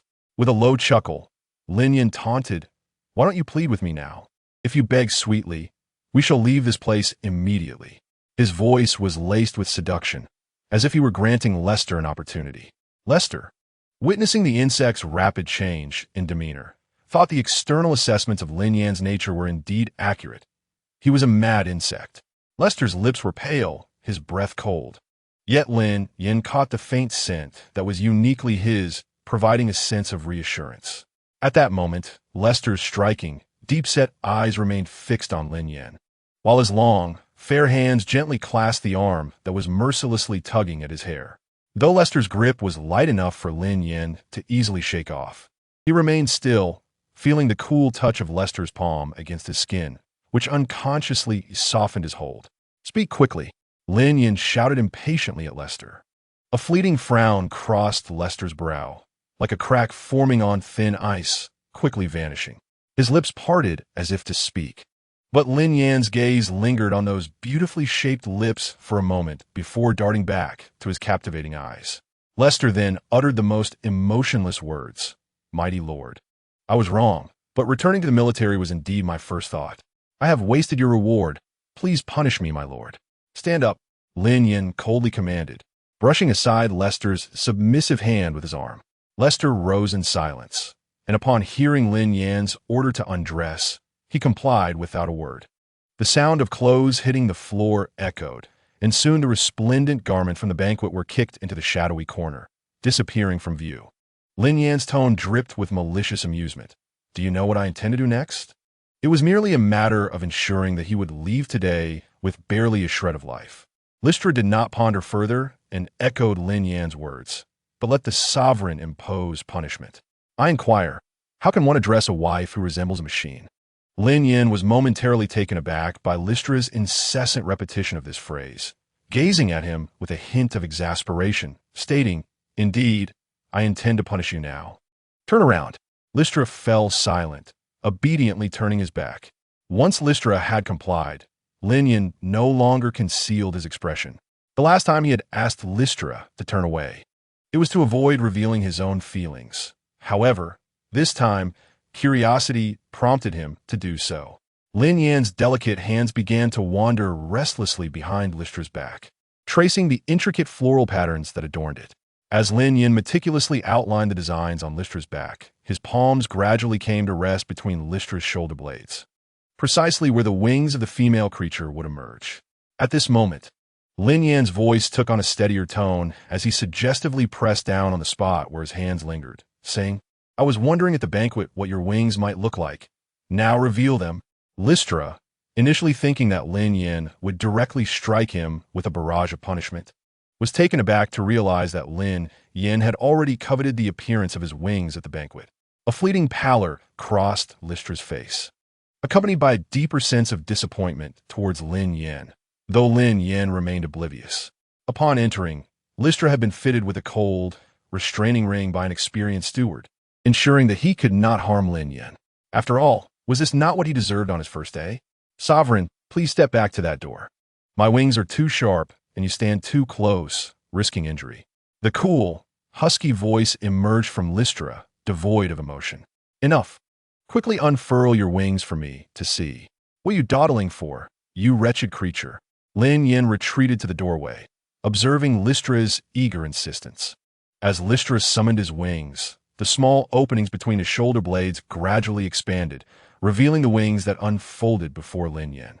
Unlike the extravagant wings typically displayed, Lystra's bore a noble and understated elegance. The edges of the female creature's wings were predominantly sharp, and Lystra was no exception. His wings shimmered with a nearly divine silver hue, illuminating the otherwise dim punishment chamber. There were also enigmatic white patterns on the wings, prompting Lin Yan to liken Lystra's wings to those of an angel within a cathedral, perfectly fitting aside from the absence of feathery plumes. Lin Yan was evidently captivated by the splendor of Lystra's wings. The fury he had just feigned dissipated into the ether. His eyes sparkled with newfound brightness as he blinked his glistening orbs, instinctively moving closer to gently touch the wings. Lystra's body quivered slightly at the sensation of Lin Yan's touch, yet he did not withdraw. Lin Yan's fingertips glided along the intricate patterns of the wings, savoring the smooth yet slightly cool sensation, murmuring, "Your wretched wings are rather beautiful." The next moment, Lin Yan feigned innocence, deliberately teasing Lester. "How about you give me your wings? What do you say?" Of course, that was out of the question. Lester turned around, clenching and relaxing his fist. And after a moment, his voice, now more gravelly, echoed in the room. "My lord, you may punish me as you wish, but I beseech you to spare my wings. Without them, the female will forever lose the opportunity to bear eggs. I implore your mercy, my lord." Quite the eloquent speaker, isn't he? Lin Yan was unaware that a female could not lay eggs without her wings. Wait, can females actually lay eggs in this world? In the memories of the original insect, it was all about fighting one insect or another, causing Lin Yan to overlook which insect in this world was responsible for reproduction. Ah, never mind. No need to dwell on that. Lin Yan directed Lester to the newly replaced table, placing his hands on the surface, turning his back to Lin Yan. This posture made Lester resemble a butterfly ready to take flight.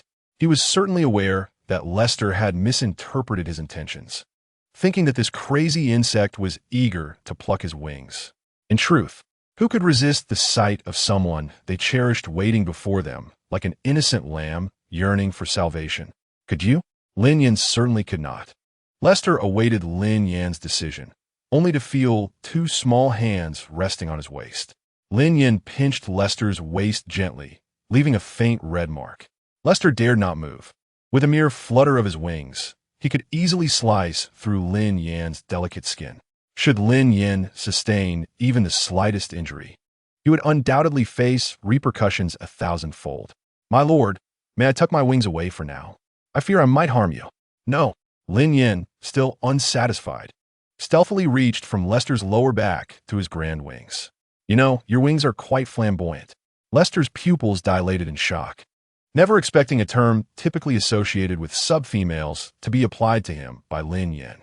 Although it was not the first time Lester had heard Lin Yan utter such nonsensical phrases, his ears flushed a deep crimson at this moment. Lin Yan certainly did not miss this obvious change. He knew Lester was particularly sensitive to such words. Leaning closer to Lester's ear, Lin Yan mischievously blew a gentle breath. Lester was left dazed by Lin Yan's teasing antics. He was utterly perplexed about what kind of insect Lin Yan truly was, while it seemed he might be chastising him. His words hinted at rewards that never materialized, leaving Lester uncertain of how to respond to Lin Yan's flirtatious caresses. In short, Lester's CPU was overheating at that very moment. Subsequently, Lin Yan made no attempt to restrain himself. In a swift motion, he cast aside his garments into a corner, leaving them to keep company with Lester's attire. As he disrobed, Lin Yan proclaimed with fervor, "You must return my wings today." With that, he pulled Lester into a passionate embrace. Once was not enough. Lin Yan sought a second encounter. The second time, with no mercy, he had Lester sprawled upon the table, wings pressed against its surface, quivering slightly with Lin Yan's movements. Lester exhaled warm breaths, feeling the effects of the suppression ring that left him devoid of any recuperative strength. The air was thick with potent pheromones. Lin Yan's cedar scent, fresh yet tinged with bitterness, lingered at Lester's nostrils. In Lester's eyes, a glimmer of moisture formed, his consciousness gradually fading into oblivion. Yet he found himself powerless to halt Lin Yan's advances. In the dimly lit atmosphere, an indescribable essence filled the air as the two creatures reveled in their abandon. Lin Yan soon transitioned the latter part of their encounter back to the bedroom. The table from the punishment chamber was easily movable to Lin Yan's quarters. Originally designed to allow the original insects to engage in their activities within the bedroom. One must admit, insectoid technology is indeed convenient. Once Lin Yan's fervor subsided, he would even lead Lester to the bath. When all was said and done, Lin Yan held Lester tightly, not letting go as he succumbed to a deep slumber. The following morning, it was Lester who first opened his eyes. This time, however, the awakening was not as effortless as before. The suppression ring took its toll, inducing a slight discomfort, even in one as formidable as Lester. Rather than attending to his duties, Lester turned to quietly observe Lin Yan's exquisite visage. He had known from the very first glance that his sovereign was truly handsome. Yet, he pondered, is this truly Lin Yan, the Lin Yan of legends? Doubts swelled within Lester like a snowball, but he ceased to dwell on them. With gentle finesse, he extricated himself from Lin Yan's embrace. Though Lester moved with utmost delicacy, Lin Yan, accustomed to sleeping in close proximity to his partner, awoke the moment Lester tried to rise. Without opening his eyes, Lin Yan spoke in a husky, languorous voice. "Where are you going?" Hearing Lin Yan's soft tone for the first time sent Lester's heart racing, causing him to halt mid-motion.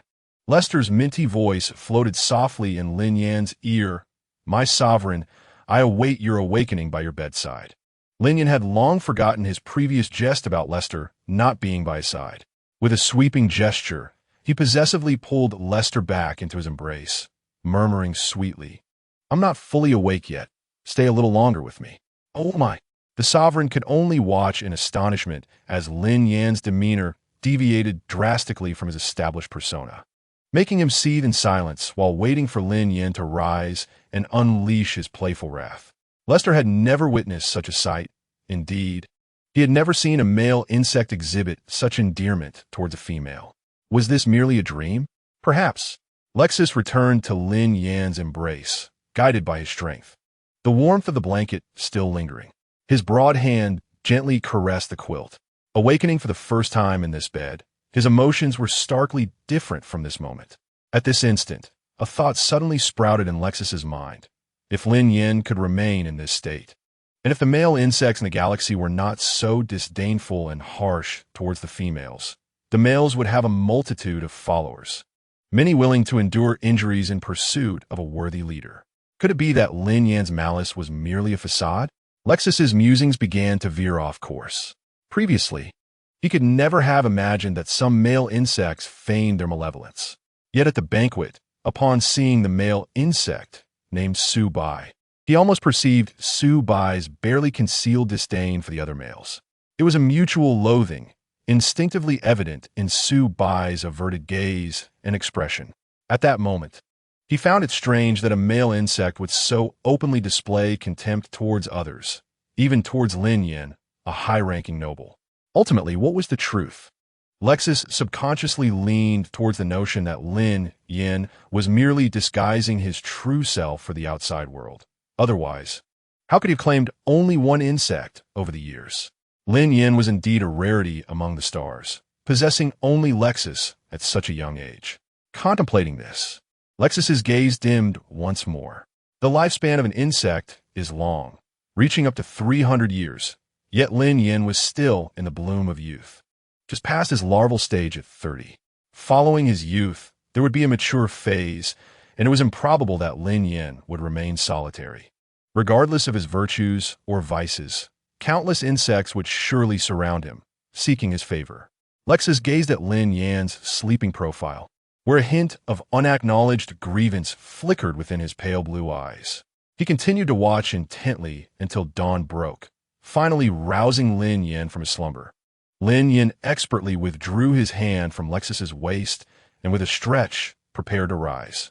Tilting his head slowly, he met Lexus's scrutinizing gaze. A wave of dread washed over Lin Yan. How troublesome. However, he quickly composed himself, lying on his side with one hand propping his head and the other playfully pinching Lexus's chin. "I did promise you a reward, did I not? You were quite vexing yesterday, and yet I refrained from plucking your wings. Shouldn't you express your gratitude?" "Thank you, my lord." Lexus's thin lips formed the words almost instinctively. Without a moment's hesitation, Lin Yan planted a kiss on Lexus, and as Lexus remained momentarily dazed by the kiss, Lin Yan continued, "Considering you are my first insect, I shall overlook this. You wish to return to the regiment. I grant you permission. As for character designs, there's no fear until we reach 100. Chapter 57. Crossing paths with the male insect in the life of Lester. Perhaps he truly had little interaction with male insects. At this moment, he was on the verge of tears, gazing affectionately at Lin Yan in the atmosphere of confession. Lester merely nodded slightly, expressing his gratitude with a heartfelt thank you. "My lord." His earnest tone suggested that Lin Yan had promised him something of great significance. "I will not allow this." The voice of the system echoed sharply in Lin Yan's mind, protesting against the whims of love that hindered his mission. Just look at this pitiful character value of 50. How could that be right? Who would manage Lin Yan? The system felt faint at the thought. "Host, you must confine him at home and discipline him. Otherwise, this character value will soar, rendering all your efforts futile." The system gestured animatedly in Lin Yan's mind. It seemed the senior systems were indeed correct. No matter how rational the host was, once love struck, they would lose their sense of reason. If only it had chosen a different pretext to deceive the host. Lin Yan replied coolly to the system, "What are you so anxious about? Isn't Su Bai here to support me?" After saying this, Lin Yan lost interest in further conversation with the system and turned his attention back to the now silent Lester. His gaze softened imperceptibly, but quickly hardened again as he spoke. "You think I'm giving you face? Since I got up, you haven't shown any intention of attending to my needs. If you truly understand your position, you should quickly rise and change my clothes. If you don't comprehend that, then you needn't bother getting up today."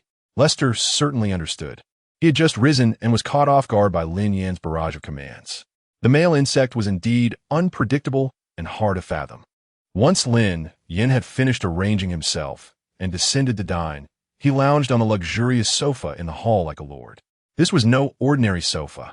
Its distinctive C-shaped curve from the armrest to the back was fluid and dynamic, exuding an opulence that would make even the most common worker insects envious. Lin Yan reclined comfortably, and this time Lester was not kneeling. Lin Yan's arm draped possessively over Lester's shoulder. Although Lin Yan's grip was not forceful, Lester felt a wave of discomfort wash over him. Perhaps it was the first time in his insect life that he had been embraced by another insect for more than a minute. Or perhaps he simply was not accustomed to such intimacy, despite their more intimate encounters. As Lester's thoughts swirled, Lin Yan busied himself with his light brain. Before long, he had obtained Su Bai's light brain number. Lin Yan's friend request was astonishingly simple. 1, 2, 3, 4, 5, and then add XXX. Ding!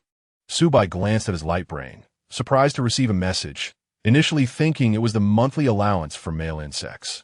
His joy turned to confusion as he opened it to find a friend request from another light brain.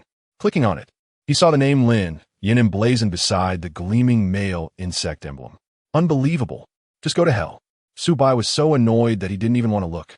His thumb hovered over the large confirmation button, almost ready to press it, while the small, pitiful rejection button remained untouched.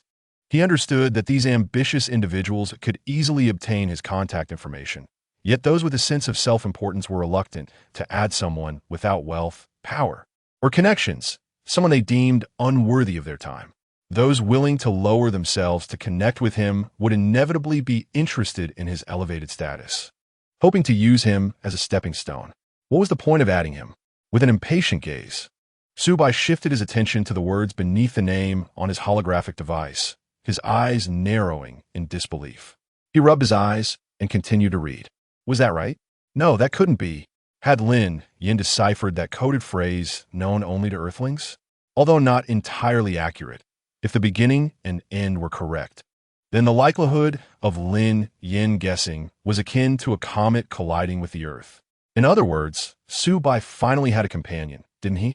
Tears began to flow uncontrollably from his eyes, like small pearls, as he thought of the loneliness he felt in a foreign land. Seeing a fellow countryman made his heart swell with emotion. It was a genuine connection. He quickly pressed agree and bombarded Lin Yan with messages. Is that you, Yinzi? How are you? Do you know that I? A flurry of message notifications ensued, drawing the curiosity of Lester, who wondered whom Lin Yan was communicating with. He had no doubt about who could befriend Lin Yan. Lin Yan observed Su Bai's excited demeanor in the chat window and clicked his tongue disapprovingly. With a deft motion, he typed, "Wanna know? Come find me at my place." A location pin followed his message. On the other end, the ecstatic Su Bai read Lin Yan's in different words, his rationality gradually returning, followed by a hint of dissatisfaction as he replied, "Oh, come on. We're from the same hometown. Why are you being so cold? Just wait for me to come find you." Taking a deep breath, Su Bai closed the holographic device and swiftly changed into his favorite outfit, eager to leave. He hopped onto a free shuttle provided by the ambitious individuals, inputting Lin Yan's coordinates. In less than 10 minutes, he stood before Lin Yan's grand residence. He knew that Lin Yan, with his formidable reputation, owned a large house, but this was beyond his expectations. Upon receiving permission to enter, Su Bai marveled as he walked from the entrance to Lin Yan's luxurious abode, thinking to himself that he would never lack for food again. With a mix of excitement and nervousness, he followed the servant to Lin Yan. The first thing he noticed was Lin Yan, adopting a commanding posture while embracing his petite partner, Lester. As he approached, Su Bai was about to speak when Lin Yan raised his hand to interrupt him. "Sit." Su Bai settled onto a slightly less extravagant sofa opposite Lin Yan. "Wanna know why I knew that phrase?" Lin Yan's voice, laced with a teasing tone, broke the silence as he regarded Su Bai with a mischievous expression. Su Bai, taken aback by Lin Yan's unfriendly demeanor, found his words stuck in his throat, incredulously retorting, "What do you mean?" A sense of foreboding washed over him when Lin Yan's voice boomed. "What do I mean? Aren't you the one who knows best? I find this matter quite intriguing, akin to a phrase that seems to resonate, a creature incessantly inquiring about insects." The malice in Lin Yan's gaze remained unabated, his tone dripping with derision directed towards the innocent Su Bai. Startled, Su Bai gripped the sofa tightly, his knuckles whitening with tension. This was no mere acquaintance. He was clearly a swindler. "You deliberately deceived me into coming here." "But wait, how did you know that phrase?" Su Bai's eyes widened in disbelief as he entered Lin Yan's territory, truly akin to a lamb stepping into the jaws of a tiger. Lin Yan had the audacity to twist the truth, but at this moment, Su Bai could not help but yearn to understand how Lin Yan had acquired such knowledge. Chapter 58. The Transcendence of the Male Insect. Why are you so agitated? Lin Yan was aware that Su Bai, plagued by social anxiety, possessed a vivid imagination. If he did not speak further, Su Bai would soon retreat into his shell. The figure seated across from Lin Yan appeared as if a tempest had descended upon him. Dark clouds swirling ominously overhead. Beneath this gloom, Su Bai resembled a delicate cabbage ravaged by a torrential downpour, his complexion growing increasingly pallid and devoid of vitality. He still clung to the belief that the world was not as dire as it seemed, thinking that Lin Yan's ability to recite that phrase was a trivial matter worthy of his attention. Well, in the end, the worst that could happen is death, and I would never stoop to assist a despicable and shameless creature like Lin Yan. In truth, the reason for summoning you today was to remind you. If you wish to know the information I possess, you must offer something in return, Su Bai. I am not one to be trifled with. Lin Yan smirked, his tone dripping with sarcasm. If he did not press Su Bai, the latter would continue to cower in his free abode, hiding while receiving subsidies meant for male insects. What was there to hide from? Step forth and take action. The task of saving the world should be left to Su Bai, the destined protagonist. Upon hearing Lin Yan's words, a flicker of realization crossed Su Bai's eyes as he began to introspect on what he could offer. After much contemplation, he concluded that all he could present were his modest abode and the recently granted subsidy, a staggering sum of 50,000 star coins. Would you truly consider this exchange? He ventured timidly. I possess a house not far from here, along with all my star coins. Can we trade? Lin Yan, visibly displeased, made a dismissive sound, his brow furrowing in irritation. What I want with your meager possessions? Without waiting for Su Bai to come to his own conclusions, Lin Yan cryptically prompted him. Do you understand the privileges that come with being an A-grade male insect? Huh? What do you mean? Su Bai tilted his head in confusion, pondering if there was anything unique beyond the imperial subsidies he had received. Lin Yan cleared his throat, no longer wishing to play the riddle master. He spoke plainly to Su-bai. What I seek is the rights and benefits you can provide in exchange. Do you comprehend? In the Empire, male insects were already a rarity, and A-grade male insects were even scarcer. Approximately 1 in every 100 male insects would be of A grade. This meant that Su-bai belonged to the elite echelon of male insects, perched atop the pyramid. Su-bai had traversed so few places in this world, with the only social gatherings being banquets where male insects held their heads high, leaving him with little sense of his true identity as a male insect. Su-bai's understanding of the male insects was rather superficial. He merely recognized their esteemed status and the scarcity that afforded them such audacity. Upon his arrival, Su-bai encountered the meticulously selected and disciplined female sub-insects, who imparted the traditional doctrines of their species. When confronted with some outrageous assertions, Su-bai resorted to a well-rehearsed facade he had honed over the years, nodding in agreement while allowing the words to drift through one ear and out the other. Despite being shunned by the majority of the aloof male insects, he was inadvertently evading the resources and power easily accessible to the top-tier males.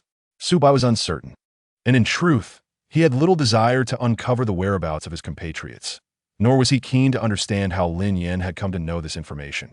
It all felt rather convoluted. He longed for respite, for a return home. Lin Yan's unabashed ambition left Su-bai in awe. Indeed, those with power and influence were seldom simple-minded brutes. During their next encounter, he eagerly anticipated an exchange for something he desired, for his patience was not infinite. Lin Yan delivered his final decree. Should Su-bai falter, he would have no choice but to act as a mere puppet master in the shadows. Yet every protagonist possesses a remarkable potential for resurgence, a quality Lin Yan had already witnessed, and he was curious to see how far Su-bai could ascend.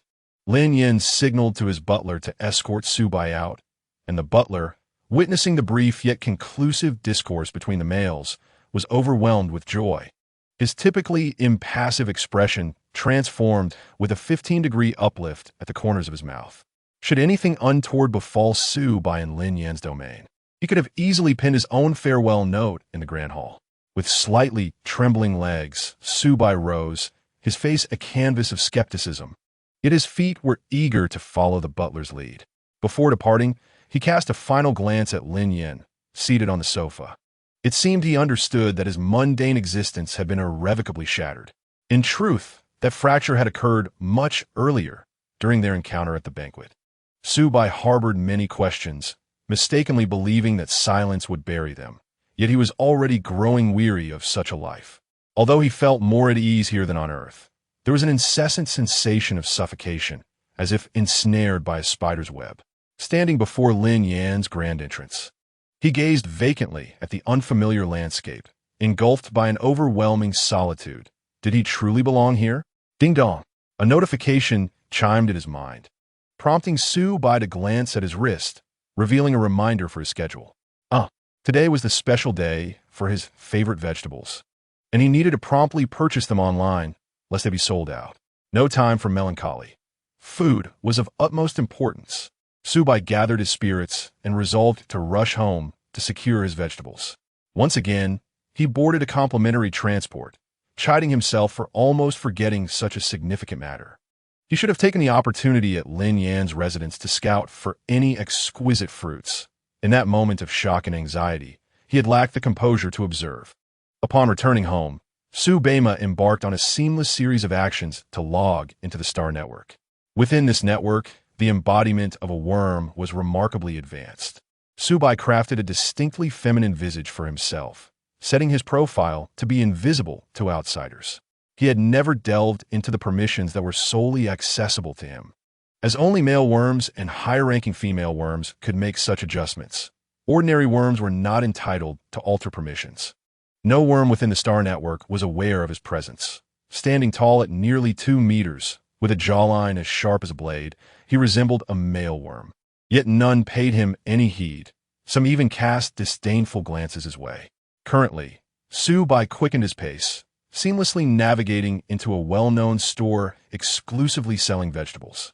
This establishment was highly regarded on the star network, offering a plethora of produce.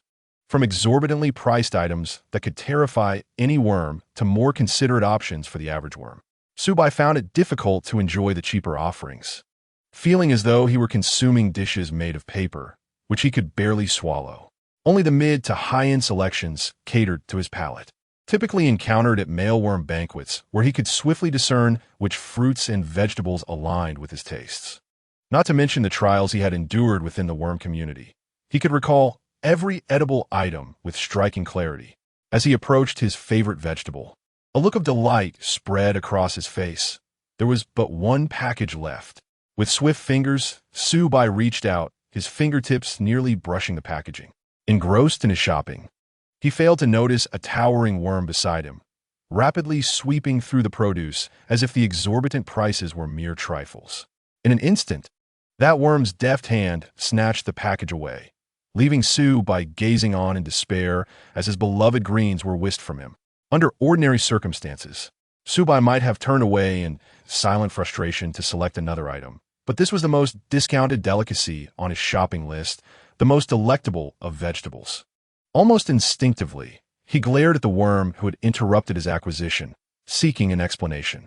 Upon turning, however, he was struck by a wave of admiration. His heart raced, and he felt as though he were falling in love. The worm before him, clad in a stylish trench coat, exuded a striking presence that was impossible to overlook.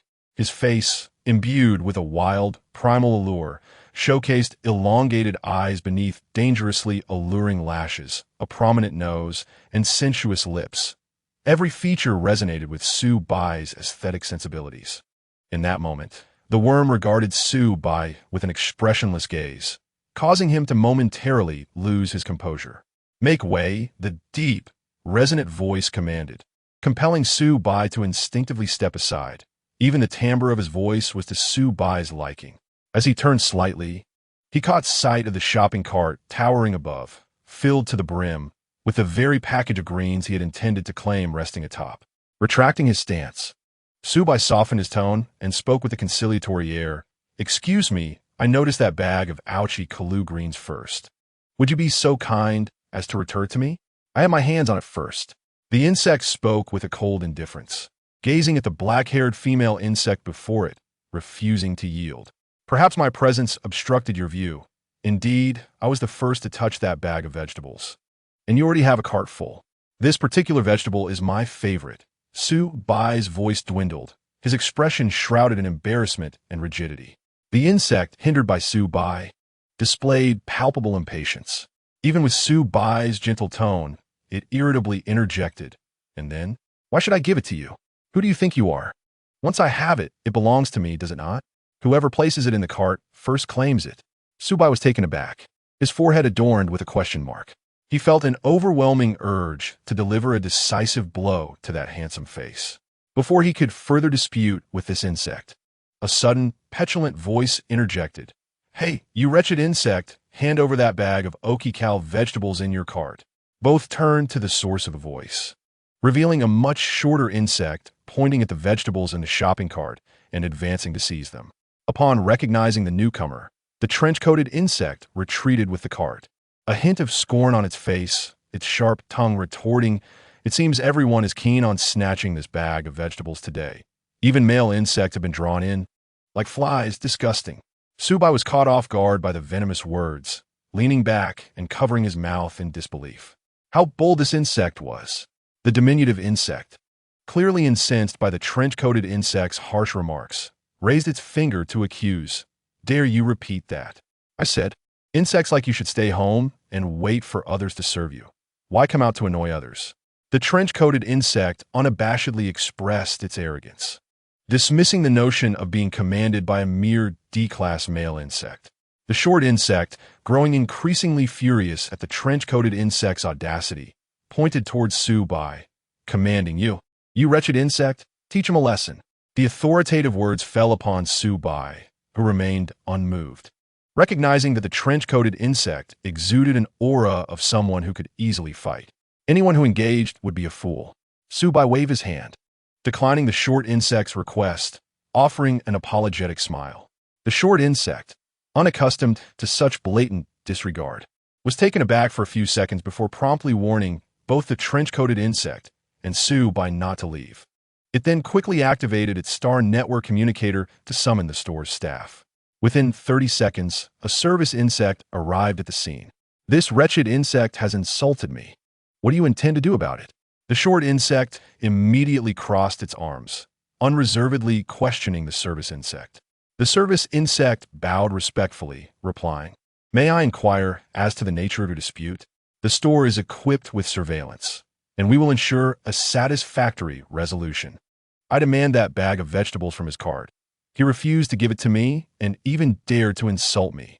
The service insect reviewed the surveillance footage, and after a moment, responded, "Indeed, according to the footage, this female insect did utter inappropriate remarks toward you.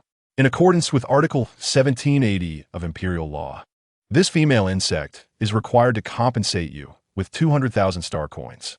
Your Grace, does this seem acceptable?" Cherry cast a supercilious glance at the windbreaker bug, a triumphant smile gracing his features. And him, just moments ago, he stood aloof, disregarding my plea. He too must face punishment. According to Article 1781 of Imperial Law, the female bug and subfemale are obliged to assist when the male bug is subjected to insult, and those who neglect this duty are liable to a fine of 50,000 star coins. Esteemed ladies, may I kindly request you to activate your permissions, as I intend to issue a fine on your behalf. The service bug, observing the two bugs with permissions disabled before him, was astonished to discover that the male bug had encountered not one, but two high-ranking female bugs. The windbreaker bug remained impassive, deftly disabling the permissions. "Very well, Lord Luinslin. Please settle the fine." Luinslin let out a disdainful huff, lowering his head to tap a few buttons on his holographic device. "Members of the Light family?" A glint of avarice and delight flickered across Cherry's face. The service bug received confirmation that the fine had been processed and let out a quiet sigh of relief, directing his gaze toward Su Bai. However, as he attempted to process Su Bai's fine, the holographic device indicated it was invalid. Upon closer inspection, he realized with astonishment that Su Bai was a high-ranking male bug, whose male bug star network profile appeared entirely as a female bug. The service bug bowed even lower, recognizing Su Bai's right to disregard lower-ranking bugs. Turning to face Lord Cherry, he managed a rueful smile. "Your Excellency, it appears that neither Lord Su Bai nor Lord Luinslin require a fine. However, we can credit you with 50,000 star coins as an apology for the inconvenience you encountered in our establishment." Cherry, with ulterior motives evident on his face, paused, scrutinizing Su Bai from head to toe. The star network profile indicated he was indeed a male bug. How absurd! Cherry's rank forbade him from uttering another word to Su Bai, and he conveniently chose to forget his prior instruction to Su Bai to retaliate. With a fierce glare directed at the service bug, Cherry's mood improved significantly upon seeing the additional fine in his account. "I shall not hold this against you. Whoever desires this dish may take it." He quickly turned to flee, pushing his shopping cart in hopes of avoiding further trouble with Su Bai. The service bug bowed humbly before Su Bai. "My apologies, Your Excellency, for mistakenly referring to you as a female bug earlier. The fine will be credited to your account." Chapter 60. Crossing Paths with Male Bugs is for Homebuddy 17. I cannot inflict harm upon service bugs. Su Bai smiled gently at the service bug. "It's quite all right. My permissions were disabled, so you were unaware that I'm a male bug. There is no need for you to pay the fine." On the side, Luinslin was utterly astounded. After finally accessing the star network, he encountered not one, but two male bugs. Such fortune should belong to those incessantly clamoring for male bugs, not to someone like him, who harbors disdain for them. And what next? Are you truly vying with me for that dish? Levinslin imiti da chid, edresing suvaiko udli. Su Bai's eyes widened in disbelief. "What do you mean I am vying with you? I was the first to see and touch it. If you doubt me, we can check the surveillance." Su Bai was thoroughly exasperated. His budget was already tight, and he simply wished to purchase a few bags of his favorite vegetables. Without that bag of aquical greens, his expenditures for the day would significantly increase. The service bug immediately rebuked Luinslin in a cold tone. "Indeed, Lord Su Bai rightfully deserves that bag of greens. The surveillance footage will confirm it. Watching the service insect's sudden change, Lin Yan felt unsurprised. Yet a surge of irritation compelled him to mutter under his breath. Beside him, Subai caught the disdain in his voice, and an inexplicable sense of grievance welled up within him. The sensation was akin to a heavy fall, leaving his knee bruised. He attempted to comfort himself, only to be met with waves of pain from his knee, gradually overwhelming him and causing the defenses in his heart to crumble. For the first time, standing resolutely in front of the insect, Subai found his eyes glistening with tears before the unfamiliar insect. Lin Yan, of course, did not overlook the shift in Subai's emotions. What a troublesome male insect, so overly sensitive. Thus he stood aside, coldly observing as Subai's tears cascaded down like a kite severed from its string, finding it difficult to muster any sympathy for someone crying so pitifully in front of an insect that resembled a female. The Star Network promptly alerted that Subai's emotional fluctuations had triggered a mandatory logout, leaving Lin Yan and the service insect exchanging glances in the now desolate network. The service insect strained to offer a smile, bowing once more to inform, "Your Excellency Lin Yan, according to the Imperial Code, Article 100, your actions have caused His Excellency Subai to experience distress, necessitating a fine of 1 million star coins. Additionally, a letter of apology from His Excellency Subai is required, where you shall face monthly penalties henceforth." With that, the service insect unceremoniously presented fine. Truly, an irksome insect. Lin Yan casually tapped on his holographic device a couple of times, realizing that perhaps he should delegate such errands to his aide in the future. For it was only out of boredom that he had ventured into this establishment, where male insects were prevalent, to seek discomfort. After settling the hefty bill, Lin Yan cast a stern glance at the shopping cart containing the much-contested okikal vegetables, unable to resist picking up a package for closer inspection. It was nothing extraordinary, just an ordinary bag of greens. What was there to feel aggrieved about? "Hello, may I ask where these vegetables should be delivered? Please provide the address." Another service insect smiled politely at Lin Yan. "Villa 17, Central Star Tower." "Very well. Please fill out the delivery form." In a rare moment of magnanimity, Lin Yan, as a male insect, chose to take a step back, a behavior uncommon for one who typically reigned supreme, confronting all with unyielding demeanor. Accustomed to asserting his stance, he found himself unsettled by the emotional assault of the male insect's tears, far more disconcerting than harsh words could ever be. The holographic display before him prominently revealed Subai's address and contact number, alongside a glaring, red penalty notice that he chose to ignore. Subai, having removed the device for logging into the Star Network, was already in a tumultuous state of mind, and now, overwhelmed with tears, he could not regain control. His tears flowed uncontrollably, soaking his typically gentle, languid black eyes as sorrow surged like a river. Uncertain of how long he had wept in despair, the sound of the doorbell broke through his sorrowful reverie. Wiping away his tears, Subai glanced through the light screen and beheld a mechanical insect outside, followed by a large box. He tidied himself up and sat up in bed, pondering that perhaps the culinary machine he had ordered some time ago had finally arrived. Upon opening the door, he was greeted by a familiar delivery receipt from the store he frequented. At the top of the document was inscribed a beautiful phrase in Imperial language. "I am not very eloquent. I beg your forgiveness." Without a second thought, he deduced that the mechanical insect, named Lin Yan, was the one who delivered it. The insect's swift payment gestures indicated it was undoubtedly a wealthy female. Why not accept it? Subai lowered his head and scanned the phrase once more, promptly signing his name at the bottom of the receipt. As the mechanical insect placed the box inside Subai's room, he deftly began to unwrap the packaging. The moment he opened it, tears welled up again as he laid eyes on the package of the much-coveted okikal greens, perched atop the assortment of vegetables. The box contained all the items from Subai's shopping cart that day, along with several unfamiliar vegetables he had never seen before. At that moment, he finally had the leisure to check his messages on a light screen. In his earlier sorrow, he had seemingly received something. 2 red notifications caught his attention. Upon inspection, one revealed that Lin Yan had paid a fine of 1 million star coins on his behalf, while the other was a friend request from Lin Yan, outlining her intentions. Su-bai's gaze froze as he absorbed this information. The fleeting glimmer of hope in his heart plummeted into despair. It turned out that Lin did not realize the vegetables were rightfully his, but had instead violated imperial law. Unable to articulate his emotions, Su-bai accepted Lin's friend request and promptly transferred the star coins back to her.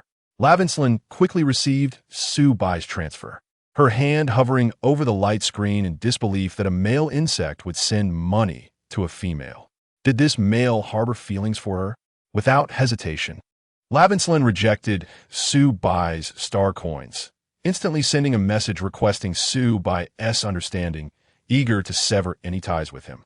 Su-bai harbored no intentions of causing Lin distress, yet he was unaware that Lin had narcissistically assumed he was infatuated with her.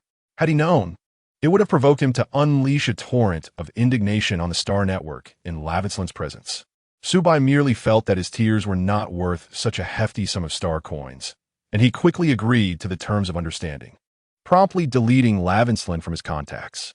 Lin soon received Su-bai's acceptance of the terms, somewhat surprised that this meticulous insect had conceded so swiftly. She contemplated sending a teasing message to Su-bai, only to discover in the next moment that she had been deleted. It was a rare occurrence for any insect to dare to remove her from their contacts, and Lin firmly etched the name Su-bai into her memory. At that time, Lin did not perceive any wrongdoing on her part, which later led to a pang of guilt whenever Su-bai was mentioned in her presence. Chapter 61. The male insect is a homebody. Lin was a renowned female insect from the Light family, a chief general of the 2nd Legion. She was a half-sibling to Li's sister, having grown up in a competitive environment where everything was a contest. Unlike Lester, he does not believe that the Zerg Empire can still be salvaged, selflessly dedicating himself to charge into battle for the Empire, shedding blood and sacrificing his life. Behind the scenes, he is the leader of the largest rebel faction in the galaxy, and no one suspects that a noble-born Zerg, endowed with immense wealth, could harbor ambitions to usurp the Zerg Emperor. The primary duty of the 1st Legion is to utilize the most advanced space-time folding technology to swiftly reach battlefields across the vast cosmos, executing the Empire's offensive campaigns. The 2nd Legion's main responsibilities involve interstellar exploration and defense, assessing the security indices and resource values of various planets. Lin has always felt he belonged in the 1st Legion, but it was the detestable Lester, originating from the same family, that forced him to remain in the 2nd Legion. However, he later discovered that the 2nd Legion continuously siphoned resources from the Empire, causing him to abandon his schemes against Lester. Yet, he never forgot his ambition to see the day when male Zergs would become subservient to female ones. This time, Lin's trip to the Star Market to procure supplies was purely serendipitous. Firstly, he was quite idle. Exploration was the responsibility of his subordinates, while he primarily focused on command. Secondly, with Lester recently on a marital leave, Lin had no idea if Lester would return to the 1st Legion. He secretly mocked Lester for being outwitted by a band of fools. He intended to infiltrate the 1st Legion to stir up trouble, only to find that Lester had meticulously set everything up, leaving his plans thwarted and causing him a sense of suppressed frustration. His aide, seated nearby, observed Lin's scowling visage as he faced the holographic console, struggling to suppress a smirk at the sight of the plethora of vegetables delivered by the mechanical Zerg. In the galaxy, there were hardly any female Zergs who dared to be so extravagant, indulging in meals that only male Zergs could afford. The price at which males purchased goods was tenfold that of females. The aide felt a pang of sympathy, clutching his chest as he regarded the sum that equated to several months of his salary, acutely aware of the wealth of the Leyte family, while simultaneously harboring envy for Lin's financial prowess. Rumors circulated that Lin was backed by a colossal commercial consortium of his own, though no one had ever substantiated these claims. After a moment of silence, Lin, irked, slammed his hand on the table within the starship, startling his aide, who was tidying the vegetables. "What audacity to dismiss me!" he demanded. "Find out the origins of that male, Zerg, named Su-bai. I wish to see what capabilities he possesses." Lin's furious outburst was palpable, leaving his aide, Iraq, intrigued as it was the first time he witnessed Lewinsolin's fury directed at anyone other than Lester. Arak, being Lewinsolin's confidant, had accompanied him through various significant affairs, and his intuition hinted that Lewinsolin's humble venture to procure supplies must have been spurred by some exhilarating incident. Upon hearing the familiar name of Su Bai, Arak raised an eyebrow. Half a year prior, the First Legion had discovered a high-ranking male insect on the isolated planet of Gushing, devoid of any identifying information. Overnight, the name Su Bai resonated throughout the galaxy. It can't be mere coincidence, can it? Lin turned to Arak, his tone shifting to one of intrigue. A high-ranking male insect, lost and wandering. Quite compelling. Upon hearing Arak mention the wandering insect, Lin suddenly recalled something. Though at that time he had been preoccupied with ensnaring the Lister envoy and had little time to focus on interstellar news, it was more than compelling. The plight of this male insect had captured the attention of the entire galaxy. Many insects who encountered Su Bai remarked on his extraordinary gentleness. Yet he obstinately refused to accept any female or sub-female companions, rendering him an anomaly. Gentleness? Huh, more like a crybaby, Lin scoffed. And to have his image so grotesquely altered by the Starnet. I cannot fathom how Su Bai managed that. Such poor taste. Indeed, at that time, his photograph had circulated wildly across the stars. Arak leaned closer, activating his holographic device to show Lin. He had been quietly observing the unfolding drama. Lin's gaze fell upon the news photograph, momentarily captivated. The image depicted a slender male insect wrapped in a blanket, his wary eyes surveying the enthusiastic female surrounding him. A look of emotion Lin had never witnessed in a male's gaze before. In an instant, he found himself intrigued by this insect, named Su Bai. Initially, he had harbored thoughts of revenge, but now Su Bai presented an entirely different value. An insect devoid of power and influence, easily manipulated. Was this not the perfect shield? Lin's wealth was well known, and any male of standing sought to covet his fortune, costing him a fortune in the process. Marrying Su Bai would not only spare him from the relentless machinations of those troublesome males, but also provide a more stable mental state. Though Lin harbored a disdain for insects, he recognized that the opportunity to encounter someone so suitable as Su Bai was rare. His expression gradually morphed into one of frenzied delight. This was a divine opportunity, a once-in-a-lifetime chance to outmaneuver Lister. Why would a solitary, unprotected male insect refuse any suitors? He mused. It seems I must pay him a visit and persuade him. As Lin spoke, a wicked smile crept across his face, sending chills down the spines of those around him. Arak, observing Lin's unsettling demeanor, sensed that he was about to embark on another nefarious scheme. Sometimes, the emotional states of females were not much better than those of males.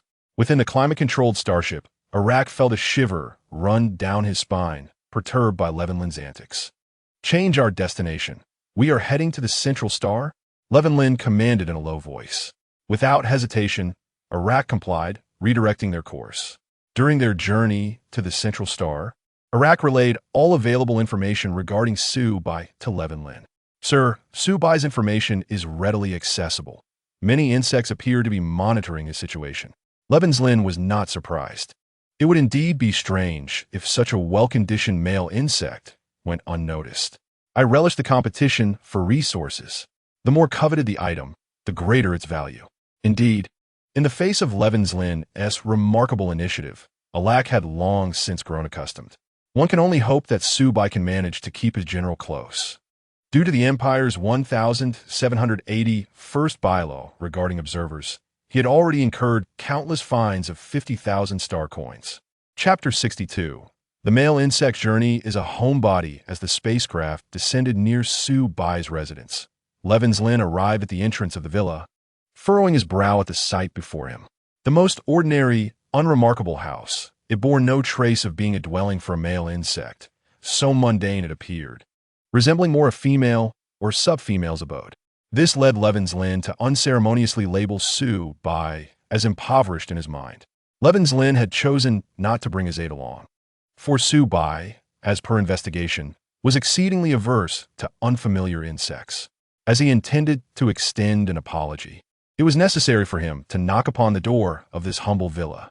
Thus, after completing his dinner, Subai was met once again by the crisp chime of the doorbell. Assuming it was his new kitchenware that had arrived, he opened the door without suspicion. As the door swung halfway open, he was greeted by the sight of an insect who bore an uncanny resemblance to the argumentative insect from Starnet. He dared not open his eyes fully, hoping it was merely a figment of his imagination. Bang! Subai's mind went blank as he forcefully shut the door. What? Are you going to pursue me offline for a verbal spat? The gust from the closing door tousled a few strands of hair on Lin's forehead, and his forced smile had yet to form. His gaze shifted to one of cold intensity, fixated on the door. Taking a deep breath behind the door, Subai felt emboldened in this virtual world. However, the thought of conversing face-to-face with a sharp-tongued and domineering insect like Lin made him feel utterly reclusive. Before long, the door cracked open slightly.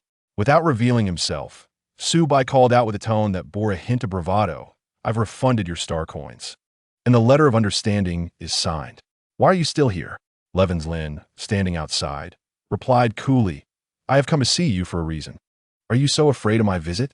Furthermore, if you wish to avoid making headlines in the interstellar news tomorrow, you ought to open your door now." Realizing that conversing through the door was not a viable solution, Subai decided to open it wide. With arms crossed and head held high, he looked at Lin, who stood casually as if posing for a high-fashion photo shoot. His delicate brows instinctively knitted together as he muttered with irritation, "Come in, let us get to the point. If you mention that bag of vegetables again, you won't even get to step inside." Hearing this, Lin bowed slightly in acknowledgement. He merely used the matter from Starnet as a pretext and had no desire to argue with this overly emotional insect over the ownership of the bag of vegetables. Following behind Subai, he strode into the small abode with the gait of a dignitary.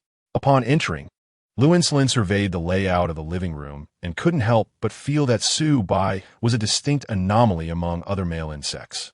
The stark and desolate arrangement bore little resemblance to luxury, making it difficult for Lin to envision this as the abode of a high-ranking male insect. Subai motioned for Lin to take a seat on a nearby sofa while he positioned himself opposite. As their gazes locked, Lin suddenly realized that Subai possessed a visage that many female and sub-female insects would find difficult to resist. In that moment, Lin's heart inexplicably skipped a beat. No wonder so many insects were captivated by him. It seemed not solely due to his high status. Compared to the face he had seen on interstellar news, Subai's features now radiated a sense of serenity, devoid of any negative aura, rarely seen among male insects. The dark hair of this interstellar being added an air of mystique that beckoned exploration. His fair, delicate countenance evoked memories of the beloved star-dew beasts, small creatures that commanded astronomical prices in the interstellar market, valued beyond measure. What set Subai apart was the subtle aura of vulnerability he exuded, a quality that was virtually non-existent in 99% of male insects. Presently, Subai was intently observing him with those rare black eyes, prompting Lin to avert his gaze. Instinctively tightening his grip around a glass of water Subai had offered, he took a sip to clear his throat and said, "Speak, what brings you here?" Subai pouted, casting an irritated glance at Lin. Gently placing the cup down, Lin clasped his hands together, his tone softening from the usual coldness of the Star Network. "I am here today in hopes that you will agree to allow me to become your female consort." Subai could hardly believe his ears. It was utterly unfathomable that the insect who had mocked him earlier that morning on the Star Network would now be proposing such a thing upon entering his home. "Do we know each other?" he questioned. "Of course not," Lin replied. "Are you aware that your statement is rather presumptuous?" "Idiot, hurry up and show me your face. Let me see how thick-skinned you are." Subai's eyes sparkled with indignation. "It is not presumptuous at all. I merely believe this arrangement would be mutually beneficial," Lin asserted confidently. "And what benefit could this possibly confer upon me?" Subai thought to himself, already suspecting that Lin was simply aware of his status as a male insect and was attempting to take advantage of him. He was resolutely against the idea. The benefits include no longer needing to visit a psychologist each month, being free from harassment by other insects, and the ability to decline most social gatherings. Most importantly, I possess considerable wealth. Lin Yan had never contemplated the possibility of Su by rejecting his offer. He was confident that the advantages of their partnership would be equally advantageous for both. After all, you are fond of me. Wouldn't it be wonderful to become partners?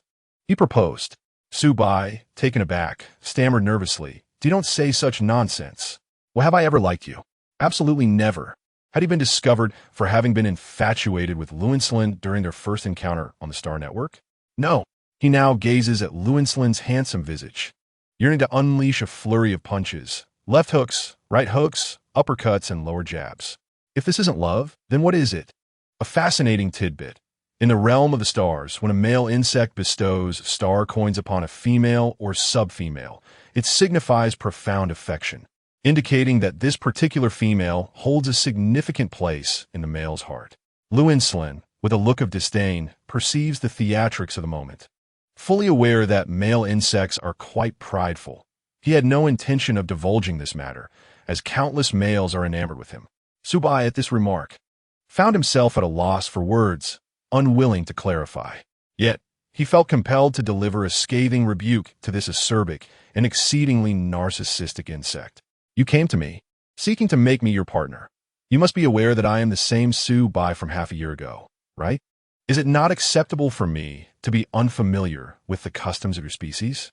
Have you not done your due diligence in ascertaining that I do not entertain the advances of so many females and sub-females? Who do you think you are? An imperial general? You declare partnership and affection as you please. It is utterly ludicrous.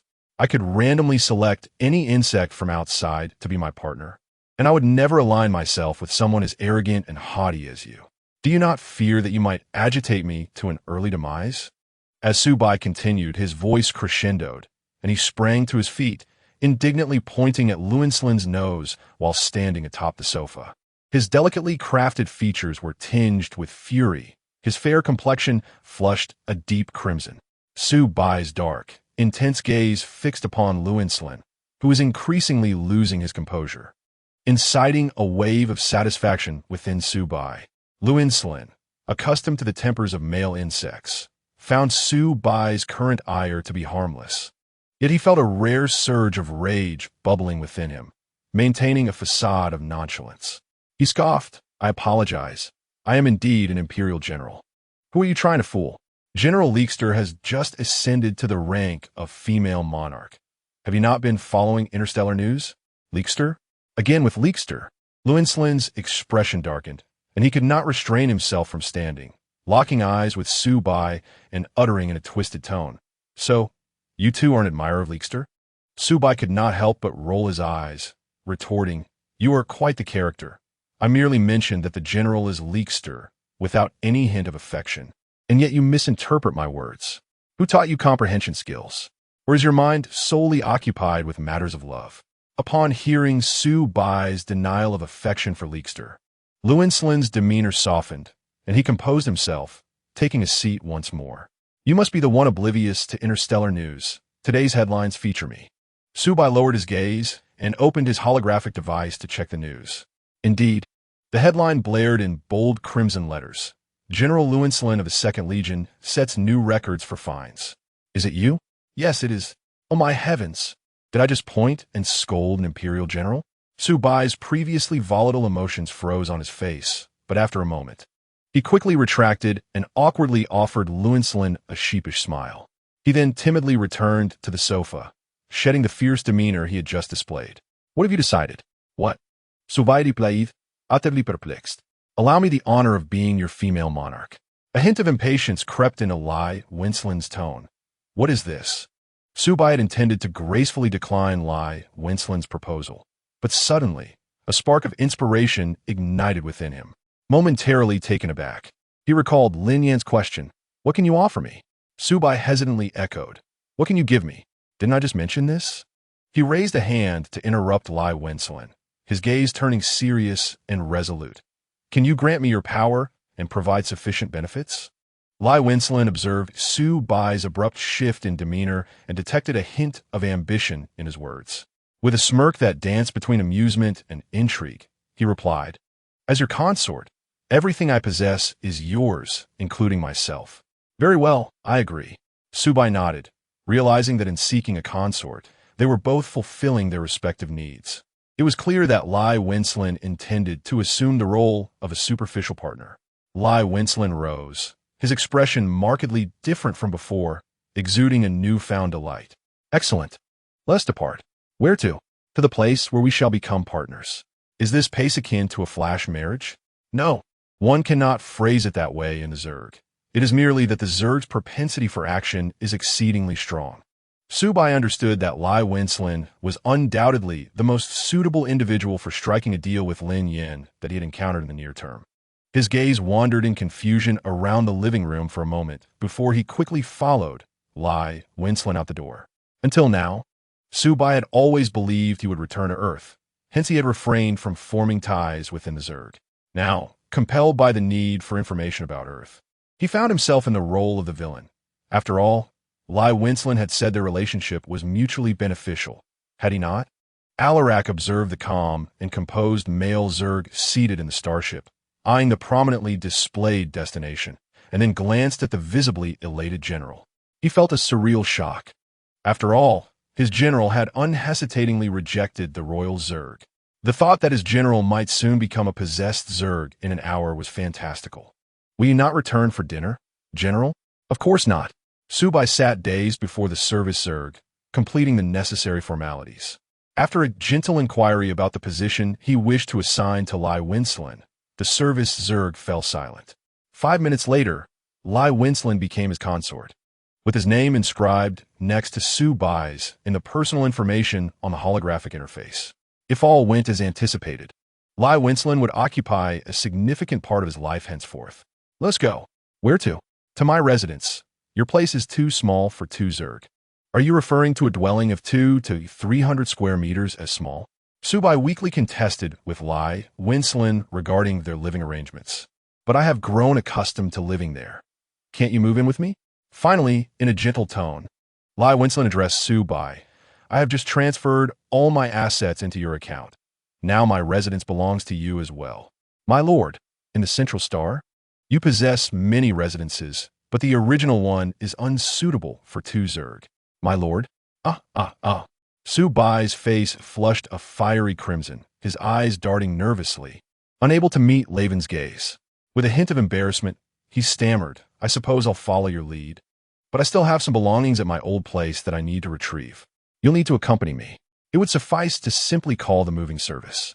They would transfer his bedroom intact to the new location. He mused silently that he had little of value to lose. "Don't forget the vegetables and fruits in the fridge."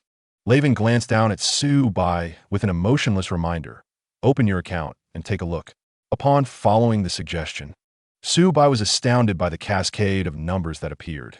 In a few seconds, he was rendered speechless. The funds in his account continued to multiply. "Goodness, this account is quite affluent," he exclaimed. "Rest assured, I shan't spend a single coin." He averted his gaze, exuding a firm resolve that he would safeguard the money, even attempting to transfer the entire sum to Laven. Laven was taken aback by Subai's unexpected reaction. Perhaps, as Subai himself admitted, he lacked a profound understanding of the insect world, thus remained oblivious to the nuances that emerged when male and female insects formed a partnership. A glimmer of mischief flickered in Laven's eyes as he chuckled softly. If a female insect cannot sustain a male, she would be utterly useless. The sudden smile from Laven animated him entirely, leaving Subai once again entranced. He marveled at Laven's striking features, realizing how charming a cold face could appear. Chapter 64. The male insect is a homebody. "Is this your house?" Subai inquired, pointing at the grand residence adjacent to Lin Yan's, swallowing hard unconsciously. Though it lacked the lavish decorations of Lin Yan's abode, its expansive grounds were still quite impressive. Laven raised his chin slightly, casting a sidelong glance at Subai, and remarked coolly, "Trespassing into an insect's home in Central Star leads to severe consequences," implicitly confirming that this indeed was his grand residence. How fortunate! Subai's inner excitement was palpable, though he refrained from voicing it. The two exchanged silent glances before stepping inside. The house was devoid of the numerous servants Su-bai had encountered at Lin Yan's, populated instead by robots. His amusement quickly faded, however, when he realized that Laven intended for them to share a room. "This isn't right," Su-bai protested earnestly, his clear eyes wide with concern. "You must understand that I am accustomed to solitude, and given the size of this place, I believe you could occupy another room." Laven smirked, his gaze piercing as he regarded the naive Su-bai. "While I would prefer to have my own space, you must consider that the Male Insect Protection Association is keeping a close watch on you. Do you think they would overlook our charade as partners if they discovered the truth? Could you refrain from calling me male insect?" Su-bai's gaze began to waver. What should I be called then? He pondered that it might become a flaw if he continued to be referred to as such. Yes, you are right." Su-bai raised his hands in surrender, conceding that he could not win an argument against Laven. He ceased the conversation, wishing to avoid further disputes. Laven had not anticipated that Su-bai would be so easily swayed. Although he was accustomed to being domineering and would go to any lengths to achieve his meticulously crafted plans, Su-bai's compliance elicited a measure of tolerance within him. Lin Yan seemed to recall something and spoke again. "If you wish to eat anything in the future, you may simply order it via the light brain or have the robot downstairs prepare it for you." "I do not cook," Su-bai replied. "Thank you for your concern. But I have ordered before, and it has been a disaster 99% of the time." He was surprised that Lin Yan took an interest in his meals. "I can cook," he added. This revelation astonished Lin Yan, who cast a complex gaze at Su-bai. What kind of formidable creature was Su-bai? He was certainly unlike any insect from the Central Star, but that was of little concern to him. Lin Yan softened his tone and reminded Su-bai, "From the moment our relationship is formalized, I will have a month of leave. Is there anywhere you would like to go?" He asked out of courtesy, fully aware that Su-bai, who preferred solitude, would likely decline. Indeed, Su-bai looked up at Lin Yan and forced a smile. "There is no need to trouble you." Lin Yan retracted his gaze with a scoff, wondering if anyone had informed Su-bai how disingenuous his smile appeared. "Well then, familiarize yourself with your surroundings. I have matters to attend to at the military headquarters and shall return tonight." Su-bai nodded eagerly, his smile becoming a touch more genuine. "Take care. No need to see you off." After Lin Yan departed, Su-bai promptly retrieved his light brain and messaged Lin Yan. "Today, I married a female insect. He is a general of the Second Corps. Is this power acceptable?" Lin Yan, still pondering a honeymoon with lay sister in a grand house, couldn't he help but marvel at Su-bai's adeptness as a protagonist. It was astonishing how Su-bai, seemingly oblivious, managed to ensnare such a formidable character as Lin Yan. It was evident that Lin Yan harbored ulterior motives towards Su-bai, but what could they be? Lin Yan could not allow Lin Yan to disrupt the insect community once more. He had intended to use his own identity to set a trap for him. Ah, the chaos of the mental sea. A male insect, smitten with Lin Yan, had been humiliated and resorted to using pheromone-inducing agents in the very place Lin Yan frequented within the military. In the original narrative, Lin Yan abruptly succumbed to a mental sea disorder but stubbornly refused any male insect, resulting in a lifelong affliction that twisted his heart from a desire to transform the insect race into one that sought its destruction. Lin Yan succinctly replied to Su-bai, "Not enough.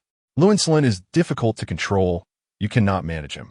Su-bai's flicker of hope was extinguished, ruthlessly shattered by Lin Yan's words. It was indeed a pity that Lin Yan was not fulfilling his potential as a male insect. Who could ever contain him? Su-bai had no inkling that the opportunity to exert control over him would present itself so swiftly. That evening at 10 o'clock, Lin Yan sent a message to his light brain indicating his return, yet by 11 o'clock, he had still not arrived. Su-bai felt deceived. Ever since he received the message at 10, he had been tossing and turning, anxious at the thought of sharing a bed with Lin Yan upon his return. By 11 o'clock, he had yet to encounter Lin Yan. Su-bai, tucked beneath the covers, muttered under his breath, "Unreasonable, despicable wretch, tyrant." As he vented his frustration, he was suddenly enveloped by an intoxicating scent of jasmine permeating the air. If Lin Yan were present, he would have recognized that Su-bai's pheromones were being incited by the tumultuous psychic energy of a female counterpart. In an abrupt motion, The blanket covering Su Bai was yanked away, and he startled upright to find Lin Yan at the edge of his bed. The latter's eyes were reddened, his complexion flushed, and he appeared decidedly unhinged, embodying a state of sheer madness. Su Bai, alarmed, instinctively reached for the blanket to cover himself. Unbeknownst to Lin Yan, his own psychic turmoil had inexplicably drawn him back to this male counterpart. Su Bai's unintentional release of pheromones alleviated his condition somewhat, but intensified his primal desires. As Lin Yan gazed at Su Bai, his eyes grew increasingly predatory, as if he intended to devour him whole. I warn you not to act recklessly. I am skilled in combat, and if you harm me, the consequences will be dire, Su Bai exclaimed, retreating to a corner, only to be ruthlessly pulled into Lin Yan's embrace as the latter seized the blanket. Release me at once. This is inappropriate between males. If you do not let go, I shall summon help. He cried, help. There is a lunatic here. Someone come quickly. However, the only response came from the robots downstairs. No one else was present. In his heightened state of panic, Su Bai had completely forgotten that the male counterpart's neural interface had an emergency alert function. A piercing alarm blared in Lin Yan's ears as Su Bai kicked and struggled against him. Frustrated, Lin Yan, relying on the remnants of his composure, silenced the shrill sound emanating from Su Bai's mouth. Su Bai's pupils dilated in shock, his expression frozen in a moment of struggle. His first kiss was lost. Perhaps the shock of losing his initial kiss overshadowed everything else, and he finally recognized that Lin Yan's demeanor was profoundly amiss. A creature as proud as Lin Yan would surely disdain him even more, wouldn't he? Su Bai continuously pushed against Lin Yan, but his feeble arms lacked any strength, barely able to deliver even a gentle poke. After a spell, Lin Yan regained a sliver of rationality. Observing Su Bai's disheveled appearance, he seized the initiative. As a male, your pheromones have saturated this space, triggering my psychic disturbance. You must take responsibility. What pheromones? I know nothing of it. Suvaiti tortif. The overwhelming scent of jasmine, intoxicating and suffocating, rendered him momentarily rigid. Could it be that this fragrance was indeed emanating from him? Then you should leave at once. Do not linger here, he urged, pushing Lin Yan away, his words tumbling out in a hurried, unintelligible murmur. Lin Yan, however, grasped Su Bai's hand firmly. Excellent. I have ensnared you. The disturbance in a female's psyche can only be resolved by a male. You are now my male counterpart. Who else could it be? Lin Yan's unexpected kiss left Su Bai momentarily stunned. Su Bai was indeed aware of the pheromone disorder associated with female bugs, and it was precisely because of the significance of male pheromones that males held such a high status. Before Su Bai could fully comprehend the situation, Lin Yan, without hesitation, captured his lips once more. Having chosen Su Bai, there was no turning back. It was inevitable, and Lin Yan had always been one to follow his heart. His lack of aversion towards Su Bai was sufficient. Su Bai found himself at a loss, realizing that resistance was futile. In a hesitant surrender, he found himself lying on the bed with Lin Yan. The situation was far more exhilarating than he had anticipated. He never imagined that events would take such a bizarre and convoluted turn. It seemed that ever since meeting Lin Yan, his once stable life had spiraled into chaos. To Su Bai's astonishment, even on the bed, Lin Yan continued to assert his dominance. Initially, both were unsure of how to proceed, but Lin Yan, driven by instinct, gradually took the lead, guiding Su Bai. How humiliating for a male bug. Seizing an opportunity when Lin Yan's rationality faltered, Su Bai managed to switch their positions. Yet, unable to maintain the upper hand, he soon found himself back on his back. As the night wore on, it felt unusually prolonged. As dawn broke, Lin Yan opened his elongated black lashes, his traditionally fierce gaze softening with unexpected tenderness as he regarded Su Bai's peacefully sleeping face. With such a visage, Su Bai would never lack for suitors. What was even more astonishing was the realization that the bug race could produce such a gentle, idealized male figure. If initially Lin Yan had been drawn to Su Bai for his easily manipulated nature, he had also harbored doubts about Su Bai potentially being a more adept deceiver. Confident in his ability to control Su Bai due to his lack of power, Lin believed that no matter how skilled Su Bai was at masquerading, he would never allow himself to be ensnared, not even for a moment. His earlier coercion had been more of a test. Had Su Bai displayed any signs of discontent, he would have departed without a second thought. Lin would not be subjugated by any male bug. Ultimately, it was evident that Su Bai was a docile and easily deceived male, and Lin found no qualms in extending a bit more tenderness toward him. When Su Bai awoke, he was dismayed to find himself sore and aching, though his mind was clear. He lingered in bed, oblivious to Lin's absence. After dozing off briefly, hunger compelled him to rise and seek sustenance. However, just as his feet touched the floor, he was startled. "What are you doing kneeling there?" From Su Bai's perspective, Lin appeared as though he were bowing in submission. Lin looked up at Su Bai, his voice hoarse yet cold as he stated, "Females should await the awakening of the male by the bedside. I, the dominant male, am here waiting for you to rise." Strangely enough, there was something quite exhilarating about having such a commanding figure kneeling at his feet. However, Su Bai's smile faded, and he spoke to Lin with a hint of irritation, instructing him not to wait by the bedside for him to rise. "If you awaken before I do, kindly leave the room. Thank you." "Understood," Lin replied softly. It was no surprise to him that Su Bai was now expressing gratitude towards him, a mere drone, devoid of any emotional upheaval. Downstairs, the robot had prepared a meal, announcing, "My lord, you may come down once you are ready. Would you like assistance with your morning routine?" "That won't be necessary," Su Bai replied, casting a suspicious glance at Lin, whose demeanor had improved significantly compared to yesterday. "No thanks." "Oof." The weasel wishing the chicken well. It was merely a facade. As Su Bai rubbed his aching back and observed Lin briskly exiting the room, he couldn't help but feel it was rather unscientific. Truly, he was a general. Upon finishing his morning routine and descending the stairs, Su Bai was met with a table laden with unfamiliar meats and familiar vegetables, prompting a bitter smile. He had forgotten to inform Lin that he only consumed vegetables. As for the insectoid meat, its unpalatable taste was enough to make him want to retch. Thus, Su Bai seated himself at the table, while Lin indicated his intention to serve him. Su Bai immediately raised his hand in refusal. A flicker of impatience crossed Lin's eyes, and just as he was about to speak, Su Bai interjected. This, and this, I do not like any of these. I only eat vegetables, specifically those I enjoy. Are the vegetables you favor the ouchi card greens?" Lin incard, observing Subiya speakinis. Clearing his throat, Su Bai took a bite of the dish, only to hear Lin speak boldly. "Do not mention that vegetable to me. I will send you a list of the fruits and vegetables I prefer via the holographic interface. You may eat whatever you like, but those are the only things I will consume." Su Bai earnestly conveyed to Lin that he was not jesting. It was quite normal for a male drone to be particular about his food. Lin raised an eyebrow, evidently recognizing Su Bai's steadfastness regarding his dietary preferences. Very well. Given his current state of tranquility, indulging Su Bai a little may not be too much to ask. Lin observed Su Bai struggling with the meal, an assortment of dishes that would be sought after by many. Yet Su Bai sampled them hesitantly, looking utterly disenchanted.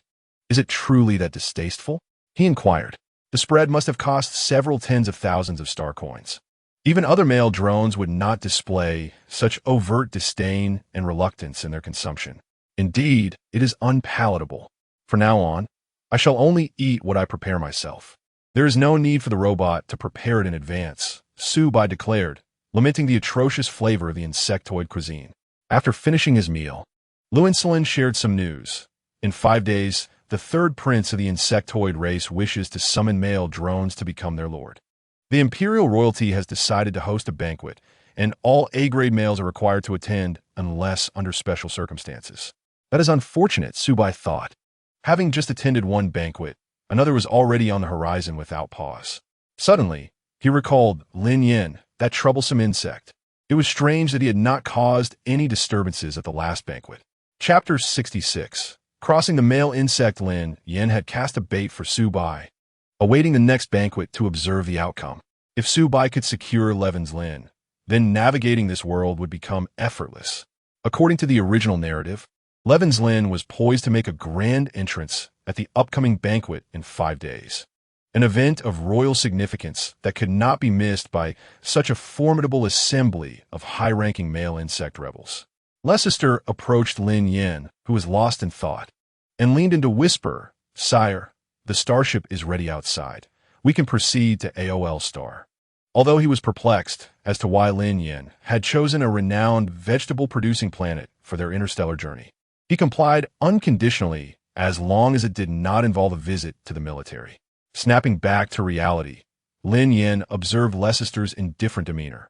His character value had notably increased under the guise of the past couple of days, making Lin Yan feel compelled to feign irritation towards Leicester, which only added to his own discomfort, especially since he sensed that Leicester still harbored some wariness towards him. With a deep sigh, Lin Yan yearned to disregard all restraint and embrace Leicester fervently, declaring his love 520 times a day. Leicester, on the other hand, adapted more swiftly than anticipated to the integration of the male insect into his ordinary life. He perceived their interaction as enviable to 99% of the interstellar population. Finding nothing amiss, upon landing on AOL star, Leicester stood beside Lin Yan as they listened to the planet's overseer extolling its virtues. This planet was unique, not belonging to any particular insect, as it was the largest vegetable-producing world in the galaxy.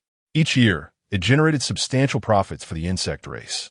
A portion of these star coins was allocated for the wages of the laborers cultivating vegetables on AOL star. Another fraction was directed to the military, while most was reserved for subsidies for the male insects. The annual expenditure on Stardew for the male insects alone amounted to astronomical figures. AOL star's distinctiveness lay in its exceptional soil, capable of nurturing a variety of vegetables in diverse conditions. Other planets with uniform climates required extensive trials on vegetable seedlings, necessitating substantial financial investments before achieving successful cultivation and harvest. Lin Yan gently placed his hand upon a verdant vegetable, feeling a palpable surge of energy as the plant seemed to yearn for something. Avoiding the gaze of other insects, Lin Yan entered a greenhouse and employed the abilities granted by the system on a young vegetable plant. It grew at a visibly accelerated rate, almost as if stimulated by hormones, quickly transforming into a mature specimen with impeccably flawless leaves. Selecting a vegetable seedling he had found palatable, Lin Yan unceremoniously plucked a lustrous green leaf and placed it in his mouth. The moment he tasted it, he realized that his anticipated plan was destined for success. The flavor of this vegetable was entirely different from anything he had previously experienced. If there was a hint of the raw taste of vegetables before, now this particular vegetable presents a crisp and refreshing texture, with tender juices bursting in the mouth, accompanied by a subtle sweetness and a faint aftertaste. It is indescribably delicious. This vegetable alone could be deemed a simple delight. Lin Yan, after completing his experiments, withdrew his abilities, causing the vegetables in his hands to wither gradually. Upon exiting, he exchanged a few of these small vegetables for star coins. Leicester and the responsible insect were completely unaware of Lin Yan's activities inside. They simply accompanied him, traveling in a flying vessel, exploring various sites. After Lin Yan had examined a portion of the planet and understood the operational process of the insectoid vegetables, he inquired whether Leicester enjoyed eating vegetables. Leicester naturally nodded in affirmation, as the taste of vegetables was favored by insects across the cosmos, in stark contrast to the bland, tasteless nutri-solution. Satisfied with this response, Lin Yan nodded in agreement. On their journey back to the central star, Lin Yan shared his ambitious plan with Leicester. He intended to transform a planet under his name into a vegetable paradise. Leicester found himself puzzled as to why someone as affluent as Lin Yan would wish to invest substantial funds into such a labor-intensive endeavor, suggesting that those star coins could yield quicker and less risky returns if invested elsewhere. However, he refrained from voicing these thoughts, recognizing that a male insect's whims were beyond the influence of a female. The market for a vegetable planet was indeed vast, often facing demand that exceeded supply, and was not monopolized, making it a highly feasible venture. Nevertheless, the initial investment would require a significant amount of star coins, a daunting task. Lacest sat aboard the starship, emotions veiled by his lashes, analyzing the pros and cons of Lin Yan's plan while observing their intertwined fingers. Lin Yan remained non-committal.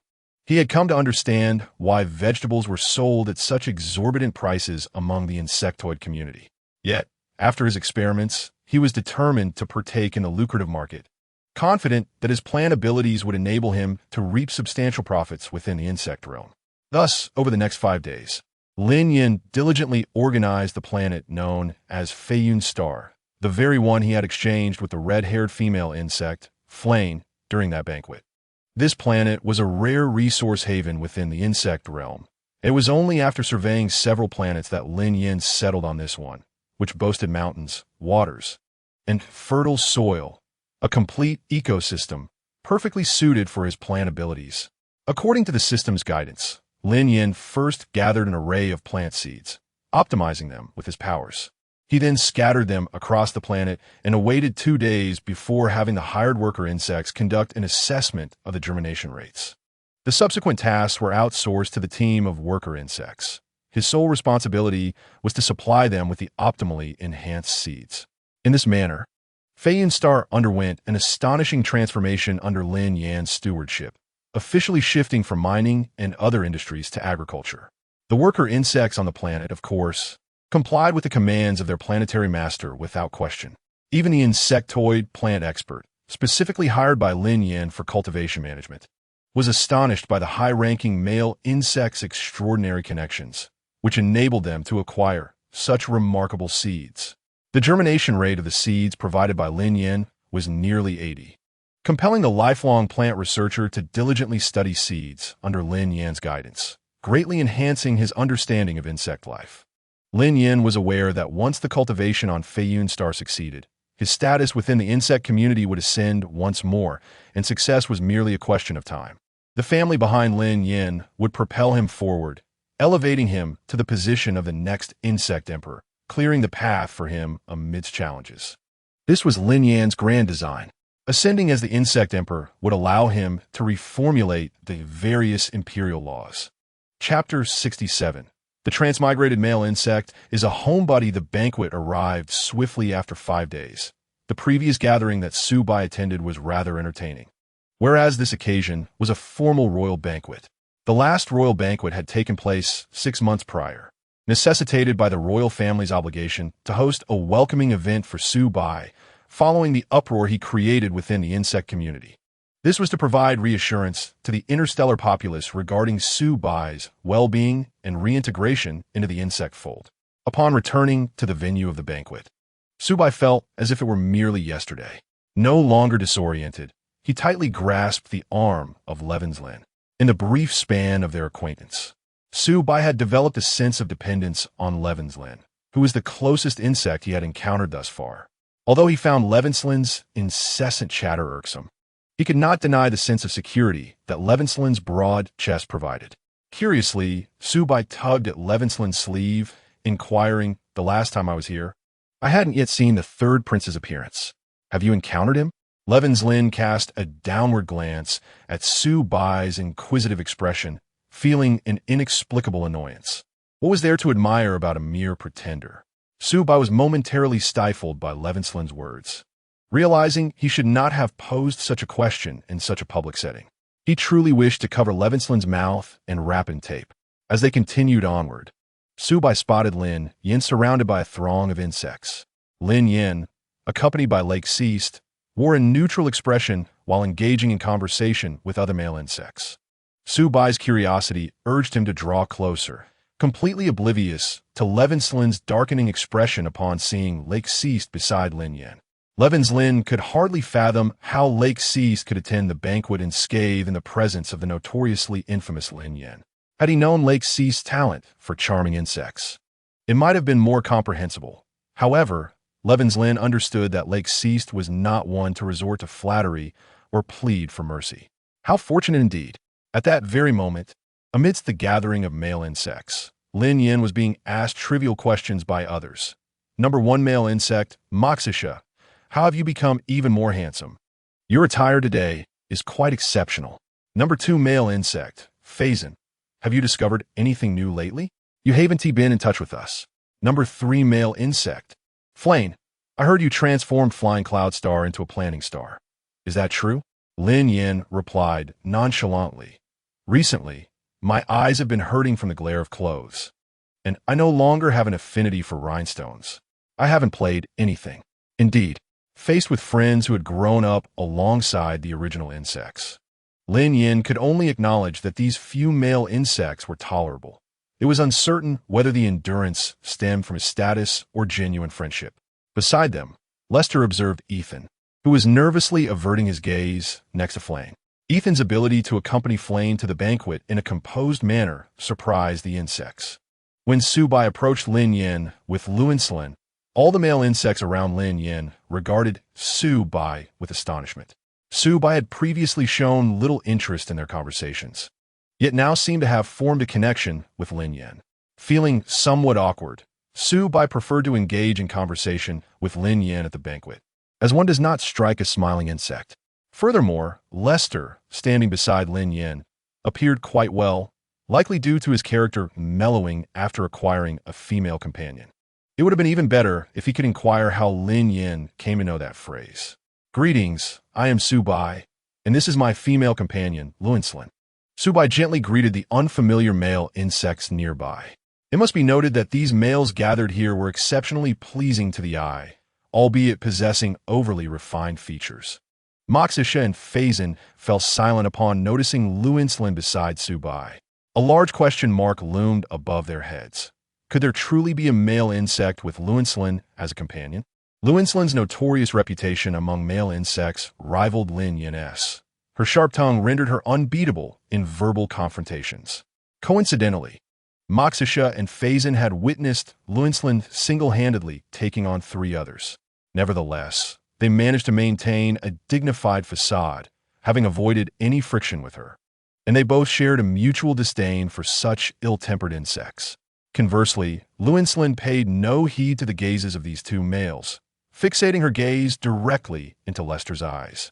The 2 insects exchanged glances, one radiating an icy demeanor, the other imbued with a subtle yet sinister malice. If looks could incite conflict, they would have bled rivers. Flame chuckled softly. Hello, I am Flame, and these are Moxisha and Phazin. As he spoke, Flame gestured towards the respective insects. Amongst insects of similar rank, the males were generally inclined to accept one another. Subai nodded in response while silently musing. One with red hair, one with yellow, one with green, and Lin Yan with his black-purple locks. It resembled a gathering of spirited youths based solely on hair color. Subai's arrival infused the previously casual atmosphere with an oddity, prompting Lin Yan to reintroduce the topic. Today's gathering is to find a male companion for the 3rd prince. Are you 2 interested? Lin Yan addressed Moxisha and Phazin, knowing that their public personas were maintained solely to attain greater power and status. He found it hard to believe they were not intrigued by the 3rd prince. Green-haired Facn remarked, Oh, it's just a matter of chance. I have hardly encountered the 3rd prince. Who knows if we would get along? If it turns out he truly becomes a female sovereign, he'd be bound by restrictions, which I certainly do not desire.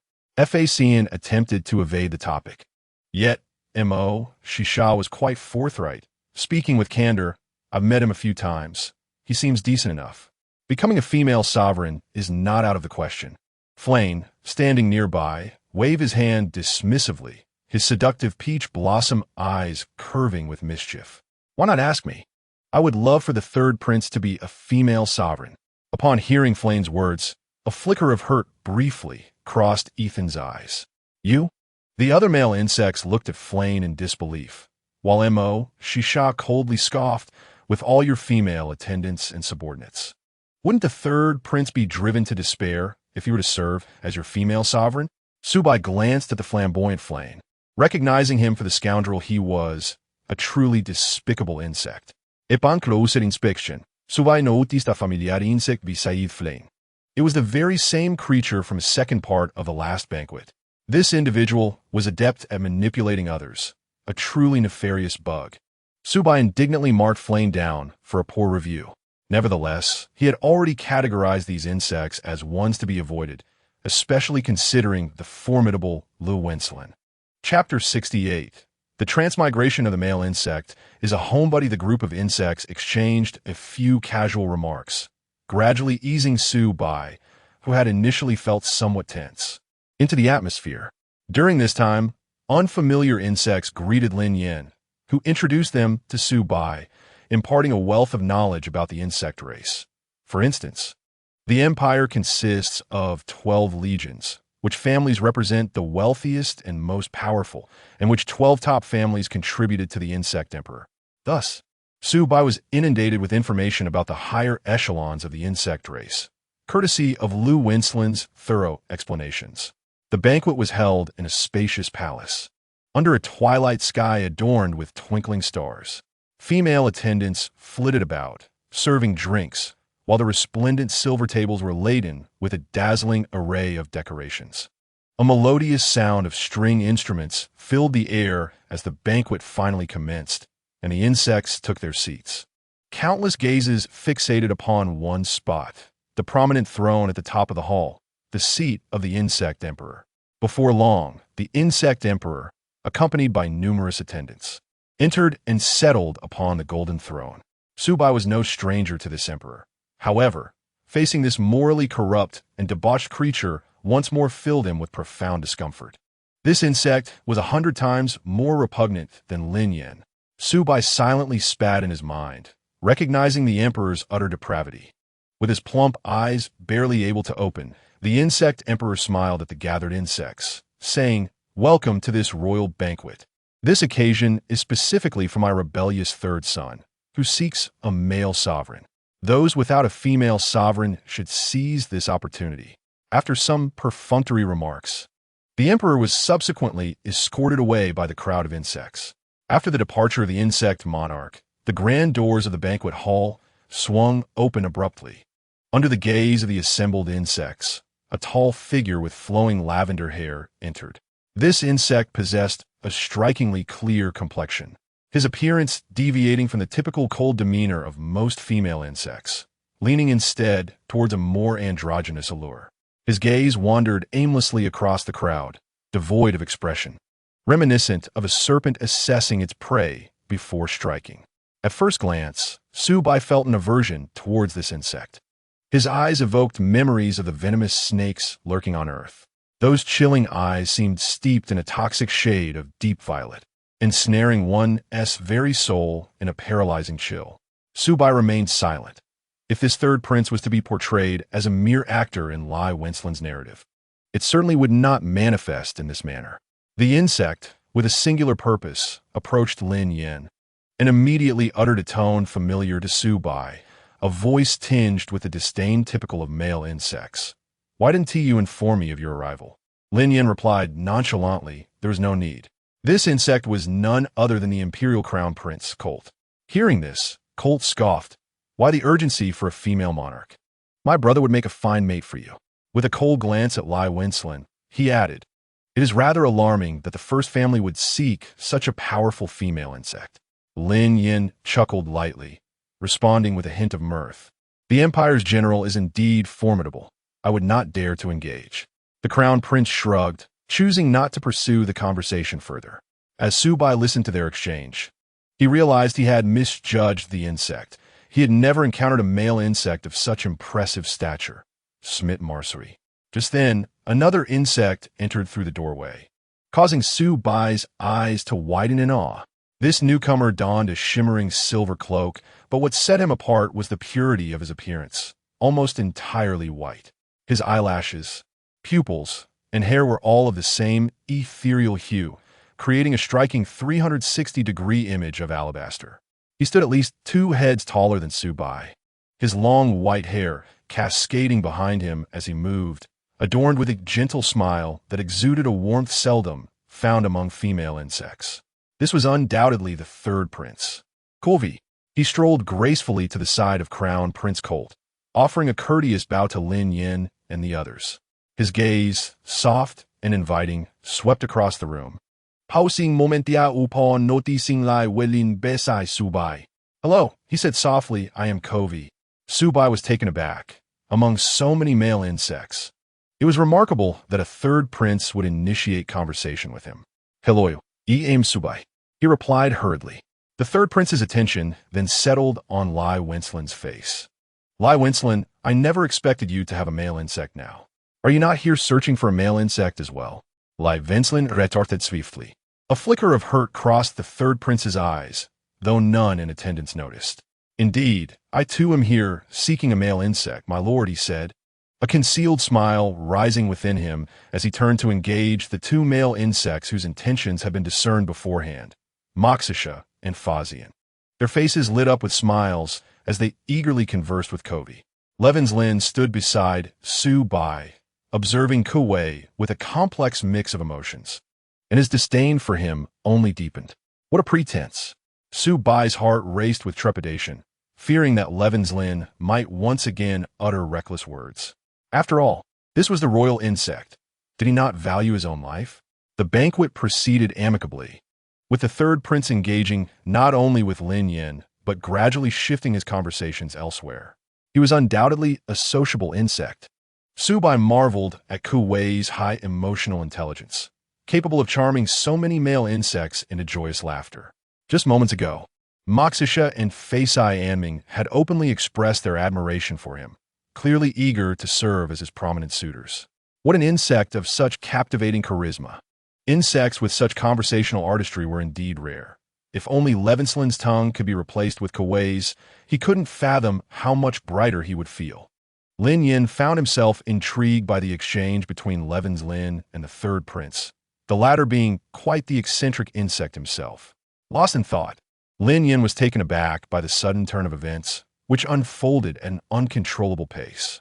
The lights in the palace abruptly dimmed, and countless male insects erupted in screams.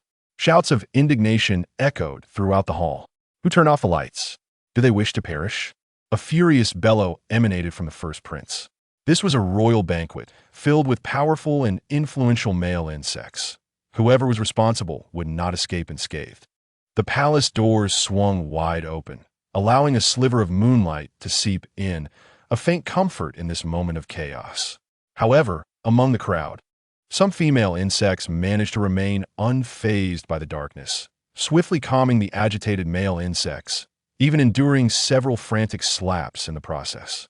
The more seasoned insects prudently took refuge behind the females, waiting for the palace to illuminate once more. Just as the panic escalated, a swift arrow shot through the palace entrance. The first arrow found its mark as the female insects, preoccupied with soothing the male insects, failed to notice it in time.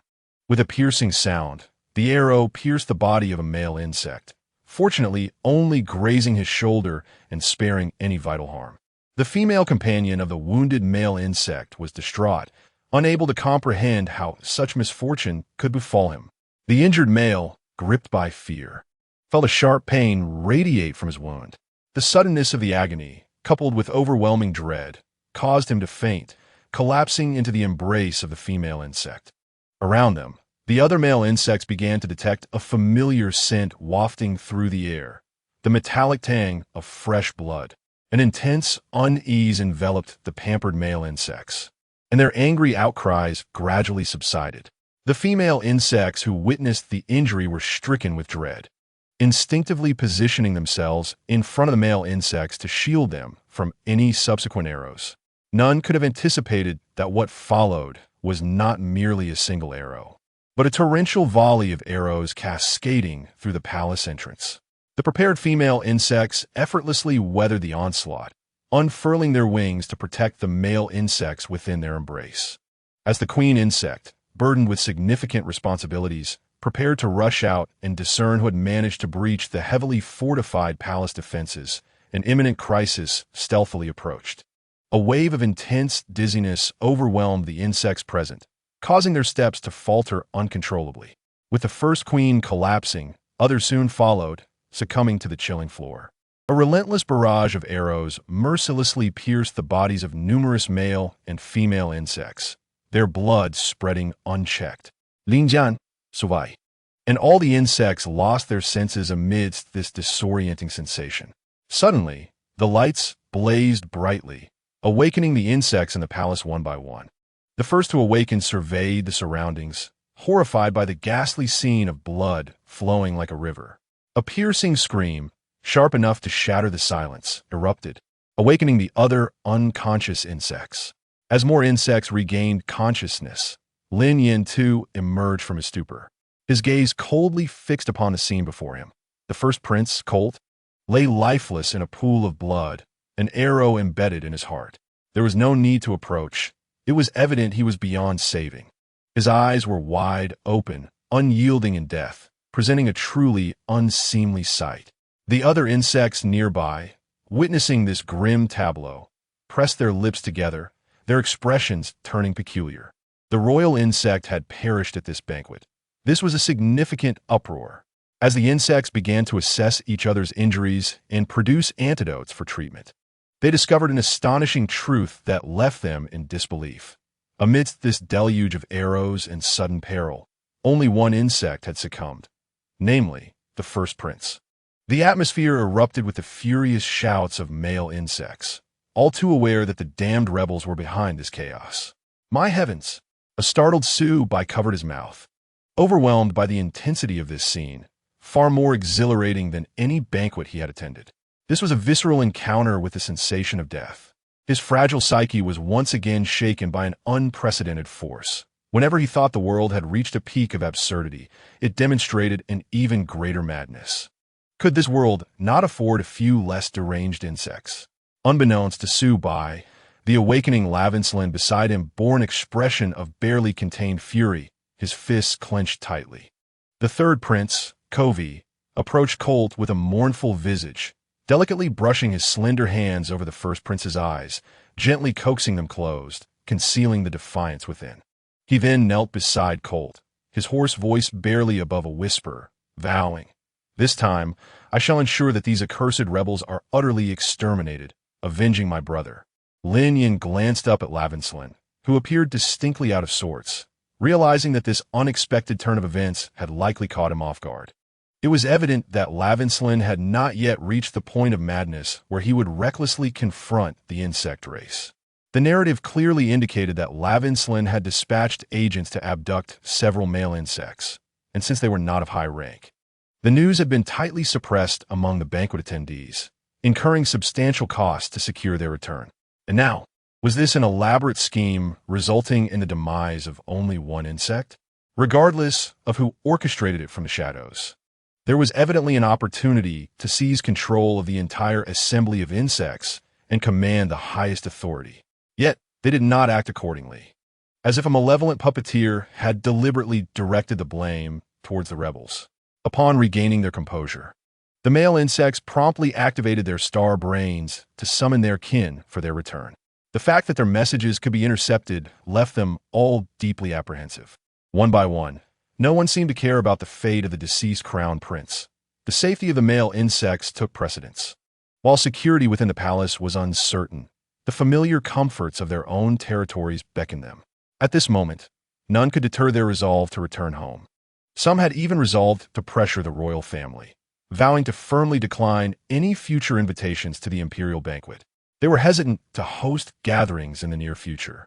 Su-bai exchanged glances with Lin Yan, who shrugged nonchalantly, a carefree smile gracing his face. Well, we're unharmed anyway. The royal family will surely have to provide an explanation. Let us head back. His words conveyed a sense of detachment, as if the events did not concern him. Lin Yan truly embodied the essence of a male insect, displaying an unfeeling demeanor. He turned to follow the large group departing, and others who had wavered in their decision to stay took his exit as a cue to leave as well. Su-bai tugged at Luinslin's sleeve, leaning in to whisper, "Hey, everyone else is leaving. We should too." It had been too dark earlier, but he vaguely sensed something enveloping him. Upon reflection, it must have been Luinslin's grand wings. He had yet to witness Luinslin's wings, and in this perilous moment, he had been shielded by them, feeling a delightful shyness wash over him. The little person in Su-bai's heart blushed, realizing that Luinslin did not harbor as much disdain for him as he had thought. In times of danger, he had acted without hesitation to protect him. A surge of gratitude filled him, and the quickening of his heartbeat was genuine. Su-bai resolved to prepare a sumptuous meal for Luinslin upon their return as a token of appreciation. As the surrounding insects gradually departed, The hall felt particularly vast, each minor sound echoing through the emptiness. Lin Yan stood tall, kicking the still-kneeling third prince, Covey, with an icy tone that dripped with disdain. "Aren't you tired of pretending? You haven't shed a single tear all this time." He seemed unwilling to allow Lin Yan even a moment of reprieve. Su Bai, anxious, tugged at Lin Yan again, hastily attempting to explain to Covey, "What nonsense are you spouting? You know that extreme sorrow does not always manifest in tears. You're hurting the insect's heart. Apologize to the third prince. His brother has just passed." Su Bai felt utterly drained and powerless, striving to salvage Lin Yan's words. "Let us go." Lin Yan withdrew his gaze from the third prince, turning to the irate Su Bai, clicking his tongue in irritation. "There's nothing more to say. We shall discuss it at home." With that, he turned and walked towards the palace exit, his pace unhurried, showing no inclination to wait for Su Bai. Su Bai glared at the cold silhouette of Lin Yan, gritting his teeth, and quietly muttered a few apologies to the third prince, Kuei. He then hurriedly followed Lin Yan away. Thus, the palace was left with only the royal insects and the lifeless body of the first prince, Colt, lying desolately on the floor. Kuei slowly rose to his feet, looking down upon the deceased Colt. The warm visage that had graced Su Bai's heart before the banquet was now shrouded in a layer of chilling indifference. An aura of profound coldness emanated from him as he stood in silence beside Colt for quite some time. Eventually, he spoke in a detached manner, instructing the royal insects to remove Colt's remains. Observing the attendants begin to cleanse the blood from the palace floor, Kuei turned and departed with a stoic expression, the air slicing through the arc of his white hair as he moved, decisive, unfeeling. "Indeed, Colt, you should have perished long ago." On the starship, Su Bai, longing to return home, felt a sense of urgency. The world was far too complex, and home offered a sanctuary. He watched Lin Yan, who was engrossed in his star brain as soon as they boarded the ship, and after a few moments of hesitation, could not refrain from saying, in public, "Could you refrain from uttering such awkward remarks that embarrass the insects? A gentler tone and a bit more tolerance would be appreciated, wouldn't it? Am I not gentle? Am I not tolerant? I haven't received a single fine today," Lin Yan replied, not even sparing Su Bai glance. Having discerned Su Bai's temperament, he no longer bothered to pretend. With a resigned sigh, Su Bai remarked, "Your attitude toward the third prince today was quite poor. You treated him as if he were invisible." Lin Yan turned his head, regarding Su Bai, who was fiercely defending the third prince. "I've known Kuei since we were 3 years old. Our interactions have always been this way. Have I not been giving him the cold shoulder for decades? I've certainly pricked his heart with words over the years. Haven't I? Goodness." Lin Yan's expression suddenly darkened as he glanced at the starbrain, muttering a curse under his breath and slamming his hand on the armrest of the adjacent chair. "What's wrong? Who has upset you? I have no obligation to inform you," Lin Yan retorted, dismissively ignoring Su Bai's incessant chatter as he once again focused on the starbrain. "If you choose not to speak, then so be it," Su Bai thought, rolling his eyes and crossing his arms, turning away to avoid looking at Lin Yan. The sudden assassination of the first prince had plunged the entire interstellar elite into a profound crisis, with the sword of Damocles hanging over their heads. The insect emperor had reached an age where passing away was imminent, and his dispirited state was evident at the banquet. Colt, the lone male heir of the royal family, had departed, setting the stage for a reconfiguration of power within the interstellar factions. The only potential successor to the throne had suffered retaliation from the rebel forces, presenting an opportune moment for various families to vie for dominance. Messages frequently arrived on Lin Yan's starbrain, all probing the ambitions of the Lin Yan family. Naturally, Lin Yan opted to seize control of power. Once an insect emperor was chosen in the interstellar realm, their position would remain unaltered until their death or voluntary abdication in favor of a successor. However, the new monarch of the insect realm must be a youthful male, with a rank of A-class, for it is only high-ranking young males who can foster the expansion of the insect species and increase the likelihood of the queen producing high-ranking heirs to inherit the throne. Lin Yan sat upon the starbrain, observing the projected cultivation progress of Fei Yun star. Should Feiyun's star succeed, he would be almost certain to ascend as the insect emperor. After a brief moment of contemplation, he retracted his light brain and turned his curious gaze to the impeccably seated Leicester. Leicester's eyes lacked focus, clearly still mulling over the events that had transpired in the palace. "Hey," Lin Yan gently called to bring Leicester back to the present. "You performed admirably at the banquet." In that moment of darkness during the feast, Lin Yan had felt Leicester's unhesitating embrace. Even when he later fainted, he awoke cradled in Leicester's arms. Leicester's gaze sharpened as it fell upon Lin Yan. It was instinctive for the female to protect the male, a matter that required no further discussion. Clearing his throat, Leicester addressed Lin Yan. "I am just glad the male sovereign was unharmed." A smile curled at the corners of Lin Yan's mouth, tinged with self-satisfaction and playful mockery. He understood that Leicester's feelings were not entirely feigned. The fleeting glimpse of genuine affection brought a sweetness to Lin Yan's heart. "Tonight, I shall reward you." Leicester began to harbor doubts about how Lin Yan could remain the sole male for so many years, his vitality almost frightening. Yet, as Leicester lowered his gaze, he contemplated that if he could indeed bear Lin Yan's offspring during this time, he would not find it so difficult to accept should Lin Yan's interest wane in the future. Leicester could not deny the gentle affection that occasionally surfaced in his demeanor towards Lin Yan, especially during that moment. Had he not previously understood the nature of Lin Yan as a male, he might have believed, like his former subordinate Ethan, that his sovereign was extraordinary and that he was cherished. A mere illusion. The pheromones of the male drew him in, and Lin Yan's restraint led him to mistakenly think he was a special insect. Following the banquet, it remained uncertain how many females and sub-females would face reprimand from their male counterparts. Most of these males were blissfully unaware of the countless females fighting valiantly for their cause across billions of light years. Even if they were to find out, it would make little difference. The lives of 1,000 females and sub-females could hardly compare to that of a single male.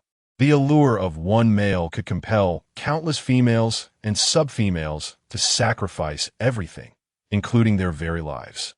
At times, Leicester pondered why, in this vast expanse of the cosmos, males were so unwilling to show greater compassion towards females and sub-females. The banquet Lin Yan had taken him to had illuminated the cruelty of the males in this star system. He would rather those insects perish silently on the battlefield for the sake of their kind than witness them reduced to mere pawns at a banquet. He had tacitly accepted Lavenslin's discreet actions, driven by a desire for vengeance against the Empire's schemes aimed at undermining his sovereign. Chapter 71. The journey through the male insect upon returning to that familiar room. Lin Yan shed his formal attire without a glance back and commanded Lester to take a bath. Naturally, Lester obeyed, turned to open the bathroom door. However, to his surprise, less than 5 minutes into his bath, he heard a knock on the door. "Knock, knock, knock. Open up." Lin Yan's voice was hoarse, and Lester could not discern his emotions from within the bathroom. Without a moment's hesitation, Lester opened the bathroom door, standing there exposed before Lin Yan. Was it intentional?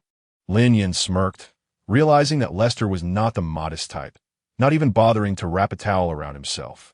Lester's expression froze. Perhaps even he did not understand why he had so readily opened the door for Lin Yan. Seizing the moment of Lester's bewilderment, Lin Yan entered and swiftly closed the bathroom door behind him. He approached Lester step by step until their eyes locked, their lips merely 10 centimeters apart. "Kiss me." Lin Yan's gaze was fixed intently on Lester's eyes, relishing the way Lester's emotions swayed in response to him. Having spent many days together, Lester had come to understand Lin Yan's peculiar tastes. His cool gaze traversed Lin Yan's striking features. Landing on those lips he had already kissed countless times in such a short span. Without hesitation, he leaned down to meet those lips. Their lips touched, soft and sweet, exuding a vulnerability that did not belong to Lin Yan. The delightful scent of Lin Yan's cold musk gradually filled the bathroom, an unspoken sentiment quietly blossoming, warming the atmosphere for what was to come. After a few minutes of fervent kissing, Lin Yan glanced at the bathtub, now filled with water, and couldn't help but smirk mischievously at Lester. Lester found it impossible to refuse Lin Yan's desires, The only cruelty Lin Yan inflicted upon him was at moments like this. At Lin Yan's urging, Lester's cheeks flushed, and he half-heartedly acquiesced to Lin Yan's whims. Turn off the lights. Lin Yan felt that Lester possessed an enchanting allure. With every glance, every subtle movement, and every word deeply enticing him. Do you like it? It's love. Meanwhile, Subai and Lei Winslin had returned home after the banquet. Lei Winslin hurriedly entered a room, completely ignoring Subai, leaving him speechless with worry. Soon, loud shouts of anger erupted from within the room. What a fool! What an idiot! Subai's heart raced at the commotion. Though their time together had been brief, Subai had never witnessed this furious side of Lei Winslin, who usually maintained a facade of wit and charm. Separated by a wall, it seemed Lei Winslin had forgotten that a living person, Subai, remained outside. Subai longed to send Lei Winslin a playful meme expressing his exasperation. Disinterested in his presence, Subai retreated to his room to wash up, preparing for slumber. In the bathroom, he mused that while this world had its merits, the cuisine left much to be desired. Reclining in a tub ergonomically designed for his insectoid form, the water was at the perfect temperature, while before him played a selection of meticulously curated insectoid soap operas that he had discovered online. Occasionally, he would break into song, belting out renowned interstellar tunes intermingled with melodies unique to Earth. Previously, he had unconsciously hummed a few lines from an earthly song before bed, prompting Winslin to complain that Subai's vocalizations had disturbed him, which left Subai feeling quite vexed. It is my voice, and I shall sing as I please.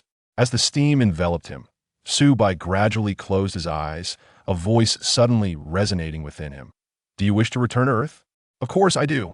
Subai fervently nodded in his mind, yearning for Earth's delectable dishes, his thoughts spiraling into a haze of longing. Braised beef, red-cooked pork, Peking-style shredded pork, shrimp and tofu, grilled skewers, sweet and sour ribs, and garlic base. These culinary delights had slipped away from him since his transference, leaving him in a constant state of nostalgia. The agony of foodie. Each time he faced exorbitantly priced greens, tears welled up in his eyes, feeling as though he had been reduced to a mere herbivore, subsisting solely on vegetables. In that very moment of acquiescence, his entire being vanished from the tub, as if no creature had ever graced the steamy confines of the bathroom. Subai returned to the place from whence he had vanished. An hour later, a knock echoed outside the door. At that moment, Winslin, having tidied up his affairs, remained oblivious to Subai's activities within the bathroom. An impatient voice rang out. How long does it take to take a shower? If you keep me waiting, you'll wake me up again later.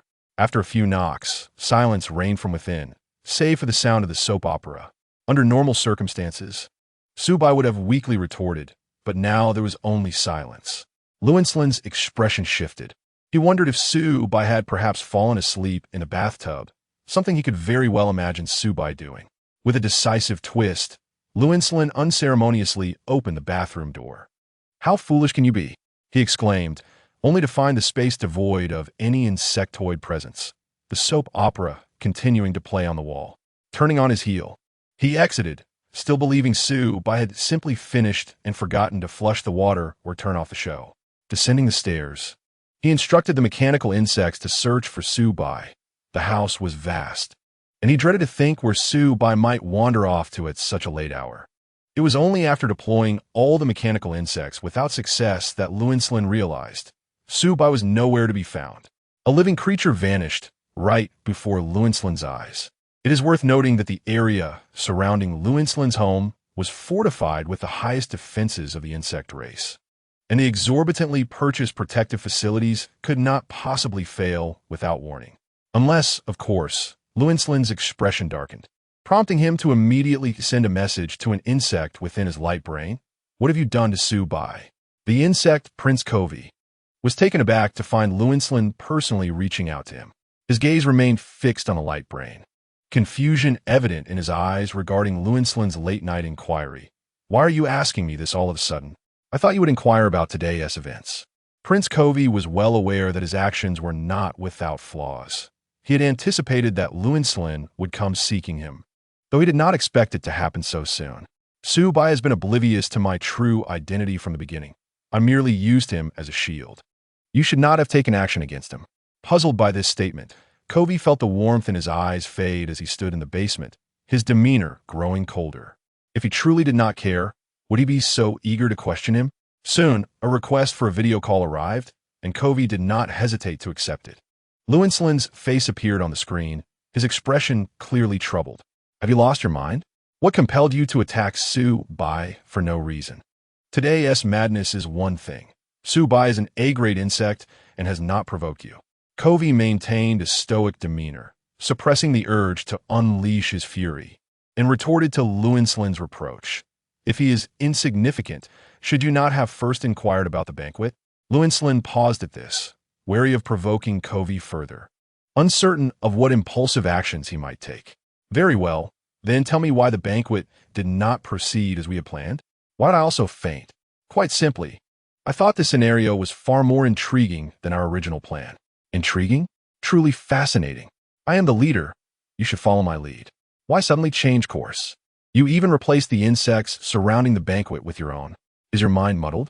What advantage does this bring us? When the insect emperor succumbs to poison, should we not directly elevate your male to power? Because I refuse to allow it. Why should Quartet act against you? Why provoke your mental turmoil? He seeks your demise, and I shall ensure he meets his end first.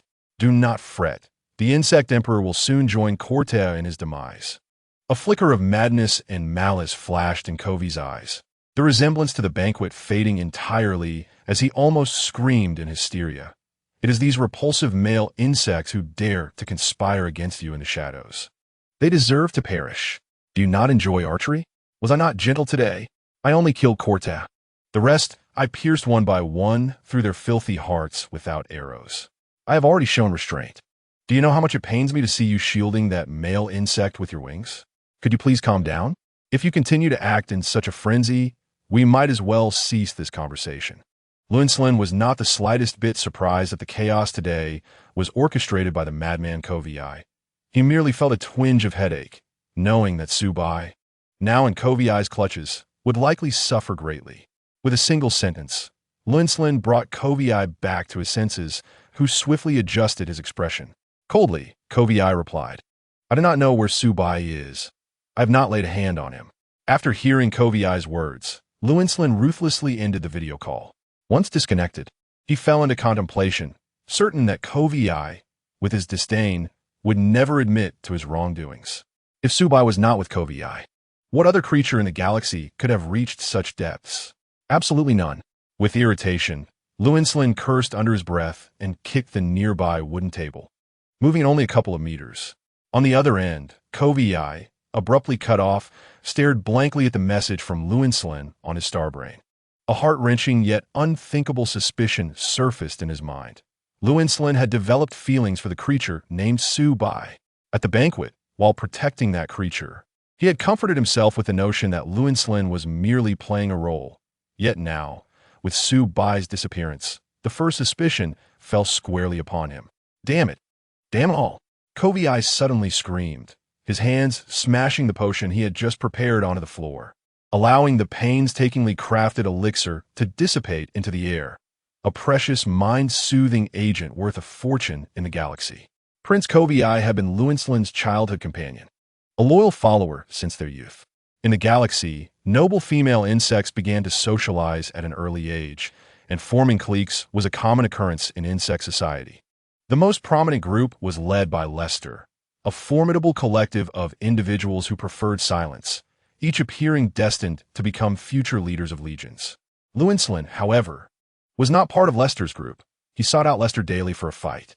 His sharp tongue had driven away many insects eager to befriend him, yet Covey remained steadfast. Proud of his resilience to criticism, Covey never wavered. Even upon learning of Lewinsolin's position as a rebel leader, he unhesitatingly joined the ranks and, through his exceptional capabilities, ascended to the position of second in command. Lewinsolin had always been unyielding toward all insects, speaking his mind freely. Covey, from a young age, transformed into a social adept for Lewinsolin, donning a smile as a mask, even when faced with insects he found utterly detestable. He never anticipated that Lewinsolin would owe him anything in return. He He simply believed that his actions would bring joy to Lin Yan, and that was sufficient. Kovii harbored equal disdain for all male insects. Each time he donned his white attire and stood upon various banquet stages, it was merely to assist Lin Yan in gathering intelligence on male insects or to teach a lesson to those who troubled him.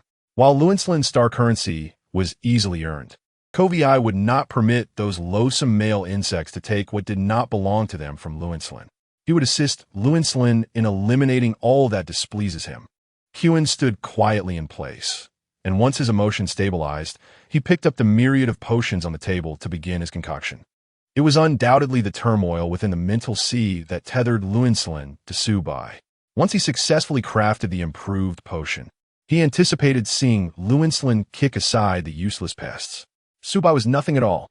The more he pondered, the more resolute Huan became, delving into research on how to enhance the efficacy of the mental sea release agent. Meanwhile, Lin Yan awoke to an unexpected revelation. Subai had returned to Earth. Just the night before, after a banquet, Lin Yan had intercepted Leakster with a flurry of encounters. Now, upon receiving a message from the system early in the morning, he was utterly bewildered. After planting a good morning kiss on Leakster and ushering him out, Lin Yan began to vent his frustrations at the system indoors. The system, equally perplexed, pondered why the world had suddenly transported Subai back. In the midst of Lin Yan's irritable outburst, the system adeptly opened the forum and inquired. The consciousness of the interstellar world has gone awry, sending the male protagonist back to where he was abducted. The interstellar realm is missing a male lead. How can my host's mission continue? Chapter 73. The insectoid hero is a homebody first floor. It is evident that the male protagonist's strength and resolve were insufficient, leading to his return by the consciousness of the interstellar world. The consciousness must either find a new protagonist to stabilize the situation or modify the original one before sending him back. Second floor. Is the esteemed individual on the first floor major player? I am your fan. May I request an electronic autograph? Third floor. May I request a photo for remembrance? Aside from the serious response on the first floor, the discussion quickly veered off topic. After expressing gratitude to the first floor, the system relayed the information to Lin Yan verbatim. Lin Yan was left speechless by the unreliability of this world. Did he now have to wait for another male lead to arrive? Day by day, month by month, year by year, with no deadline in sight. Moreover, Subai had long yearned for a return to Earth while in the clutches of the insect race. Was there still a possibility for that? Lin Yan had thought he had evaded the moment of Subai's demise, yet the world consciousness had inexplicably brought him back to Earth. In that previous life, did Subai succumb to despair and self-termination, or did the world consciousness grant him a second chance? With no alternatives, Lin Yan resolved to adhere to his original plan, believing that as long as stability among the insect race was maintained, there would be no collapse. Now, with Subai's departure, he had to begin his work. While Lin Yan was aware of Subai's whereabouts, Lin Yan had already mobilized his connections to locate him. In truth, Lin Yan believed that with Huan's assistance, finding Subai would not take long. However, Huan's emotional instability raised concerns. Even if he managed to find Subai, there was no guarantee he would convey the truth. And there was even a possibility he might quietly eliminate Subai. Lin Yan sat on the sofa in the hall, his head bowed, back slightly hunched, hands entwined in his hair as he supported his forehead. His face, which had captivated Subai to the point of disorientation, revealed no overt emotion, yet exuded a profound sense of helplessness deeply concealed within. This stands in stark contrast to his usual imperious demeanor. Lin Yan could scarcely fathom that anyone would target Subai, especially to the extent of abducting him right beneath his nose. It was inconceivable that Lester would resort to such measures against him. Those bothersome male insects had ceased their harassment once he and Subai became partners, and Subai's pitiable social circle could hardly provoke such formidable creatures. Unless it was Lin Yan, Lin Yan lifted his gaze, suddenly recalling Subai's proactive engagement with Lin Yan at the banquet. The records indicated that Subai exhibited peculiar behavior upon first encountering Lin Yan, and thereafter made every effort to avoid him. So, why, after such a prolonged interval, would these two entirely unacquainted male insects exchange pleasantries, with Su Bai inexplicably drawing closer, particularly Lin Yan, whose demeanor towards Su Bai at the palace banquet had been relatively mild. How odd.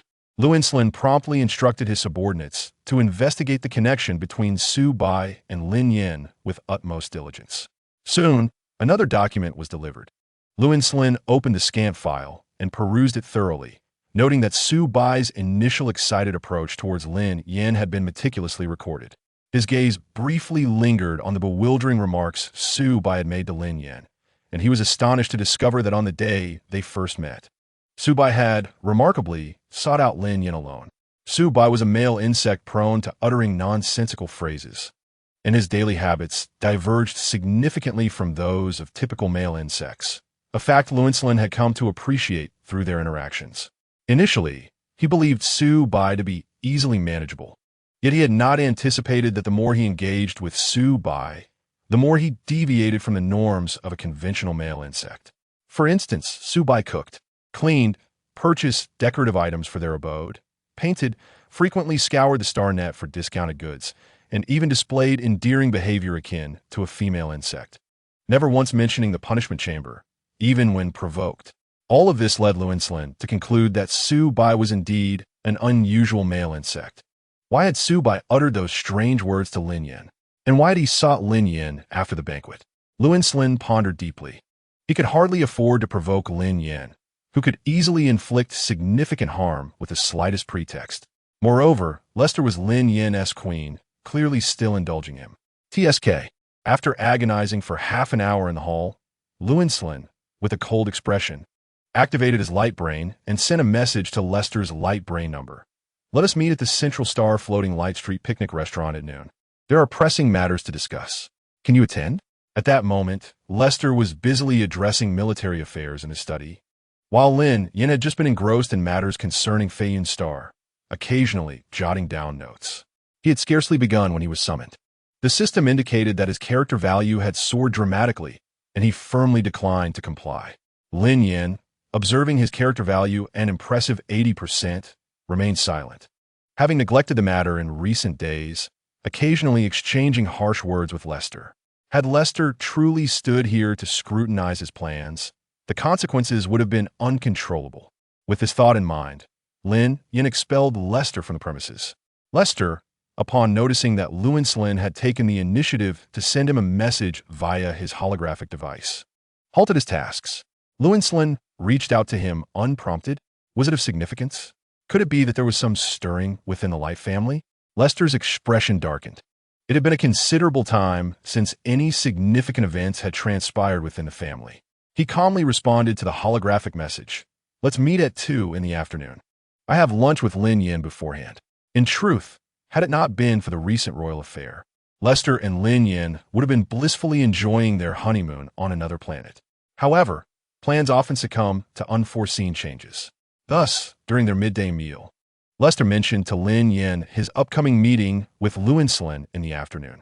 He was no longer merely an observer while Lin Yan dined. Instead, he found himself playfully commanded to serve Lin Yan's meal. Lin Yan was relishing the first harvest of vegetables from Floating Cloud Star, their taste exquisite. He had long instructed the system to search for crops that closely resembled those from Earth, which had been genetically modified and cultivated on Floating Cloud Star. Coupled with some recipes he provided to the robots, they could finally enjoy somewhat decent meals. Initially, Lester felt out of place at the dining table, but he gradually acclimated to Lin Yan's playful challenges during meals. Upon hearing that Lin sought out Lester, Lin Yan immediately surmised what Lin intended to discuss. Sitting up straight, with one arm propped on the table supporting his smoothly rounded chin, he fixed his gaze on Lin. Chapter 74. The intergalactic insect is a homebody. 31. Lin Yan lazily lifted his eyelids, arching his brows in a nonchalant manner, elongating his tone as he addressed Lester. As far as I know, your relationship with Lin is rather tumultuous. Doesn't he harbor a strong dislike for you? Lester recognized that Lin Yan was probing into his rapport with Lin, prompting a barely perceptible smile to grace his cool visage. In a crisp voice, he replied, Your Excellency, Lin is my younger brother. Regardless of our differences, we belong to the same family. His urgency in seeking me must indicate some pressing matter concerning the Life family. Lin Yan scoffed dismissively, aware that Luenslin's penchant for creating obstacles for his wife was a constant topic in interstellar news, resulting in endless troubles. Very well. Lin Yan conceded to Lester's departure, but due return by 6. Lester assured him of his timely return, though he himself was uncertain of Luenslin's intentions in summoning him, hoping he wouldn't waste time with unnecessary threats upon his arrival. Would Luenslin indeed cast a disdainful glance at Lester? Luenslin couldn't help but unleash a few caustic remarks when confronted with Lester's unflappable demeanor seated across from him. Following the service insect, Lester cast a cold gaze at the ostentatious decor of the restaurant. It truly amazed him how Luenslin had the leisure to frequent such high-priced establishments, never compromising on his own enjoyment. Upon observing the position established by Luenslin, Lester's eyes flickered with a hint of surprise. There sat Luenslin, brazenly reclining with one leg crossed over the other, a slender hand gently swirling a goblet filled with red wine, his gaze fixated on the scenery beyond the glass window. When did Luenslin become a paragon of punctuality? Could this matter truly be of such significance? Lester took his seat and in a cold tone inquired, "What is it?" Luenslin withdrew his gaze from the distant view and turned to Lester, who was impeccably dressed, a smirk escaping his lips. "I wish to inquire about something. What is the relationship between your Lin Yan and Su Bai?" "Su Bai's gone missing." Lester, taken aback by Luenslin's inquiry regarding Su Bai, responded gravely, "There is no connection. Su Bai's disappearance has nothing to do with Lin Yan." "You claim there is no connection. Yet I must ask, were you present the day Su Bai sought out Lin Yan?" "I was." "And you still assert there is no connection?" Luenslin's eyes blazed with indignation. "What transpired that day? Why has the interaction between Su Bai and Lin Yan suddenly improved?" Lester paused thoughtfully, withholding an immediate response. The disappearance of a prominent male insect would surely provoke the wrath of the Male Insect Protection Association, and Luenslin would not escape unscathed. Likewise, the vanishing of a high-ranking male insect cast suspicion upon all who had contact with Su Bai. Lin Yan stood as the primary suspect, aside from the rebels. On that day, Lin Yan had messaged Su Bai to meet him, seemingly possessing leverage over Su Bai. Yet, Su Bai appeared concerned, yet not overly affected, wishing to leave after only a few exchanges. "I have been with Lin Yan these past few days. He has no reason to harm a worthless insect." Furthermore, Lin Yan's demands from Su Bai were merely to procure sufficient benefits in exchange for the information he possessed, Lester articulated clearly. Lin Yan was not an insect to be trifled with. Should any ill intentions be directed towards him, Luenslin's clandestine activities could very well be unearthed, jeopardizing his family. Luenslin, unable to suppress his emotions any longer, deepened his voice. How could Su Bai, a living male insect, suddenly vanish? Especially from a residence with the highest level of interstellar security. Tell me, who could accomplish such a feat? Luenslin's hands struck the table with force, causing the tea to spill. Observing Luenslin's anxious demeanor, Lester quietly lifted the crystal goblet before him and took a sip, placing it back on the coaster with a crisp sound, concealing the depths of his own emotions from his counterpart. After a moment, Lester composedly suggested, "Is it possible that Su Bai has returned to his own world?" Luenslin looked at him incredulously, scoffing in disbelief. Which planet could Su Bai possibly return to? Even if he could, what insect on his original planet possesses such capability? A glimmer of cold light flickered in Lester's eyes as he replied, "Certainly, it is Earth." Luenslin fell silent, for in the realm of the stars, that planet did not exist. Was this not merely a fanciful notion conjured by Su Bai? Have you not heard the early reports regarding Su Bai? Luenslin was perplexed by Lester's incomprehensible mutterings, as he spoke incoherently despite having consumed no alcohol. Lester's incessant ramblings were truly vexatious. Yes, it pertains to the unknown male insect discovered on that desolate planet, which shows no signs of insect life, let alone the Earth described by Su Bai. Lester, with a solemn expression, looked at Luenslin, who seemed entirely unfazed by Su Bai's peculiarity, and scoffed. Luenslin, Su Bai suddenly materialized on that planet. He was detected the very moment he appeared. Why was he undetectable before? If he had been residing there all along, how could he have returned to the central insect planet so obediently? He incessantly claims to hail from another world. Moreover, subai ardi resembles a mal insect. After speaking, Lester lowered his head and took another sip of tea, its bitterness causing his hand to tremble slightly around the cup. Llewellyn's breath caught in his throat, his expression growing increasingly peculiar. He opened his mouth but could utter no words. He suddenly recalled Sue by singing some unpleasant songs before him, and when he had ridiculed him, Sue by had retorted angrily, "That is how we sing over there." Where is over there? Could it be the so-called earth of Sue Bai's imagination? At the time, Llewellyn had given it little thought, but upon Lester's sudden awakening of realization, it dawned on him. Indeed, in this vast cosmos, what insect would sing in such a manner? Which male insect would engage in such peculiar behaviors or be so easily bullied?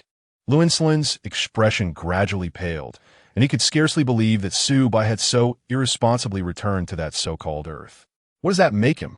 Llewellyn's rationality was shattered by Lester's revelations, and he nearly roared in outrage. What gives him the right to simply return? His heart raced violently, and in a moment of disorientation, he felt a sharp pang of anguish, a heartache born of fury. Chapter 75. The Male Insect's Journey. The homebody, is there anything else? Lester observed Llewellyn quietly. Of course there is. Llewellyn gritted his teeth. What is going on with Lin Yan's recent planning star? Just like you. He is making money, Lester replied, casting a glance at Llewellyn, who seemed utterly incompetent in everything except his business acumen. He is also making profits. Where did he procure those seeds? If I had access to those seeds, I would already be an interstellar tycoon. Llewellyn regarded him with disdain. Had it not been for the reports from subordinates, he would scarcely believe that Lin Yan possessed such capabilities. Do you comprehend the consequences of his successful planting star? Llewellyn attempted to convey the gravity of the situation to Lester. What can be done about it? Shall you send someone to destroy it, only to lead them straight to you? Lester replied, How many insects are watching Lin Yan's planet that you have not received news of? I know not where Lin Yan acquired his seeds, but his ambition is considerable. Lester, to some extent, grasped Lin Yan's intentions.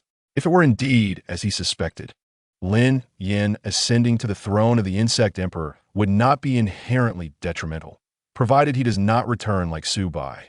Upon reflection, Lester could not help but feel that Llewellyn was indeed audacious, daring to declare an association with an unfamiliar male insect. How juvenile! Is there anything else? No, you said it all. Llewellyn detested being overshadowed by Lester's incessant dialogue. With a roll of his eyes and arms crossed, he half turned away, displaying his displeasure to Lester. Very well, Lester began. Now that you've finished, it's my turn to speak. The matron has longed to meet you.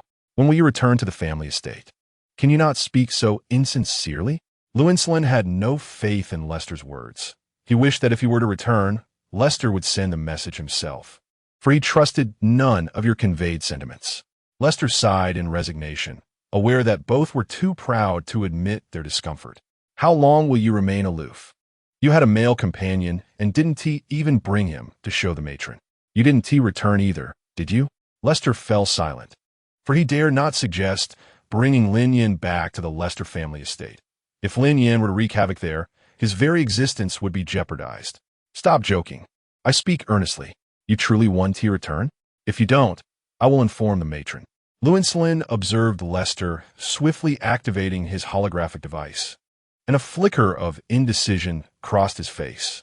Ultimately, Llewellyn opted to interrupt Lester's messaging, providing a vague response. I will return once Sue Bai is back. Internally, Llewellyn mused. The matron, like Sue Bai, is so prone to tears. They must have much in common. Lester paused in his reply, looking up at Llewellyn, whose expression was a complex tapestry of emotions, and softly murmured, Do you think he will return? Llewellyn confidently raised his chin and said, Who knows? I have treated him well. He has no reason to leave me. Who would dare believe such words? In any case, Sue Bai himself did not. Meanwhile, Sue Bai was experiencing his own panic, having once again opened his eyes to find himself back in that small rental apartment. Upon checking his phone, he was astonished to discover that the date mirrored his last day on Earth precisely. The experiences in the insect realm felt like a fleeting dream. Su Bai's expression turned dazed. Was it a bizarre dream he had? Or had fate corrected a glitch? He picked up his latest smartphone, and the time was a striking 9 o'clock in the evening. The vibrant neon street seen outside the glass window was vividly visible. Even the normally irritating cacophony filled the air with the familiar essence of life. Su Bai staggered to his feet and hurried to the window, flinging it open. Upon looking up, he beheld the luminous moon suspended in the inky night sky, casting a warm, golden glow. Tears streamed down Su Bai's face. The fresh air and familiar scenery instilled in him a profound sense of homecoming. Without further ado, Su Bai quickly changed his clothes and dashed downstairs to the barbecue stand. For the days of abstaining from meat in the insect realm had been excruciating. At 9 o'clock, the barbecue stand opened, and by the time Su Bai arrived at 9:30, a lively crowd was already gathered, drinking and chatting. "Boss, I'm here to settle my tab." Su Bai deftly retrieved his phone, unpretentiously presenting the group purchase he had procured earlier, determined to economize as much as possible. The owner of the barbecue shop greeted Su Bai with a warm, hearty smile. "Ah, Chow Bai, have you been busy with work lately? We haven't seen you for a while." Su Bai nodded, reluctant to elaborate. The early autumn evening carried a slight chill.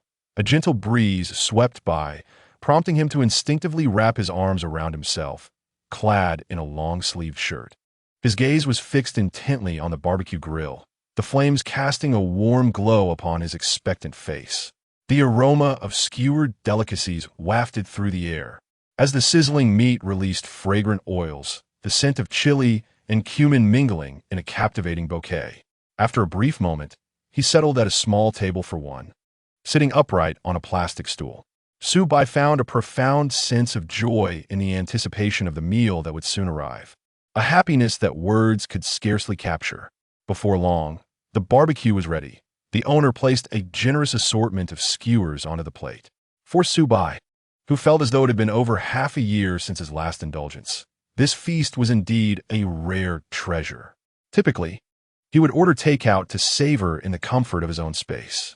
However, surrounded by the lively chatter and laughter of the bustling crowd, he recognized the preciousness of this experience, compelling him to sit at the stall for the first time.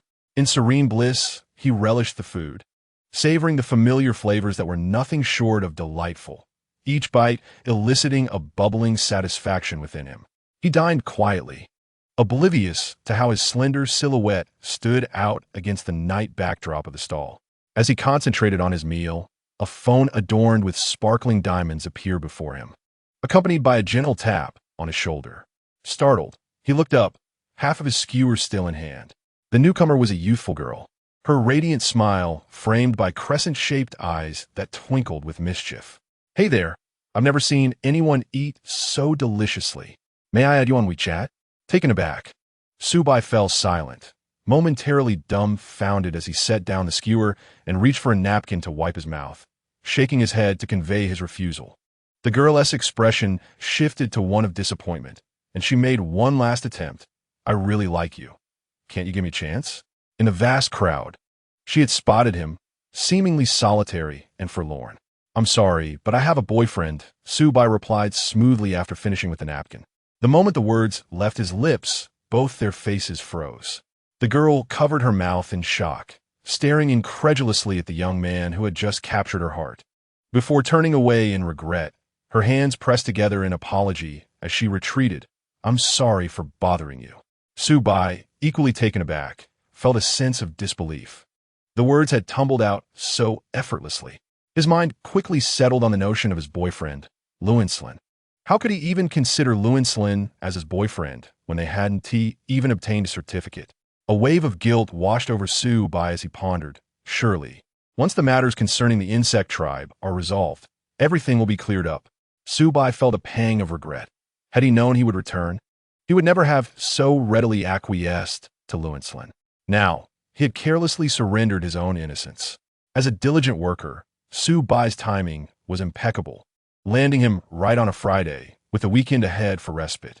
This afforded him a significant opportunity to breathe, as he had nearly forgotten the matters he had been engrossed in at that time. Allow me to formally introduce Su Bai, a graduate of a prestigious polytechnic university. He had entered a company as a fresh graduate, diligently tapping away at his keyboard until his unexpected journey began. This year marked his third in the workforce, and the once naive Su Bai had endured the ruthless trials of society time and again. His stable, long-term job required a rigorous schedule of 9 to 9, yet allowed for moments of leisure, complete with comprehensive benefits and an enviable work-life balance, truly suited for someone as unassuming as Su Bai. However, the greatest adversity in his life was that he was an orphan. This personal history led him to choose a life of stability, despite his remarkable abilities. As for why he had not sought companionship, he had always been aware of his orientation from the outset. In his university days, he had desired a partner, but the overwhelming openness of social media left him feeling unfulfilled and disconnected. Gradually, the lethargic Su Bai settled into a comfortable solitude, finding solace in his own company. After enjoying a barbecue downstairs, he ascended to his abode and resumed watching his favorite melodramatic series. Tomorrow was the weekend, and he had resolved to indulge in all the culinary delights he craved. As a planner, Su Bai multitasked, watching his show while mapping out his itinerary for the following day. Saturday arrived, and Su Bai was ready for adventure. He luxuriated in the pleasure of waking naturally, slumbering until an indulgent 11 o'clock, having struggled with insomnia the previous night due to the surreal experience of returning to Earth. Before heading out, he took a moment to admire his outfit in the mirror, giving himself a thumbs up before stepping out with flair. His first stop was a nearby grand shopping mall, where he ambled about, exploring anything that piqued his curiosity. Gone were the exaggerated sights of anti-gravity displays in the Interstellar Mall. Su Bai recognized that his 6 months among the Zerg had not been entirely devoid of merit, particularly in terms of convenient transportation and shopping. Ascending to the second floor, he purchased a cup of coffee, its rich and bitter flavor awakening his senses. Yes, this was the taste he craved. After thoroughly exploring the first and second floors, he followed the signs to the dining area on the 4th floor. With practiced ease, he consulted an app to check restaurant ratings, and after selecting a spot, engaged in the familiar ritual of group buying and redemption. Su Bai savored a delectable lunch, indulging in a slightly pricier group deal that he would typically avoid on weekends. Post-lunch, he purchased a movie ticket for the 5th floor of the mall, clutching a tub of popcorn as he settled into the screening room. The film, a recent release about cosmic warfare, would have once thrilled the old Su Bai, captivating him with its spectacle and adventure. However, Su Bai, having watched numerous films depicting the technological wars among the insectoid species, found this particular film rather insipid. He could never quite fathom whether the portrayals of the insectoids were realistic or merely fabricated. At 3 p.m., Su Bai exited the shopping mall. Can you guess what he intended to do? Indeed, he was off to the KTV to indulge in his favorite songs and unwind. Once the door to the KTV room closed, regardless of his vocal performance, no one would judge him. One song after another, he lost count of how many he sang, and after 3 solid hours, he emerged from the KTV with a slightly hoarse voice. It was now just past 6 p.m., and residing in a coastal city, Su Bai felt compelled to revisit the sea he knew so well. Thus, before 7 p.m., as the sun dipped low, he once again beheld the shimmering waves. The clouds drifted lazily, and the white froth crashed upon the shore, accompanied by gentle breezes. The orange-yellow light caressed his face as he sat on the beach, savoring the picturesque scenery. In the distance, a line of individuals on the bridge gazed at the sunset, many leaning against the railing, joyfully capturing the moment on their phones, while couples strolled hand in hand along the water's edge. As the afterglow faded, the sky transformed into yet another hue, and Su Bai realized it was time to return. Yet, he was reluctant to leave, suddenly consumed by a wild curiosity about the sunrise by the sea. Throughout this journey, he reassured himself it was merely a means of relaxation, though thoughts of the insectoid experiences continually intruded upon his mind. Returning now would only lead to sleeplessness. Thus, in a moment of defiance, Su Bai, after casually snacking by the seaside, stubbornly resolved to remain until the sun rose the following day. As the first light of dawn gently broke, the rising sun approached with a vibrant energy. The fervent sunlight became increasingly intense and dazzling. Subai was satisfied, his face beaming with a broad smile, and he promptly rose to head home for some rest. However, an unfortunate incident occurred on his way back. He was knocked down by a young stranger riding a bicycle along the morning coastline. His knee scraped harshly against the ground, and his elbow was also grazed. The stranger, filled with remorse, helped Subai to his feet and assured him he would cover all medical expenses for examination and treatment at the hospital. The stranger's apologies were sincere, and Subai could only accept his misfortune. After exchanging WeChat information, the stranger promptly transferred 200 yuan. Bowing repeatedly, he insisted that Subai should contact him directly should the medical costs exceed that amount. Left with no choice, Subai limped into a taxi to head to the hospital for disinfection and bandaging. It had been a long time since he had been injured, and the long-forgotten pain radiating from his wounds evoked a strange sense of unfamiliarity towards suffering. In a daze, he pondered, surely, the pain inflicted upon the female insects by the male insects must be 100-fold, if not 1,000-fold, more intense than this? Chapter 77. Crossing the Male Insect, A Homebudy's Tale. In truth, shortly after settling among the insectoids, Subai had been invited to a lavish banquet hosted by a noble male insect. He initially anticipated a gathering akin to a royal banquet, yet upon entry, he was seized by an overwhelming urge to flee. The expansive corridor on the first floor of the banquet was more repulsive than any scene Subai had ever witnessed. Several male insects resembled bloodthirsty fiends, reveling in violence, akin to merciless killers on Earth. The female insects accompanying the more composed male insects bore frightful, grotesque scars. On the verge of collapse, Subai approached one of the ferocious male insects, gripping its arm tightly, his voice strained. Why are you beating him so mercilessly? What crime has he committed? The female insect on the ground lay on the brink of collapse, her clothing tattered, silent and gasping for breath, her condition utterly pitiful. The restrained male insect glanced at Subai with irritation, pausing its assault, and queried, "Are you the newly discovered high-ranking male insect?" "Jis, Subai replied, fixing his gaze on the insect's face, intensifying his tone. "Why are you hitting him? What reason does one need? If I wish to strike, I shall." The male insect retorted, "Do you fancy him? I could let you have your fun with him. He should endure a few more hits." Once the male insect confirmed Subai's identity, it began to ingratiate itself. "Could you refrain from striking him?" Subai was baffled by the male insect's arbitrary desire to take a life. He could scarcely endure it. The male insect deemed Subai mentally deficient, thinking, if a female slave dies, so be it. What else there to discuss? Nevertheless, the male insect was willing to extend a favor to Subai. True to its word, the male insect ceased its assault and swiftly put away its whip. Encouraged by this initial success, Subai mustered the courage to implore each male insect in the corridor. Those who did not recognize Subai admonished him to mind his own business, but after repeated pleas, they begrudgingly sheathed their whips. Those who knew Subai, albeit reluctantly, halted their beatings out of respect. After a flurry of activity, Subai finally entered the banquet hall, utterly exhausted. The banquet hall, devoid of the corridor's exaggerated horrors, rendered the earlier scene almost hallucinatory. Most male insects congregated in small groups, engaged in lively conversation and laughter. As a newcomer to such an esteemed gathering, Subai found no insect inclined to approach him. Yet his striking black hair caused those unfamiliar with him to steer clear.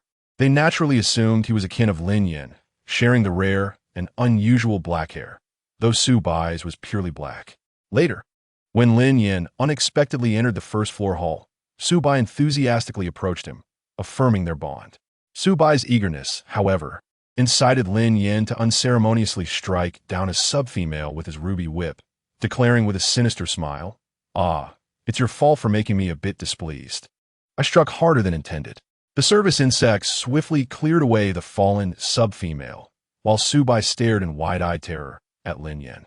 The hall fell into a profound silence as the surrounding insects abruptly ceased their conversations, casting furtive glances in their direction. Ascending to the upper floor to sit down, "I made a special trip just to seek you out." Lin Yan appeared as though nothing had transpired moments before, leisurely attempting to win over Su Bai. The pallor of Su Bai's face transformed to that of a window paper, his facial muscles quivering subtly. In this instant, Su Bai comprehended the sheer distortion and madness of the place he had unwittingly entered. Damn it all! Su Bai's world spun chaotically. How had he found himself in such a nightmarish realm? Subsequently, he could scarcely recall how he responded to Lin Yan or how he endured that wretched banquet. The only memory that lingered was of the gruesome darkness that haunted every mandatory gathering, leaving him to retch upon returning home. An intense loathing, a profound nausea. Su Bai's presence at that banquet failed to salvage even a single insect. After Su Bai disregarded Lin Yan's face, the dominant insects, receiving a signal, deliberately tormented him by bringing their insects before him. They remarked, "I had no intention of killing him. Who asked you to meddle?" From that moment on, Su Bai learned the art of disguise, forcing himself to remain indifferent. His long, dark lashes cast a shadow over his sorrowful eyes. As he grappled with the reality of those insects that might have lived had it not been for his actions, he paid a harrowing price for his naivety. Seated on a bench in the hospital corridor, Su Bai stared vacantly at the bandaged wound on his knee. Had he been among the insect race, this injury would have surely healed within 10 minutes. A solitary tear, ignorant of its own descent, flowed from his clear eyes. Yet, he had successfully returned. He was determined to resume his true life. Approaching noon, after ordering takeout and hastily consuming a simple meal, he succumbed to sleep, weighed down by the pain in his knee and the exhaustion from sleepless nights. His dreams were exceedingly terrifying as he found himself dreaming of Lin Yan. In the dream, both were clad in casual attire, and Lin Yan urged Su Bai to take a shower. Oblivious to the fact that he was dreaming, Su Bai, in a daze, complied swiftly with Lin Yan's piercing gaze and entered the bathroom for a quick wash. During this time, Su Bai was so disoriented that he refrained from singing, and after washing up, he exited the bathroom. At that moment, Lin Yan was reclined on the bed, seemingly engrossed in something on his holographic computer, and was visibly taken aback by how quickly Su Bai emerged. Finally, he didn't dawdle in the bathroom singing. I'm genuinely curious about what could possibly be so entertaining about bathing. Stop. Whether you wash quickly or slowly, you seem to never tire of commenting endlessly. Su Bai had no desire to hear Lin Yan's incessant chatter. It was unbearably irritating. He shot Lin Yan a disdainful glance and retorted, "I like it this way. What does it concern you? Mind your own business." Lin Yan, taken aback by Su Bai's unfiltered ire, was left wondering what madness had overtaken him today to provoke such a fierce response. He raised an eyebrow, a glimmer of danger flickering in his gaze, and lowered his voice menacingly. "Su Bai, mind your tone." If only he had truly been intimidated upon their first acquaintance. Su Bai gazed arrogantly at Lin Yan, raising his chin and proclaiming, "This is how I speak. If you find it displeasing, then do not sleep here, nor endure my singing daily in this room. You are unworthy of hearing my voice." "Su Bai." Lin Yan seethed, gritting his teeth. Unbeknownst to him, Su Bai was equally infuriated, unable to discern the line between reality and his emotions. Chapter 78, Transmigration of the Mailbug, is a homebody 35 stop screaming. "Do not call my name." Su Bai glared at Lin Yan, his voice surpassing Lin Yan's in volume as he pointed accusingly at him. In a fit of rage, Lin Yan managed a mocking smile, beckoning Su Bai. "Come on, let's see if you dare to climb into bed today. Thanks for the invitation, but only a fool would do that. I haven't lost my mind to that extent." Su Bai fell silent, his expression frozen, yet he continued to shout, "I refuse to sleep with you today. I will drive you to madness. Are you done for today, Su Bai? Have you lost your mind?" Lin Yan was baffled by the sheer audacity of Su Bai's anger. "I'll eat your ancestors," Su Bai bellowed once more. Though Lin Yan could not comprehend the words, he was certain they were far from pleasant, frowning as he exclaimed, "Can you not say something I can understand?" Su Bai was on the verge of fainting from fury. Each time he unleashed his wrath in front of Lin Yan. Lin Yan treated him as if he were merely throwing a tantrum. It was always the same, as if he alone were in the right. As Su Bai's chest heaved with emotion, Lin Yan, losing patience, abruptly yanked the covers away and rose from the bed. standing face to face. Lin scrutinized Su Bai for a few seconds. Su Bai raised his eyes defiantly, refusing to back down. Without hesitation, Lin seized Su Bai's waist and hoisted him over his shoulder. Su Bai was taken aback by the suddenness of the action, flailing his legs in the air, struggling to catch his breath enough to speak. In a dizzying whirl, Su Bai found himself deposited onto the bed. Lying there, Lin leaned over him, his lips close to Su Bai's ear, whispering, "Can you not sleep properly?" Su Bai attempted to push Lin away, but his feeble strength was insufficient even to tickle him. And soon he surrendered to the struggle. Turning his face to the side, he stubbornly refused to meet Lin gaze. Lin, equally at a loss with Su Bai's outburst, adjusted Su Bai's head and attempted to articulate something. In that moment of eye contact, Lin was taken aback by the tears streaming down Su Bai's face. The words he intended to say caught in his throat. This was the first time he had witnessed Su Bai so close, sorrowful and weeping. Previously, he had only seen Su Bai's self-created female bug persona cry on the Starnet. "Do not cry," Lin commanded in a softened tone. Even while having Su Bai's face in his hands, Su Bai glared at him defiantly, managing to retort, "I will cry. Do not cry. I will cry." Su Bai always exhibited a rebellious spirit in front of Lin, yet soon enough, he found himself at a loss for words, as Lin silenced him with a kiss. Lin was nothing short of a brigand, as Su Bai found himself ensnared in his embrace, struggling feebly like a fish caught in a net. As their passionate encounter unfolded, the atmosphere began to shift ominously. Lin's hand ventured downward, slowly caressing Su Bai. Lost in the haze of affection, Su Bai became disoriented, and an intoxicating pheromone began to permeate the room, prompting increasingly erratic reactions from Lin. Having recently tasted the fruits of intimacy, both men soon lost their grip on reason, succumbing to their desires. The lights dimmed. Ultimately, just before the dream reached its conclusion, Su Bai heard Lin whisper, his lips brushing against his ear with a hint of melancholy, "Su Bai, how can you not take responsibility for me?" Startled, Su Bai jolted awake, a vague, uncomfortable dampness beneath him. How could he have dreamt of Lin? What a bizarre dream this was. Surely he had lost his mind. Amidst the chaos of his thoughts, a voice echoed in his mind. "Tonight at 9 p.m. is your only chance to choose. You may either remain here or return to the Zerg." Preposterous. Who would wish to return to the Zerg? Su Bai rolled his eyes in disdain, limping to change into fresh attire. Once dressed, he grabbed his phone and became engrossed in short videos. The algorithm was astute, presenting him with a loneliness scale that captivated his attention. To his astonishment, he found himself accurately scoring high on the scale. It read, Level 1, shopping alone. Level 2, grocery shopping alone. Level 3, drinking coffee alone. Level 4, eating hot pot alone. Level 6, watching a movie alone. Level 7, gazing at the sea alone. Ultimate level, visiting the doctor alone. How dire. To think that visiting a doctor was considered the ultimate level of solitude. Yet Su Bai was accustomed to it. What was so lonely about that? With a sigh of exasperation, he attempted to scroll past, but his hand involuntarily tapped into the comments section. The first top comment left him speechless. Is this truly loneliness? If so, then organizing my parents' funeral alone would surely drive me to despair. How tragic. But he had not experienced that. Silently, he continued scrolling. Absolute loneliness equals absolute freedom. Read another comment, which Su Bai liked before moving on. After a lengthy scroll filled with pleas for encouragement from individuals embarking on solitary endeavors, he exited the comments and swiped away the video. The next video offered little respite, with the caption, "I recently realized how starved I am for love." Indifferent. He swiped past it.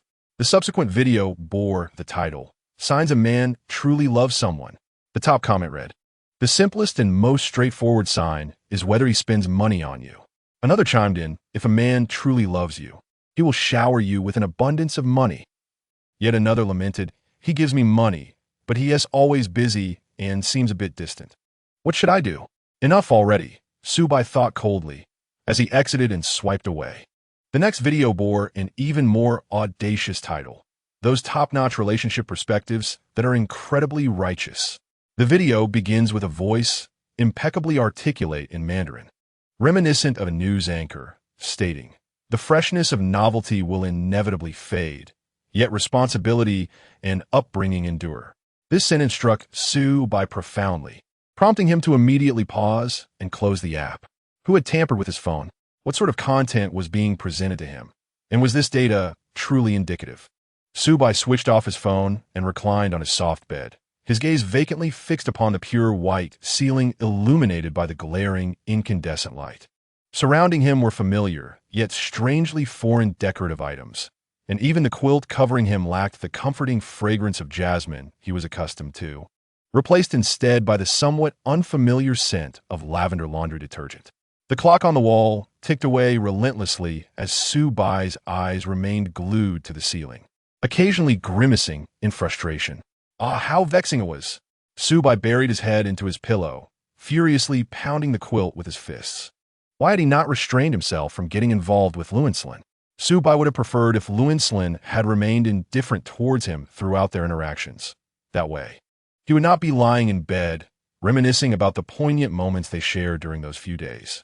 Moreover, Lin Yan was the first person with whom he had developed a close relationship, and Su Bai could not deny the unique feelings that Lin Yan stirred within him. At the royal banquet, Lin Yan had unreservedly protected him, and he had even had the chance to express his gratitude properly. In truth, Su Bai was an individual with profound emotional sensitivity. Beneath Lin Yan's actions, tinged with ulterior motives, he discerned glimpses of a nearly pure and unguarded sincerity. At times, Su Bai found himself intentionally provoking Lin Yan, relishing in his fiery anger and exasperation. He understood that Lin Yan was rather prideful. In the realm of the insect race, should he suddenly vanish, Lin Yan's fate would undoubtedly be grim, his life thrown into chaos. Su Bai, with his vivid imagination, envisioned Lin Yan's dismal existence without him. Moreover, the fact that Lin Yan was aware of events on Earth indicated that Su Bai was not the first individual to traverse into the insect realm. His thoughts became entangled like a ball of yarn, impossible to unravel. The more he pondered, the more he struggled. The passage of time felt excruciatingly slow. By 6 in the afternoon, with heavy eyelids, Su Bai sat up and leisurely began ordering takeout, starting with 2 pounds of crayfish, the most expensive milk tea, a serving of spicy hot pot, a 6-inch strawberry cake, and a plethora of fried snacks. Suddenly struck by inspiration, a spark ignited in Su Bai's eyes, and he swiftly redirected his attention to the supermarket delivery section, frantically purchasing items with packaging and long shelf lives. He distinctly remembered that he had crossed over while wearing earthly attire. Thus, 30 minutes later, the items Su Bai ordered began to arrive one after another, with various delivery personnel greeting him at his doorstep, and even one rider managing to deliver 3 separate orders, all destined for Su Bai. Su Bai opened the door and gestured for the delivery person to place the items directly among the expensive-looking takeout. He was not a glutton. He merely wished to savor his favorite dish before departing. As he ate, he mumbled to himself, using Lin Yan as an excuse. If it weren't for the fear that you, Lin Yan, the sharp-tongued insect, would be cast into the insect hell by the Bug Protection Society, I would never have returned to that loathsome place. He resumed watching the unfinished melodrama, realizing that only 2 episodes remained, and estimated he could complete it by 8 o'clock. Melodramas thrive on eliciting emotions, and he was taken aback that, even at the conclusion, they insisted on extracting another wave of tears from the audience. By the time he finished, he was in tears and had lost all appetite. He pondered whether his decision that afternoon would haunt him for the rest of his life. However, he understood that if he did not choose Lin Yan, the trajectory of Lin Yan's life would undoubtedly alter because of him. He would repeatedly recall him in his life on Earth, feeling remorse for having so rashly compromised over Lin Yan's handsome face. In summary, Su Bai was not a person who would abandon someone after igniting their affections. He would take responsibility for Lin Yan, even if it meant sacrificing the enjoyment of fine delicacies. After finishing the melodrama at 8 o'clock, he awaited the arrival of 9. During this time, he changed into durable work pants and a spacious top, stuffing various canned goods into his pockets. Subai also purchased some seeds, fantasizing about utilizing insect technology to cultivate them. As the clock approached 8:45 p.m., Subai took out his phone and composed a resignation letter, sending it to his company. With no significant ties or burdens, he felt liberated, as if he were a transformed being. He retrieved a blank sheet of paper and elegantly penned a note for the police. Whether they would believe him, he did not know. Upon finishing, the time was 8:55 p.m. He hurriedly stuffed his mouth with food, knowing it would be his last encounter with such delicacies. Though his heart ached, he understood that one cannot have both fish and bear's paw. At precisely 9 o'clock, the familiar voice returned. "Which world do you choose?" "The insect tribe." Subai's voice fell, and in an instant, a flash of white light enveloped him, causing him to uncontrollably shut his eyes. In that moment, the small room was devoid of the being known as Subai. When he opened his eyes again, he found himself back in the bathtub from before. Observing the familiar surroundings, he pouted, relieved that the tub was empty. Otherwise, he would have been drenched. Subai slowly propped himself up in the bathtub, his expression tinged with guilt, uncertain whether Lai Wenslin was home. Based on his understanding of Lai Wenslin, it was quite possible that he was not at home at this hour. He cautiously exited the bathroom, anxiously opening the bathroom door. Yes, the bedding in the bedroom was neatly arranged. Wonderful. Subai stealthily approached a cabinet, which contained his personal belongings. Lai Wenslin would never touch his things. Subai hastily began to stow away the earthly delicacies he had brought, packing them deep within the confines of the cabinet. Once he had finished, he contemplated shedding his attire, which was undeniably not of the insectoid kind. However, as he began to disrobe, he was interrupted by the familiar sound of approaching footsteps. Torn between the urgency to remove his clothing and the instinct to hide, he ultimately opted for the former. With remarkable speed, he stripped off his garments and tucked them away in the innermost recesses of the cabinet. Lacking the time to don the insect attire, he instead embraced the prepared clothing and burrowed beneath the covers. The familiar sound of the door creaking open echoed through the room. As the footsteps approached the bed, Lavenslin looked down upon the quilt, which swayed and undulated under his gaze, resembling a writhing caterpillar. His expression was inscrutable. "Subai, how dare you return?" Lavenslin's voice, laced with suppressed fury, resonated within the confines of the room. His once deep and resonant tone now bore a hoarse quality. The squirming mass beneath the covers stilled instantly. Fearing that Lavenslin might yank the quilt away, Subai cautiously pulled back the fabric shrouding his head, blinking innocently up at Lavenslin. The edge of Lavenslin's menace softened as he scrutinized the visibly obsequious Subai, his brow furrowing in contemplation. Suddenly, he lowered his voice to inquire, "Why did you leave so abruptly?" Subai's expression twisted in turmoil, his words failing to form. Surely, he could not confess that he was lured back home? "What? Are you now concocting lies to deceive me?" Lavenslin's tone turned icy, and though his voice remained soft, the oppressive atmosphere in the room dropped markedly. Stepping closer to the tautly wound Subai with each passing moment, Subai felt tears prick at his eyes, and he defiantly glared at Lavenslin before silently turning away, opting for a strategy of cold indifference. Lavenslin swallowed hard, suddenly recalling the words of Lester. His gaze darkened, and the words he had intended to utter evaporated in the face of Subai's demeanor. Striding around the bed, he positioned himself directly before Subai. Surprised by Lavenslin's movement, Subai found it challenging to maintain his composure. "What are you doing?" he queried, confusion evident in his tone. Lavenslin leaned closer, his voice low and intent. "Nothing." The timbre of his voice carried a dangerous undercurrent. After discerning that 50% of Subai's emotions were feigned, he began to remove his own garments. Here stood a strikingly handsome man, methodically undressing before Subai, his gaze fixed intently upon him. Even Subai, in his obliviousness, grasped Lavenslin's intentions. "I warn you, I have no desire to engage in a fight right now," he protested. "Cease your actions at once. What are you intending to do? Let's discuss this calmly. I believe we can reach an understanding." Subai fervently attempted to deter Lavenslin, who, despite refraining from arguing, appeared rather unhinged. Completely exposed beneath the covers, The thought of Lin tearing them away filled Su Bai with trepidation, for the image was too vivid to contemplate.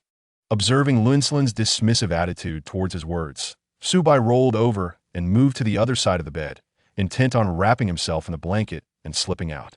Lin Yan, amused by Su Bai's sudden display of agitation, elegantly ran his fingers through his hair with his distinctly articulated hands.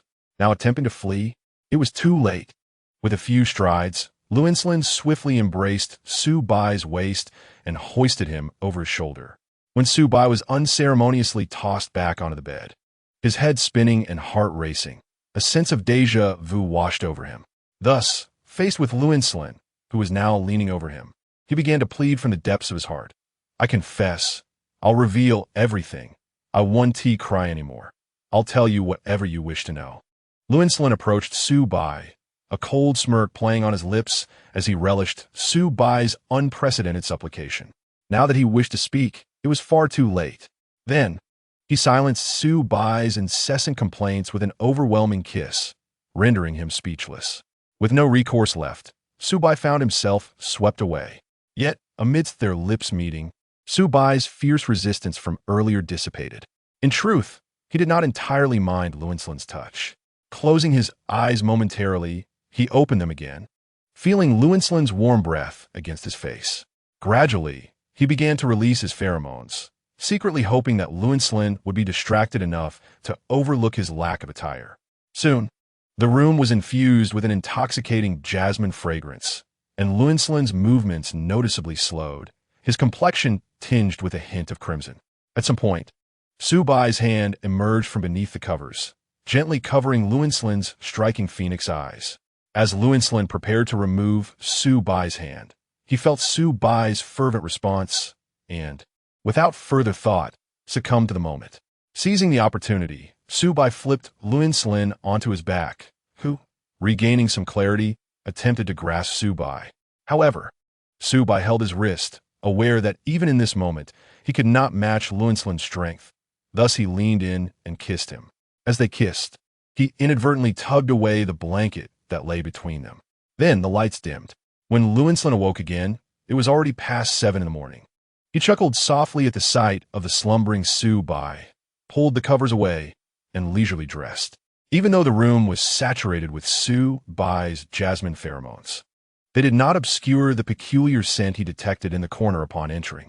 A flicker of complexity crossed Lin Yan's face as he realized he was about to confront Su Bai's deepest secret. Without hesitation, he flung open Su Bai's wardrobe. He rummaged through the contents and soon uncovered an array of peculiar items that Su Bai had hidden at the back. Lin Yan had no intention of pretending he had not found these treasures. One by one, he extracted them and placed them on the nearby glass table. Ultimately, he found himself gripping a fabric of indeterminate origin, squeezing it tightly, resulting in several tears.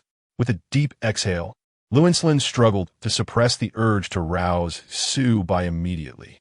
Suppressing his fury, he seated himself on the couch in the corner of the room, his cold gaze fixated on Su Bai, who was blissfully asleep on the bed.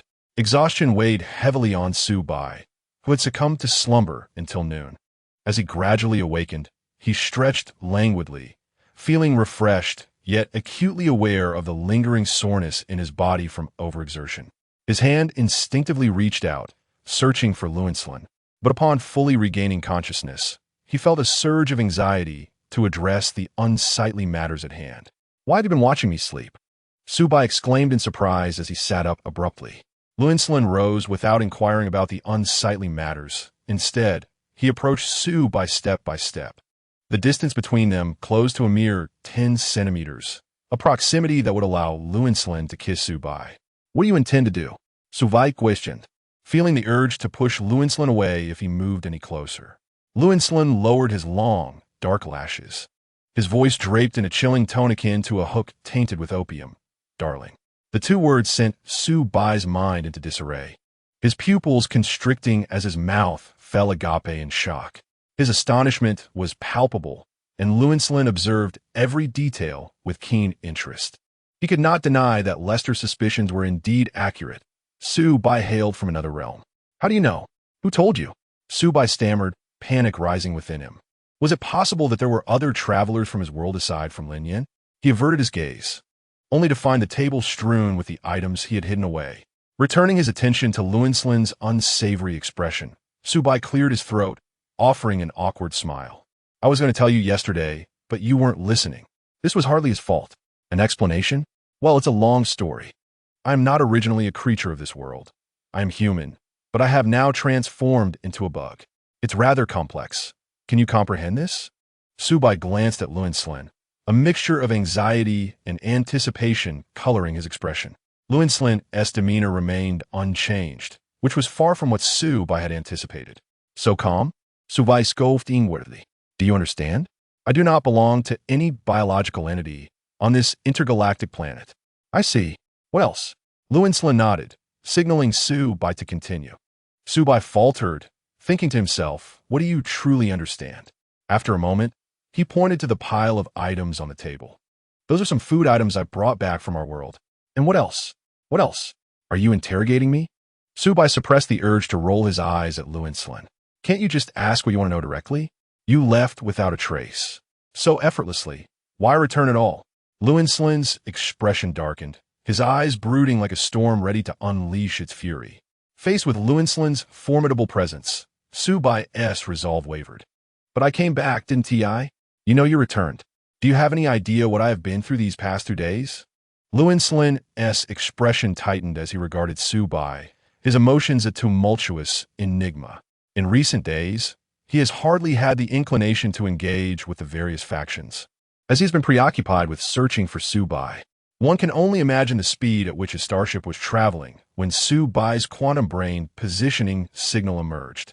With his hands clasped together in supplication, Subai pleaded, I am truly sorry. At that moment, a voice in my mind told me I could return, so I simply acquiesced. Had I known he would transport me back directly, I would have certainly informed you in advance. Yet, the truth was otherwise. Lin, in a fit of fury, felt as if he might vomit blood.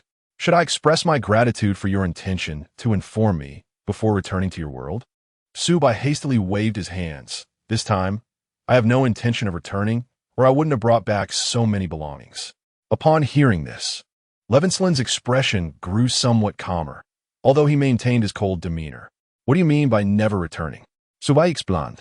That voice offered me a choice between remaining in my original world or this one.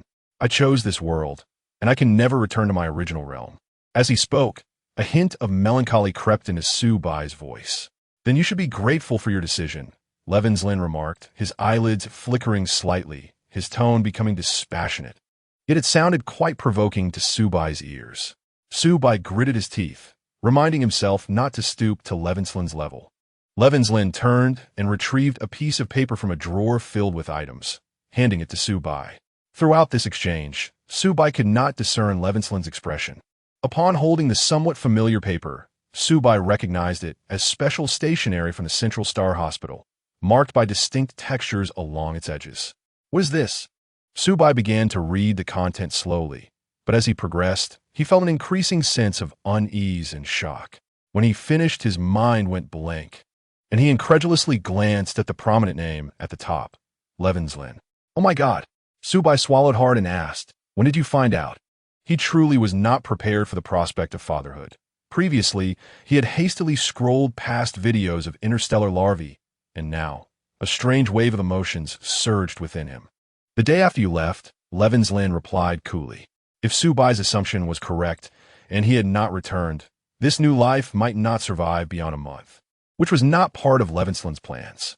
He had initially gone to the hospital to assess the stabilization of his mental turmoil, as Subai's soothing presence had not entirely quelled the long-standing disturbances that had been intentionally provoked. Who would have imagined that upon seeing the report in the hospital, Levinslin had torn it up in a moment of panic and concealed the news? Just a few days had passed. How absurd.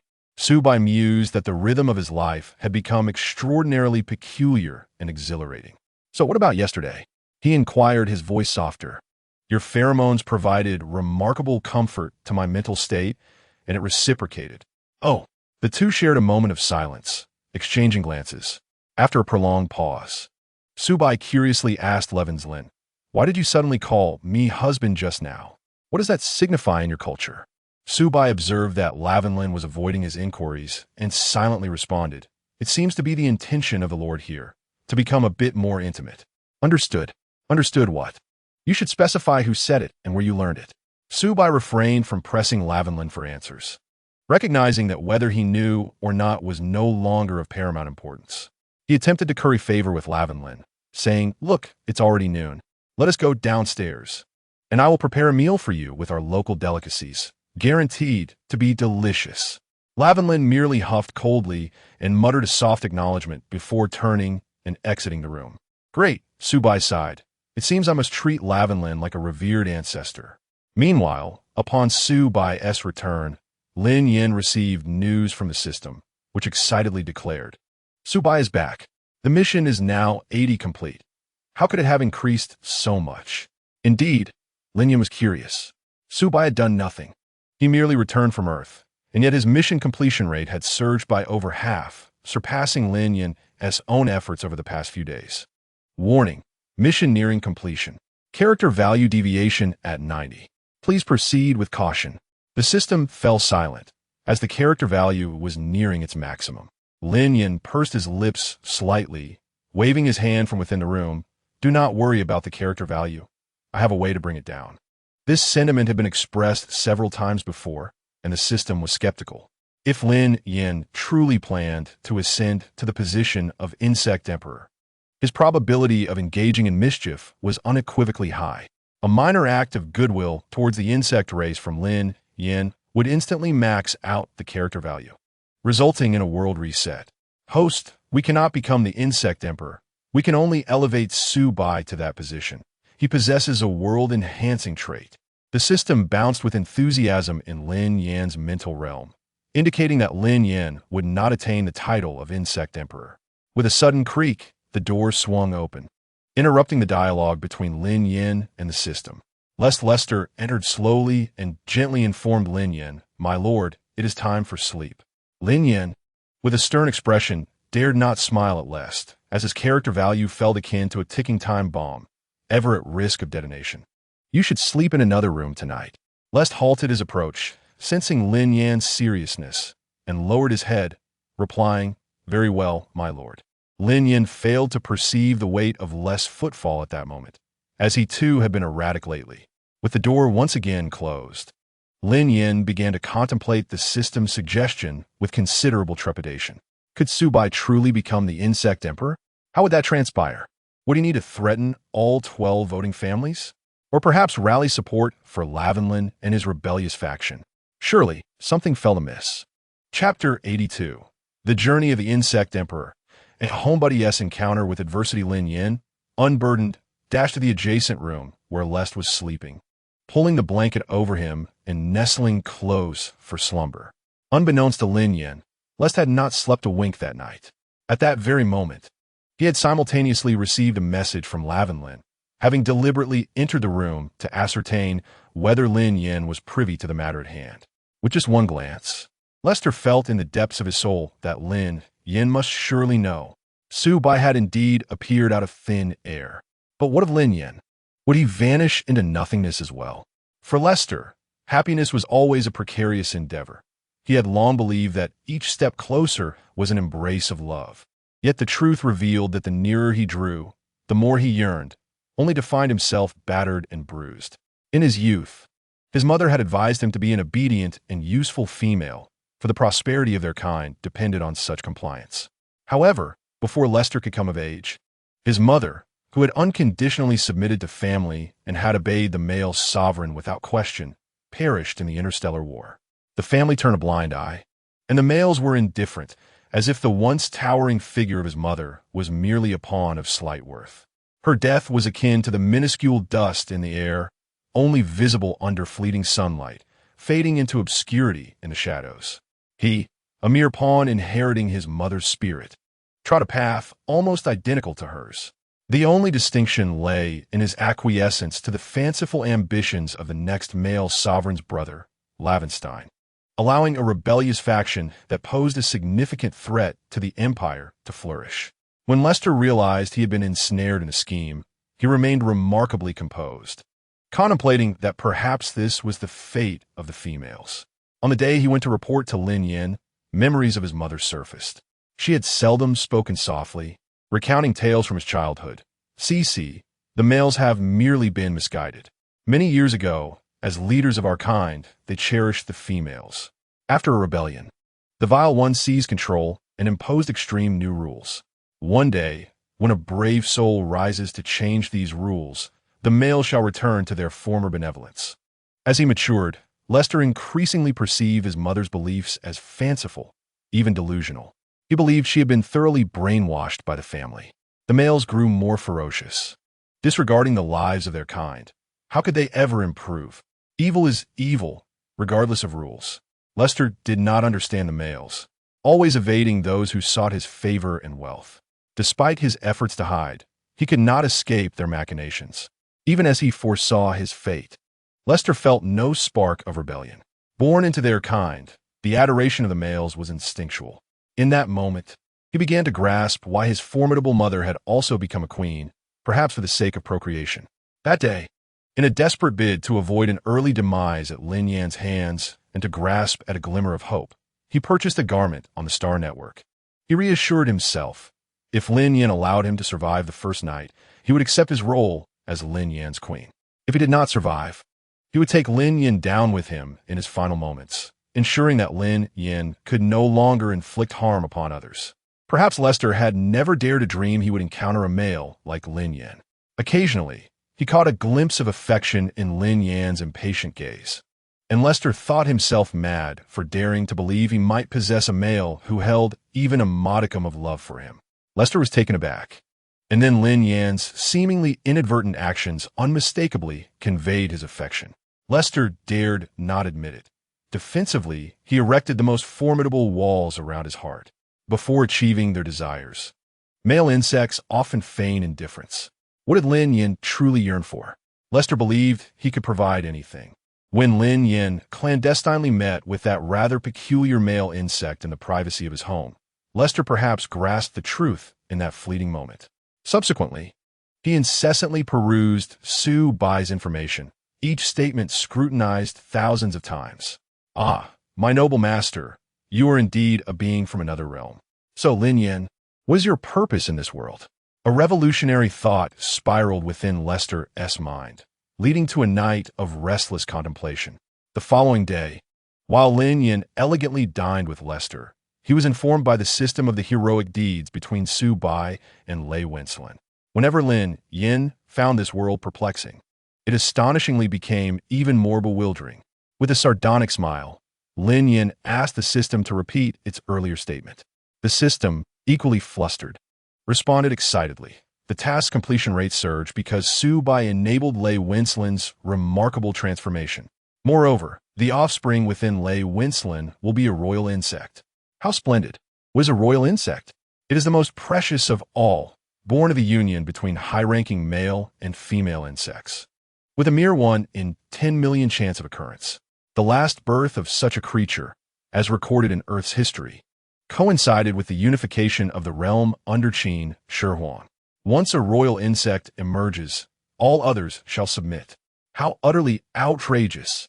Even knowing that the world's consciousness would assist Su Bai, who could have anticipated that it would employ the strategy of elevating one through lineage.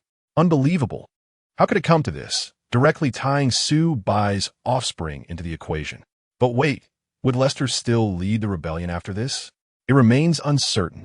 For the sake of ambition and ideals, it is conceivable that Lei Wencelin might engage in self-destructive acts. And his aim to subordinate male insects to female insects represents another extreme destined for downfall. People, in pursuit of their desires, often tread a path of bloodshed and sacrifice, oblivious to the chaos that may ensue. Lin Yan, munching on the vegetables sent from Feiyun's star, glanced at the unusually silent Lester, pondering his sudden negativity. Could he be disheartened because he believed Lin Yan's visit last night implied a resolution that did not materialize? Unconsciously, Lin Yan's lips curled into a smile, perceiving Lester's petulance. "Pass me that green vegetable," he commanded, pointing to a dish. "Certainly, noble master," Lester replied promptly, serving it to him. Now, give me that piece of meat. Of course. Noble master, Lester responded without hesitation, fulfilling the request. Now kiss me. Lester set down his chopsticks, his expression unchanged, and leaned closer to Lin Yan, planting a gentle kiss upon his lips.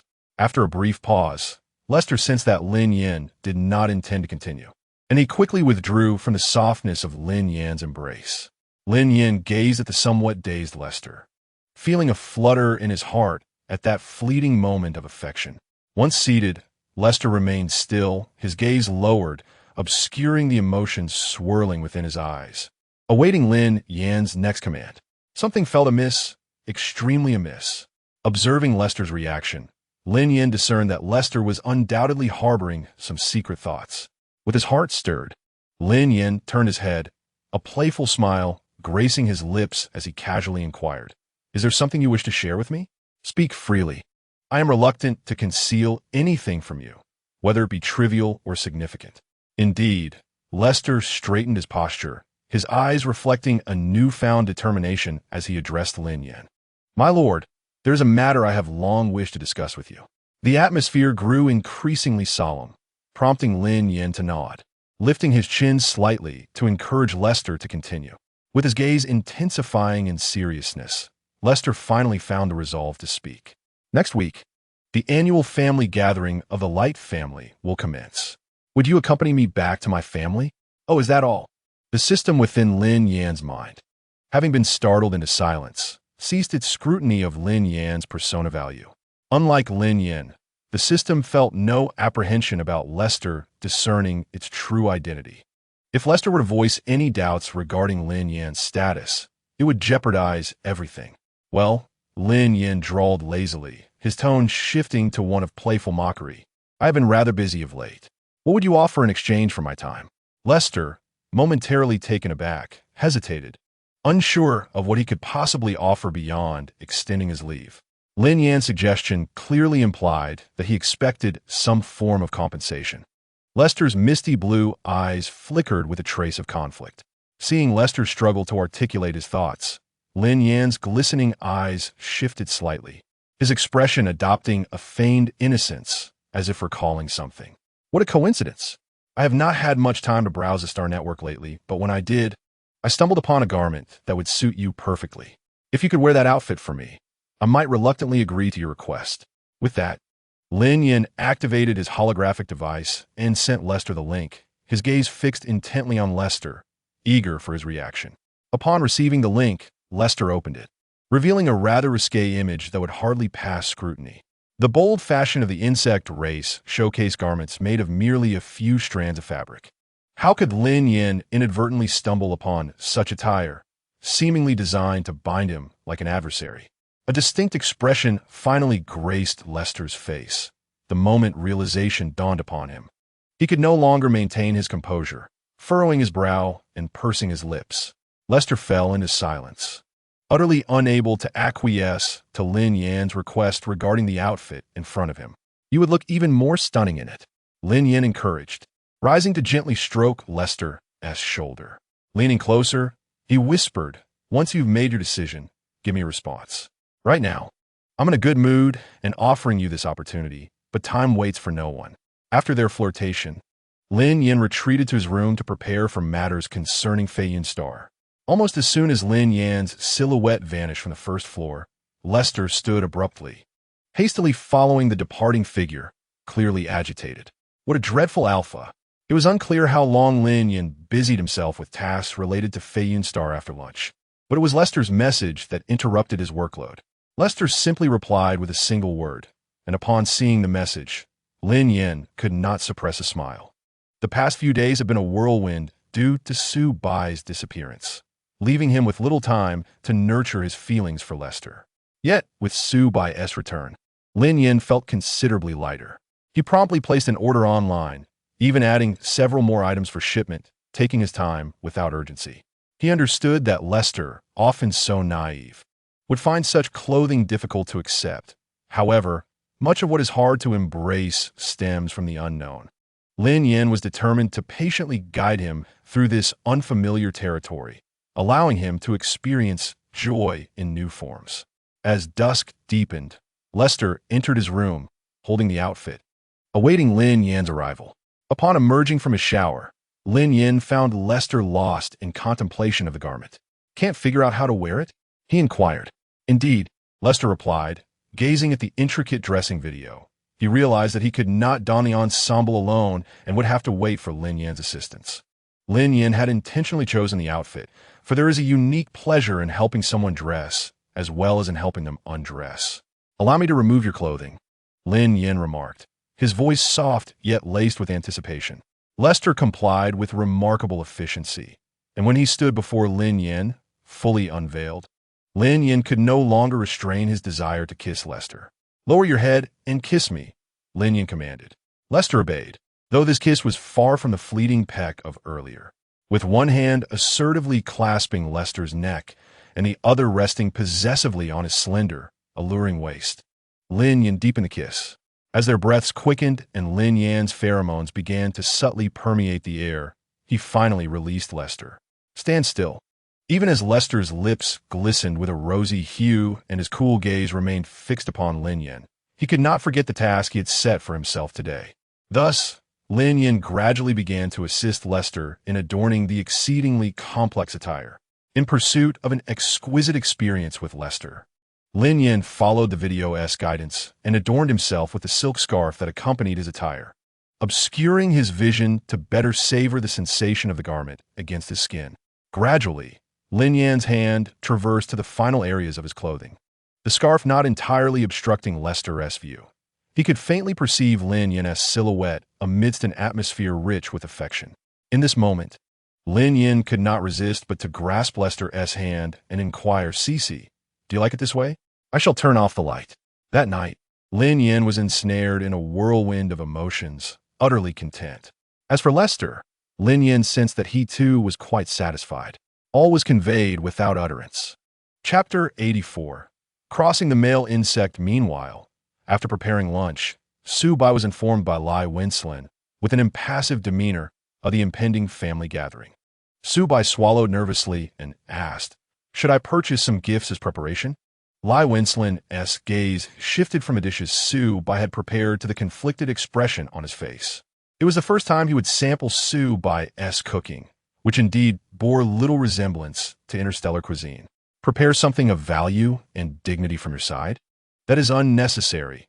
Merely having a direct female insect allow her male master to attend the family gathering is the greatest dignity." "Oh, Su-bai Potev," inwardly mocking the notion that the male insect's pride reigned supreme. "Do you need me to serve you during the meal?" Su-bai asked eagerly, shifting his chair closer to Lai Wenslin. "Not required," Lai Wenslin replied, his tone suddenly warming towards Su-bai. "Oh, in truth, I am not particularly inclined to assist you with your meal, and you truly are rather pretentious." Seated nearby, Su-bai observed intently as Lai Wenslin took his first bite. Lai Wenslin savored the dish slowly, the flavors bursting in his mouth, causing his eyes to widen momentarily. After swallowing, he could not restrain his voice, gazing at Su-bai with intrigue. "What did you put in this? Is it from your side?" "Su-bai chakid chipishli." "I added a bit of chili." "Chili? An unusual flavor. Is it delicious?" "Quite the opposite." Lai Wenslin silently shifted his chopsticks to another plate of meat, intrigued by the rarity of meat in Su-bai's repertoire, and took a bite. As he bit into it, his taste buds were astonished by the unfamiliar flavor, and Lai Wenslin's eyes sparkled with delight.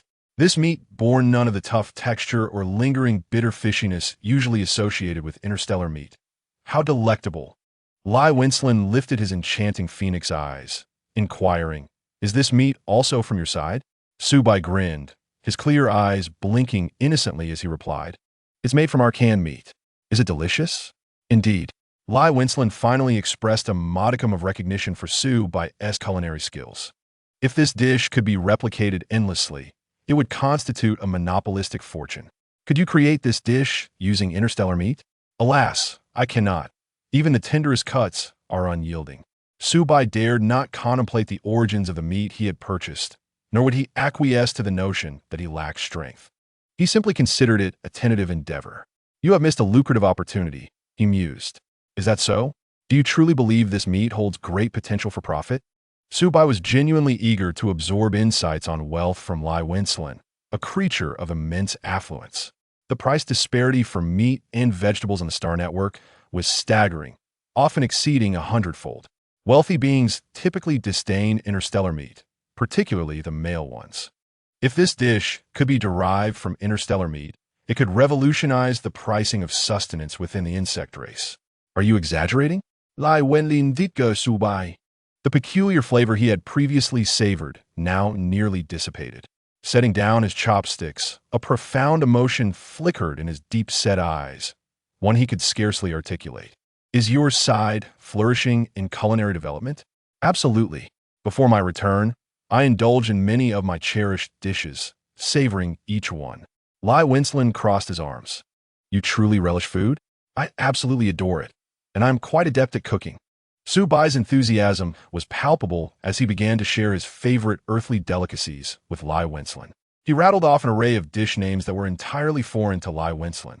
Hot pot, barbecue, grilled meat, grilled fish, snail noodles, spicy hot pot, hot dry noodles. Sweet and sour pork, lychee pork, sauerkraut fish, water-boiled meat slices, spicy crayfish, Buddha jumps over the wall, ginger duck, four-fruit soup, egg burgers, starch sausages, hand-grab pancakes, roasted cold noodles, egg waffles, and meat stuffed buns. Su Bai was an unadulterated food enthusiast, not only relishing dining, but also the art of cooking. However, Lai Wencelin interrupted Su Bai's exuberant discourse with a single inquiry. Is it worth it? Huh? The joy radiating from Su Bai's face abruptly froze. I ask you, is it worth abandoning the earth, where you have grown up, for this place? The insect race was entrenched in unprecedented turmoil, and Su Bai's yearning to return to Earth was evident in the reports he had often encountered in interstellar news and documents. Lai Wencelin privately hoped that Su Bai would remain among the insect race. He would not hesitate to obliterate the portal should he discover how Su Bai could return to Earth. Yet, the disconnect between Su Bai and the insect race left Lai Wencelin curious about Su Bai's thoughts. It is worth it. Su Bai nodded affirmatively, especially after understanding Lai Wencelin's current situation. Even if Lai Wencelin's every advance was not born from affection, he had become the closest and most secure presence in Su Bai's life, one he could not easily forsake. Why is it worth it? Because you are worth it. Lai Wencelin fixed his gaze upon him, a slight smile playing at the corners of his mouth, appearing both amused and contemplative. Are you attempting to curry favor with me? Not at all. I am merely stating a fact. Had I encountered you any later, I might not be among the insect race now. Enough. You constantly claim you can only remain within the insect race. Who knows if you will ever return? Lai Wencelin's expression turned icy, perceiving Su Bai's sweet words as a mere ruse to lower his guard. Su Bai, I am not so easily deceived.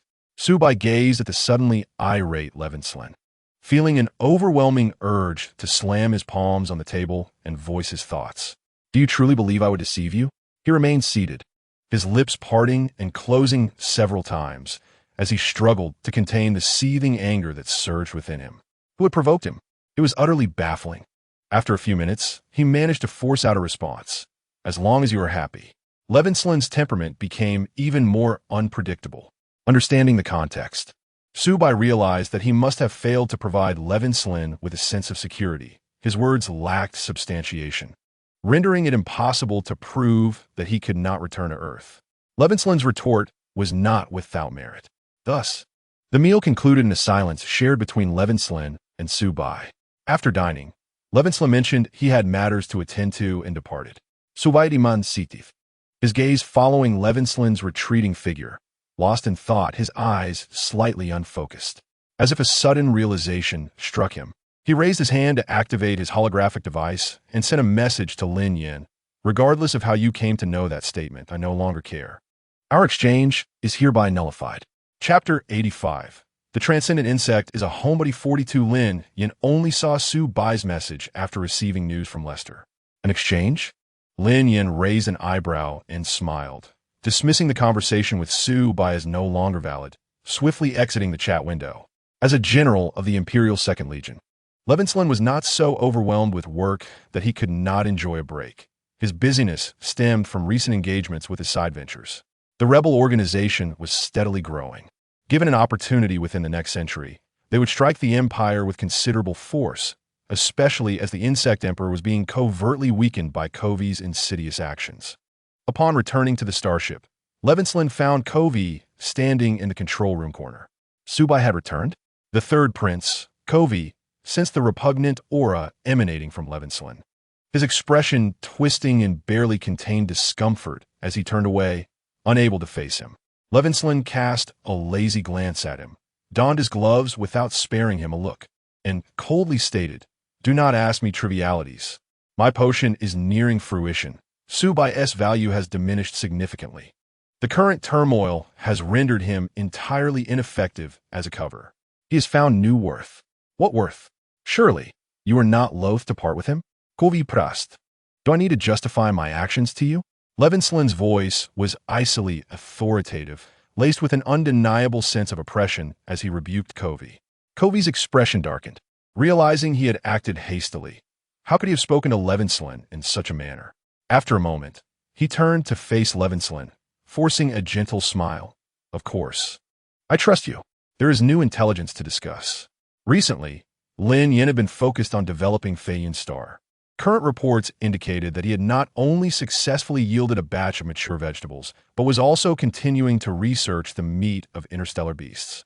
Levinson's eyes narrowed slightly, and his disdainful words directly conveyed his contempt for Lin Yan. If someone like Lin Yan can succeed, then our chances of success must be even greater, right? I fear that Lin Yan may have other insects backing him. You ought to pay closer attention to Lin Yan during the Light family gathering next week. Recent intelligence suggests that Lin Yan's temperament has changed significantly. He is no longer as violent as he once was. Understood. Levinson's gaze lingered on Covey for a moment before he coldly averted his eyes. "I have no further matters to discuss. I shall take my leave." "Very well." Once Levinson exited the control room, Covey's face was clouded with gloom. At that moment, an insect outside signaled to enter, but Covey snapped sharply, "Do not approach me when I am in a foul mood. Begone." The worker insect at the door, listening to Covey's discontent caused by Levinson, sighed inwardly. "Why am I perpetually so unfortunate?" After leaving the control room, Levinson went to assess the current scale of the rebel forces. As a general of the Empire's Second Legion, he was acutely aware that if the rebels truly sought to engage the Empire in battle, their chances of victory were exceedingly slim. Only by swaying Leekster could their odds of success be significantly enhanced. However, his foolish female sibling clung to her so-called sense of belonging to the Empire while being in Lin Yan's clutches. Absurd. Levinson and Leekster had grown up in entirely different environments. In his youth, Levinson had very few female figures around him. Yet, what was enviable to most insects was that his male father replaced the female and frequently played with him, granting him nearly every desire. It was not until one fateful day that Levinson stumbled upon the truth. His frail mother had been feigning illness all along. She simply did not wish to see him and had concocted these lies. It was always the male insects who lacked affection for their offspring. How could a female insect not love her progeny? Levinson was unconvinced, and one dark night, he stealthily ascended nearly 200 flights of stairs, boldly pushing open that door. Beyond the door stood his mother, Gyuzin, gazing out at the night sky, in a room he had never seen before, adorned with a massive pair of wings strikingly similar to his own. Levinson recoiled in disbelief, pointing at the wings and demanding, "Whose wings are those? Why are they hanging in this room?" Gyuzin, clearly taken aback that her offspring had the energy to find her, approached Levinson, her eyes reflecting a complex affection. As she reached out to touch him, her hand was forcefully swatted away. "Did you fall ill because of those wings?" Levinson insisted, gazing defiantly at Gyuzin, who gently shook her head and replied, "You should not be here. Why did you deceive me?" Tears flowed uncontrollably down Levinson's cheeks, and his sobs echoed painfully in the empty, quiet loft. Gyuzin raised her hand, hovering in the air for a moment before letting it fall, despondently stating, "This is not a place for you. Your male father would be angry if he knew. Do you love me?"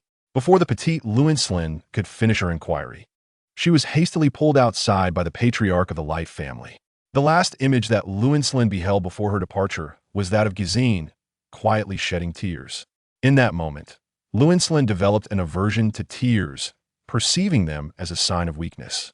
Once outside, she witnessed her father's anger for the first time. Despite her mischief, he had never displayed such an expression before. His face was contorted with fury and emotions that were incomprehensible to Lin. "Why did you come here instead of sleeping?" he demanded. "I wanted to speak with your mother," she replied, but was met with a sudden slap that turned her face away, shattering her pride into fragments. "What did you say inside? Why is your mother crying again?" Her father almost roared, his countenance revealing a terrifying aspect she had never encountered before. Terrified, Lin stammered, "I asked mother why she tricked me when she wasn't ill. You are forbidden to come here again. You may only see your mother at family gatherings. Do you understand?" Her father's expression remained filled with wrath as he signaled to a steward to escort Lin back. That night obliterated all of Lin's pride. It dawned upon her that perhaps neither of her parents truly loved her, and both had deceived her. The following day, when her father bought her the interstellar spaceship she had longed for, she felt nothing but revulsion, wishing to smash it to pieces. As she matured, Lin discerned the superficial affection her father exhibited, realizing it was merely a facade. She harbored resentment towards her mother for her silence, and loathed her father even more. His pretense had plunged her into an abyss of despair, leading to nightly nightmares that revisited the events of the attic. Subsequently, Lin could only glimpse Gesine at the annual family gatherings. Sometimes they exchanged a few brief words. At other times, she deliberately avoided his gaze, secretly observing him as he searched for her. "You do not wish to see me, and I have no desire to see you." Consequently, Lin's already sensitive nature grew increasingly harsh, living recklessly under the pretense of her father's superficial affection. No one knew that each night she was accompanied by solitude, gazing despondently through the window at the illuminated attic in the distance. The light in Lin's eyes flickered dimly. And what of Lester? His plight was even graver. From a young age, Lester recognized that his father did not care for him, yet it mattered little, for his mother was always there by his side. The reason his mother ascended as the matriarch of the Light family was evident. She held considerable power within the military, and her family's interests were intertwined with those of the Light family. His father did not love his mother. Unlike his younger brother, he had long ceased to yearn for paternal affection. When his mother fell in battle, his father scarcely blinked before elevating Gesine to the position of matriarch. Without reliance, Lester exerted himself from a tender age to become his own support. Being a few years elder than Lin, Lester was acutely aware of the affection their father bore for Gesine, surpassing that for all the females and sub-females within their clan. He also recognized that the wings stored in the attic belonged to Gesine, although he was unaware of the underlying circumstances.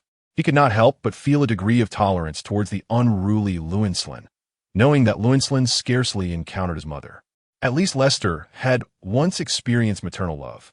While Lin seemed to have transformed into a different creature by the age of 10, his innocence rapidly fading from his eyes.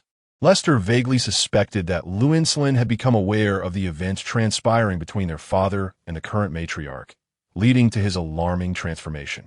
What perplexed Lester, however, was Lin's shift in priorities. He no longer pursued toys or rare items, but instead began to compete with Lester in combat, mental fortitude, and even resorted to scathing mockery with his infuriatingly sharp tongue.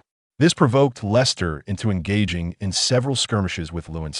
Initially, Lester anticipated that Lin would report his behavior, preparing himself for punishment. Yet Lin, after being bested, silently recuperated and returned for another bout. Lester remained in the dark about the true source of Lin's knowledge. It was unclear who had spread the rumors regarding Lester's amicable relationship with Lin, but during each annual gathering after their 10th year, Gesine would inquire about Lin's whereabouts. A mere glance revealed to Lester that Gesine was undoubtedly enamored with Lin, while their father's affection seemed rather faint. Consequently, Lester took it upon himself to share anecdotes about Lin with Gesine during subsequent gatherings, earning Gesine's favor and, by extension, receiving ample resources from their father to aid in his development. Nevertheless, Lester understood that Gizine, confined as he was, merely wished for a rare opportunity to converse with Lin Yan, who consistently evaded him. This year, however, might prove different, as Lin Yan had acquired a male sovereign, leaving him with no option but to confront Gizine. A week passed in the blink of an eye, a fleeting moment in the frenetic pace of interstellar life. Lin Yan's persona diminished, plummeting to 60% due to his deliberate proclamations of feeding interstellar beasts with vegetables, cementing his reputation as a bona fide mad insect. This act was tantamount to hurling priceless treasures into a volcano. Sheer folly. Interstellar News dedicated several days to covering this incident, with no one daring to discuss it on the Star Network. However, in private gatherings among insects, Lin Yan's name emerged as a frequently mentioned topic. The gathering of the Light family took place in their ancestral abode, sprawling across thousands of acres in the western heart of Central City. It could be said that the family existed in a self-contained microcosm, an exaggeration that held a kernel of truth. Subai accompanied Lin Yan as they disembarked from the starship. In the past few days, he had felt utterly exhausted, and had it not been for his time spent in the healing chamber, his legs would surely have grown weak. Oh heavens and earth! Why must he endure such oppression? In stark contrast, Lin Yan exuded an air of vitality, albeit with a demeanor that turned haughty the moment he set foot in the main residence, radiating an icy aura. I inquired if he maintained such a cold disposition at home. Lin Yan scoffed, dismissing my curiosity with a curt, "Mind your own business." As fate would have it, on our way to the main residence, we unexpectedly encountered Lin Yan. Given the uproar surrounding Lin Yan, it was nearly impossible for Subai to remain oblivious. Initially, he believed Lin Yan aimed to alter the taste of interstellar meat, but he later came to suspect that the likelihood of wastefulness was far greater. The relentless promotion suggested that as a male insect, Lin Yan could simply voice his disapproval to halt the spread. His silence implied consent. "Thanks to Lord Lin Yan for the impressive results," exclaimed the interstellar news worker. "How dreadful!" Yet, one could not deny that the batch of vegetables sold by Lin Yan online was remarkably delectable. Subai exchanged a glance with Lin Yan, feigning a smile, before turning away to continue on his path. Lin Yan, closing the distance, called out to Subai, who wished to pretend he hadn't heard, feigning deafness. However, the ever-stoic Lin Yan had come to a halt, compelling Subai to pause as well, awaiting Lin Yan's approach. As the two groups walked side by side, Subai felt a pang of guilt, fearing Lin Yan might bring up his earlier attempt to barter with Lin Yan's power and influence. "Subai, I need to speak with you after the gathering," Lin Yan declared.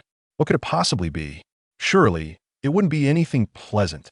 1,000 refusals echoed in Subai's mind, but upon locking eyes with Lin Yan, he immediately discerned the menacing threat lurking within. In that instant, he understood that a refusal would provoke Lin Yan's wrath. "Very well, we are in no rush to return," Subai replied with a smile, tightening his grip on Lin Yan's arm unconsciously. A silent exchange of glances occurred between Lin Yan and Lester, conveying unspoken sentiments. The four of them then proceeded into the banquet hall together. Chapter 87. The Journey of the Male Insect, a homebody at that moment in the hall. Half of the dining spots remained unoccupied. A cursory glance revealed Lin Yan being warmly greeted by a certain insect. It was none other than the red-haired female insect, Flame, seated beside the yellow-haired Mosisha. From the moment he entered, Lin Yan seamlessly took a seat beside Flame, with Lester following suit. Unlike a formal banquet, gatherings allowed for both female and sub-female insects to share the table. This arrangement facilitated introductions among the family's members, allowing the male insects to familiarize themselves with their kin, thus preventing any awkward encounters in public. Beside the fiery-haired Flame sat a coolly elegant female insect, her light purple hair cascading straight down her back, exquisite, yet imbued with a sense of vigor. Her sharply defined features possessed an ethereal beauty that defied the typical coldness of female insects, exuding a unique charm. After settling in, Lin Yan hinted, "A new romantic interest?" Upon hearing these words, Flynn burst into laughter, his enchanting eyes narrowing in mirth. How could this be? This has always been my little treasure. Come, darling. Give me a kiss. With that, he turned and pressed his lips against the female insect. A hint of amusement flickered in the female's eyes, shattering her previously untouchable demeanor as she welcomed Flynn's kiss. Can't bear to watch, Subai remarked, feeling out of place among the unfamiliar insects. He retreated to Lin Yan's side, hoping Lin Yan would draw everyone's attention away. Unbeknownst to Subai, Lavenslin was the magical heir of this family. Soon, all the guests had gathered, and precisely on the hour, the patriarch of the Light family, leading Guzin by the hand, took the seat of honor. Oh my goodness, Subai thought, his gaze immediately drawn to Gu Zayin, a stunning beauty among beauties. Gu Zayin's long silver hair flowed like silk, longer than that of most female insects, shimmering with hints of iridescence under the party lights. A beauty mark on the lower right of his face accentuated his captivating allure. The male beside him was of average appearance, embodying the commanding presence cultivated through years of authority. Once the two insects were seated, the gathering officially commenced. Though a few words were exchanged before the meal, silence was mandated as the feast began, an established custom.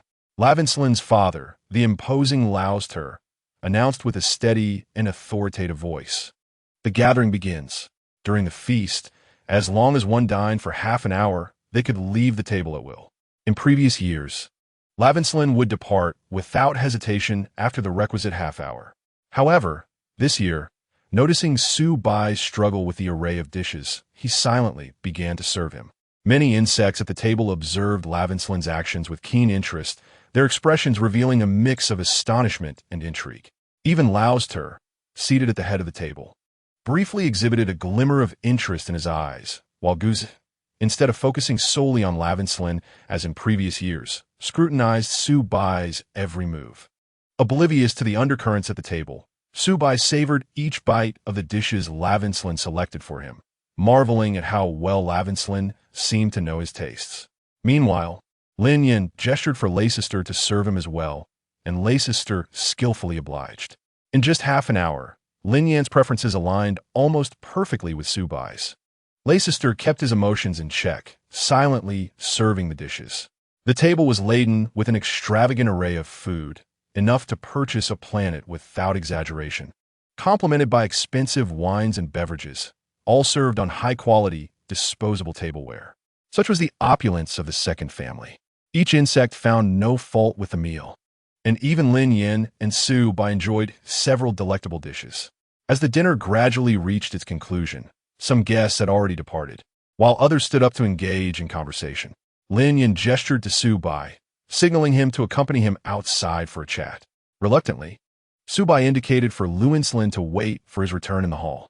Almost at the moment Subai and Lin Yan disappeared from view, Luinslin rose, unwilling to linger any longer, eager to escape the weight of those gazes. Luinslin, Lester called out in a cold tone, the matriarch misses you. She wishes to speak with you in the palace and has something to explain. Luinslin maintained a stoic expression, making no pause as he strode purposefully outside. It was only when he reached the garden of the Wright family that he finally halted to survey his surroundings. The garden, expansive and lavishly adorned with lilies, planted at great expense due to Luinslin's childhood fondness for the flower, now felt hollow. With a hand, he gently caressed a flower before expressionlessly severing its stem, discarding it to the ground where he crushed it beneath his foot. His affection for the flower had long since faded.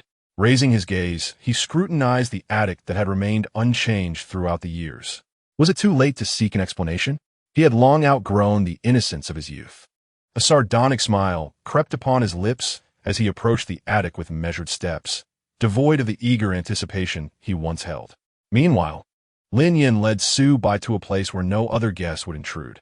With curiosity bubbling within him, Subai was eager to uncover Lin Yan's intentions. Someone from another world told me that you are the savior of this realm. Can you explain what being a savior entails? Subai was left astonished, questioning me. Really? His expression shifted to one of disbelief as he pointed at himself. Indeed, it is you. Nonsense. Subai rolled his eyes. You brought me here to talk to him. And what can I possibly do as a savior with my unremarkable strength? I was skeptical too, but he mentioned that Lin has indeed changed. All you need to do is confirm the truth of this. Ah, is that so? Suvai fed Saident, Bandring. Hadn't Lin claimed to keep everything confidential? Did he bear some responsibility as a savior? I don't know. No one informed me. How am I supposed to save anyone? A month from the day you returned. In exactly 1 month, you will know what to do. So, only 3 weeks remain. On the other side, while Su Bai continued to ponder the riddle, Lin had once more pushed open the door to the nightmares of his childhood. The interior remained largely unchanged, except for the position of Guzhen, who now stood before the immense wings, turned slightly away from Lin. You have arrived, Guzhen remarked, glancing back to scrutinize Lin's form before shifting his gaze back to the wings upon the wall. Allow me to share a tale, one I have never recounted to you before. Today, I have finally managed to divert his attention. Lin listened intently, murmuring softly, uncertain of what Guzhen was alluding to. Long ago, in the vastness of the cosmos, there existed a renowned lineage known as the Gwen clan. The offspring of the Gwen were taught from birth to conceal the true visage of their wings from the eyes of outsiders, trained to master the art of duality in their winged appearance, such that they would never reveal their authentic forms throughout their lives. The members of this clan understood that revealing their true wings in front of outsiders was a profound taboo. Yet, a youngling of the Gwen clan, during his formative years, fell victim to a vicious assault targeting male insects. At that time, he had only just learned to conceal his wings.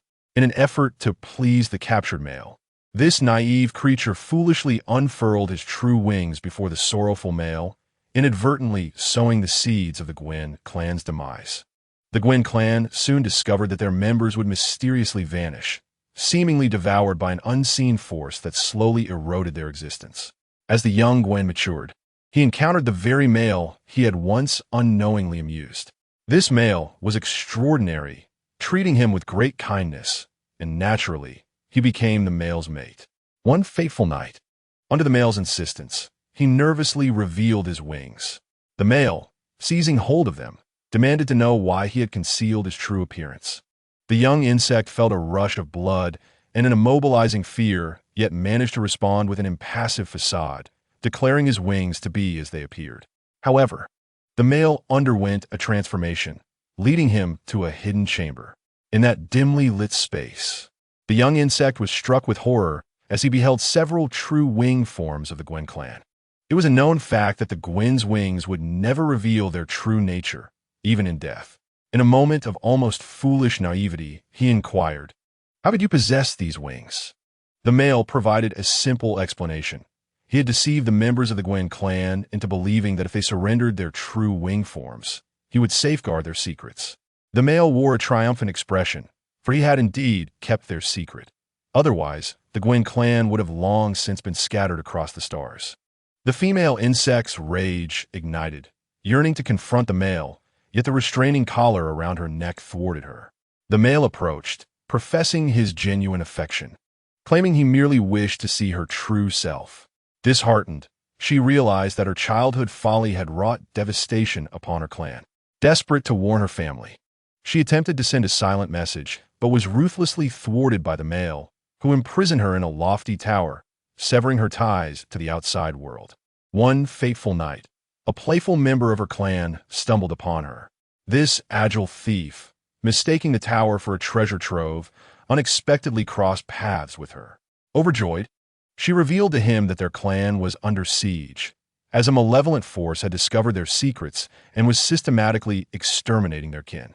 The news was successfully relayed back to the family. However, the female insect had overlooked the allure of the Gwen clan's wings.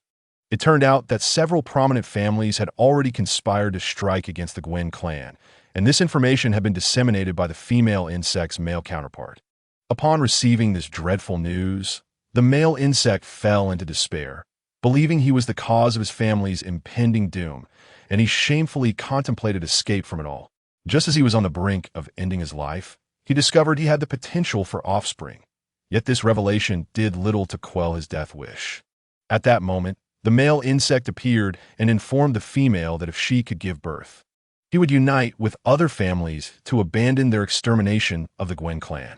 Trusting him, the female gave birth, only to realize afterward that the male had merely released a few members of his family, while the wings of the remaining insects were left intact, a testament to their willingness to sacrifice for the survival of the last remnants of the Gwen clan. Despairing, the female insect resolved to transform her wings into their true form, shattering them and offering them to the male in exchange for the escape of her kin. Unexpectedly, the male then feigned vulnerability, professing his deep love for her, and in a desperate act, he relinquished all his collected Gwen wings. He knelt on the floor, pleading with the female, and when his pleas fell on deaf ears, he resorted to threatening her newly born offspring. Initially indifferent, the female insect found herself unmoved even by her progeny. Yet, upon witnessing the male's anguished tears, a desire for revenge ignited within her, and she pretended to be coerced, subjecting him to mutual torment. Each time he was driven to the brink of despair, she felt a fleeting sense of satisfaction. Eventually, she fell ill with an incurable disease, and for years she lived in a haze of regret while her offspring gradually grew. Today, she gazed earnestly at her offspring's male protector, realizing that the young one's gaze surpassed her own. With the male protector safeguarding her child, she felt assured that no harm could befall her progeny. After years of fatigue, she too felt weary. Guozin turned, tears streaming down his face, whispering, "Lin, I am sorry for not speaking more to you back then. Do you love me?" "I love you. Liar." Livenslin told Liretortet. "Could you come here and embrace me? Embrace yourself." "All right." Guozin wiped his tears and dashed into Lai Winslin's embrace, holding him tightly. As he clutched him ever closer, he softly murmured, "One, you must take care of yourself."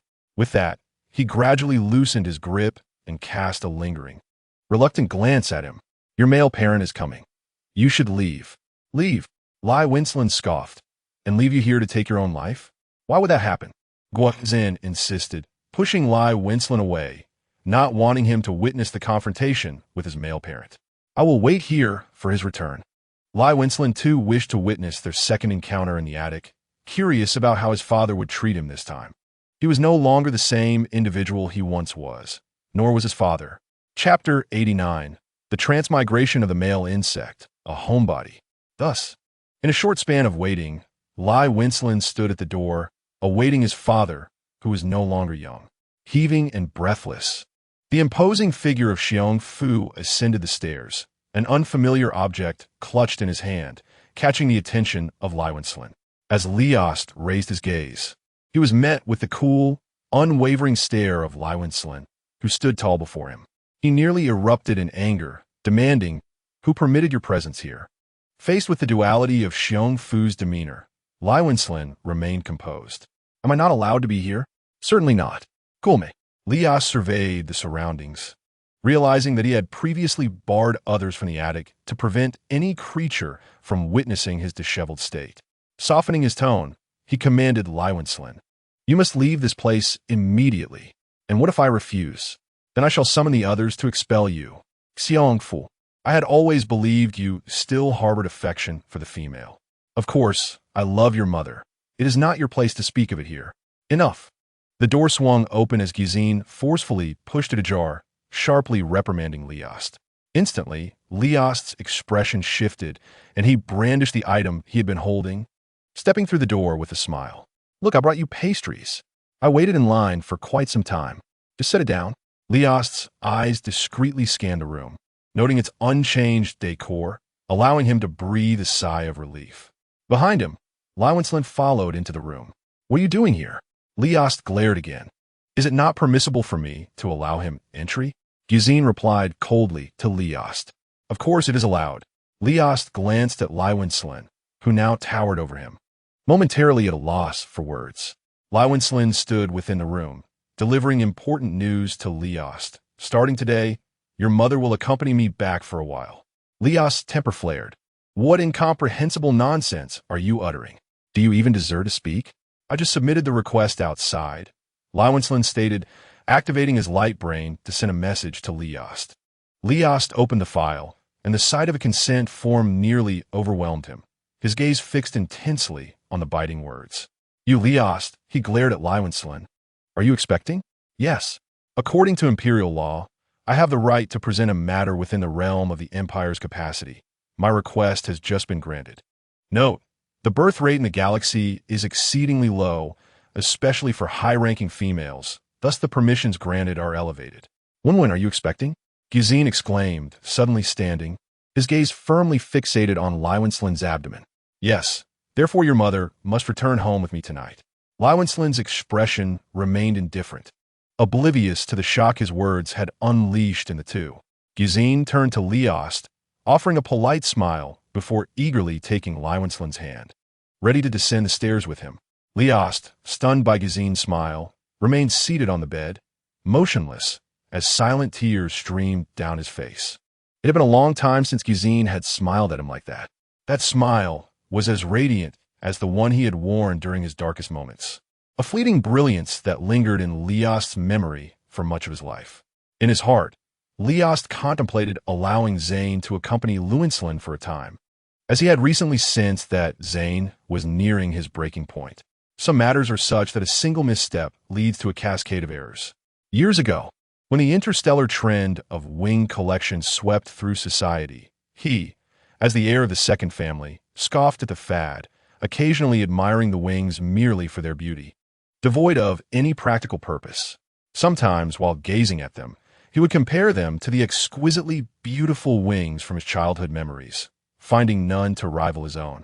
Eventually, whispers circulated among the prominent families of the interstellar community about the emergence of extraordinarily resplendent wings. Being a naturally vivacious and assertive male, Liast felt compelled to see these wings for himself. Thus, he insisted on attending the exhibition.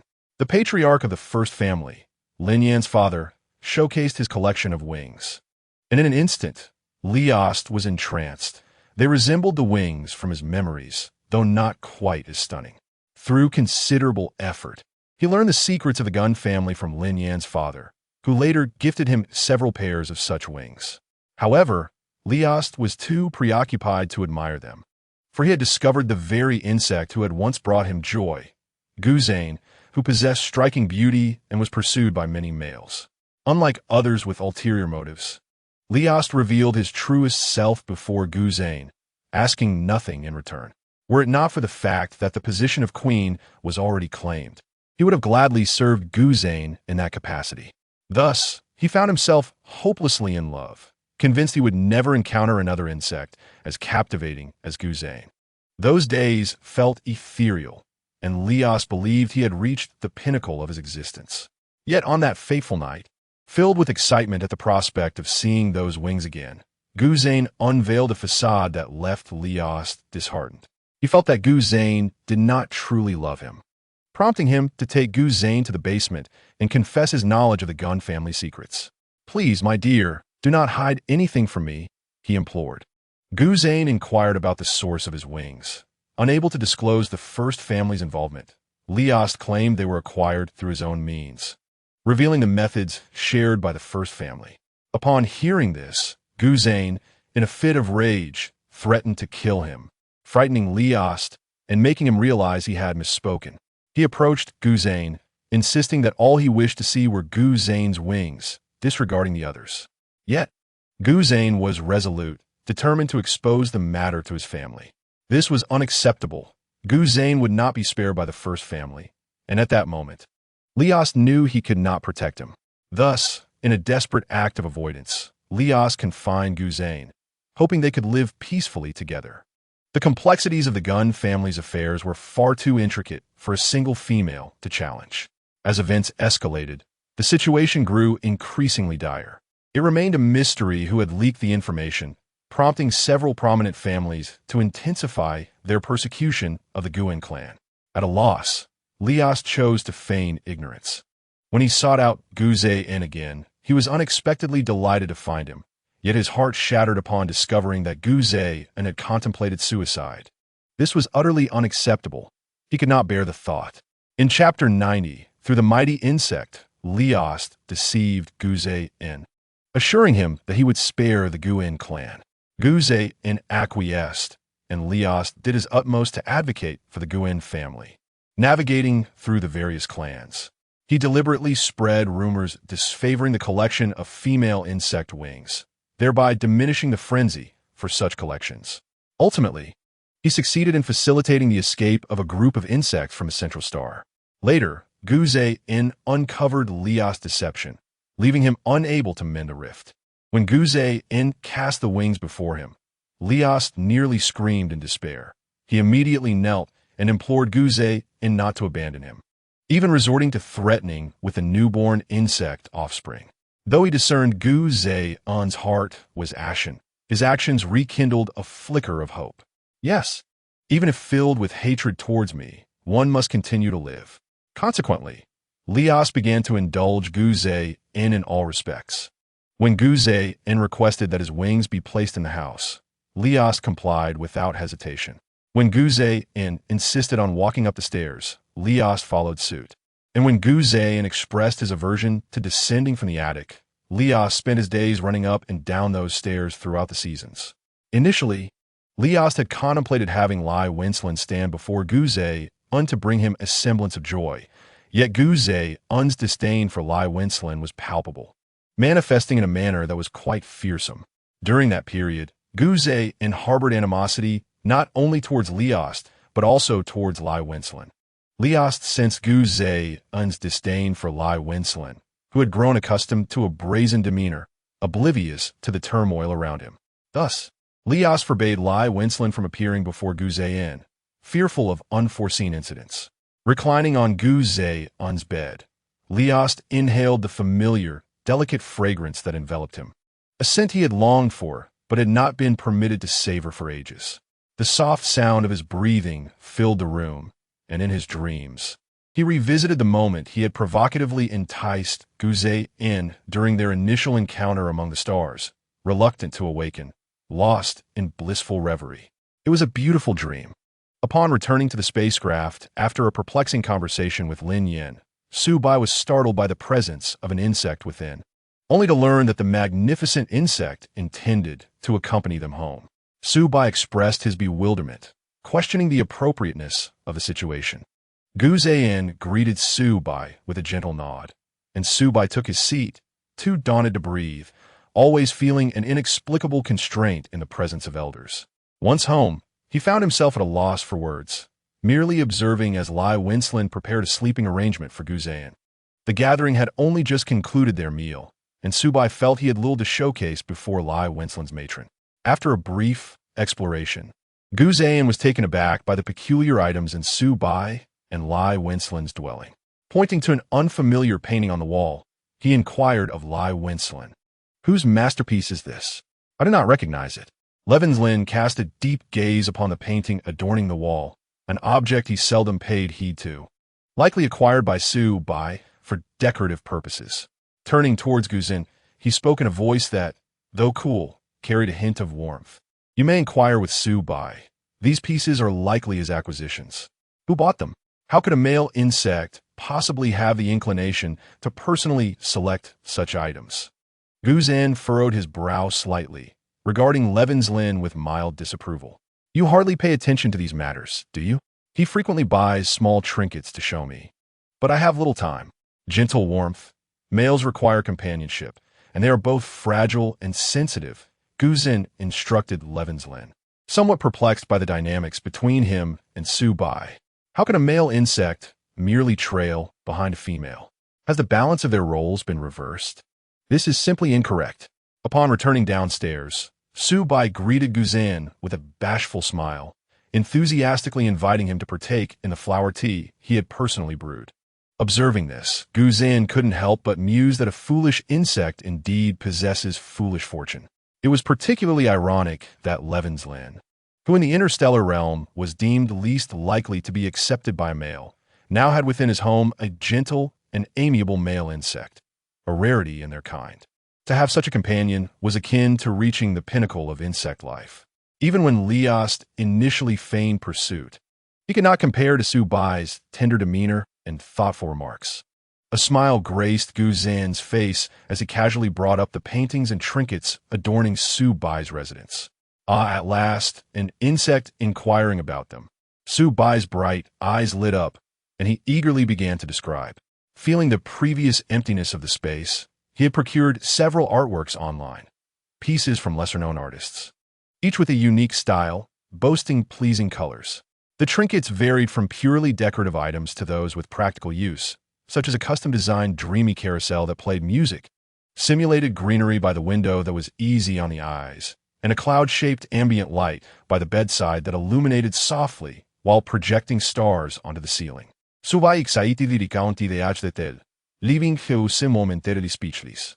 Could there truly exist such a life-enjoying male insect in this world? Shouldn't a typical male be content with striking others when pleased and doing the same when displeased, while leisurely attending banquets and wandering through the central star to seize what they desire? Was it not evident that Lin was indeed capable of securing a male like Su Bai? Wouldn't Su Bai be besieged after attending a few banquets? How could it possibly be that their foolish progeny was favored so swiftly? Once word got out, even if he were to serve as a female attendant, wouldn't countless insects rush to pursue him? Initially, as Gu Ziyan followed Lin Yan home, he had braced himself for the disdain of Su Bai, even fearing that he might inadvertently cause Lin Yan to be reprimanded. However, given Su Bai's current demeanor, it became evident that he could foresee a bright future for Lin Yan. A genuine smile graced Gu Ziyan's face as he complimented Su Bai. Your life is truly vibrant and colorful. Su Bai, caught off guard by such sincere praise, felt his heart race. He was genuinely captivated by the charm of both Lin Yan and his father. Just look at that enchanting smile. My goodness. Su Bai's cheeks inexplicably flushed a rosy hue. As an admirer of beauty, he found himself utterly mesmerized by Gu Ziyan's countenance. Stammering, he shyly waved at Gu Ziyan, repeatedly denying the compliment. Oh, it's nothing special, he exclaimed, clearly overwhelmed by the beauty he had just encountered. Hastily, Su Bai bid farewell to Gu Ziyan and scurried upstairs to seek the solace of Lin Yan, that icy presence. Chapter 91. The male bug-esque journey from homebody upon entering the room and catching sight of Lin Yan, Su Bai's steps gradually faltered. Lin Yan sat on the edge of a chair by the bed, engrossed in a book, exuding an air of solemnity. The tranquil and silent Lin Yan was as breathtaking as the first glimpse Su Bai had caught of him on the Star Network. After a moment's hesitation, Su Bai timidly approached Lin Yan and whispered, "What book are you reading?" Lin Yan glanced at the ever-innocent Su Bai and replied in a low voice, "I'm studying some information about larvae." Su Bai quietly leaned in, sharing the moment with Lin Yan. However, as he perused the text, he grew increasingly perplexed, sensing something amiss. What does this say? Egg gestation.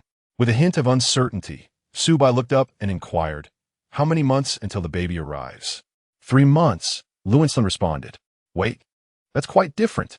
Su Bai was taken aback, having initially assumed the gestation process mirrored that of Earth. What does this egg gestation mean?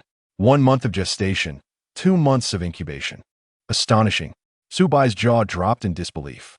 Observing Su Bai's astonished expression, Lin Yan raised an eyebrow and asked, "Isn't it like that in your world?" In a hushed tone, Su Bai murmured, "Of course not. There, pregnancy lasts 9 to 10 months and involves live birth, where the baby emerges directly. In our society, only men and women can conceive. You and I, in our world, would be considered 2 men, which makes it impossible."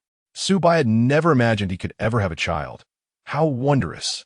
Lin Yan, unable to comprehend Su Bai's words, nonetheless raised an eyebrow at the mention of 12 months, questioning, "Has your kind not faced extinction yet?" "Goodness, what are you saying?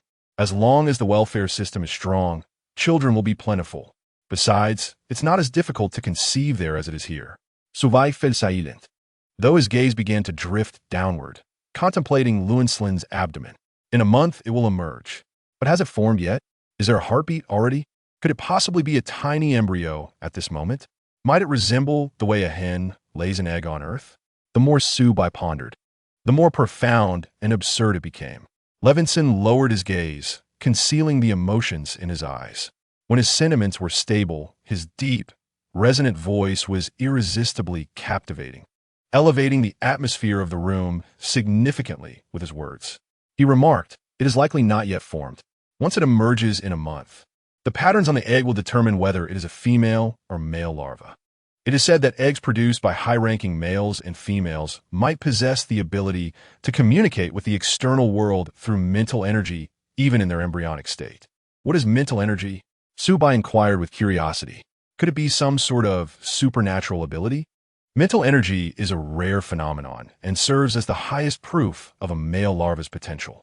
After a male reaches 1 year of age, this ability gradually fades, and only the king larva can maintain control over mental energy. What is a king larva? You may understand it as the natural ruler of the insect race. But if he were a tyrannical ruler, wouldn't that spell disaster? Levinson was amused by Subai's line of thought. Do you believe that a king of a species would deliberately seek to exterminate his own kind? The survival of the insect race dictates that female and subfemale larvae are born with the mission to protect the males, while the king larva's duty is to safeguard the entire race. If a king larva were to be born, wouldn't that mean the insect emperor would abdicate? Of course. Levinson continued. However, a king larva has not appeared for several millennia. Then what was the point of saying that?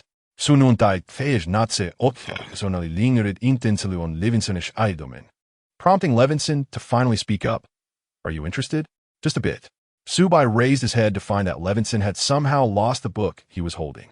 Levinson gradually closed the distance between them, his eyes narrowing slightly, revealing an expression that Subai found remarkably familiar. Having been momentarily distracted by his gaze on Levinson's abdomen, Subai was unsure of what Levinson had asked and could not recall his own casual reply, just as he intended to inquire further about Levinson's previous question. Levinson swiftly silenced him. "Hey, what are you doing? It's still only afternoon. Are we not going to sleep tonight?" Levinson had come to understand Subai's tendencies all too well during these days, rendering Subai's resistance increasingly futile. As Levinson continued to ignite the flames of their interaction, Subai gradually succumbed to the allure, the fragrance of jasmine rekindling their deeper connection. In the throes of passion, Subai could no longer suppress the request that had lingered in his heart, an embarrassing desire for Levinson to call him husband. Upon hearing Subai's interpretation of this unfamiliar term, Levinson had immediately reported it to Lester. Now, at such a moment, Subai brought it up again. As he recalled the rare moments of sanity, a glimmer flickered in Lewinsolin's eyes. Mischievously, he leaned closer to Subai's ear, exhaling a warm breath, whispering husband. In that instant, it felt as though thunder struck and fire ignited the earth. Lewinsolin distinctly sensed Subai's heightened excitement, his reactions more pronounced. Suddenly struck by a thought, Lewinsolin wore a devilish smile, leaning down to deliberately whisper that shameful word into Subai's ear.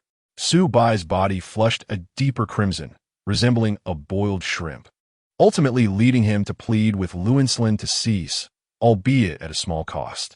After the storm had passed, Subai was utterly exhausted, his eyelids heavy with fatigue. Summoning the last vestiges of his strength, he fought against the urge to succumb to slumber. Once he detected Lewinsolin's breathing had steadied, his hand stealthily crept toward Lewinsolin's abdomen. In truth, there was little change in Lewinsolin's physique. His well-defined abdominal muscles remained intact, his V-shaped figure still lean and firm. Yet, at the moment Subai's palm made contact with Lewinsolin's abdomen, an inexplicable sensation coursed through him. Perhaps today he could not yet perceive the stirrings from within, but in a fortnight or so, he might just be able to hear and feel the emergence of another life. After a fleeting moment of exploration, Subai quietly withdrew his hand, resisting the overwhelming tide of exhaustion. He gazed up at Lewinsolin's serene visage, sensing that his partner's temperament had noticeably improved of late, a feeling he believed was not merely a figment of his imagination. After several minutes of contemplation, Subai found himself lost in thought, perhaps pondering nothing at all. Finally, he pressed a gentle kiss to Lewinsolin's chin and nestled into his embrace, surrendering to a deep slumber. Chapter 92. The transmigration of the tyrant bug time flew by in a month, the insect race reeling from the shocking demise of the crown prince due to an ambush. As word spread, The insect emperor promptly issued the highest command to dispatch troops to eradicate several rebel strongholds. Lin Yan tirelessly navigated the conflict against the empire, bolstered by the advanced intelligence provided by Kuei, which revealed that the rebels had not yet sustained significant damage. In private, Lin Yan paid a steep price to acquire leverage over several families, while Kuei achieved considerable success in developing an improved version of the psychotropic release agent. Everything was in place, awaiting the right moment. The rebels were merely a step away from action. Kuei asserted that within a month he could trigger the poison within the insect emperor's body, causing his sudden demise. However, Lin Yan urged Kuei to wait for a more opportune moment. Though Kuei struggled to comprehend this, he unconditionally chose to comply with Lin Yan's wishes. Lin Yan's utmost secrecy was reserved for Kuei, as he could not predict the unpredictable actions of this erratic individual in pursuit of his goals. Subai observed Lin Yan's relentless endeavors. Yet whenever he questioned him, Lin Yan consistently evaded the topic, leading Subai to gradually lose interest in probing further.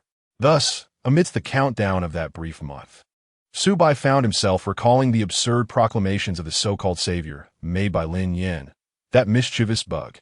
How could it be that upon merely traversing dimensions, one is bestowed with the monumental task of saving the world? Subai firmly believed he was far from being a child of destiny. He had not yet become so arrogant as to believe a stranger proclaiming him the greatest in the universe. Such claims were nothing more than deceit. Consequently, he paid little heed to the matter. In the final days of January, Subai, under the cover of night, resorted to his familiar antics, stealthily placing his hand upon Lavenlin's abdomen while he slept. This time, Lavenlin appeared to be in a deep slumber. With audacity, Subai pressed his ear against Lavenlin's now slightly rounded belly. The vigorous thumping of a heartbeat resonated through the skin, filling Subai with a bittersweet sense of fulfillment. This inexplicable bond of blood seemed to weave invisible threads, tightly entwining their relationship. In just a few days, he would finally meet his precious little one. Throughout the month, Subai had endured Lavenlin's various moods with remarkable patience.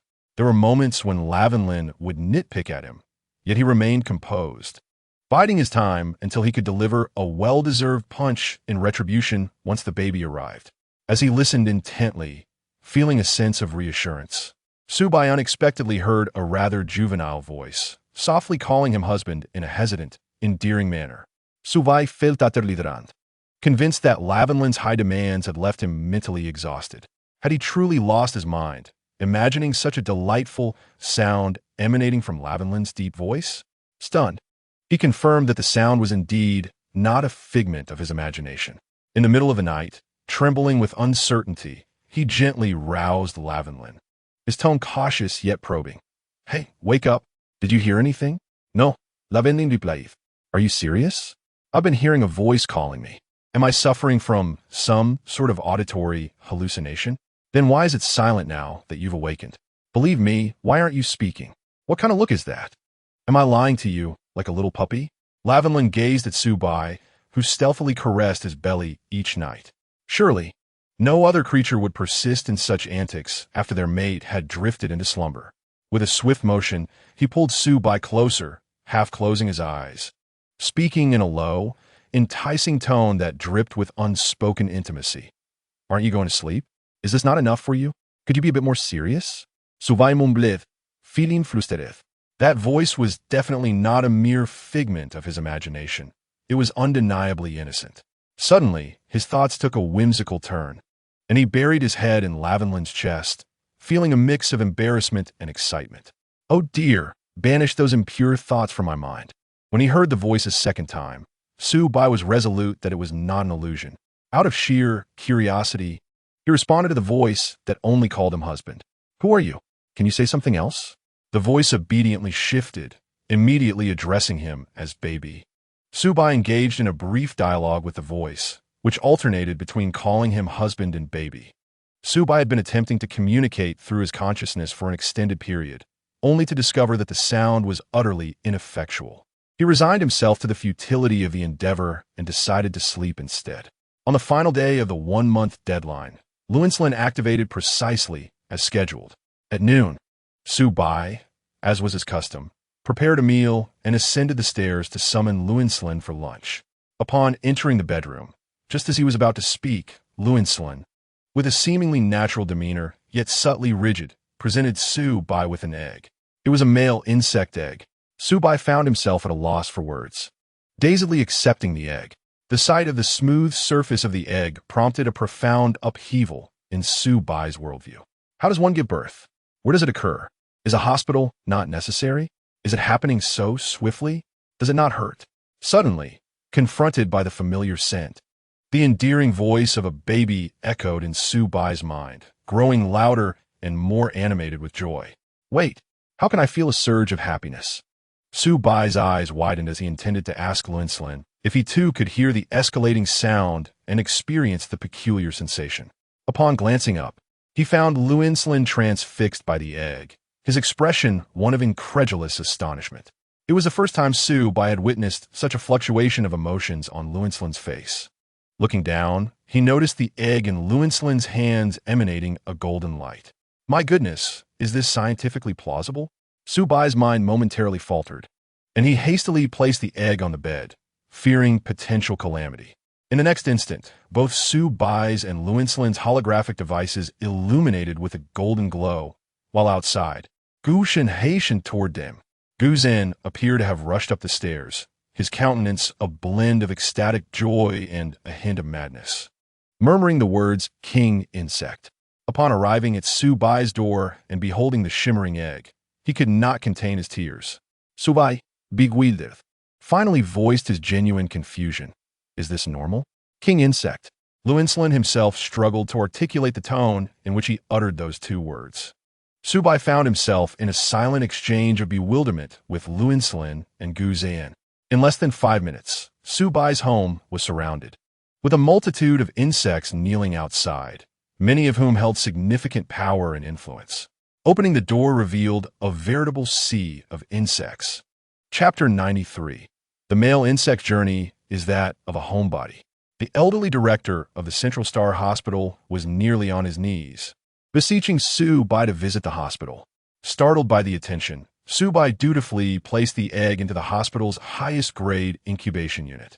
On the way, he learned that the sound he had just heard was not exclusive to him. It resonated throughout the entire star system. Su Bai felt somewhat relieved that the egg called out for a baby rather than a partner, as the latter would have led to considerable social embarrassment. However, this was undeniably quite unscientific. Meanwhile, at the moment the egg first resonated with the word baby throughout the interstellar consciousness, Lin Yan, next door, received a successful mission designation from the system. His dining action paused, astonished that the task had been declared a success so abruptly. He had assumed that the king insect had to be fully birthed to effect change in the insect race.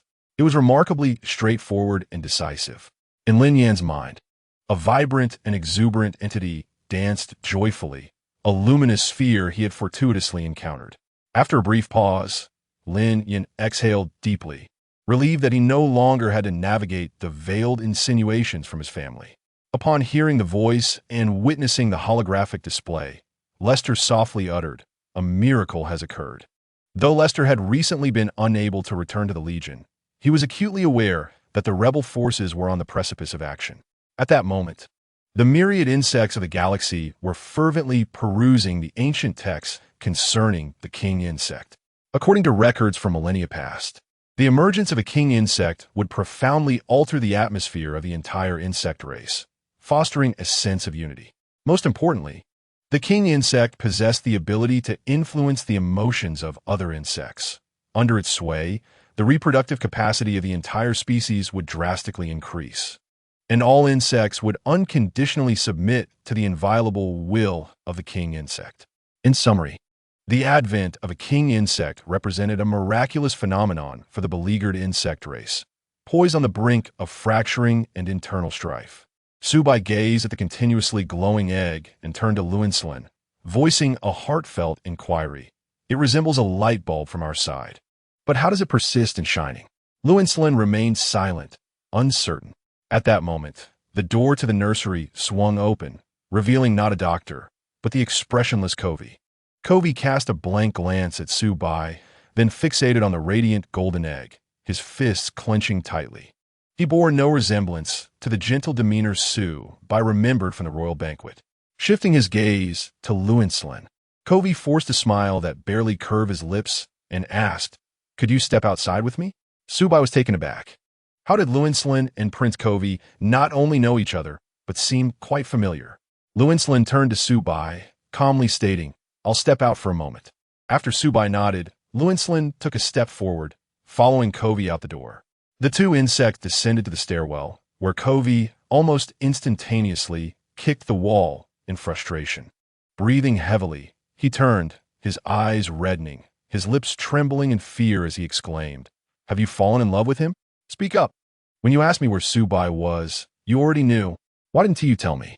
Tell me, why didn't you confide in me? Do you not trust me?" Covey, shedding all pretense, yelled at Lin Yan, abandoning the cheerful facade he had always worn in Lin Yan's presence, regardless of his mood. "How can I tell you in this state?" "In this state? Huh, what state am I in? I've done so much for you, only to be met with your utter distrust and heartless abandonment." "Covey, please calm down."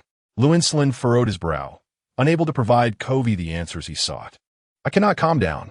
I have exhausted all my energy to select the pharmacology department, spending 2 decades to develop a mental release agent, strategizing for your ambition. Yet, due to that wretched male insect prematurely inciting a riot in your mental sea, you fell in love with that very insect and bore its eggs. How am I to remain calm? I do not love him." Lin Yan lowered his gaze.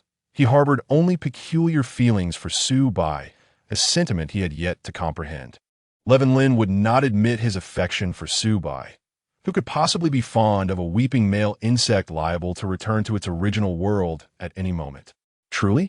Covey's anger momentarily halted, his expression softening as he inquired, laced with hope and disbelief. He then quickly donned a pleading countenance. "Will you sever ties with him right away?" "No." Lin Yan cast a frosty glare his way, his eyes devoid of warmth, icy enough to chill an insect. "You have no right to meddle in my affairs. Furthermore, with the emergence of the royal insect, all our efforts are rendered moot. Your mental release agent can be produced infinitely, creating monopolistic profits. Let us dissolve this arrangement and share the profits with them alongside my assets.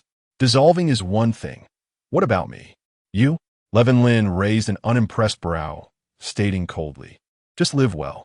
"No." Covey stepped forward, attempting to grasp Lin Yan's clothing. "Will you return to the military?" "Of course." Lin Yan deftly evaded his hand, regarding the often capricious Covey with a practiced indifference. "You cannot deceive me. Say once more that you do not love Su Bai." "I do not love Su Bai." "Are you satisfied now?"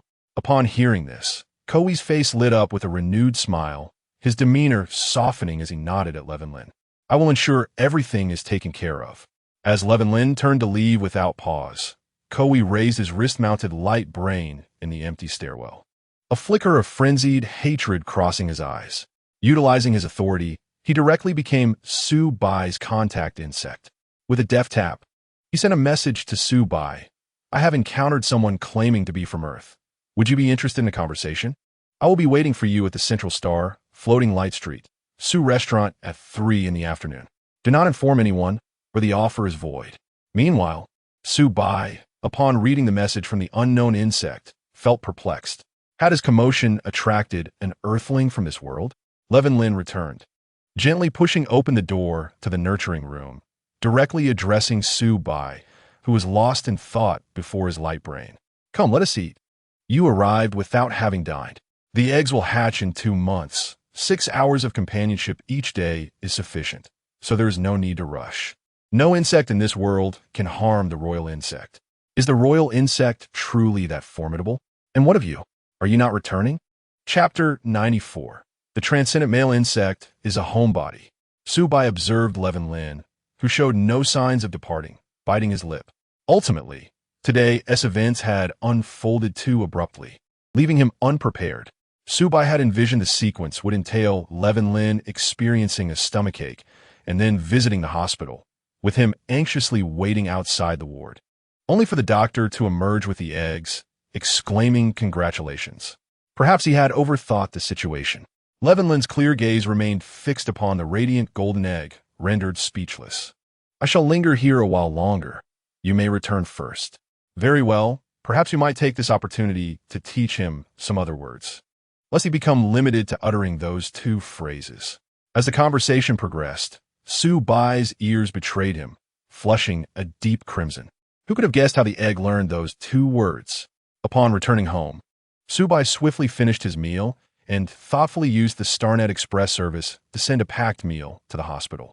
After this brief commotion, he found himself genuinely inclined to visit the vegetarian restaurant. At 3 in the afternoon, Su Bai arrived at this elegantly luxurious establishment aboard a complimentary flying vehicle.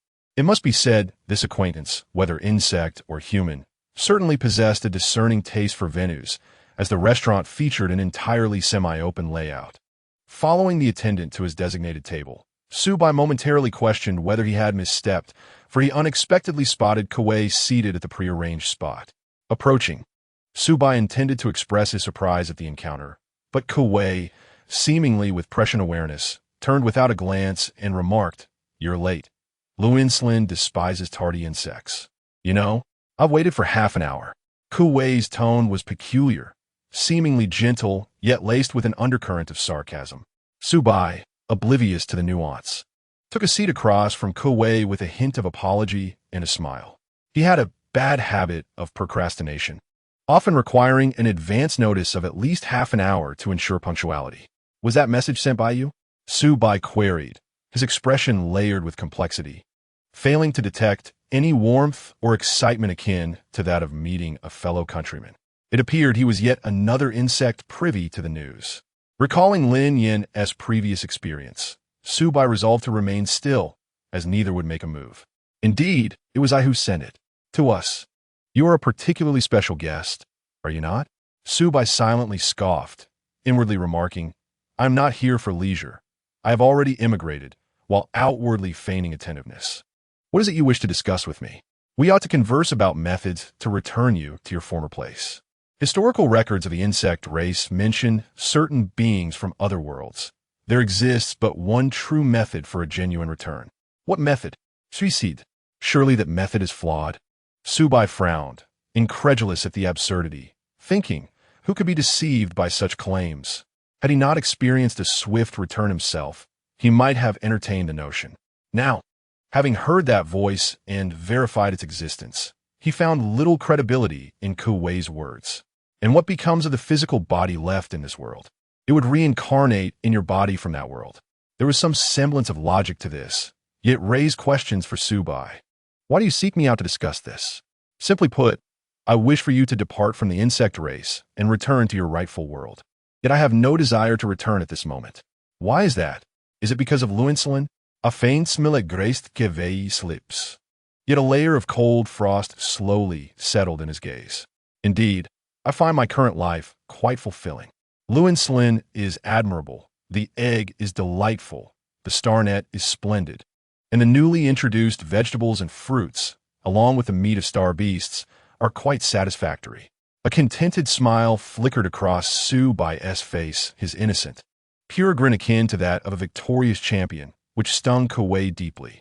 "Oh, qu'est-ce que vous avez responded?" With an innocent expression, he opened his holographic computer, facing Su Bai, and a cruel smile gradually crept across his lips. "I truly regret to inform you that the General does not harbor any affection for you." Su Bai waved his hand dismissively. "That's just how Lin Yan is, as cold as ice. You see him not liking me, but in reality, he is utterly enamored with me." Cowie's breath hitched, his gaze darkening with a flicker of icy malevolence at Su Bai's words. He retracted his hand from the holographic screen, tilting his head to inquire, "Is that so? How do you know he loves you?" He intended to let Su Bai finish his delusions before shattering them completely. It would surely be more entertaining that way. Su Bai extended his hand, his eyes sparkling with excitement as he swallowed hard, beginning to enumerate the things Lin Yan had done for him. "Lin Yan gives me a good morning kiss every day, learns to cook for me, spends money on me, accompanies me shopping on the Star Network, finds music I adore, and comforts me when I'm feeling down." With each revelation from Su Bai, Cowie's smile faded. gradually replaced by an expression devoid of emotion. His grip on the cup tightened until his fingertips turned white. He could not believe that Lin Yan would go to such lengths for Subai. Subai is undoubtedly a delusional insect. Cowie's eyelids flickered slightly, and compared to his impassive visage, his beautiful pupils crystallized with frost, shrouded in a veil of smoldering rage, showing no signs of thawing. You must listen to what Lin Yan himself has to say. Subai raised his face, curiosity piqued, and asked, what did he say? In the next moment, Cowie unhesitatingly played the recording, the sound perfectly audible to both of them. First came Cowie's question, have you fallen for him? Then followed Lin Yan's unmistakably deep voice. I do not love him. I do not love Subai. He has found new value. A coherent string of audio left Subai wide-eyed with shock, gasping in disbelief. I actually hesitated for a long time about whether to tell you, because all anomalies in the insect race are dealt with. I know how you can return, which is why I came to advise you. You should really go back to your own world. Lin Yan never loved you. How could a normal female insect so easily fall for such a strange male insect like you? He has merely been using you. As long as you possess value, you can continue to live in the beautiful dream woven by Lin Yan. But if one day you lose your value, you will be cast aside mercilessly. Subai, do you understand? Subai's mind was a blank, his thoughts in disarray. How could he comprehend it? Did he truly hold such value? Enough for a general to keep him close under the pretense of utility and even bear him an egg? Subai's beautiful dark eyes met Cowie's, and honestly, he could not dismiss the closeness he felt with Lin Yan based on the mere words of another. He relaxed his tone, though the lively spirit he had moments ago had dissipated. Thank you for enlightening me on these matters. If Lin Yan inquires, I hope you will refrain from disclosing anything about me. Chapter 95. The transcending male insect is a homebody. I will not speak of it. Huey's gaze fixated on Subai, who could no longer muster any joy, his eyes narrowing slightly in delight. His current mood was one of elation. The foolish, brutish insects, having fallen for his provocation, would surely disregard Lin Yan's explanations. Those few words were sufficient to cast Lin Yan into disfavor with Subai. Little did they know, Subai often found himself rendered speechless by Lin Yan's provocations. By the time evening arrived and Lin Yan returned home, Subai was already fuming, impatiently awaiting an explanation while seated on the bed. As Lin Yan opened the bedroom door, he was greeted by the sight of Subai standing, brimming with indignation. Observing Subai's demeanor, Lin Yan halted in his tracks and arched an eyebrow, inquiring, Are you upset? Indeed, and when you're no longer angry, do let me know. He replied, Why don't you comfort me? Suvaidi tortith. Lin Yan paused, turning back to the seated Subai, and coolly replied, I fear your words may incite even greater anger within you. Subai shouted, You hold no regard for me whatsoever. Lin Yan let out a sudden scoff, raising an eyebrow. How do you know that that's the case? Then tell me you love me. I do love you. You are merely appeasing me. You lack sincerity. Subai, are you here to settle scores with me? Lin Yan was compelled to recall the harsh words Subai had uttered days prior when he had demanded much from him. It was evident that Subai saw this as an opportune moment for retribution. Without Lin Yan mentioning it, Subai had nearly forgotten about seeking resolution. But the accumulation of grievances weighed heavily upon him. I despise you, Subai exclaimed, feeling wronged, and dove into the covers, the room resonating with his sobs. Lin Yan was uncertain whether Subai's tears were genuine or feigned, as ever since Subai had discovered that his weakness lay in tears, he had taken to teasing him mercilessly. Approaching the bedside, Lin Yan gently tugged at the covers and, with a cold tone, remarked, You are crying on my side of the blanket. Weep on your own. Subai halted, his voice thick with tears as he shouted, I am crying for you. Subai. Lin Yan's voice grew stern. Having spent the day with the troublesome insects, he was fatigued, and Subai's antics were wearing on him. If you continue to cry, I shall take my leave to another room. At this, Subai sprang upright, his hair disheveled. He had yet to hear Lin Yan's explanation and could not allow him to depart just like that. Lifting his face, Subai glared at Lin Yan, his anger palpable. Lin Yan cast a glance at Subai's face, recognizing the pretense of tears. Relieved inwardly, he softened his tone. Why are you upset? Then tell me sincerely, do you truly love me? It must be genuine. After all, We both have our burdens to bear. Is that truly significant? Why does it seem to be an incessant inquiry? Is it unimportant? Is it vital? Very well. Let me rephrase. What value do you believe I hold for you at this moment? Luenslin's lips parted slightly. No comment. I am under no obligation to disclose. Well, how cryptic. Su Bai's fists itched with frustration once more. During the time that Su Bai and Luenslin spent together, filled with quarrels and disputes, he gained a modicum of experience. Taking a deep breath, he realized that speaking to Luenslin in such a manner would yield no results. Thus, Su Bai softened his tone, feigning a sense of grievance. Honestly, I can somewhat perceive whether you like me or not. If there comes a day when you no longer have feelings for me, just tell me directly. We can part ways amicably, each pursuing our own paths. I'll take my sunny road, and you can tread your solitary bridge. Part ways immediately? Su Bai, are you already thinking that far ahead? Do you wish to sever ties with me right now? How would you like me to respond? Luenslin lowered his gaze, deflecting the conversation. Are you not going to sleep? Sometimes I feel your words are rather domineering and fierce. Generally, I acquiesce to you, but tonight, I truly cannot find rest. Without resolving this conflict, I cannot simply go on sleeping without clarity. Let us lay the cards on the table.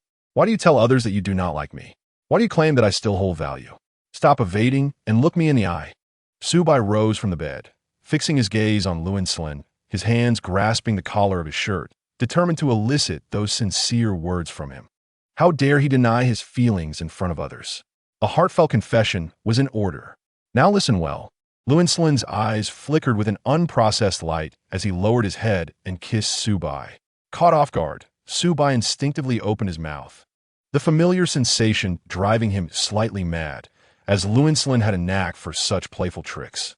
After a moment of kissing, feeling slightly breathless, a blush crept onto Su Bai's cheeks as Luenslin finally released him. The air was infused with Su Bai's pheromones, gently permeating the room after their passionate kiss. Just as Su Bai was about to protest against Luenslin's evasive behavior, Luenslin leaned in closer, his lips brushing against Su Bai's ear, his voice laced with a satisfied rasp. Su Bai, just know that in this lifetime, I will never kiss another male. You asked me to love you, but loving a male destined to attract many females requires courage. How deeply can you truly love me now? Su Bai, you are too greedy. What if I desire only you for the rest of my life? Taking advantage of the moment, Su Bai embraced Luenslin. Perhaps Luenslin had never cared, but his warm and ample embrace rendered Su Bai unwilling to let go. A solitary soul had stepped onto a shared path, experiencing the joy of walking side by side, conversing, exchanging secrets, and reveling in the delightful responses of another's unique character.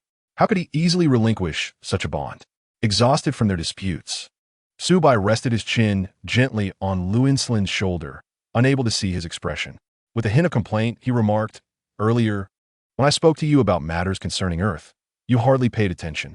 Now, I must earnestly convey to you our views on marriage. In our culture, a person can only be with one partner throughout their life. Being with two is considered disgraceful. When it comes to the Zerg, I shall not conform to local customs. My beliefs, ingrained since childhood, remain unaltered. I possess but one soulmate, destined to be my only one for life, regardless of whether they are human or insect." Su Bai, nestled in the embrace of Lavenselin, appeared delicate and vulnerable, oblivious to the blank expression on Lavenselin's face as he absorbed Su Bai's words. Despite being pursued and plotted against by numerous male insects, not a single one had ever offered such a promise. Time seemed to stand still as Lavenselin's slightly hoarse voice broke the silence, whispering into Su Bai's ear, "Is it so effortless to utter promises? Are you merely dismissing my feelings? How can you expect me to trust you?" After a moment of silence, Lavenselin's gaze sharpened, the tone of his voice imbued with resolve. "I need you to persuade the king insect to enact a new imperial law." Only then could he believe that Su Bai was willing to alter the plight of the Zerg, to curtail the excessively liberal imperial laws that favored male insects, preventing them from treating female and sub-female insects with impunity. What law? The one that imposes exorbitant star coin deductions? Is Lavenselin truly at his wit's end due to such astronomical fees? Su Bai released his hold on Lin Yan and faced him directly, his clear eyes searching for the true emotions reflected in Lin Yan's gaze. Yet he found himself utterly perplexed by what Lin Yan was contemplating. After a lengthy pause, Su Bai's tone was laced with uncertainty. "May I inquire about the process for amending your laws? How could an ordinary citizen like himself ascend to such monumental heights from familial ethics?" Lin Yan replied, "An imperial law requires the unanimous consent of 12 esteemed families. But the king insect wields supreme decree authority and can amend it at will." Su Bai silently berated himself. Wasn't it said that the king insect had been absent for many years? How does he possess such knowledge of the king's powers? Why must I be the one to gain the king insect's approval? Because you share the deepest spiritual connection with the king insect. You are the first to hear his voice. Such profound implications were astonishing. Perhaps we should name our egg in advance. Referring to it merely as king insect feels rather peculiar. Did you not name it Moo Moo? Su Bai faltered, instinctively touching his nose, caught off guard. You're aware of that, huh? He dared not inquire of Lin Yan what transpired that night regarding his belly. Su Bai redirected the conversation, blinking innocently. On a serious note, which surname will the king insect choose for the name? The king insect will decide for himself. Upon hearing Lin Yan's words, Su Bai's expression shifted to one of unspoken concern. If he names himself husband or baby, the situation would be quite explosive. It is imperative to introduce a variety of words before the egg. Amending the imperial law must wait until our egg hatches, correct? Indeed, that's still 2 months away. Lin Yan, why do you wish to amend the imperial law? Su Bai remained perplexed that Lin Yan would employ such a measure to affirm that he would have only one insect, Su Bai. According to Article 72 of the Empire Law, male insects demote the female monarch to the status of a female attendant, subjecting her to 100 lashes administered by the Male Insect Protection Association. Absurd. Under Article 500 of the Empire Law, a male insect has the authority to abolish the identities of female monarch, female attendant, and female slave. The demoted female insect must first spend a year in the insect prison before being exiled to the garbage star. Utterly ridiculous. Enough. You need not continue. I am acutely aware that the Empire Law is now heavily biased in favor of male insects. I am willing to collaborate with Moo Moo to amend the Empire Law. Su Bai raised his hand to halt Lin Yan, who was incessantly reciting the insect empire laws, reminiscent of the stifling atmosphere faced during the insect banquet. Lin Yan lowered his gaze slightly, his lips tinted with a hue reminiscent of peach blossoms from their recent kiss, his voice soft and gentle. Su Bai, I cannot be certain that I love you, but I undoubtedly like you. Who is speaking? Su Bai's eyes widened slightly, initially filled with confusion, followed by unabashed shyness and surprise. His lips involuntarily curved upward, his gaze flitting awkwardly from Lin Yan's eyes. After a moment of discomfort, Su Bai lowered his head, his eyes now resting on Lin Yan's long, pale, naturally falling hands. He fidgeted with his expression, his tone tinged with a hint of playfulness. You should have said this sooner. It feels like extracting a confession from you is akin to pulling teeth.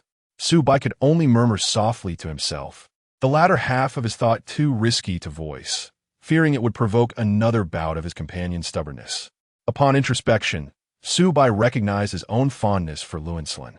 Yet this affection had not yet blossomed into the realm of love, akin to Lin Yan's sentiments. At present, Su Bai felt an increasing affection for Lin Yan. However, Lin Yan was adept at concealing his true feelings, and his affection may well rival Su Bai's. Should Lin Yan remain unable to express his feelings after all their time spent together? How could Su Bai reconcile his authentic self displayed before Lin Yan, especially in light of Lin Yan's sharp tongue but gentle actions?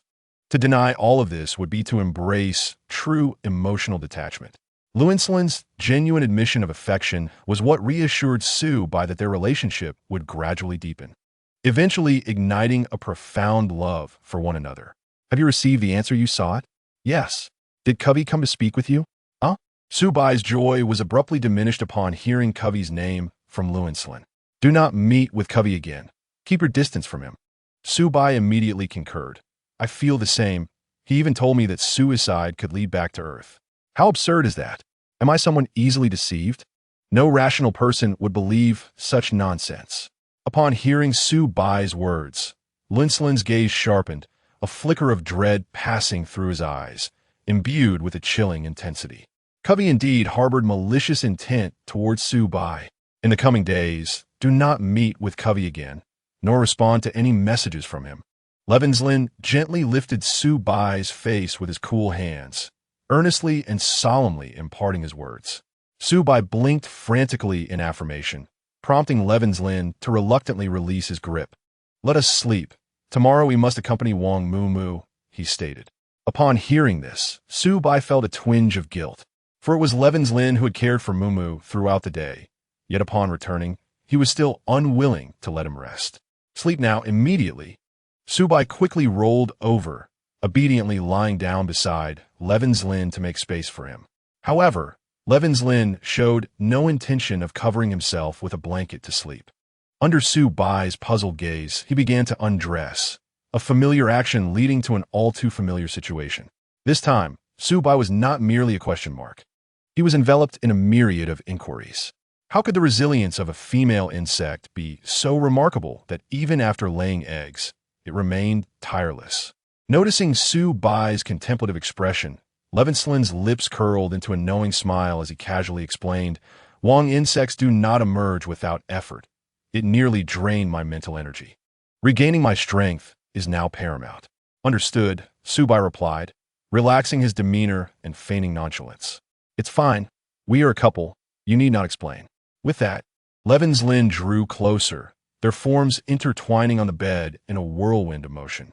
He took his time, leaning over Su Bai, his gaze traversing from Su Bai's dark, lustrous eyes to his delicate nose, and finally resting on the lips that often spoke the unexpected.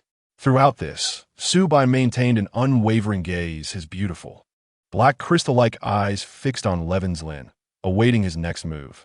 Ultimately, Lin's wandering gaze lingered on Su Bai's cascade of black hair, a fleeting tenderness illuminating his usually aloof eyes as he softly murmured, "Your black hair is as enigmatic as you are." Some say that a complete puzzle is rendered flawed if even a single piece is missing. That void can drive those with obsessive tendencies to the brink of destruction in their quest to obliterate the remaining pieces. Yet, there exists a kind of artistry that fills such gaps like modeling clay, allowing for a reimagining of the entire picture, thus bestowing the puzzle with a distinct vitality, transforming it into a unique and complete work. To Lin, Su Bai was that modeling clay, enabling him to begin embracing the imperfect puzzle. In Lin's eyes brewed a tide of desire, coupled with an intense ambition to capsize Su Bai's small vessel adrift at sea, plunging it deep beneath the waves. Soon, he began to manipulate the ocean, summoning tumultuous waves that grew ever more ferocious, each swell more powerful than the last. Even the gentle sea breeze seemed to conspire, hastening the arrival of this tempest. Su Bai found himself utterly unable to resist the allure of Lin, who appeared particularly captivating tonight, although their actions remained the same. The moment their eyes met, Su Bai could not help but become completely engrossed. It was only today that he realized, amidst the seductive pull of pheromones, that Lin had managed to retain a sliver of his rationality. Previously, he had been deceived by what felt like a blend of reality and illusion. Lin was indeed a master deceiver. Once this frenzied night passed, Su Bai would soon learn of a shocking piece of news. Cowie had defected.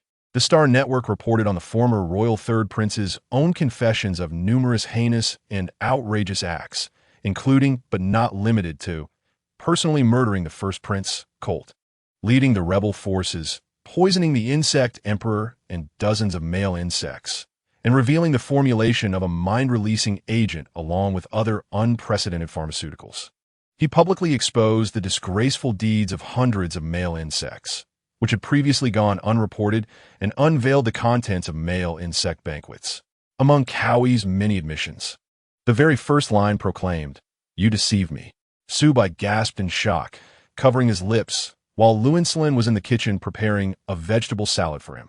Alarmed, he rushed over to show Lin the report. Lin rinsed his hands under the cold water, his voice steady yet measured. "I already knew this morning. Su-bai hurriedly looked at him, gripping the rolled-up sleeves of his shirt, his voice tinged with anxiety. He has poisoned so many insects. Are you not afraid he has poisoned me too? But the effects haven't manifested yet, have they? Am I going to die? He wouldn't dare. Without you. The insect king Moo Moo would not be able to be born normally. The genetics of the insect race would prevent that from happening.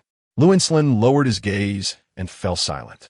More crucially, that morning, he had discovered a listening device on Su-bai's clothing.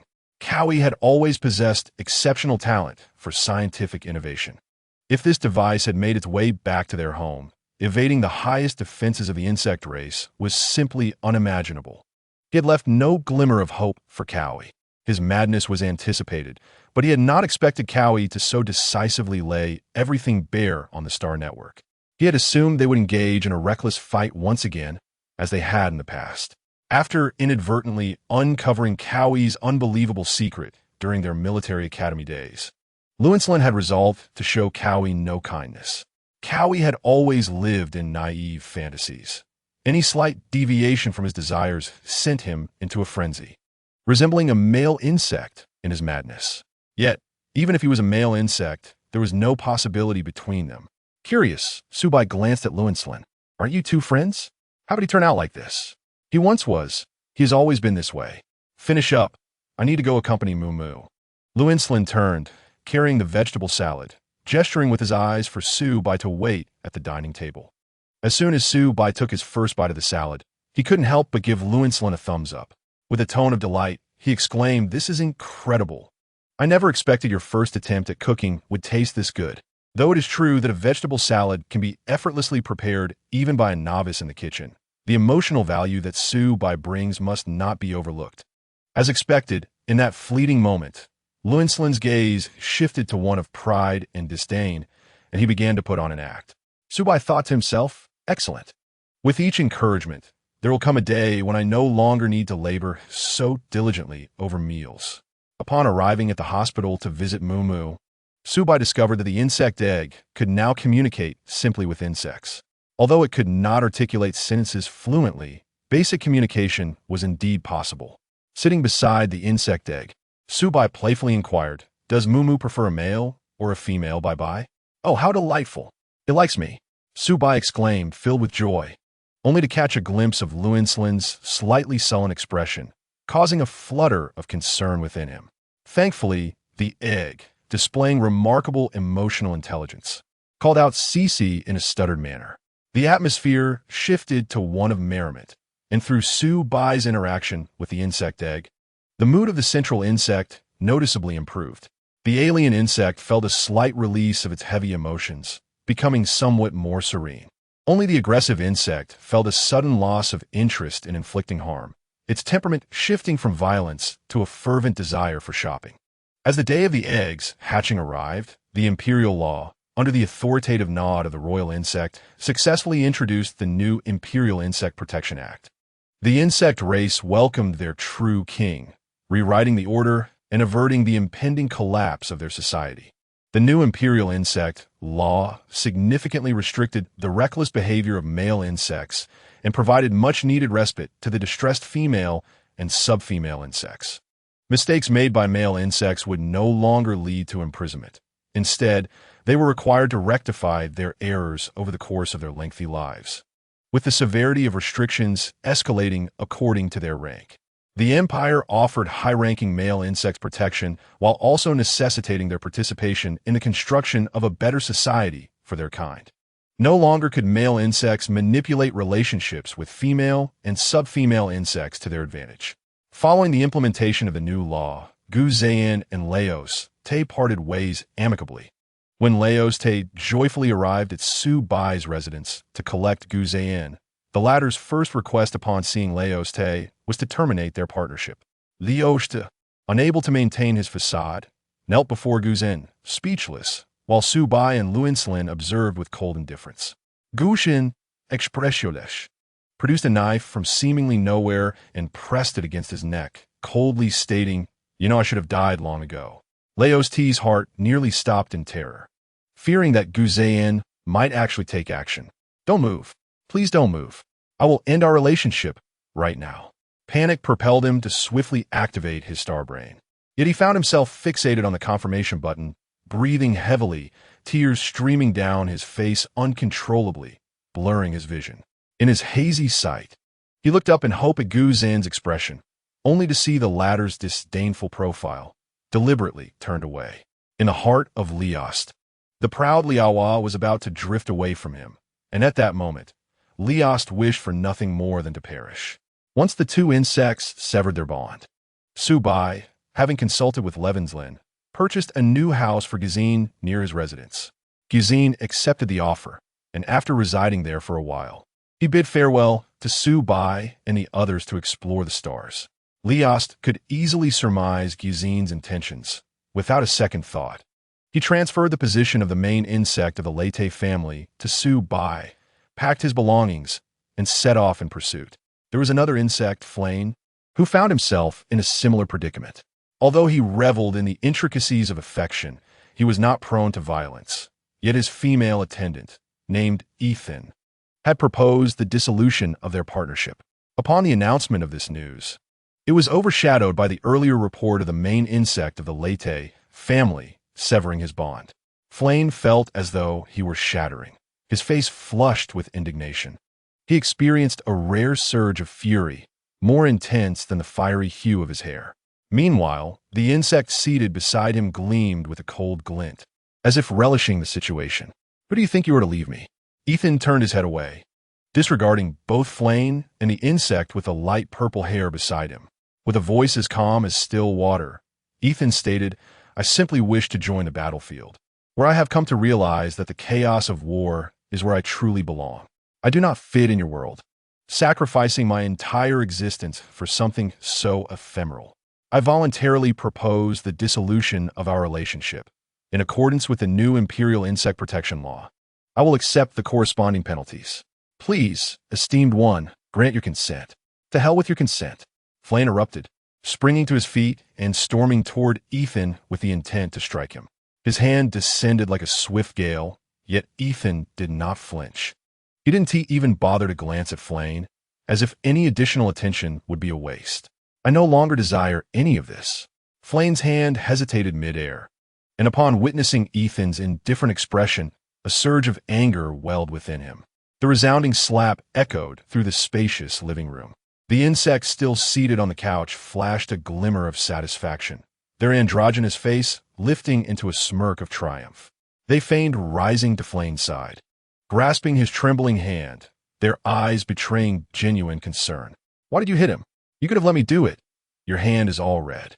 Are you striking him or yourself?" Flane wrenched his hand free, pointing the very hand that had just struck Ethan directly at his face. The once carefree smile on his face had transformed into something fearsome. He raised his chin, gazing down at Ethan with contempt, his peach blossom eyes now devoid of mercy. "Take back what you just said, and I will pretend nothing has transpired." As Flane's words hung in the air, the female insect beside him clenched her fists tightly, glaring at Ethan with unrestrained intensity from a position Flane could not see. "Here we go again." Ethan sighed, turning back to meet Flane's gaze at last. "The relationship between us has long been something I wish to conclude.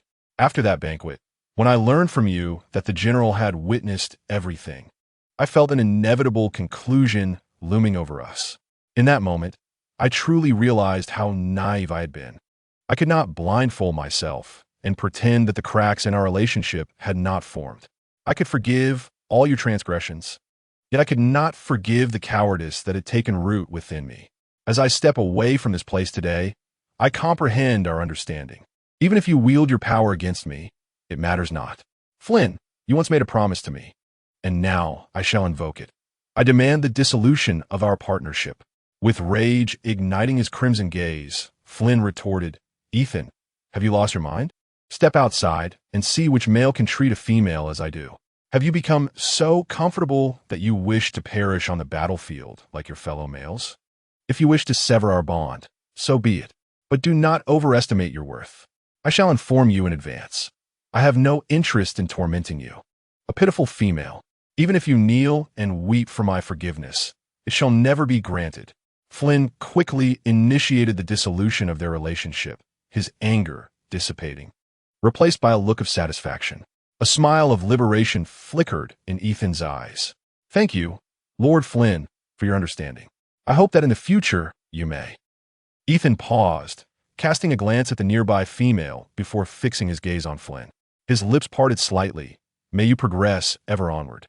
At that moment, he resolved to fulfill the role expected of his lineage, returning to the realm where he must strive earnestly.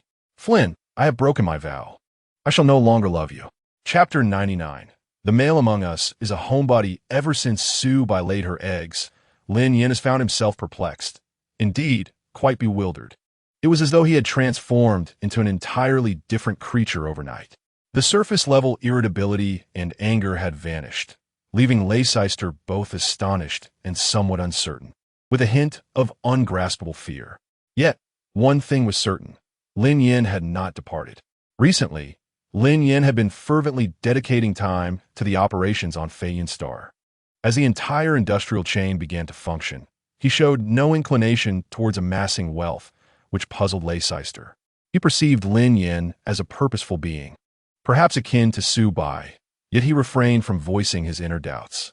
Leicester said nothing, choosing instead to remain a compliant partner by Lin Yan's side, adhering to his every word. The atmosphere between the two males was exceedingly harmonious, immersed in Lin Yan's increasingly tender and affectionate gaze. Leicester began to genuinely believe that a male could indeed fall in love with him. As the month-long holiday drew to a close, he was expected to return to the Legion. However, due to the emergence of the insect eggs, all legions were required to reduce their external campaigns during this period, maintaining only a singular defensive line against the alien races.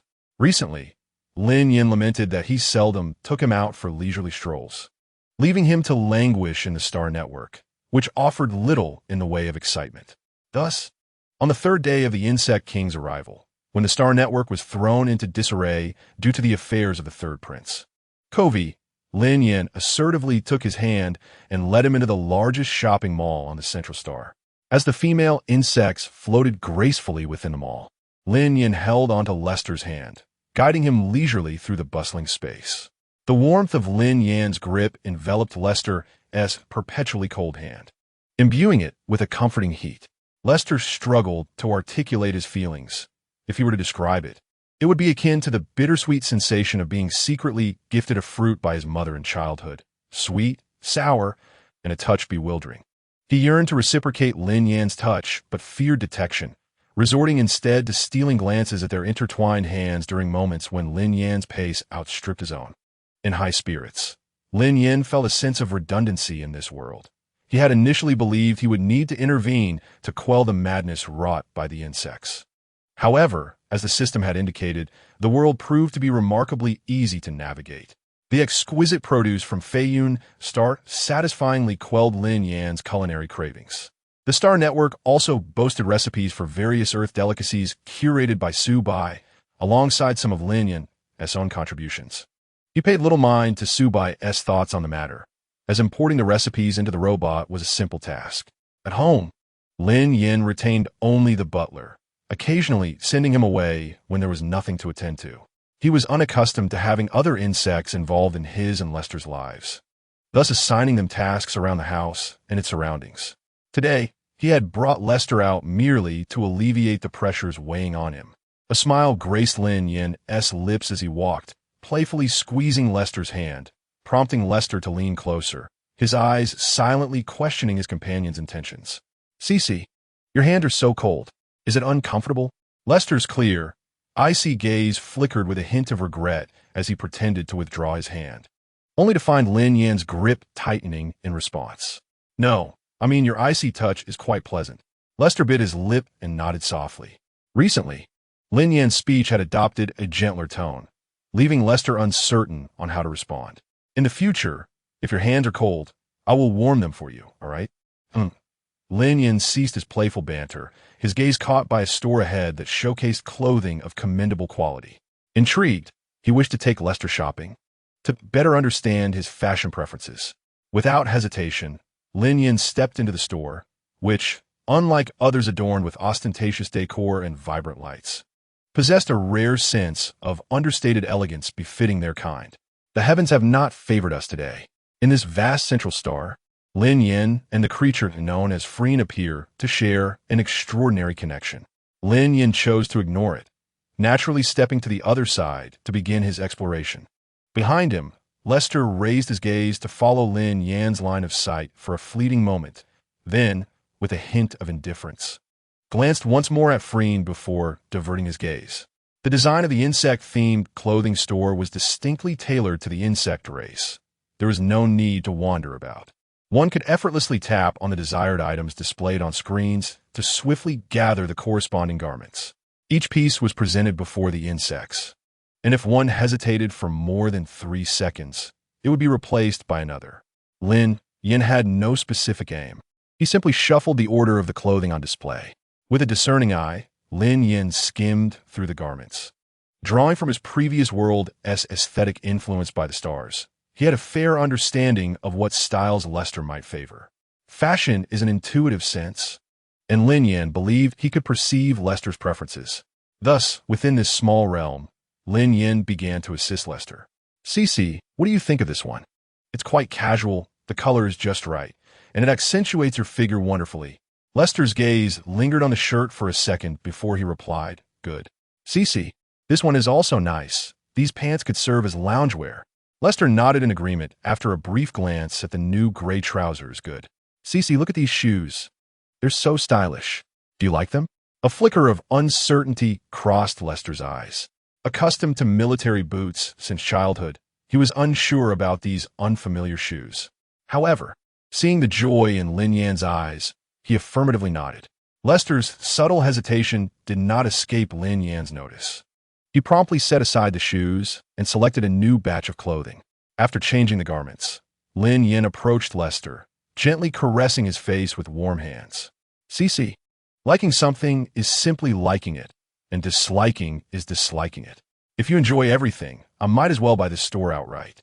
Lester remained composed, his emotions carefully concealed behind an impassive facade, and he murmured, "As long as it's chosen by the male master, I will like it. Call me Lin Yan," he replied. Upon hearing these words, Lester's pupils dilated slightly in surprise. After a moment of hesitation, Lester spoke, "As long as it's chosen by Lin Yan, I will like it." Lin Yan gazed into Lester's eyes, yearning to kiss that perpetually cool yet endearing mouth right there. "All right, now it's your turn to choose clothes for me, is it not?"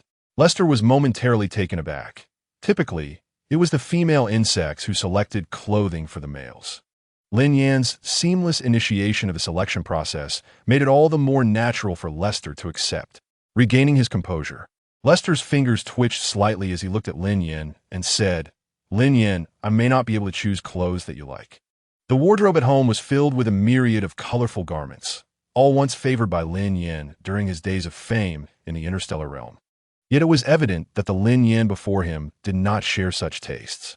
"Never mind, I simply relish the process of you selecting my attire," Lin Yan remarked, his eyes narrowing into a playful squint. He had no doubt that Lester would be able to find garments to his liking. His dear companion was always so modest. Lin swiped across the display screen a couple of times. Upon seeing the trending recommendations, he chose not to click on them, instead opting for a haphazard assortment of clothing. Much like Lin Yan, the garments varied in length and fabric, some abundant while others were sparse. Ultimately, Lester presented a gray knitted sweater for Lin Yan's approval. With a nod of acknowledgement, Lin Yan affirmed that the piece was casual and suitable. Lester then switched to another selection, retrieving a pair of white trousers. Lin Yan approached, feeling the fabric softness beneath his fingers. A teasing smile crept into his eyes as he languidly remarked, "Lester, I never realized you had a penchant for me as a domestic partner. I shall wear this for you tonight." Lester, at a loss for further choices, settled on a versatile white top. Lin Yan suddenly embraced him, playfully requesting, "Please select a few more outfits. There's a reward in store for a job well done." Before he could finish, the commotion from the hall interrupted him. Lin Yan furrowed his brow, recognizing that only the troublesome Freen was causing a ruckus. How could such a creature stir up trouble? Let us step outside and discern the matter at hand. Freen usually refrained from causing a scene in public spaces, as it could tarnish his reputation among the populace. Upon exiting, Lin Yan overheard Freen vociferously berating a nearby female insect with lavender hair, visibly agitated and on the verge of losing composure. The female insect knelt beside him, pleading for Freen to temper his wrath. Although the new regulations prohibited male insects from commanding females to kneel publicly, it remained a voluntary choice for those who insisted. "Why are you so enraged? Your noise has reached us inside." Lin Yan approached the furious Freen, curious about the source of his ire. A circle of service insects nearby appeared alarmed, trembling in fear. "Is it truly so difficult for me to purchase a few garments? Just look at the abominable selections they have provided," Freen exclaimed, rising in indignation as he forcefully tore down the clothes from the rack, casting them onto the floor and trampling them underfoot. Lin Yan observed Freen, adorned in his usual flamboyant attire, and raised his voice slightly. "Isn't it sufficient to wear something similar to what you have on? Why not choose vibrant clothing for the male insects here?" "Humph. The folly lies in their attempt to replicate my style without grasping my preferences.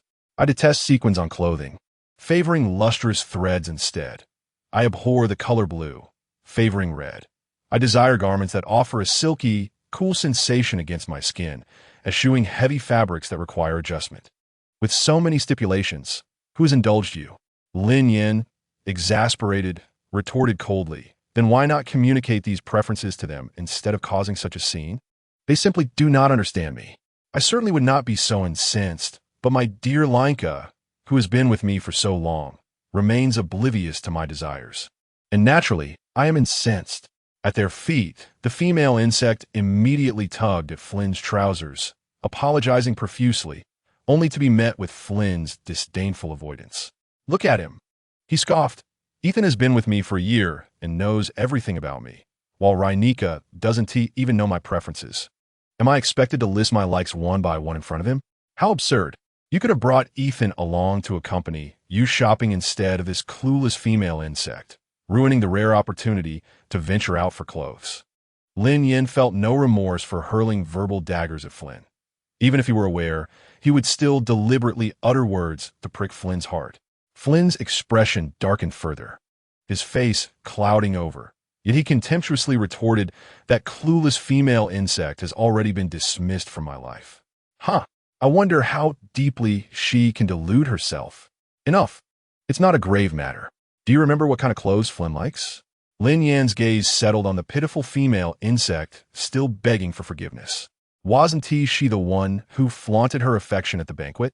Perhaps she was related to Lester, sharing the same lineage. Lin Yan raised an eyebrow, inviting Flynn to see the clothes Lester had chosen for him. He chuckled softly. "Just now, my female companion picked out a few outfits for me." "Flynn, every insect's preferences can change. Look at me. I no longer wear those outrageously expensive gem-encrusted garments, do I?" Flynn's anger momentarily faltered as he discreetly assessed Lin Yan. It was true. Lin Yan had donned those exorbitant outfits for quite some time and now dressed somewhat like a female insect. Flynn's ire dissipated like air escaping a balloon, and he grumbled at Lin Yan.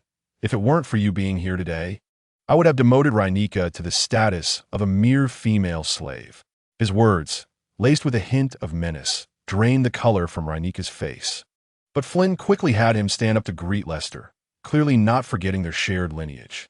After their exchange, Flynn observed Lester coldly selecting clothes for Lin Yan. The garments Lester chose for Lin Yan would have prompted Flynn to sever ties with Rainika on the spot. Too hideous. Yet, Flynn remained silent in the face of Lin Yan's domineering presence. When he saw Lester present yet another unattractive outfit to Lin Yan, Flynn felt his anger bubbling once more. However, to his surprise, Lin Yan accepted the garment with delight, planting a sweet kiss on Lester's cheek.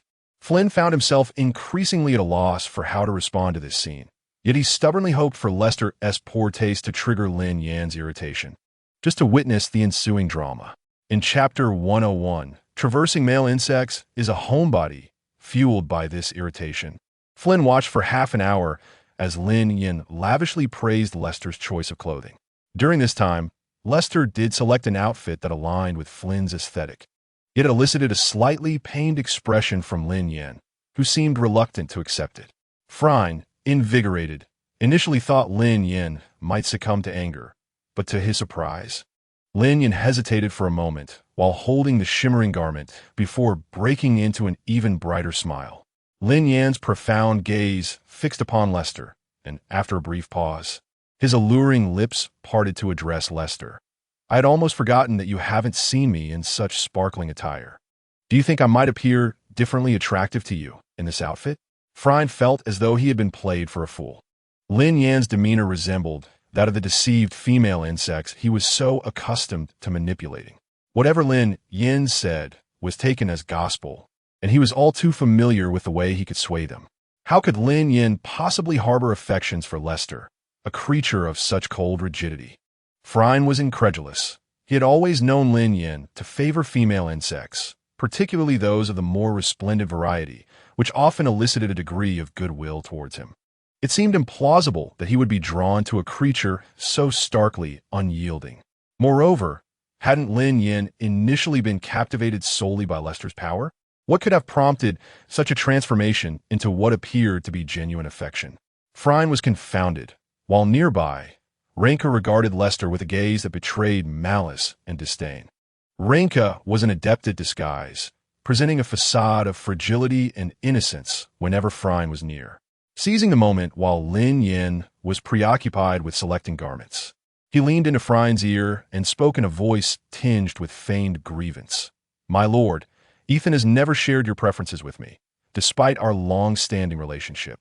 With a tremor of emotion, Renka's eyes glistened with unshed tears as he continued. "Have you forgotten? It has been ages since I have been by your side." Indeed, Phryne recalled that, due to Ethan nearly being whisked away by Lin Yan, he had felt a twinge of guilt and thus devoted much of his time to Ethan. He had only taken Renka to the Light family banquet once, while the majority of his time had been spent with that ungrateful creature, Ethan.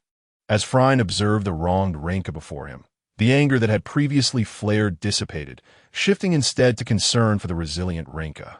It was his own oversight that had led him to focus so heavily on Ethan, causing Renka to forget his preferences. Lin Yan's inclinations were shifting. It was entirely possible that some of his affections had also altered in Ethan's company. Gazing at the pitiable Renka, Phryne took his hand and said, "Very well. I'll no ill will. In the absence of Ethan, you must take the time to rediscover me." Renka's face lit up with a smile of happiness, a sight that delighted Phryne immensely. He leaned in and gently kissed the slightly pouting lips of Renka. Renka immediately leaned into Phryne's embrace, his eyes sparkling with anticipation as he softly murmured, "Will you not be angry anymore?" Phryne, in a display of fondness, playfully flicked Renka's nose with his other hand. "Of course, I am not angry. How could I possibly be upset with our dear Renka?" Thus, Phryne lost interest in watching Lin Yan and the others select their clothing. He exchanged a brief greeting with Lin Yan before departing from the store. At that moment, Lin Yan was not particularly focused on them either. Instead, he observed the increasingly adept Lester as he purchased garments, casually calling for a halt. Lester finally found respite from his frantic selection of clothes and, after settling the payment with star coins, had the items dispatched to his home with a single click. Lin Yan offered a mysterious smile to Lester, his gaze unwavering, and the joy within him was infectious, causing Lester to unconsciously raise the corners of his mouth. "See, tonight, whatever request I make, you must fulfill it." Lin Yan's playful tone abruptly halted Lester's cheerful disposition, a hint of crimson creeping into his ears. Lin Yan noticed, but said nothing, secretly reveling in the moment. He teasingly compelled Lester to accept his words, watching with a smug smile as Lester's thoughts began to stray. "Lester, you don't mind, do you?" Lin Yan then took Lester's hand, offering no explanations for his forthcoming requests, and aimlessly wandered through them all.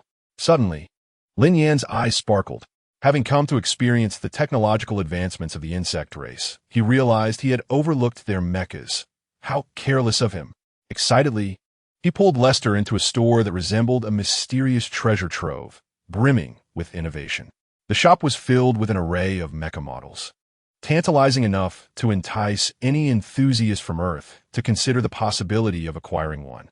Clearly captivated, Lin Yan's eyes scanned the mechas like an X-ray, yearning to comprehend their intricate designs, while he listened intently to the explanations nearby. Lester appeared somewhat perplexed. He had not anticipated Lin Yan's fascination with the insect race's mechas, nor his evident enthusiasm. "Lester, do you own a mecha?" Lin Yan inquired. "Yes, but it's with the Legion. Generally, it remains inactive unless needed," Lester replied. "Although mechas are effective, they require a female insect with exceptionally high mental prowess for operation, as they can easily provoke instability in the mental sea of the female insect, leading to chaos." "What is the name of your mecha?" Lin Yan asked, curious about its appearance and designation. Lester, with focused eyes, responded, "It is called Shattered Star. I hope it will accompany me in defeating all enemies and rebellious insects in the galaxy." "Impressive. What does it look like?" "Show me," Lin Yan exclaimed. Lester swiped right on his holographic device, revealing a display image of his mecha. The lines of the design were fluid, and unlike the mechanical appearances often seen in earthly films, this mecha seemed to embody a seamless combat weapon. Lester's silver-white mecha exuded an aura of formidable elegance. "How stunning!" Lin Yan's eyes sparkled with delight. He was enchanted by such a perfect mecha, especially one that belonged to Lester. This store undoubtedly occupies the largest space within the entire shopping complex. Even a mere collection of these modestly arranged inferior mechas represents a considerable sum of star coins. Lin Yan is evidently not lacking in wealth. After meandering through the aisles, he impulsively decided to purchase 5 small mecha figurines upon Lester's suggestion. Once Lin Yan completed his mecha acquisition, he showed no inclination to continue his exploration and promptly returned home, where he and Lester reclined on the bed together, indulging in films produced by the Zerg. It must be said that the realism of Zerg films can be quite unsettling. 80% of the content revolves around combat, devoid of any censorship, with graphic depictions of gore appearing without warning, providing a rather exhilarating experience. However, the narratives are painfully repetitive. A male Zerg is captured. Another male Zerg is in peril. Efforts to rescue him ensue at any cost, and ultimately, he is saved. How utterly tedious. The awkwardness of the scenarios could make one's toes curl in embarrassment. Is there truly an audience for such films? Furrowing his brow, Lin Yan inquired of Lester if they could perhaps seek out more artistic films, even animated ones. Lester turned to regard Lin Yan with a melancholic gaze and softly replied, "Lin Yan, Zerg films are solely of this nature. Only certain videos produced by lesser-known Zerg on the Starnet offer different content, but those are primarily of interest to sub-females. Males typically do not watch them." Today, Lin Yan aimed to tease Lester, feigning ignorance as he posed a question. "Is there anything particularly special?" "What kind of special?" Lester responded, slightly flustered. "Perhaps those videos that document encounters on the bed," Lin Yan suggested playfully. At that moment, Lester's ears flushed crimson, and a faint blush crept across his cheeks. He averted his gaze from Lin Yan, murmuring, "Those can only be accessed by Zerg facing imminent psychic upheaval." "Oh," Lin Yan said with an insinuating tone, then ventured a more pointed inquiry. "Lester, you do realize I am not the original Lin Yan, correct?" Lester froze, unable to meet Lin Yan's gaze, uncertain about what he had just done to prompt such a revelation. "What is the matter? Has no Zerg questioned Lin Yan?" After a long pause, silence enveloped the expansive room, creating a sudden chill in the atmosphere. Lester instinctively held his breath, a profound sense of impending doom washing over him. A flicker of pleading appeared in Lester's eyes, as he silently wished Lin Yan would refrain from disclosing this truth. However, from Lin Yan's perspective, he could only perceive Lester's tense demeanor. Breaking the stillness, Lin Yan continued to speak in a light-hearted manner. "I am merely curious as to why you continually indulge me, allowing me, a mere Zerg, to occupy the position of your lord." "You are not," Lester interjected abruptly, his eyes glistening with unshed tears. "Not what?" Lin Yan observed Lester's seemingly sorrowful expression, believing it best to maintain a positive atmosphere for this conversation. He felt a pang of concern as he noticed his partner on the verge of tears. He fervently hoped this would not happen. "You have not usurped his position. You are simply yourself, and this place rightfully belongs to you." Leicester's tone was resolute, leaving Lin Yan at a loss for words. "Behold, this is indeed his wife." A smile danced on Lin Yan's lips, soaring towards the heavens in bliss. Yet he steered the conversation back to its course. Lin Yan, you know I'm not him. Leicester, if he were still around, I would never become his mate. Lin Yan's heart soared with joy. Of course. How could you ever find affection for such a repugnant creature? Why the sudden confession? Leicester lowered her gaze, masking the turmoil in her eyes. A fleeting shadow of pain and confusion crossing her features. Was Lin Yan about to return like Subai? No, that was absolutely unacceptable. For I have resolved to be forthright with you. First and foremost, I shall never return to Earth as Subai did. Lin Yan shook his finger, and upon hearing the first declaration, Leicester's head snapped up, eyes fixed intently on Lin Yan. Really? Leicester halted his assumptions abruptly. Certainly. How could I ever leave with you by my side? Come here and let me steal a kiss. Lin Yan beckoned Leicester closer, who leaned in, only to be gently restrained by Lin Yan's hand gripping the nape of his neck, compelling him to yield. Leicester's fingertips grazed Lin Yan's shoulder, creating delightful ripples as they shared an intoxicating kiss, the air thick with the invigorating scent of cedar. After parting, Lin Yan's eyes brimmed with unabashed affection. He gazed at Leicester's handsome visage, the tension easing from his expression as he caught his breath, and continued, Second, I came here for you. You belong solely to me. Lin Yan drew near once more, teasingly nibbling at Leicester's lower lip, then enveloped him with a possessive demeanor, as if proclaiming dominion over this territory. Once again they separated, the fragrant air growing even more potent. Lin Yan's voice, clear yet slightly raspy, resonated once more.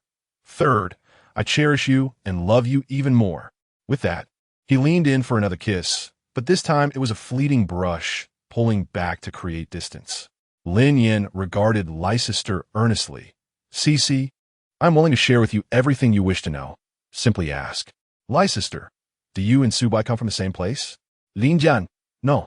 We are from different realms, yet our worlds are akin to parallel universes with subtle differences. Leicester, why did Subai come in his physical form while you transformed into Lin Yan? Did you take his life?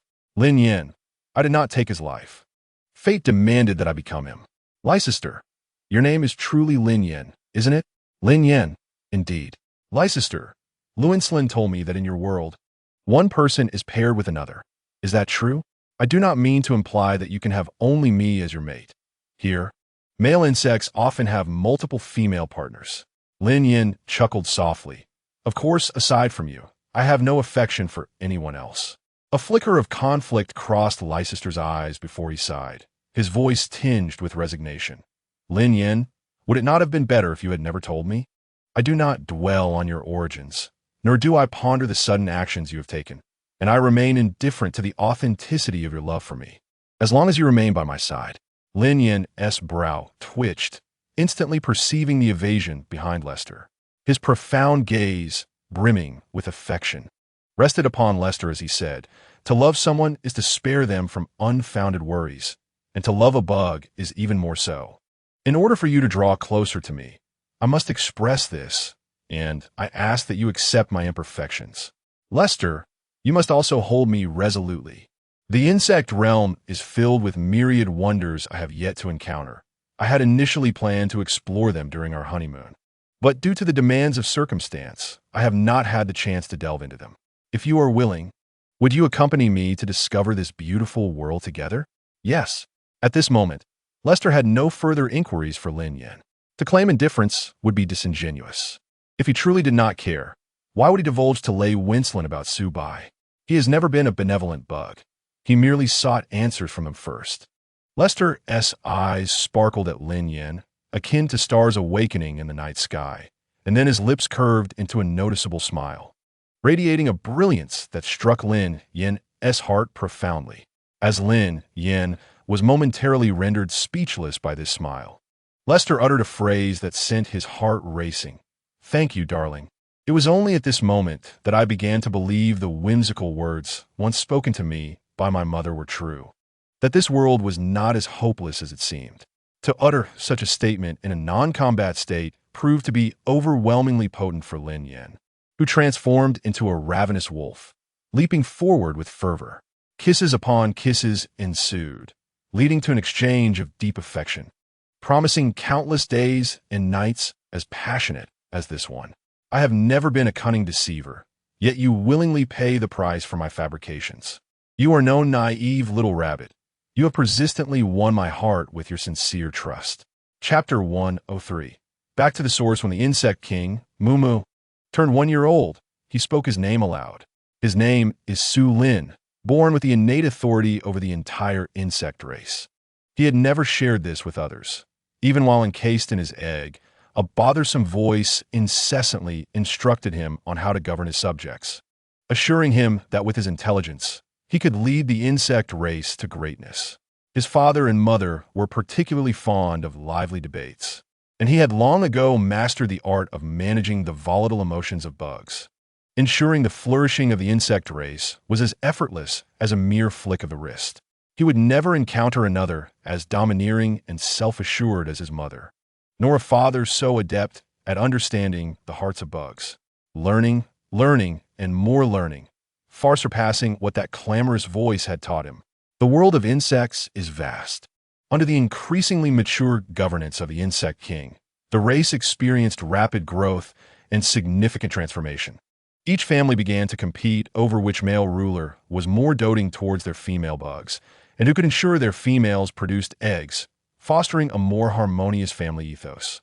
This prevailing trend has swept across the entire interstellar realm, with all individuals adhering to the direction indicated by the emerging norms. Following the adherence of the insect populace to the empire's regulations, a remarkable transformation has undeniably occurred in the character and conduct of the interstellar insects. Initially resistant, the male insects, through subtle influences, have come to find this joyous and uncomplicated existence far more alluring than the blood-stirring thrills they once craved. Under the guidance of their sovereign, the insect race has gradually grasped a sense of happiness that had long been suppressed at the lower echelons of their society. In a serendipitous moment, Su Bai discovered that his offspring could communicate with a certain voice, which sparked an audacious idea within him.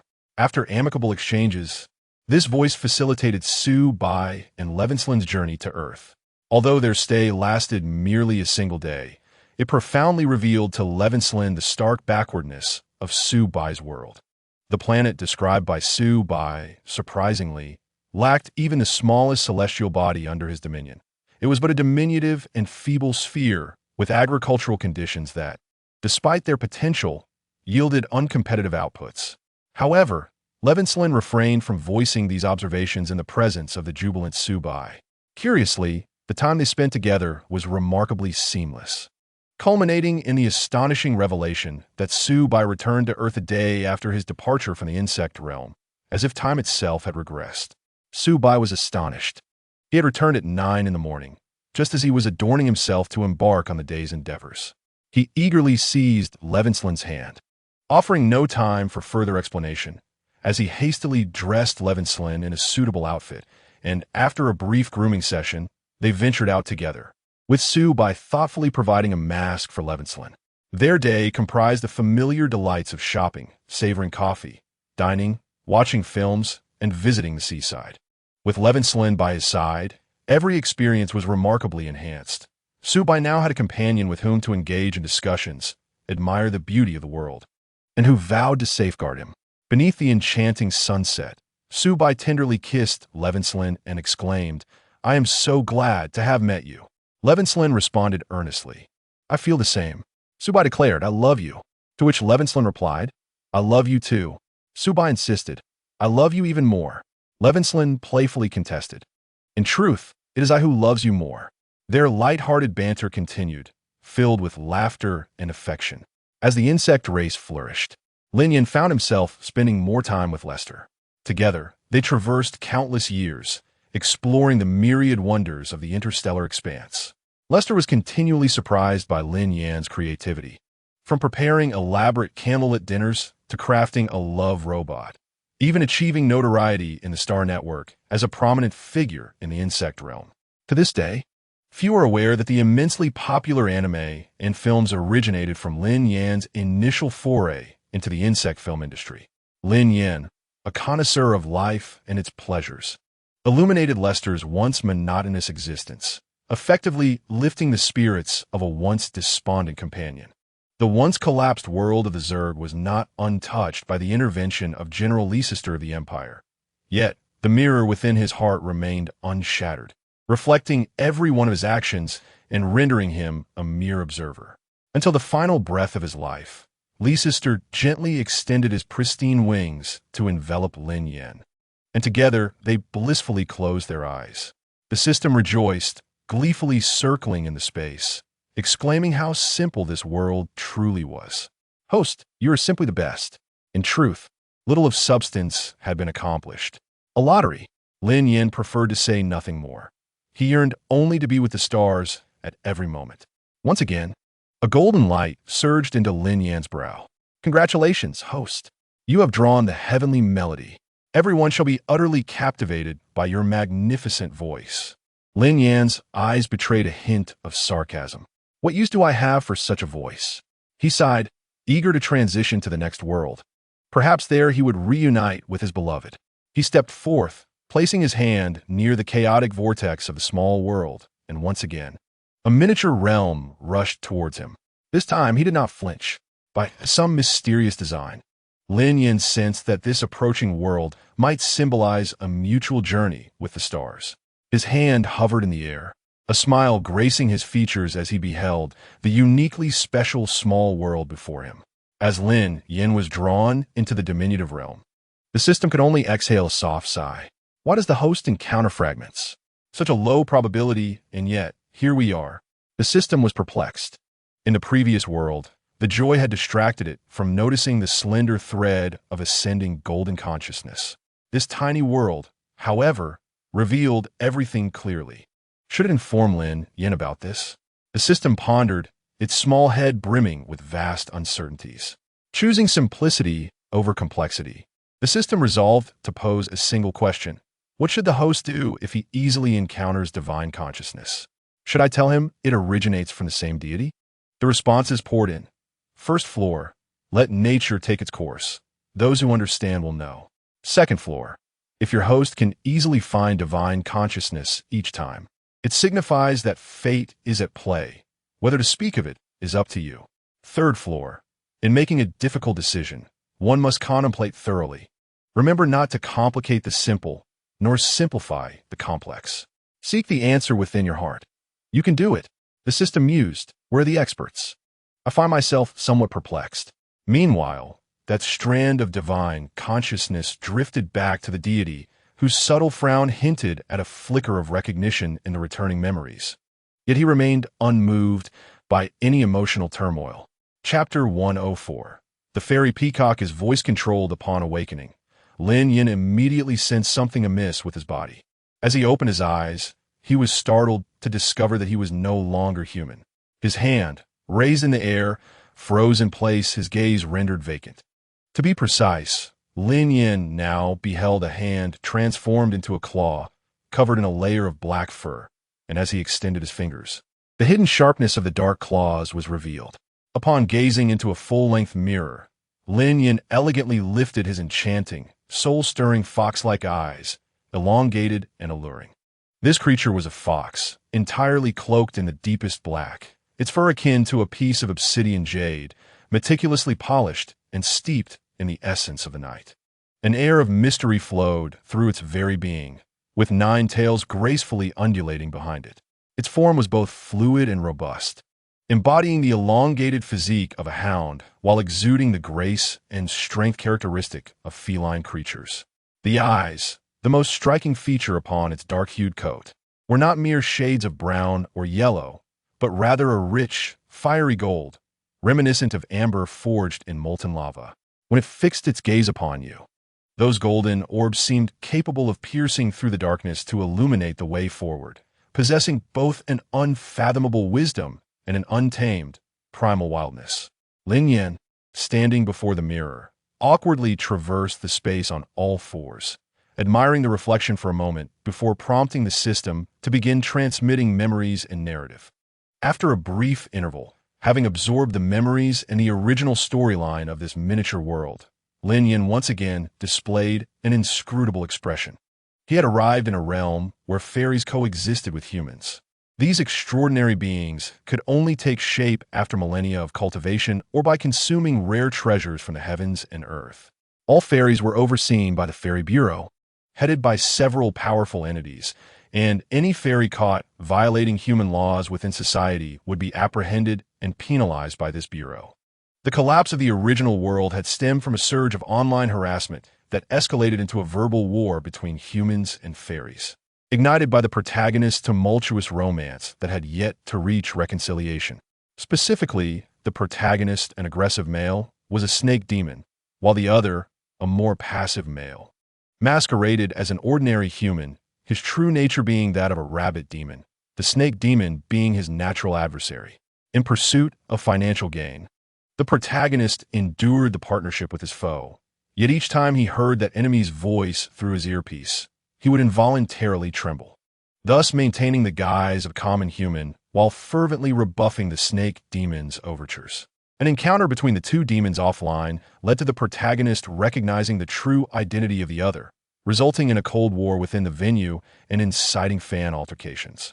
As the conflict escalated, fans began to attack each other's allegiances to the protagonists, with the situation spiraling further out of control.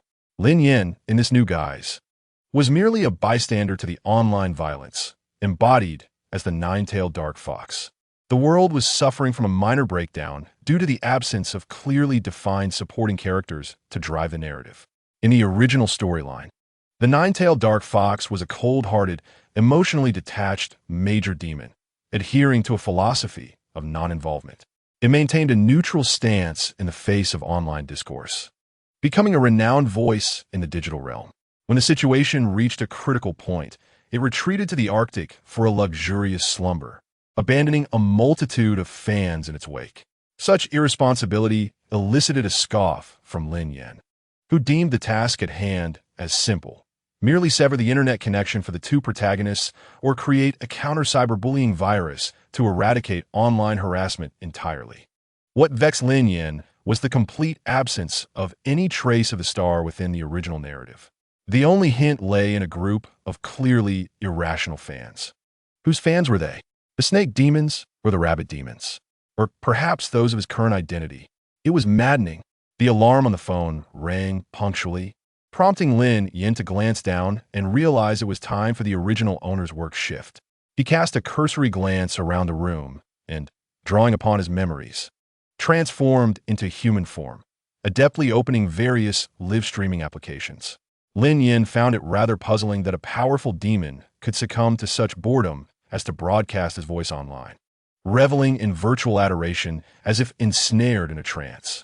Eventually, upon sensing that the comments section was becoming rife with unsavory remarks, the demon nonchalantly withdrew from the stream, displaying a delightful disregard for convention. He now occupied the workspace of the original owner, surrounded predominantly by black items: a black chair, black curtains, a black cabinet, and a black microphone, evidence of the original owner's profound affinity for the color. Drawing back the curtains, the one-way glass afforded Lin Yan an unobstructed view of the nightscape below, where distant neon lights twinkled like stars in the sky. It was indeed a riverside residence. Such indulgence was commendable. Upon clicking the broadcast button, the viewer count in the upper right corner fluctuated almost instantaneously. Lin Yan, lacking any formal introduction, began his evening voice stream based on his recollections, welcoming newcomers to the live room and announcing that tonight they would randomly select songs from a castle.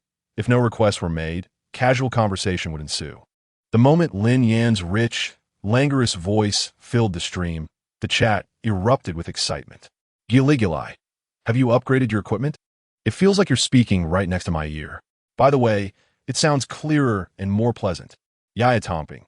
Let us reward the punctual night treasure with a little something tonight. Forever support night treasure, send a castle to night snack X1. Little Night is on fire today. Sending a castle to night snack X1. As the chat scrolled rapidly, Lin Yan lowered his gaze at the first song request accompanied by Castle Gift. He responded lightly to the listeners in the stream. I Haven T changed the equipment. The alarm went off, and I started the broadcast. Thank you for the gifts. As Night Snack began to stream, the notification popped up, instantly attracting Su Ling, who had just finished work and was engrossed in takeout. The night snack livestream was nothing short of a salvation for Su Ling. It was a serendipitous mistake that had led him to the stream the first time, misreading Night Snack's username as that of a food broadcast and inadvertently entering. When that soul-soothing voice resonated, Su Ling felt rejuvenated, ready to embrace the enthusiasm of live broadcasting once more. Indeed, Su Ling was one among countless individuals on the internet, merely a beauty vlogger who earned just enough to sustain his modest living. As a demon transformed from a winged feather peacock, his appearance was undoubtedly striking. The lack of viral fame was simply due to his reclusive and lazy nature.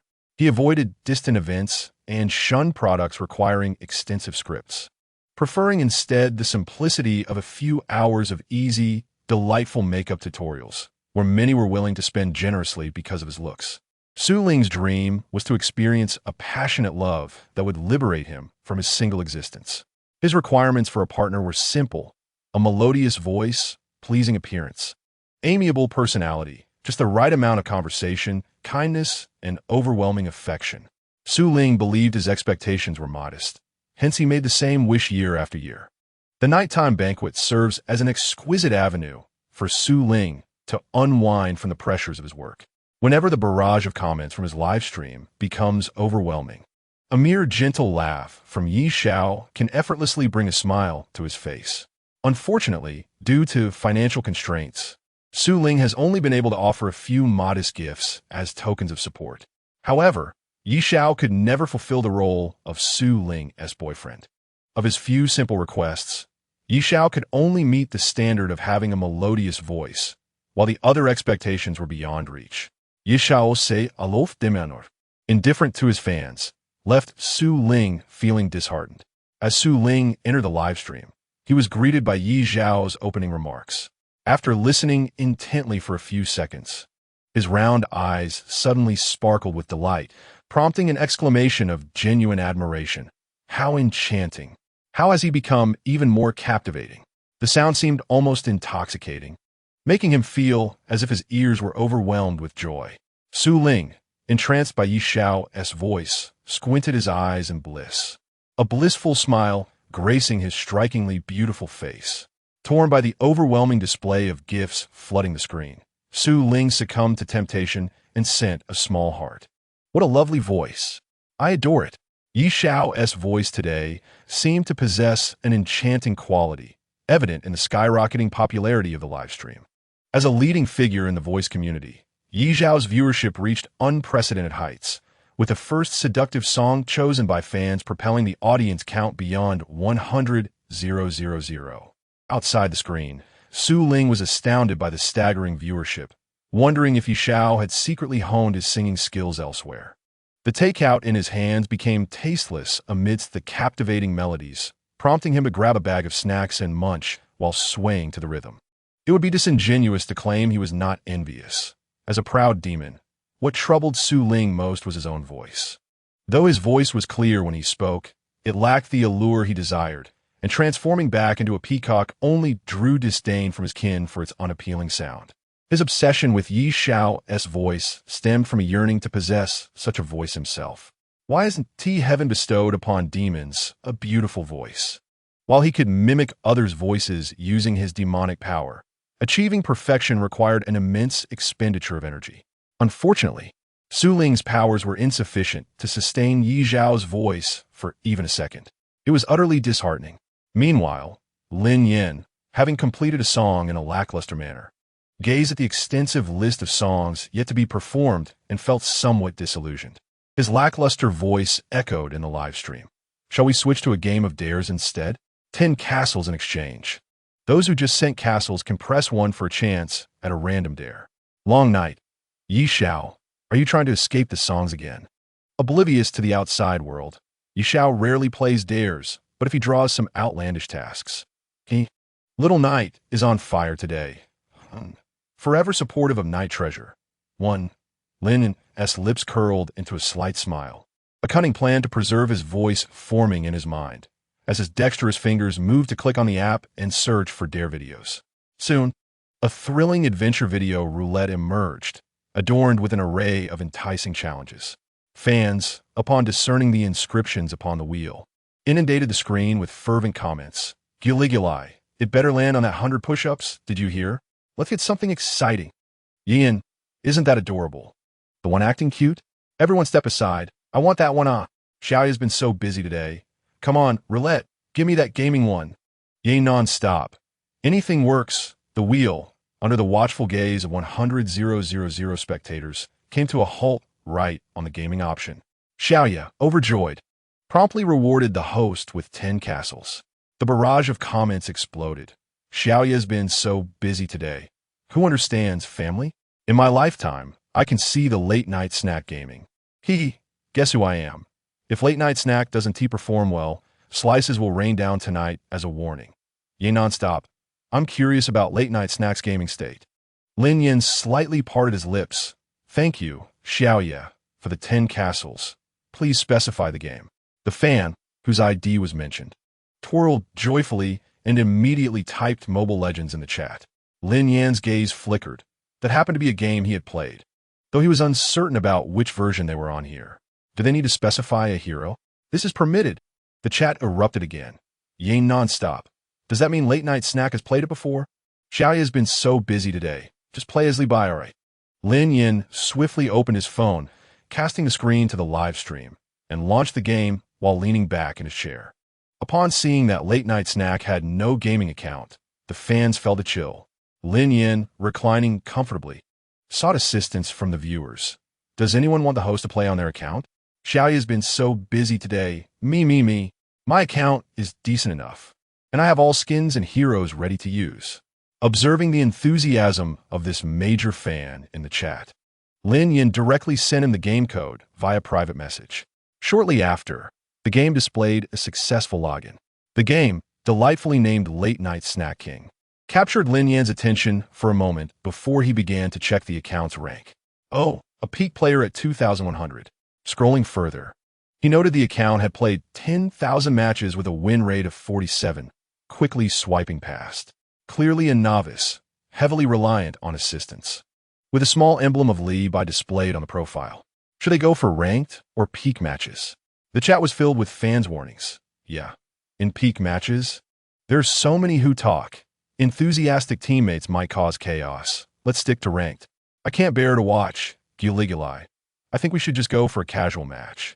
Facepalm. Xiaoya's been so busy today. As long as Late Night Snack is happy, Lin Yan raised an eyebrow and directly selected peak matches. His clear and captivating voice resonating in the live stream with confidence. Trust in love and strength. I'll carry the entire game. All right. Night Treasure. Brave Flight. Did I enter the wrong live stream? How do we start gaming? Amidst the eager anticipation of countless fans, Lin Yan confidently pressed the button to commence the peak competition, instantly plunging into the fray. Upon entering, his teammates offered their encouragement. First floor, voice chat. Dear brothers and sisters, let us not suffer consecutive defeats. Can we showcase our true strength? I truly wish to avoid seeing that blue badge proficiency. Second floor, typing. We need a solid support. Anything will do. On the third floor, Lin Yan remained silent, directly opting for Li Bai. Upon witnessing Lin Yan's selection, the tone of the fourth floor shifted dramatically. Could you not pick Li Bai? Yes, ineffective. It would be better to choose a more powerful hero. Must you always select this kind of character? Lin Yan, unfazed, typed back. National server Li Bai, no need to call. The livestream chat erupted even before the match began. I truly cannot bear to watch, dear family. How could this renowned voicemail streamer audaciously claim to be the national server Li Bai? Absolutely not. Laughing to death. Is the voice streamer attempting to conquer the gaming realm? Running to the peak competition to mess with others? What a misfortune for those teammates. Why suddenly target others in high-ranking matches? Such behavior is the most vexatious in gaming. It's truly toxic. Nightly Serenade. Night, your voice is so arrogant. It's quite cool. Su Ling anxiously gripped her phone, beads of sweat forming as the barrage of comments escalated, the scrolling speed doubling, and the viewer count had surged to twice its usual number. Fans of Night, if provoked, could easily be led by detractors, leading to chaos in the game's fourth floor. Su Ling tightened her lips, her previously relaxed demeanor now fraught with tension, sensing an impending storm in the live stream. Fans fervently showered gifs, attempting to drown out the negative comments. Quiet, focus on watching. Lin Yan glanced at the comments, having encountered such dynamics numerous times before. After all, he had indeed held the title of the national server's top player, albeit not in this realm. The game swiftly transitioned into the selection phase. Lin Yan's team featured Neo support on the first floor, Nuwa mid on the second, Lu Bu offlane on the third, Lin Yan as Li Bai jungler on the fourth, and Marco Polo marksman on the fifth. The opposing team consisted of Tai Run support, Yixing mid, Lu Bang offlane, Sun Xiang marksman, and a Guiduo jungler. On paper, the lineups appeared evenly matched. However, it was clear that the opposition intended to execute a 4-protect-1 strategy, suggesting that Sun Xiang was indeed a formidable asset worthy of protection. Lu Bu, who had expressed disdain for Lin Yan's choice of Li Bai, was visibly displeased to see Lin Yan persist in his selection. Lu Bu spoke up. Li Bai, you better play well. Any misstep will increase the pressure on you. And I truly can't believe this. The eager Neo on the first floor chimed in. We can do this. Let us go, let us go.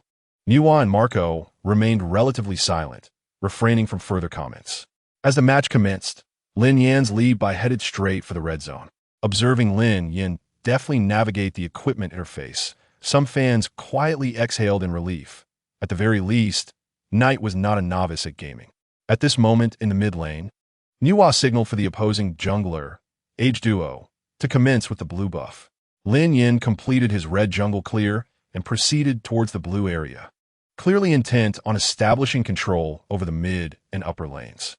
However, within just 3 minutes of the match, news of Marco Polo's first blood reached the bottom lane like a grim omen. The game's perspective focused on Lin Yan, while the fans could only glean from the minimap that Marco had been slain during a seemingly routine exchange, with no sign of Age Duo to be found. Marco Polo voiced his frustration. What are you doing, support? Could you please protect me better? If you had blocked that combo for me just now, I wouldn't have died. To which Neo replied, you were caught by Tai E. There was nothing I could do to save you. Marco Polo retorted, I can't believe this. The barrage of comments from viewers began to mock. You, with teammates like this who blame others, what time do you expect to reach the pinnacle? Night snack. Marco Polo is out. Lin Yan's Li Bai remained composed, finishing his blue buff before lying in wait at mid lane. Nuwa's support arrived quicker than Yixing could rotate, providing Lin Yan with an opportunity as Yixing made his way down the river. As anticipated, once Nuwa teleported to the bottom lane, Yixing hurriedly approached. Seizing the moment, Lin Yan ruthlessly activated Yixing's passive, claiming the life of the unprepared hero who lacked the level and flash to escape. Meanwhile, in the top lane, Lu Bu faced dual pressure from Age Duo and Lu Bang. Despite the overwhelming odds, Lu Bu, a seasoned player known for enduring pressure, refused to leave his lane even at the cost of minions. When Lin Yan's Li Bai descended to the bottom lane to reap the rewards, Lu Bang initiated his ultimate, teleporting to safeguard the severely injured Sun Xiang. Lin Yan elegantly executed the weakened Tai E, earning a silent thumbs up from Nuwa. Lin Yan's performance showcased a stellar 200 points in kills and the highest gold earnings in the match. Surprisingly, after Lu Bang departed, Lu Bu, with half health, chose to engage Age Duo in a fierce confrontation, only to be outmaneuvered. He lamented, this was a disastrous play. I had no chance of survival. With two opponents constantly pressuring me, Li Bai, if you ignore me, I'll keep dying and will never reach the late game. On my wit's end. The viewers echoed his sentiment. Oblivious. What is this teammate doing? Can't they see the significant advantage? Both Lu Bu and Marco Polo are being utterly outplayed. Night snack. Li Bai is so impressive tonight. His movements are so fluid. With a sly smile, Lin Yan teased, guess how many I can kill this match? There's a reward for the correct guess. The comments surged again. Gooly Gooly 10. Night snack 15. Chi Chi 10 million. As Lin Yan effortlessly eliminated opponents one by one, the negativity in the comments was gradually drowned out by a wave of praise. Su Ling was equally astonished by the exceptional skills displayed by Night Snack, feeling a twinge of envy for such talent. He became absorbed in watching Night Snack's stream, finding the act of witnessing his kills to be a delightful stress reliever. Despite Lin Yan's impressive kill count, his teammates Marco Polo and Lu Bu were recklessly feeding the enemy. Lu Bu, perpetually launching his ultimate without discretion, combined with Marco Polo, who was frequently interrupted by Yi Xing's control, pushed the patient Nyo Mo to finally speak up. What are you two doing in this peak match? You were just talking about gaining points. Take a moment to reflect on your own performance. If it weren't for Li Bai continuously cutting down Sun Shangxiang, we would have lost by now. Can we not play more cautiously? A well-executed team fight could secure us the victory. As Marco Polo spoke, you a brainless tank. Have no idea where your resilience is directed. Yet here you are, speaking nonsense. You are applied. Let us focus on the game. When Lu Bu and Nyo Mo initiate the team fight, be cautious not to be countered by Yi Xing. There is no need for fear. While Lin Yan Li Bai lay in ambush, Lu Bu executed a graceful ultimate, leaping into the fray. Marco Polo mindlessly followed, and Lian dashed in as well. Niwa activated her third skill to control the enemies, but Yi Xing retaliated with a flash and an ultimate, ensnaring four within his grasp. The barrage of comments fell silent. For it is not the formidable opponents that instill dread, but rather the ineptitude of teammates. Lin Yan, recognizing the situation, could only pursue the retreating Yi Xing on the outskirts, while the chaos within the confines of battle offered no opportunity for him to engage. Sun Shangxiang was protected with utmost diligence. Thus, Sun Shangxiang gracefully secured a quadra kill, crafting her final divine item. A 4-for-2 exchange resulted in a net loss. The opposing core marksman, Sun Shangxiang, boasted 6 divine items and the protection of Tai Yi and Liu Bang, all while time lingered at 20 minutes and teammates faltered. With no options left, Lin Yan Li Bai abandoned the thought of contesting the dragon, choosing instead to redirect towards managing the minion waves as Lu Bu urged him to seize it. This provoked Lu Bu, who, in his misguided confidence, began to shout incoherently, prompting Lin Yan to dismiss him outright. Once the enemy claimed the dragon, the lack of minion advantage resulted in a stalemate, with both sides awaiting the opportunity to launch an offensive. Victory hinged upon the outcome of a single engagement. Triumph often belongs to Lin Yan, the master of this game, as he relentlessly harvested Sun Shangxiang's life despite the enemy's protective efforts. A flawless push culminated in the conclusion of the match. Chapter 107. The Fairy Peacock is sound-controlled. A grand victory was displayed during the live broadcast, and Lin Yan chuckled softly. That was straightforward. The chat erupted with excitement. Who would believe that Night God could carry the entire peak match? Absolutely stunning, Su Ling exclaimed in delight. Today's live stream of Night Snacks has been a roller coaster of emotions. The highs and lows made the ultimate victory feel transcendent. Truly, Night Snacks brings forth so many surprises. A single game had consumed nearly half an hour of the stream, and Lin Yan lowered his voice. Shall we embark on another grand adventure or play a game? I'll set a 1-minute timer for you to choose. Fans eagerly cast their votes. Yet the allure of witnessing Night Snacks draw a yellow adventure surpassed the desire for a game. Ultimately, the wheel was spun again, stabilizing halfway through. Lin Yan gently tapped his mouse on the grand wheel, the pointer of fate, as the audience held their breath for the result, speaking green tea quotes for 1 minute. The chat buzzed with anticipation. I've set up my little stool. Recording team ready. I'm prepared. Night Treasure, bring it on. Hit me with that green tea. Forever supporting Night Treasure, although I didn't get my first choice. This option is quite pleasing for repeated appreciation. Lin Yan paused momentarily, feeling a tinge of regret as he grasped the mouse. However, a gentleman's word is his bond. Retreat was not an option. He proceeded to search for green tea quotes. Thus, the audience in the live stream heard the typically quiet AI Bo, using his melodious voice to recite words that made hearts race. Recently, my elder brothers and sisters have not been keeping me company, and I feel quite lonely. But I do not blame you. Everyone has their own matters to attend to. It's just that sometimes I feel a bit isolated, which is why I yearn for someone to converse with me for a while. I'm not upset, so there's no need to comfort me. I can manage on my own for a bit. As long as my elder brothers and sisters don't dislike me, that's enough. The viewers in the live stream were utterly captivated by Night Snack's green tea quotes. Giliguli, if there were such a little green tea at home, what time would you return? Forever supporting Night Treasure. Absolutely delightful. Forever supporting Night Treasure sends a Castle X10. Kisses and hugs sends a Castle X10. Fan gifts flooded the screen like a flowing stream. Although Lin Yan spoke these words without any emotional weight, the slight uplift in his tone ensnared the fans, leaving them dizzy with delight.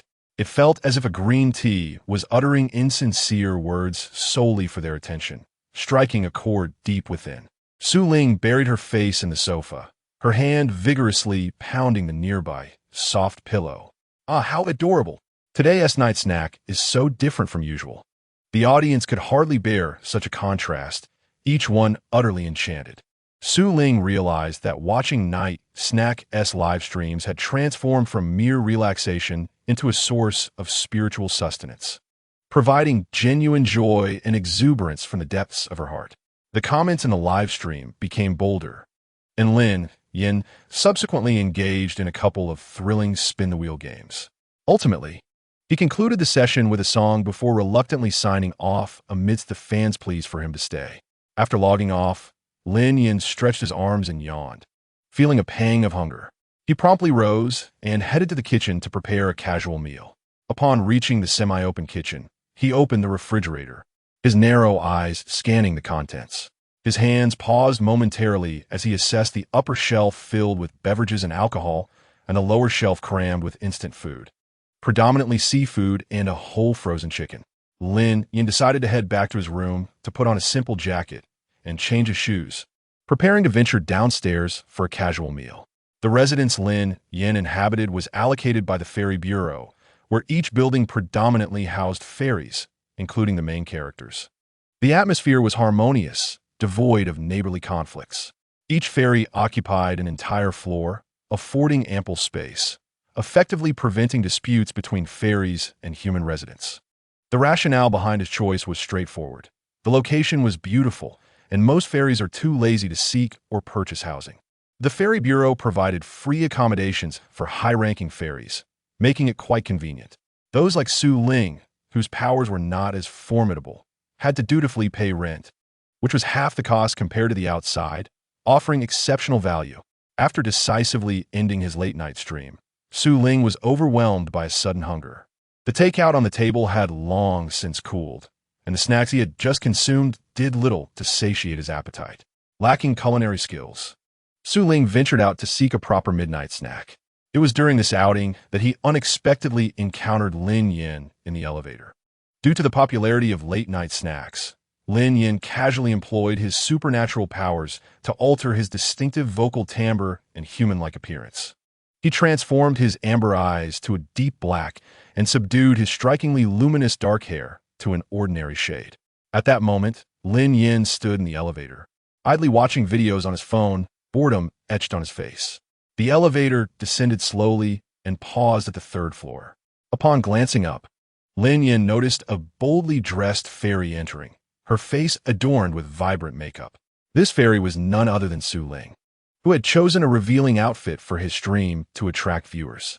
He wore a one-shoulder fitted top and short denim shorts, his makeup from the live demonstration still intact as he had been captivated by the late-night snack stream. Encountering a fairy in the elevator at such an hour was quite rare. Su Ling was startled when the door opened, and upon seeing Lin Yan, he immediately thought the fairy was exceptionally handsome. Feeling the powerful aura radiating from Lin Yan, he quickly averted his gaze, not daring to speak. Maintaining a low profile, Su Ling kept his thoughts to himself, murmuring about meeting an unfamiliar great fairy for the first time in an elevator. Lin Yan's attention lingered for a moment on the fairy's fair legs as she turned, noting how strikingly pale she was. However, he soon returned his gaze to his phone. When the elevator doors opened, both assumed they would part ways, yet Su Ling followed closely in Lin Yan's wake. After walking 200 meters, Su Ling felt a strange sensation. Could it be that they were heading to the same destination? When Lin Yan indeed entered a hot pot restaurant, Su Ling fell silent. To his surprise, it seemed even great fairies enjoyed hot pot. Lin Yan was aware that the little fairy had been trailing him, but sensing no malice, he allowed it to continue. They both entered the renowned hot pot restaurant, famous for its quality ingredients and delectable flavors, which was bustling even at this late hour. Su Lang, having experienced an emotional roller coaster while watching the late-night snack stream, was determined to indulge himself and quell his hunger. Lin Yan, on the other hand, was merely there to appease his wife's fondness for hot pot, hoping for a stroke of luck. As Lin Yan stepped forward, welcomed by a smiling hostess, Su Ling was halted by another hostess. "Hello, you'll need to wait in line. We are currently at full capacity. Please be patient. May I issue you a number?" Holding the freshly printed ticket in hand, Su Ling felt his heart shatter. Could it be? That great fairy was seated at the last available table. What dreadful luck! Had he known, he would have sprinted. The hot pot restaurant was slow to clear tables, and the biting cold wind lashed mercilessly against Su Ling's delicate frame like a cruel whip. Only by harnessing her ethereal powers could she warm herself slightly, while silently cursing her own choice to dress lightly before venturing out. Just as she was enduring the frigid wind, a familiar voice floated down from the floor above the hot pot restaurant. "Hey, Xiaoling, come up and join me for a meal." A fairy, dressed in similarly scant attire, waved at Su Ling from a window seat on the second floor. This enchanting figure was Li Qingyang, whose striking beauty and vibrant spirit captivated those around her. She was the one who had invited Su Ling to collaborate on a beauty livestream, a wealthy peacock fairy in her own right. Su Ling's face lit up with delight as she raised her hand to enthusiastically greet Li Qingyang and merrily ascended the stairs to join her. The heavens seemed to conspire in favor of Su Ling, the little gourmet. Upon reaching the second floor, she surveyed the bustling scene, which was indeed overflowing with patrons. The air thick with the tantalizing aroma of hot pot that made one's mouth water. Her gaze landed on a surprising sight. The imposing figure that had entered just moments earlier was seated right behind Li Qingyang, calmly selecting dishes on his phone. Su Ling ground her teeth in mild resentment and let out a soft huff. Taking a seat opposite Li Qingyang, she found herself able to clearly see the handsome visage of the formidable figure through Li Qingyang's face. Indeed, he was strikingly handsome. Li Qingyang shot Su Ling a knowing wink, clearly aware of the stunning man seated behind her. Li Qingyang's makeup was far more refined than Su Ling's, showcasing a skillful, understated look. However, rather than discussing work, the two dove in a light-hearted chatter. Li Qingyang, with a hint of curiosity, inquired, "Why did you come out to eat so late?" Su Ling replied, "I was watching a late-night live stream and didn't eat, so I came out to grab a bite." Li Qingyang chuckled in response. Across the table, Lin Yan, hearing their mention of the late-night show, glanced up and locked eyes with the cheerful Su Ling. Flustered by the gaze of the handsome man, she averted her eyes and lowered her head, relieved that Lin Yan's gaze soon drifted away unnoticed. Su Ling resumed her playful banter with Li Qingyang. "I don't know what happened with the late-night show today. It was so entertaining, I feared it might derail. But surprisingly, it held its ground." Li Qingyang was also a fan of Lin Yan, an enthusiastic supporter whose online handle was Xiao Yi, who had been particularly active today. While he occasionally watched Lin Yan, his primary focus was on a top esports player, Ling Yi. Today, he had fortuitously tuned into the late-night stream and, caught up in the excitement of the game, had spent a fair amount of money on donations. Who could blame him? He didn't seem particularly happy today, either. "When gaming, I nearly jumped out of my skin," Su Ling murmured, and after a brief chat, she pulled out her phone to order her meal. "Wait for me. I'm off to the condiment station," she exclaimed, almost forgetting the main purpose of her outing in her engrossed conversation. As she approached the condiment station, her eye-catching outfit drew attention, and she could feel the gazes of others lingering on her. However, Su Ling was accustomed to such attention. As a peacock, he reveled in the unwavering gazes directed his way. This naive peacock, unaware of the nuances of such stares, could not discern their quality. Yet Lin Yan, who was nearby preparing a second bowl of sauce, sensed the atmosphere and furrowed his brow, casting a cold glance around. The onlookers, both fairies and humans alike, quickly averted their eyes, intimidated by the chilling warning in his gaze. Standing beside Su Ling, Lin Yan busied himself with the condiments, ignoring the hesitant actions of Su Ling, who was struggling to mix his sauce. Su Ling, observing the adept motions of the nearby fairy, discreetly stole a glance. The skillful technique indicated a highly delectable secret recipe for the sauce. Thus, Su Ling subtly slowed his movements, covertly mimicking Lin Yan's actions to prepare his own mixture. Lin Yan, unfazed by the little antics of the fairy beside him, completed his task and returned to his seat. Su Ling, eager to emulate what he had just observed, hastened to replicate Lin Yan's concoction with precision. Once finished, he joyfully carried his sauce back to his seat, picked up a slice of beef roll with his chopsticks, and gently dipped it into the sauce before savoring it. How does one describe the unique flavor that graced his palate? It elevated the already delightful hot pot to an entirely new level. The taste sparked fireworks in his mind, akin to the thrill of winning a grand prize in a lottery or the exhilarating sensation of a live stream products being completely sold out by a wealthy patron. Su Ling felt he had discovered the dipping sauce of his life. Immersed in the delicious concoction, he unwittingly drew the attention of Li Qingyang, who was also indulging in a meal. What? Did you really create a tasty sauce? Li Qingyang teased Su Ling, who, despite his fondness for hot pot, was typically a chaotic mixer of sauces, still yet to find the perfect blend for his palate. Delicious, delicious, Su Ling exclaimed, giving a thumbs up to Li Qingyang, silently applauding the refined taste of that great fairy. After a hearty meal, Su Ling languidly reclined in his seat, engaging in a casual conversation with Li Qingyang.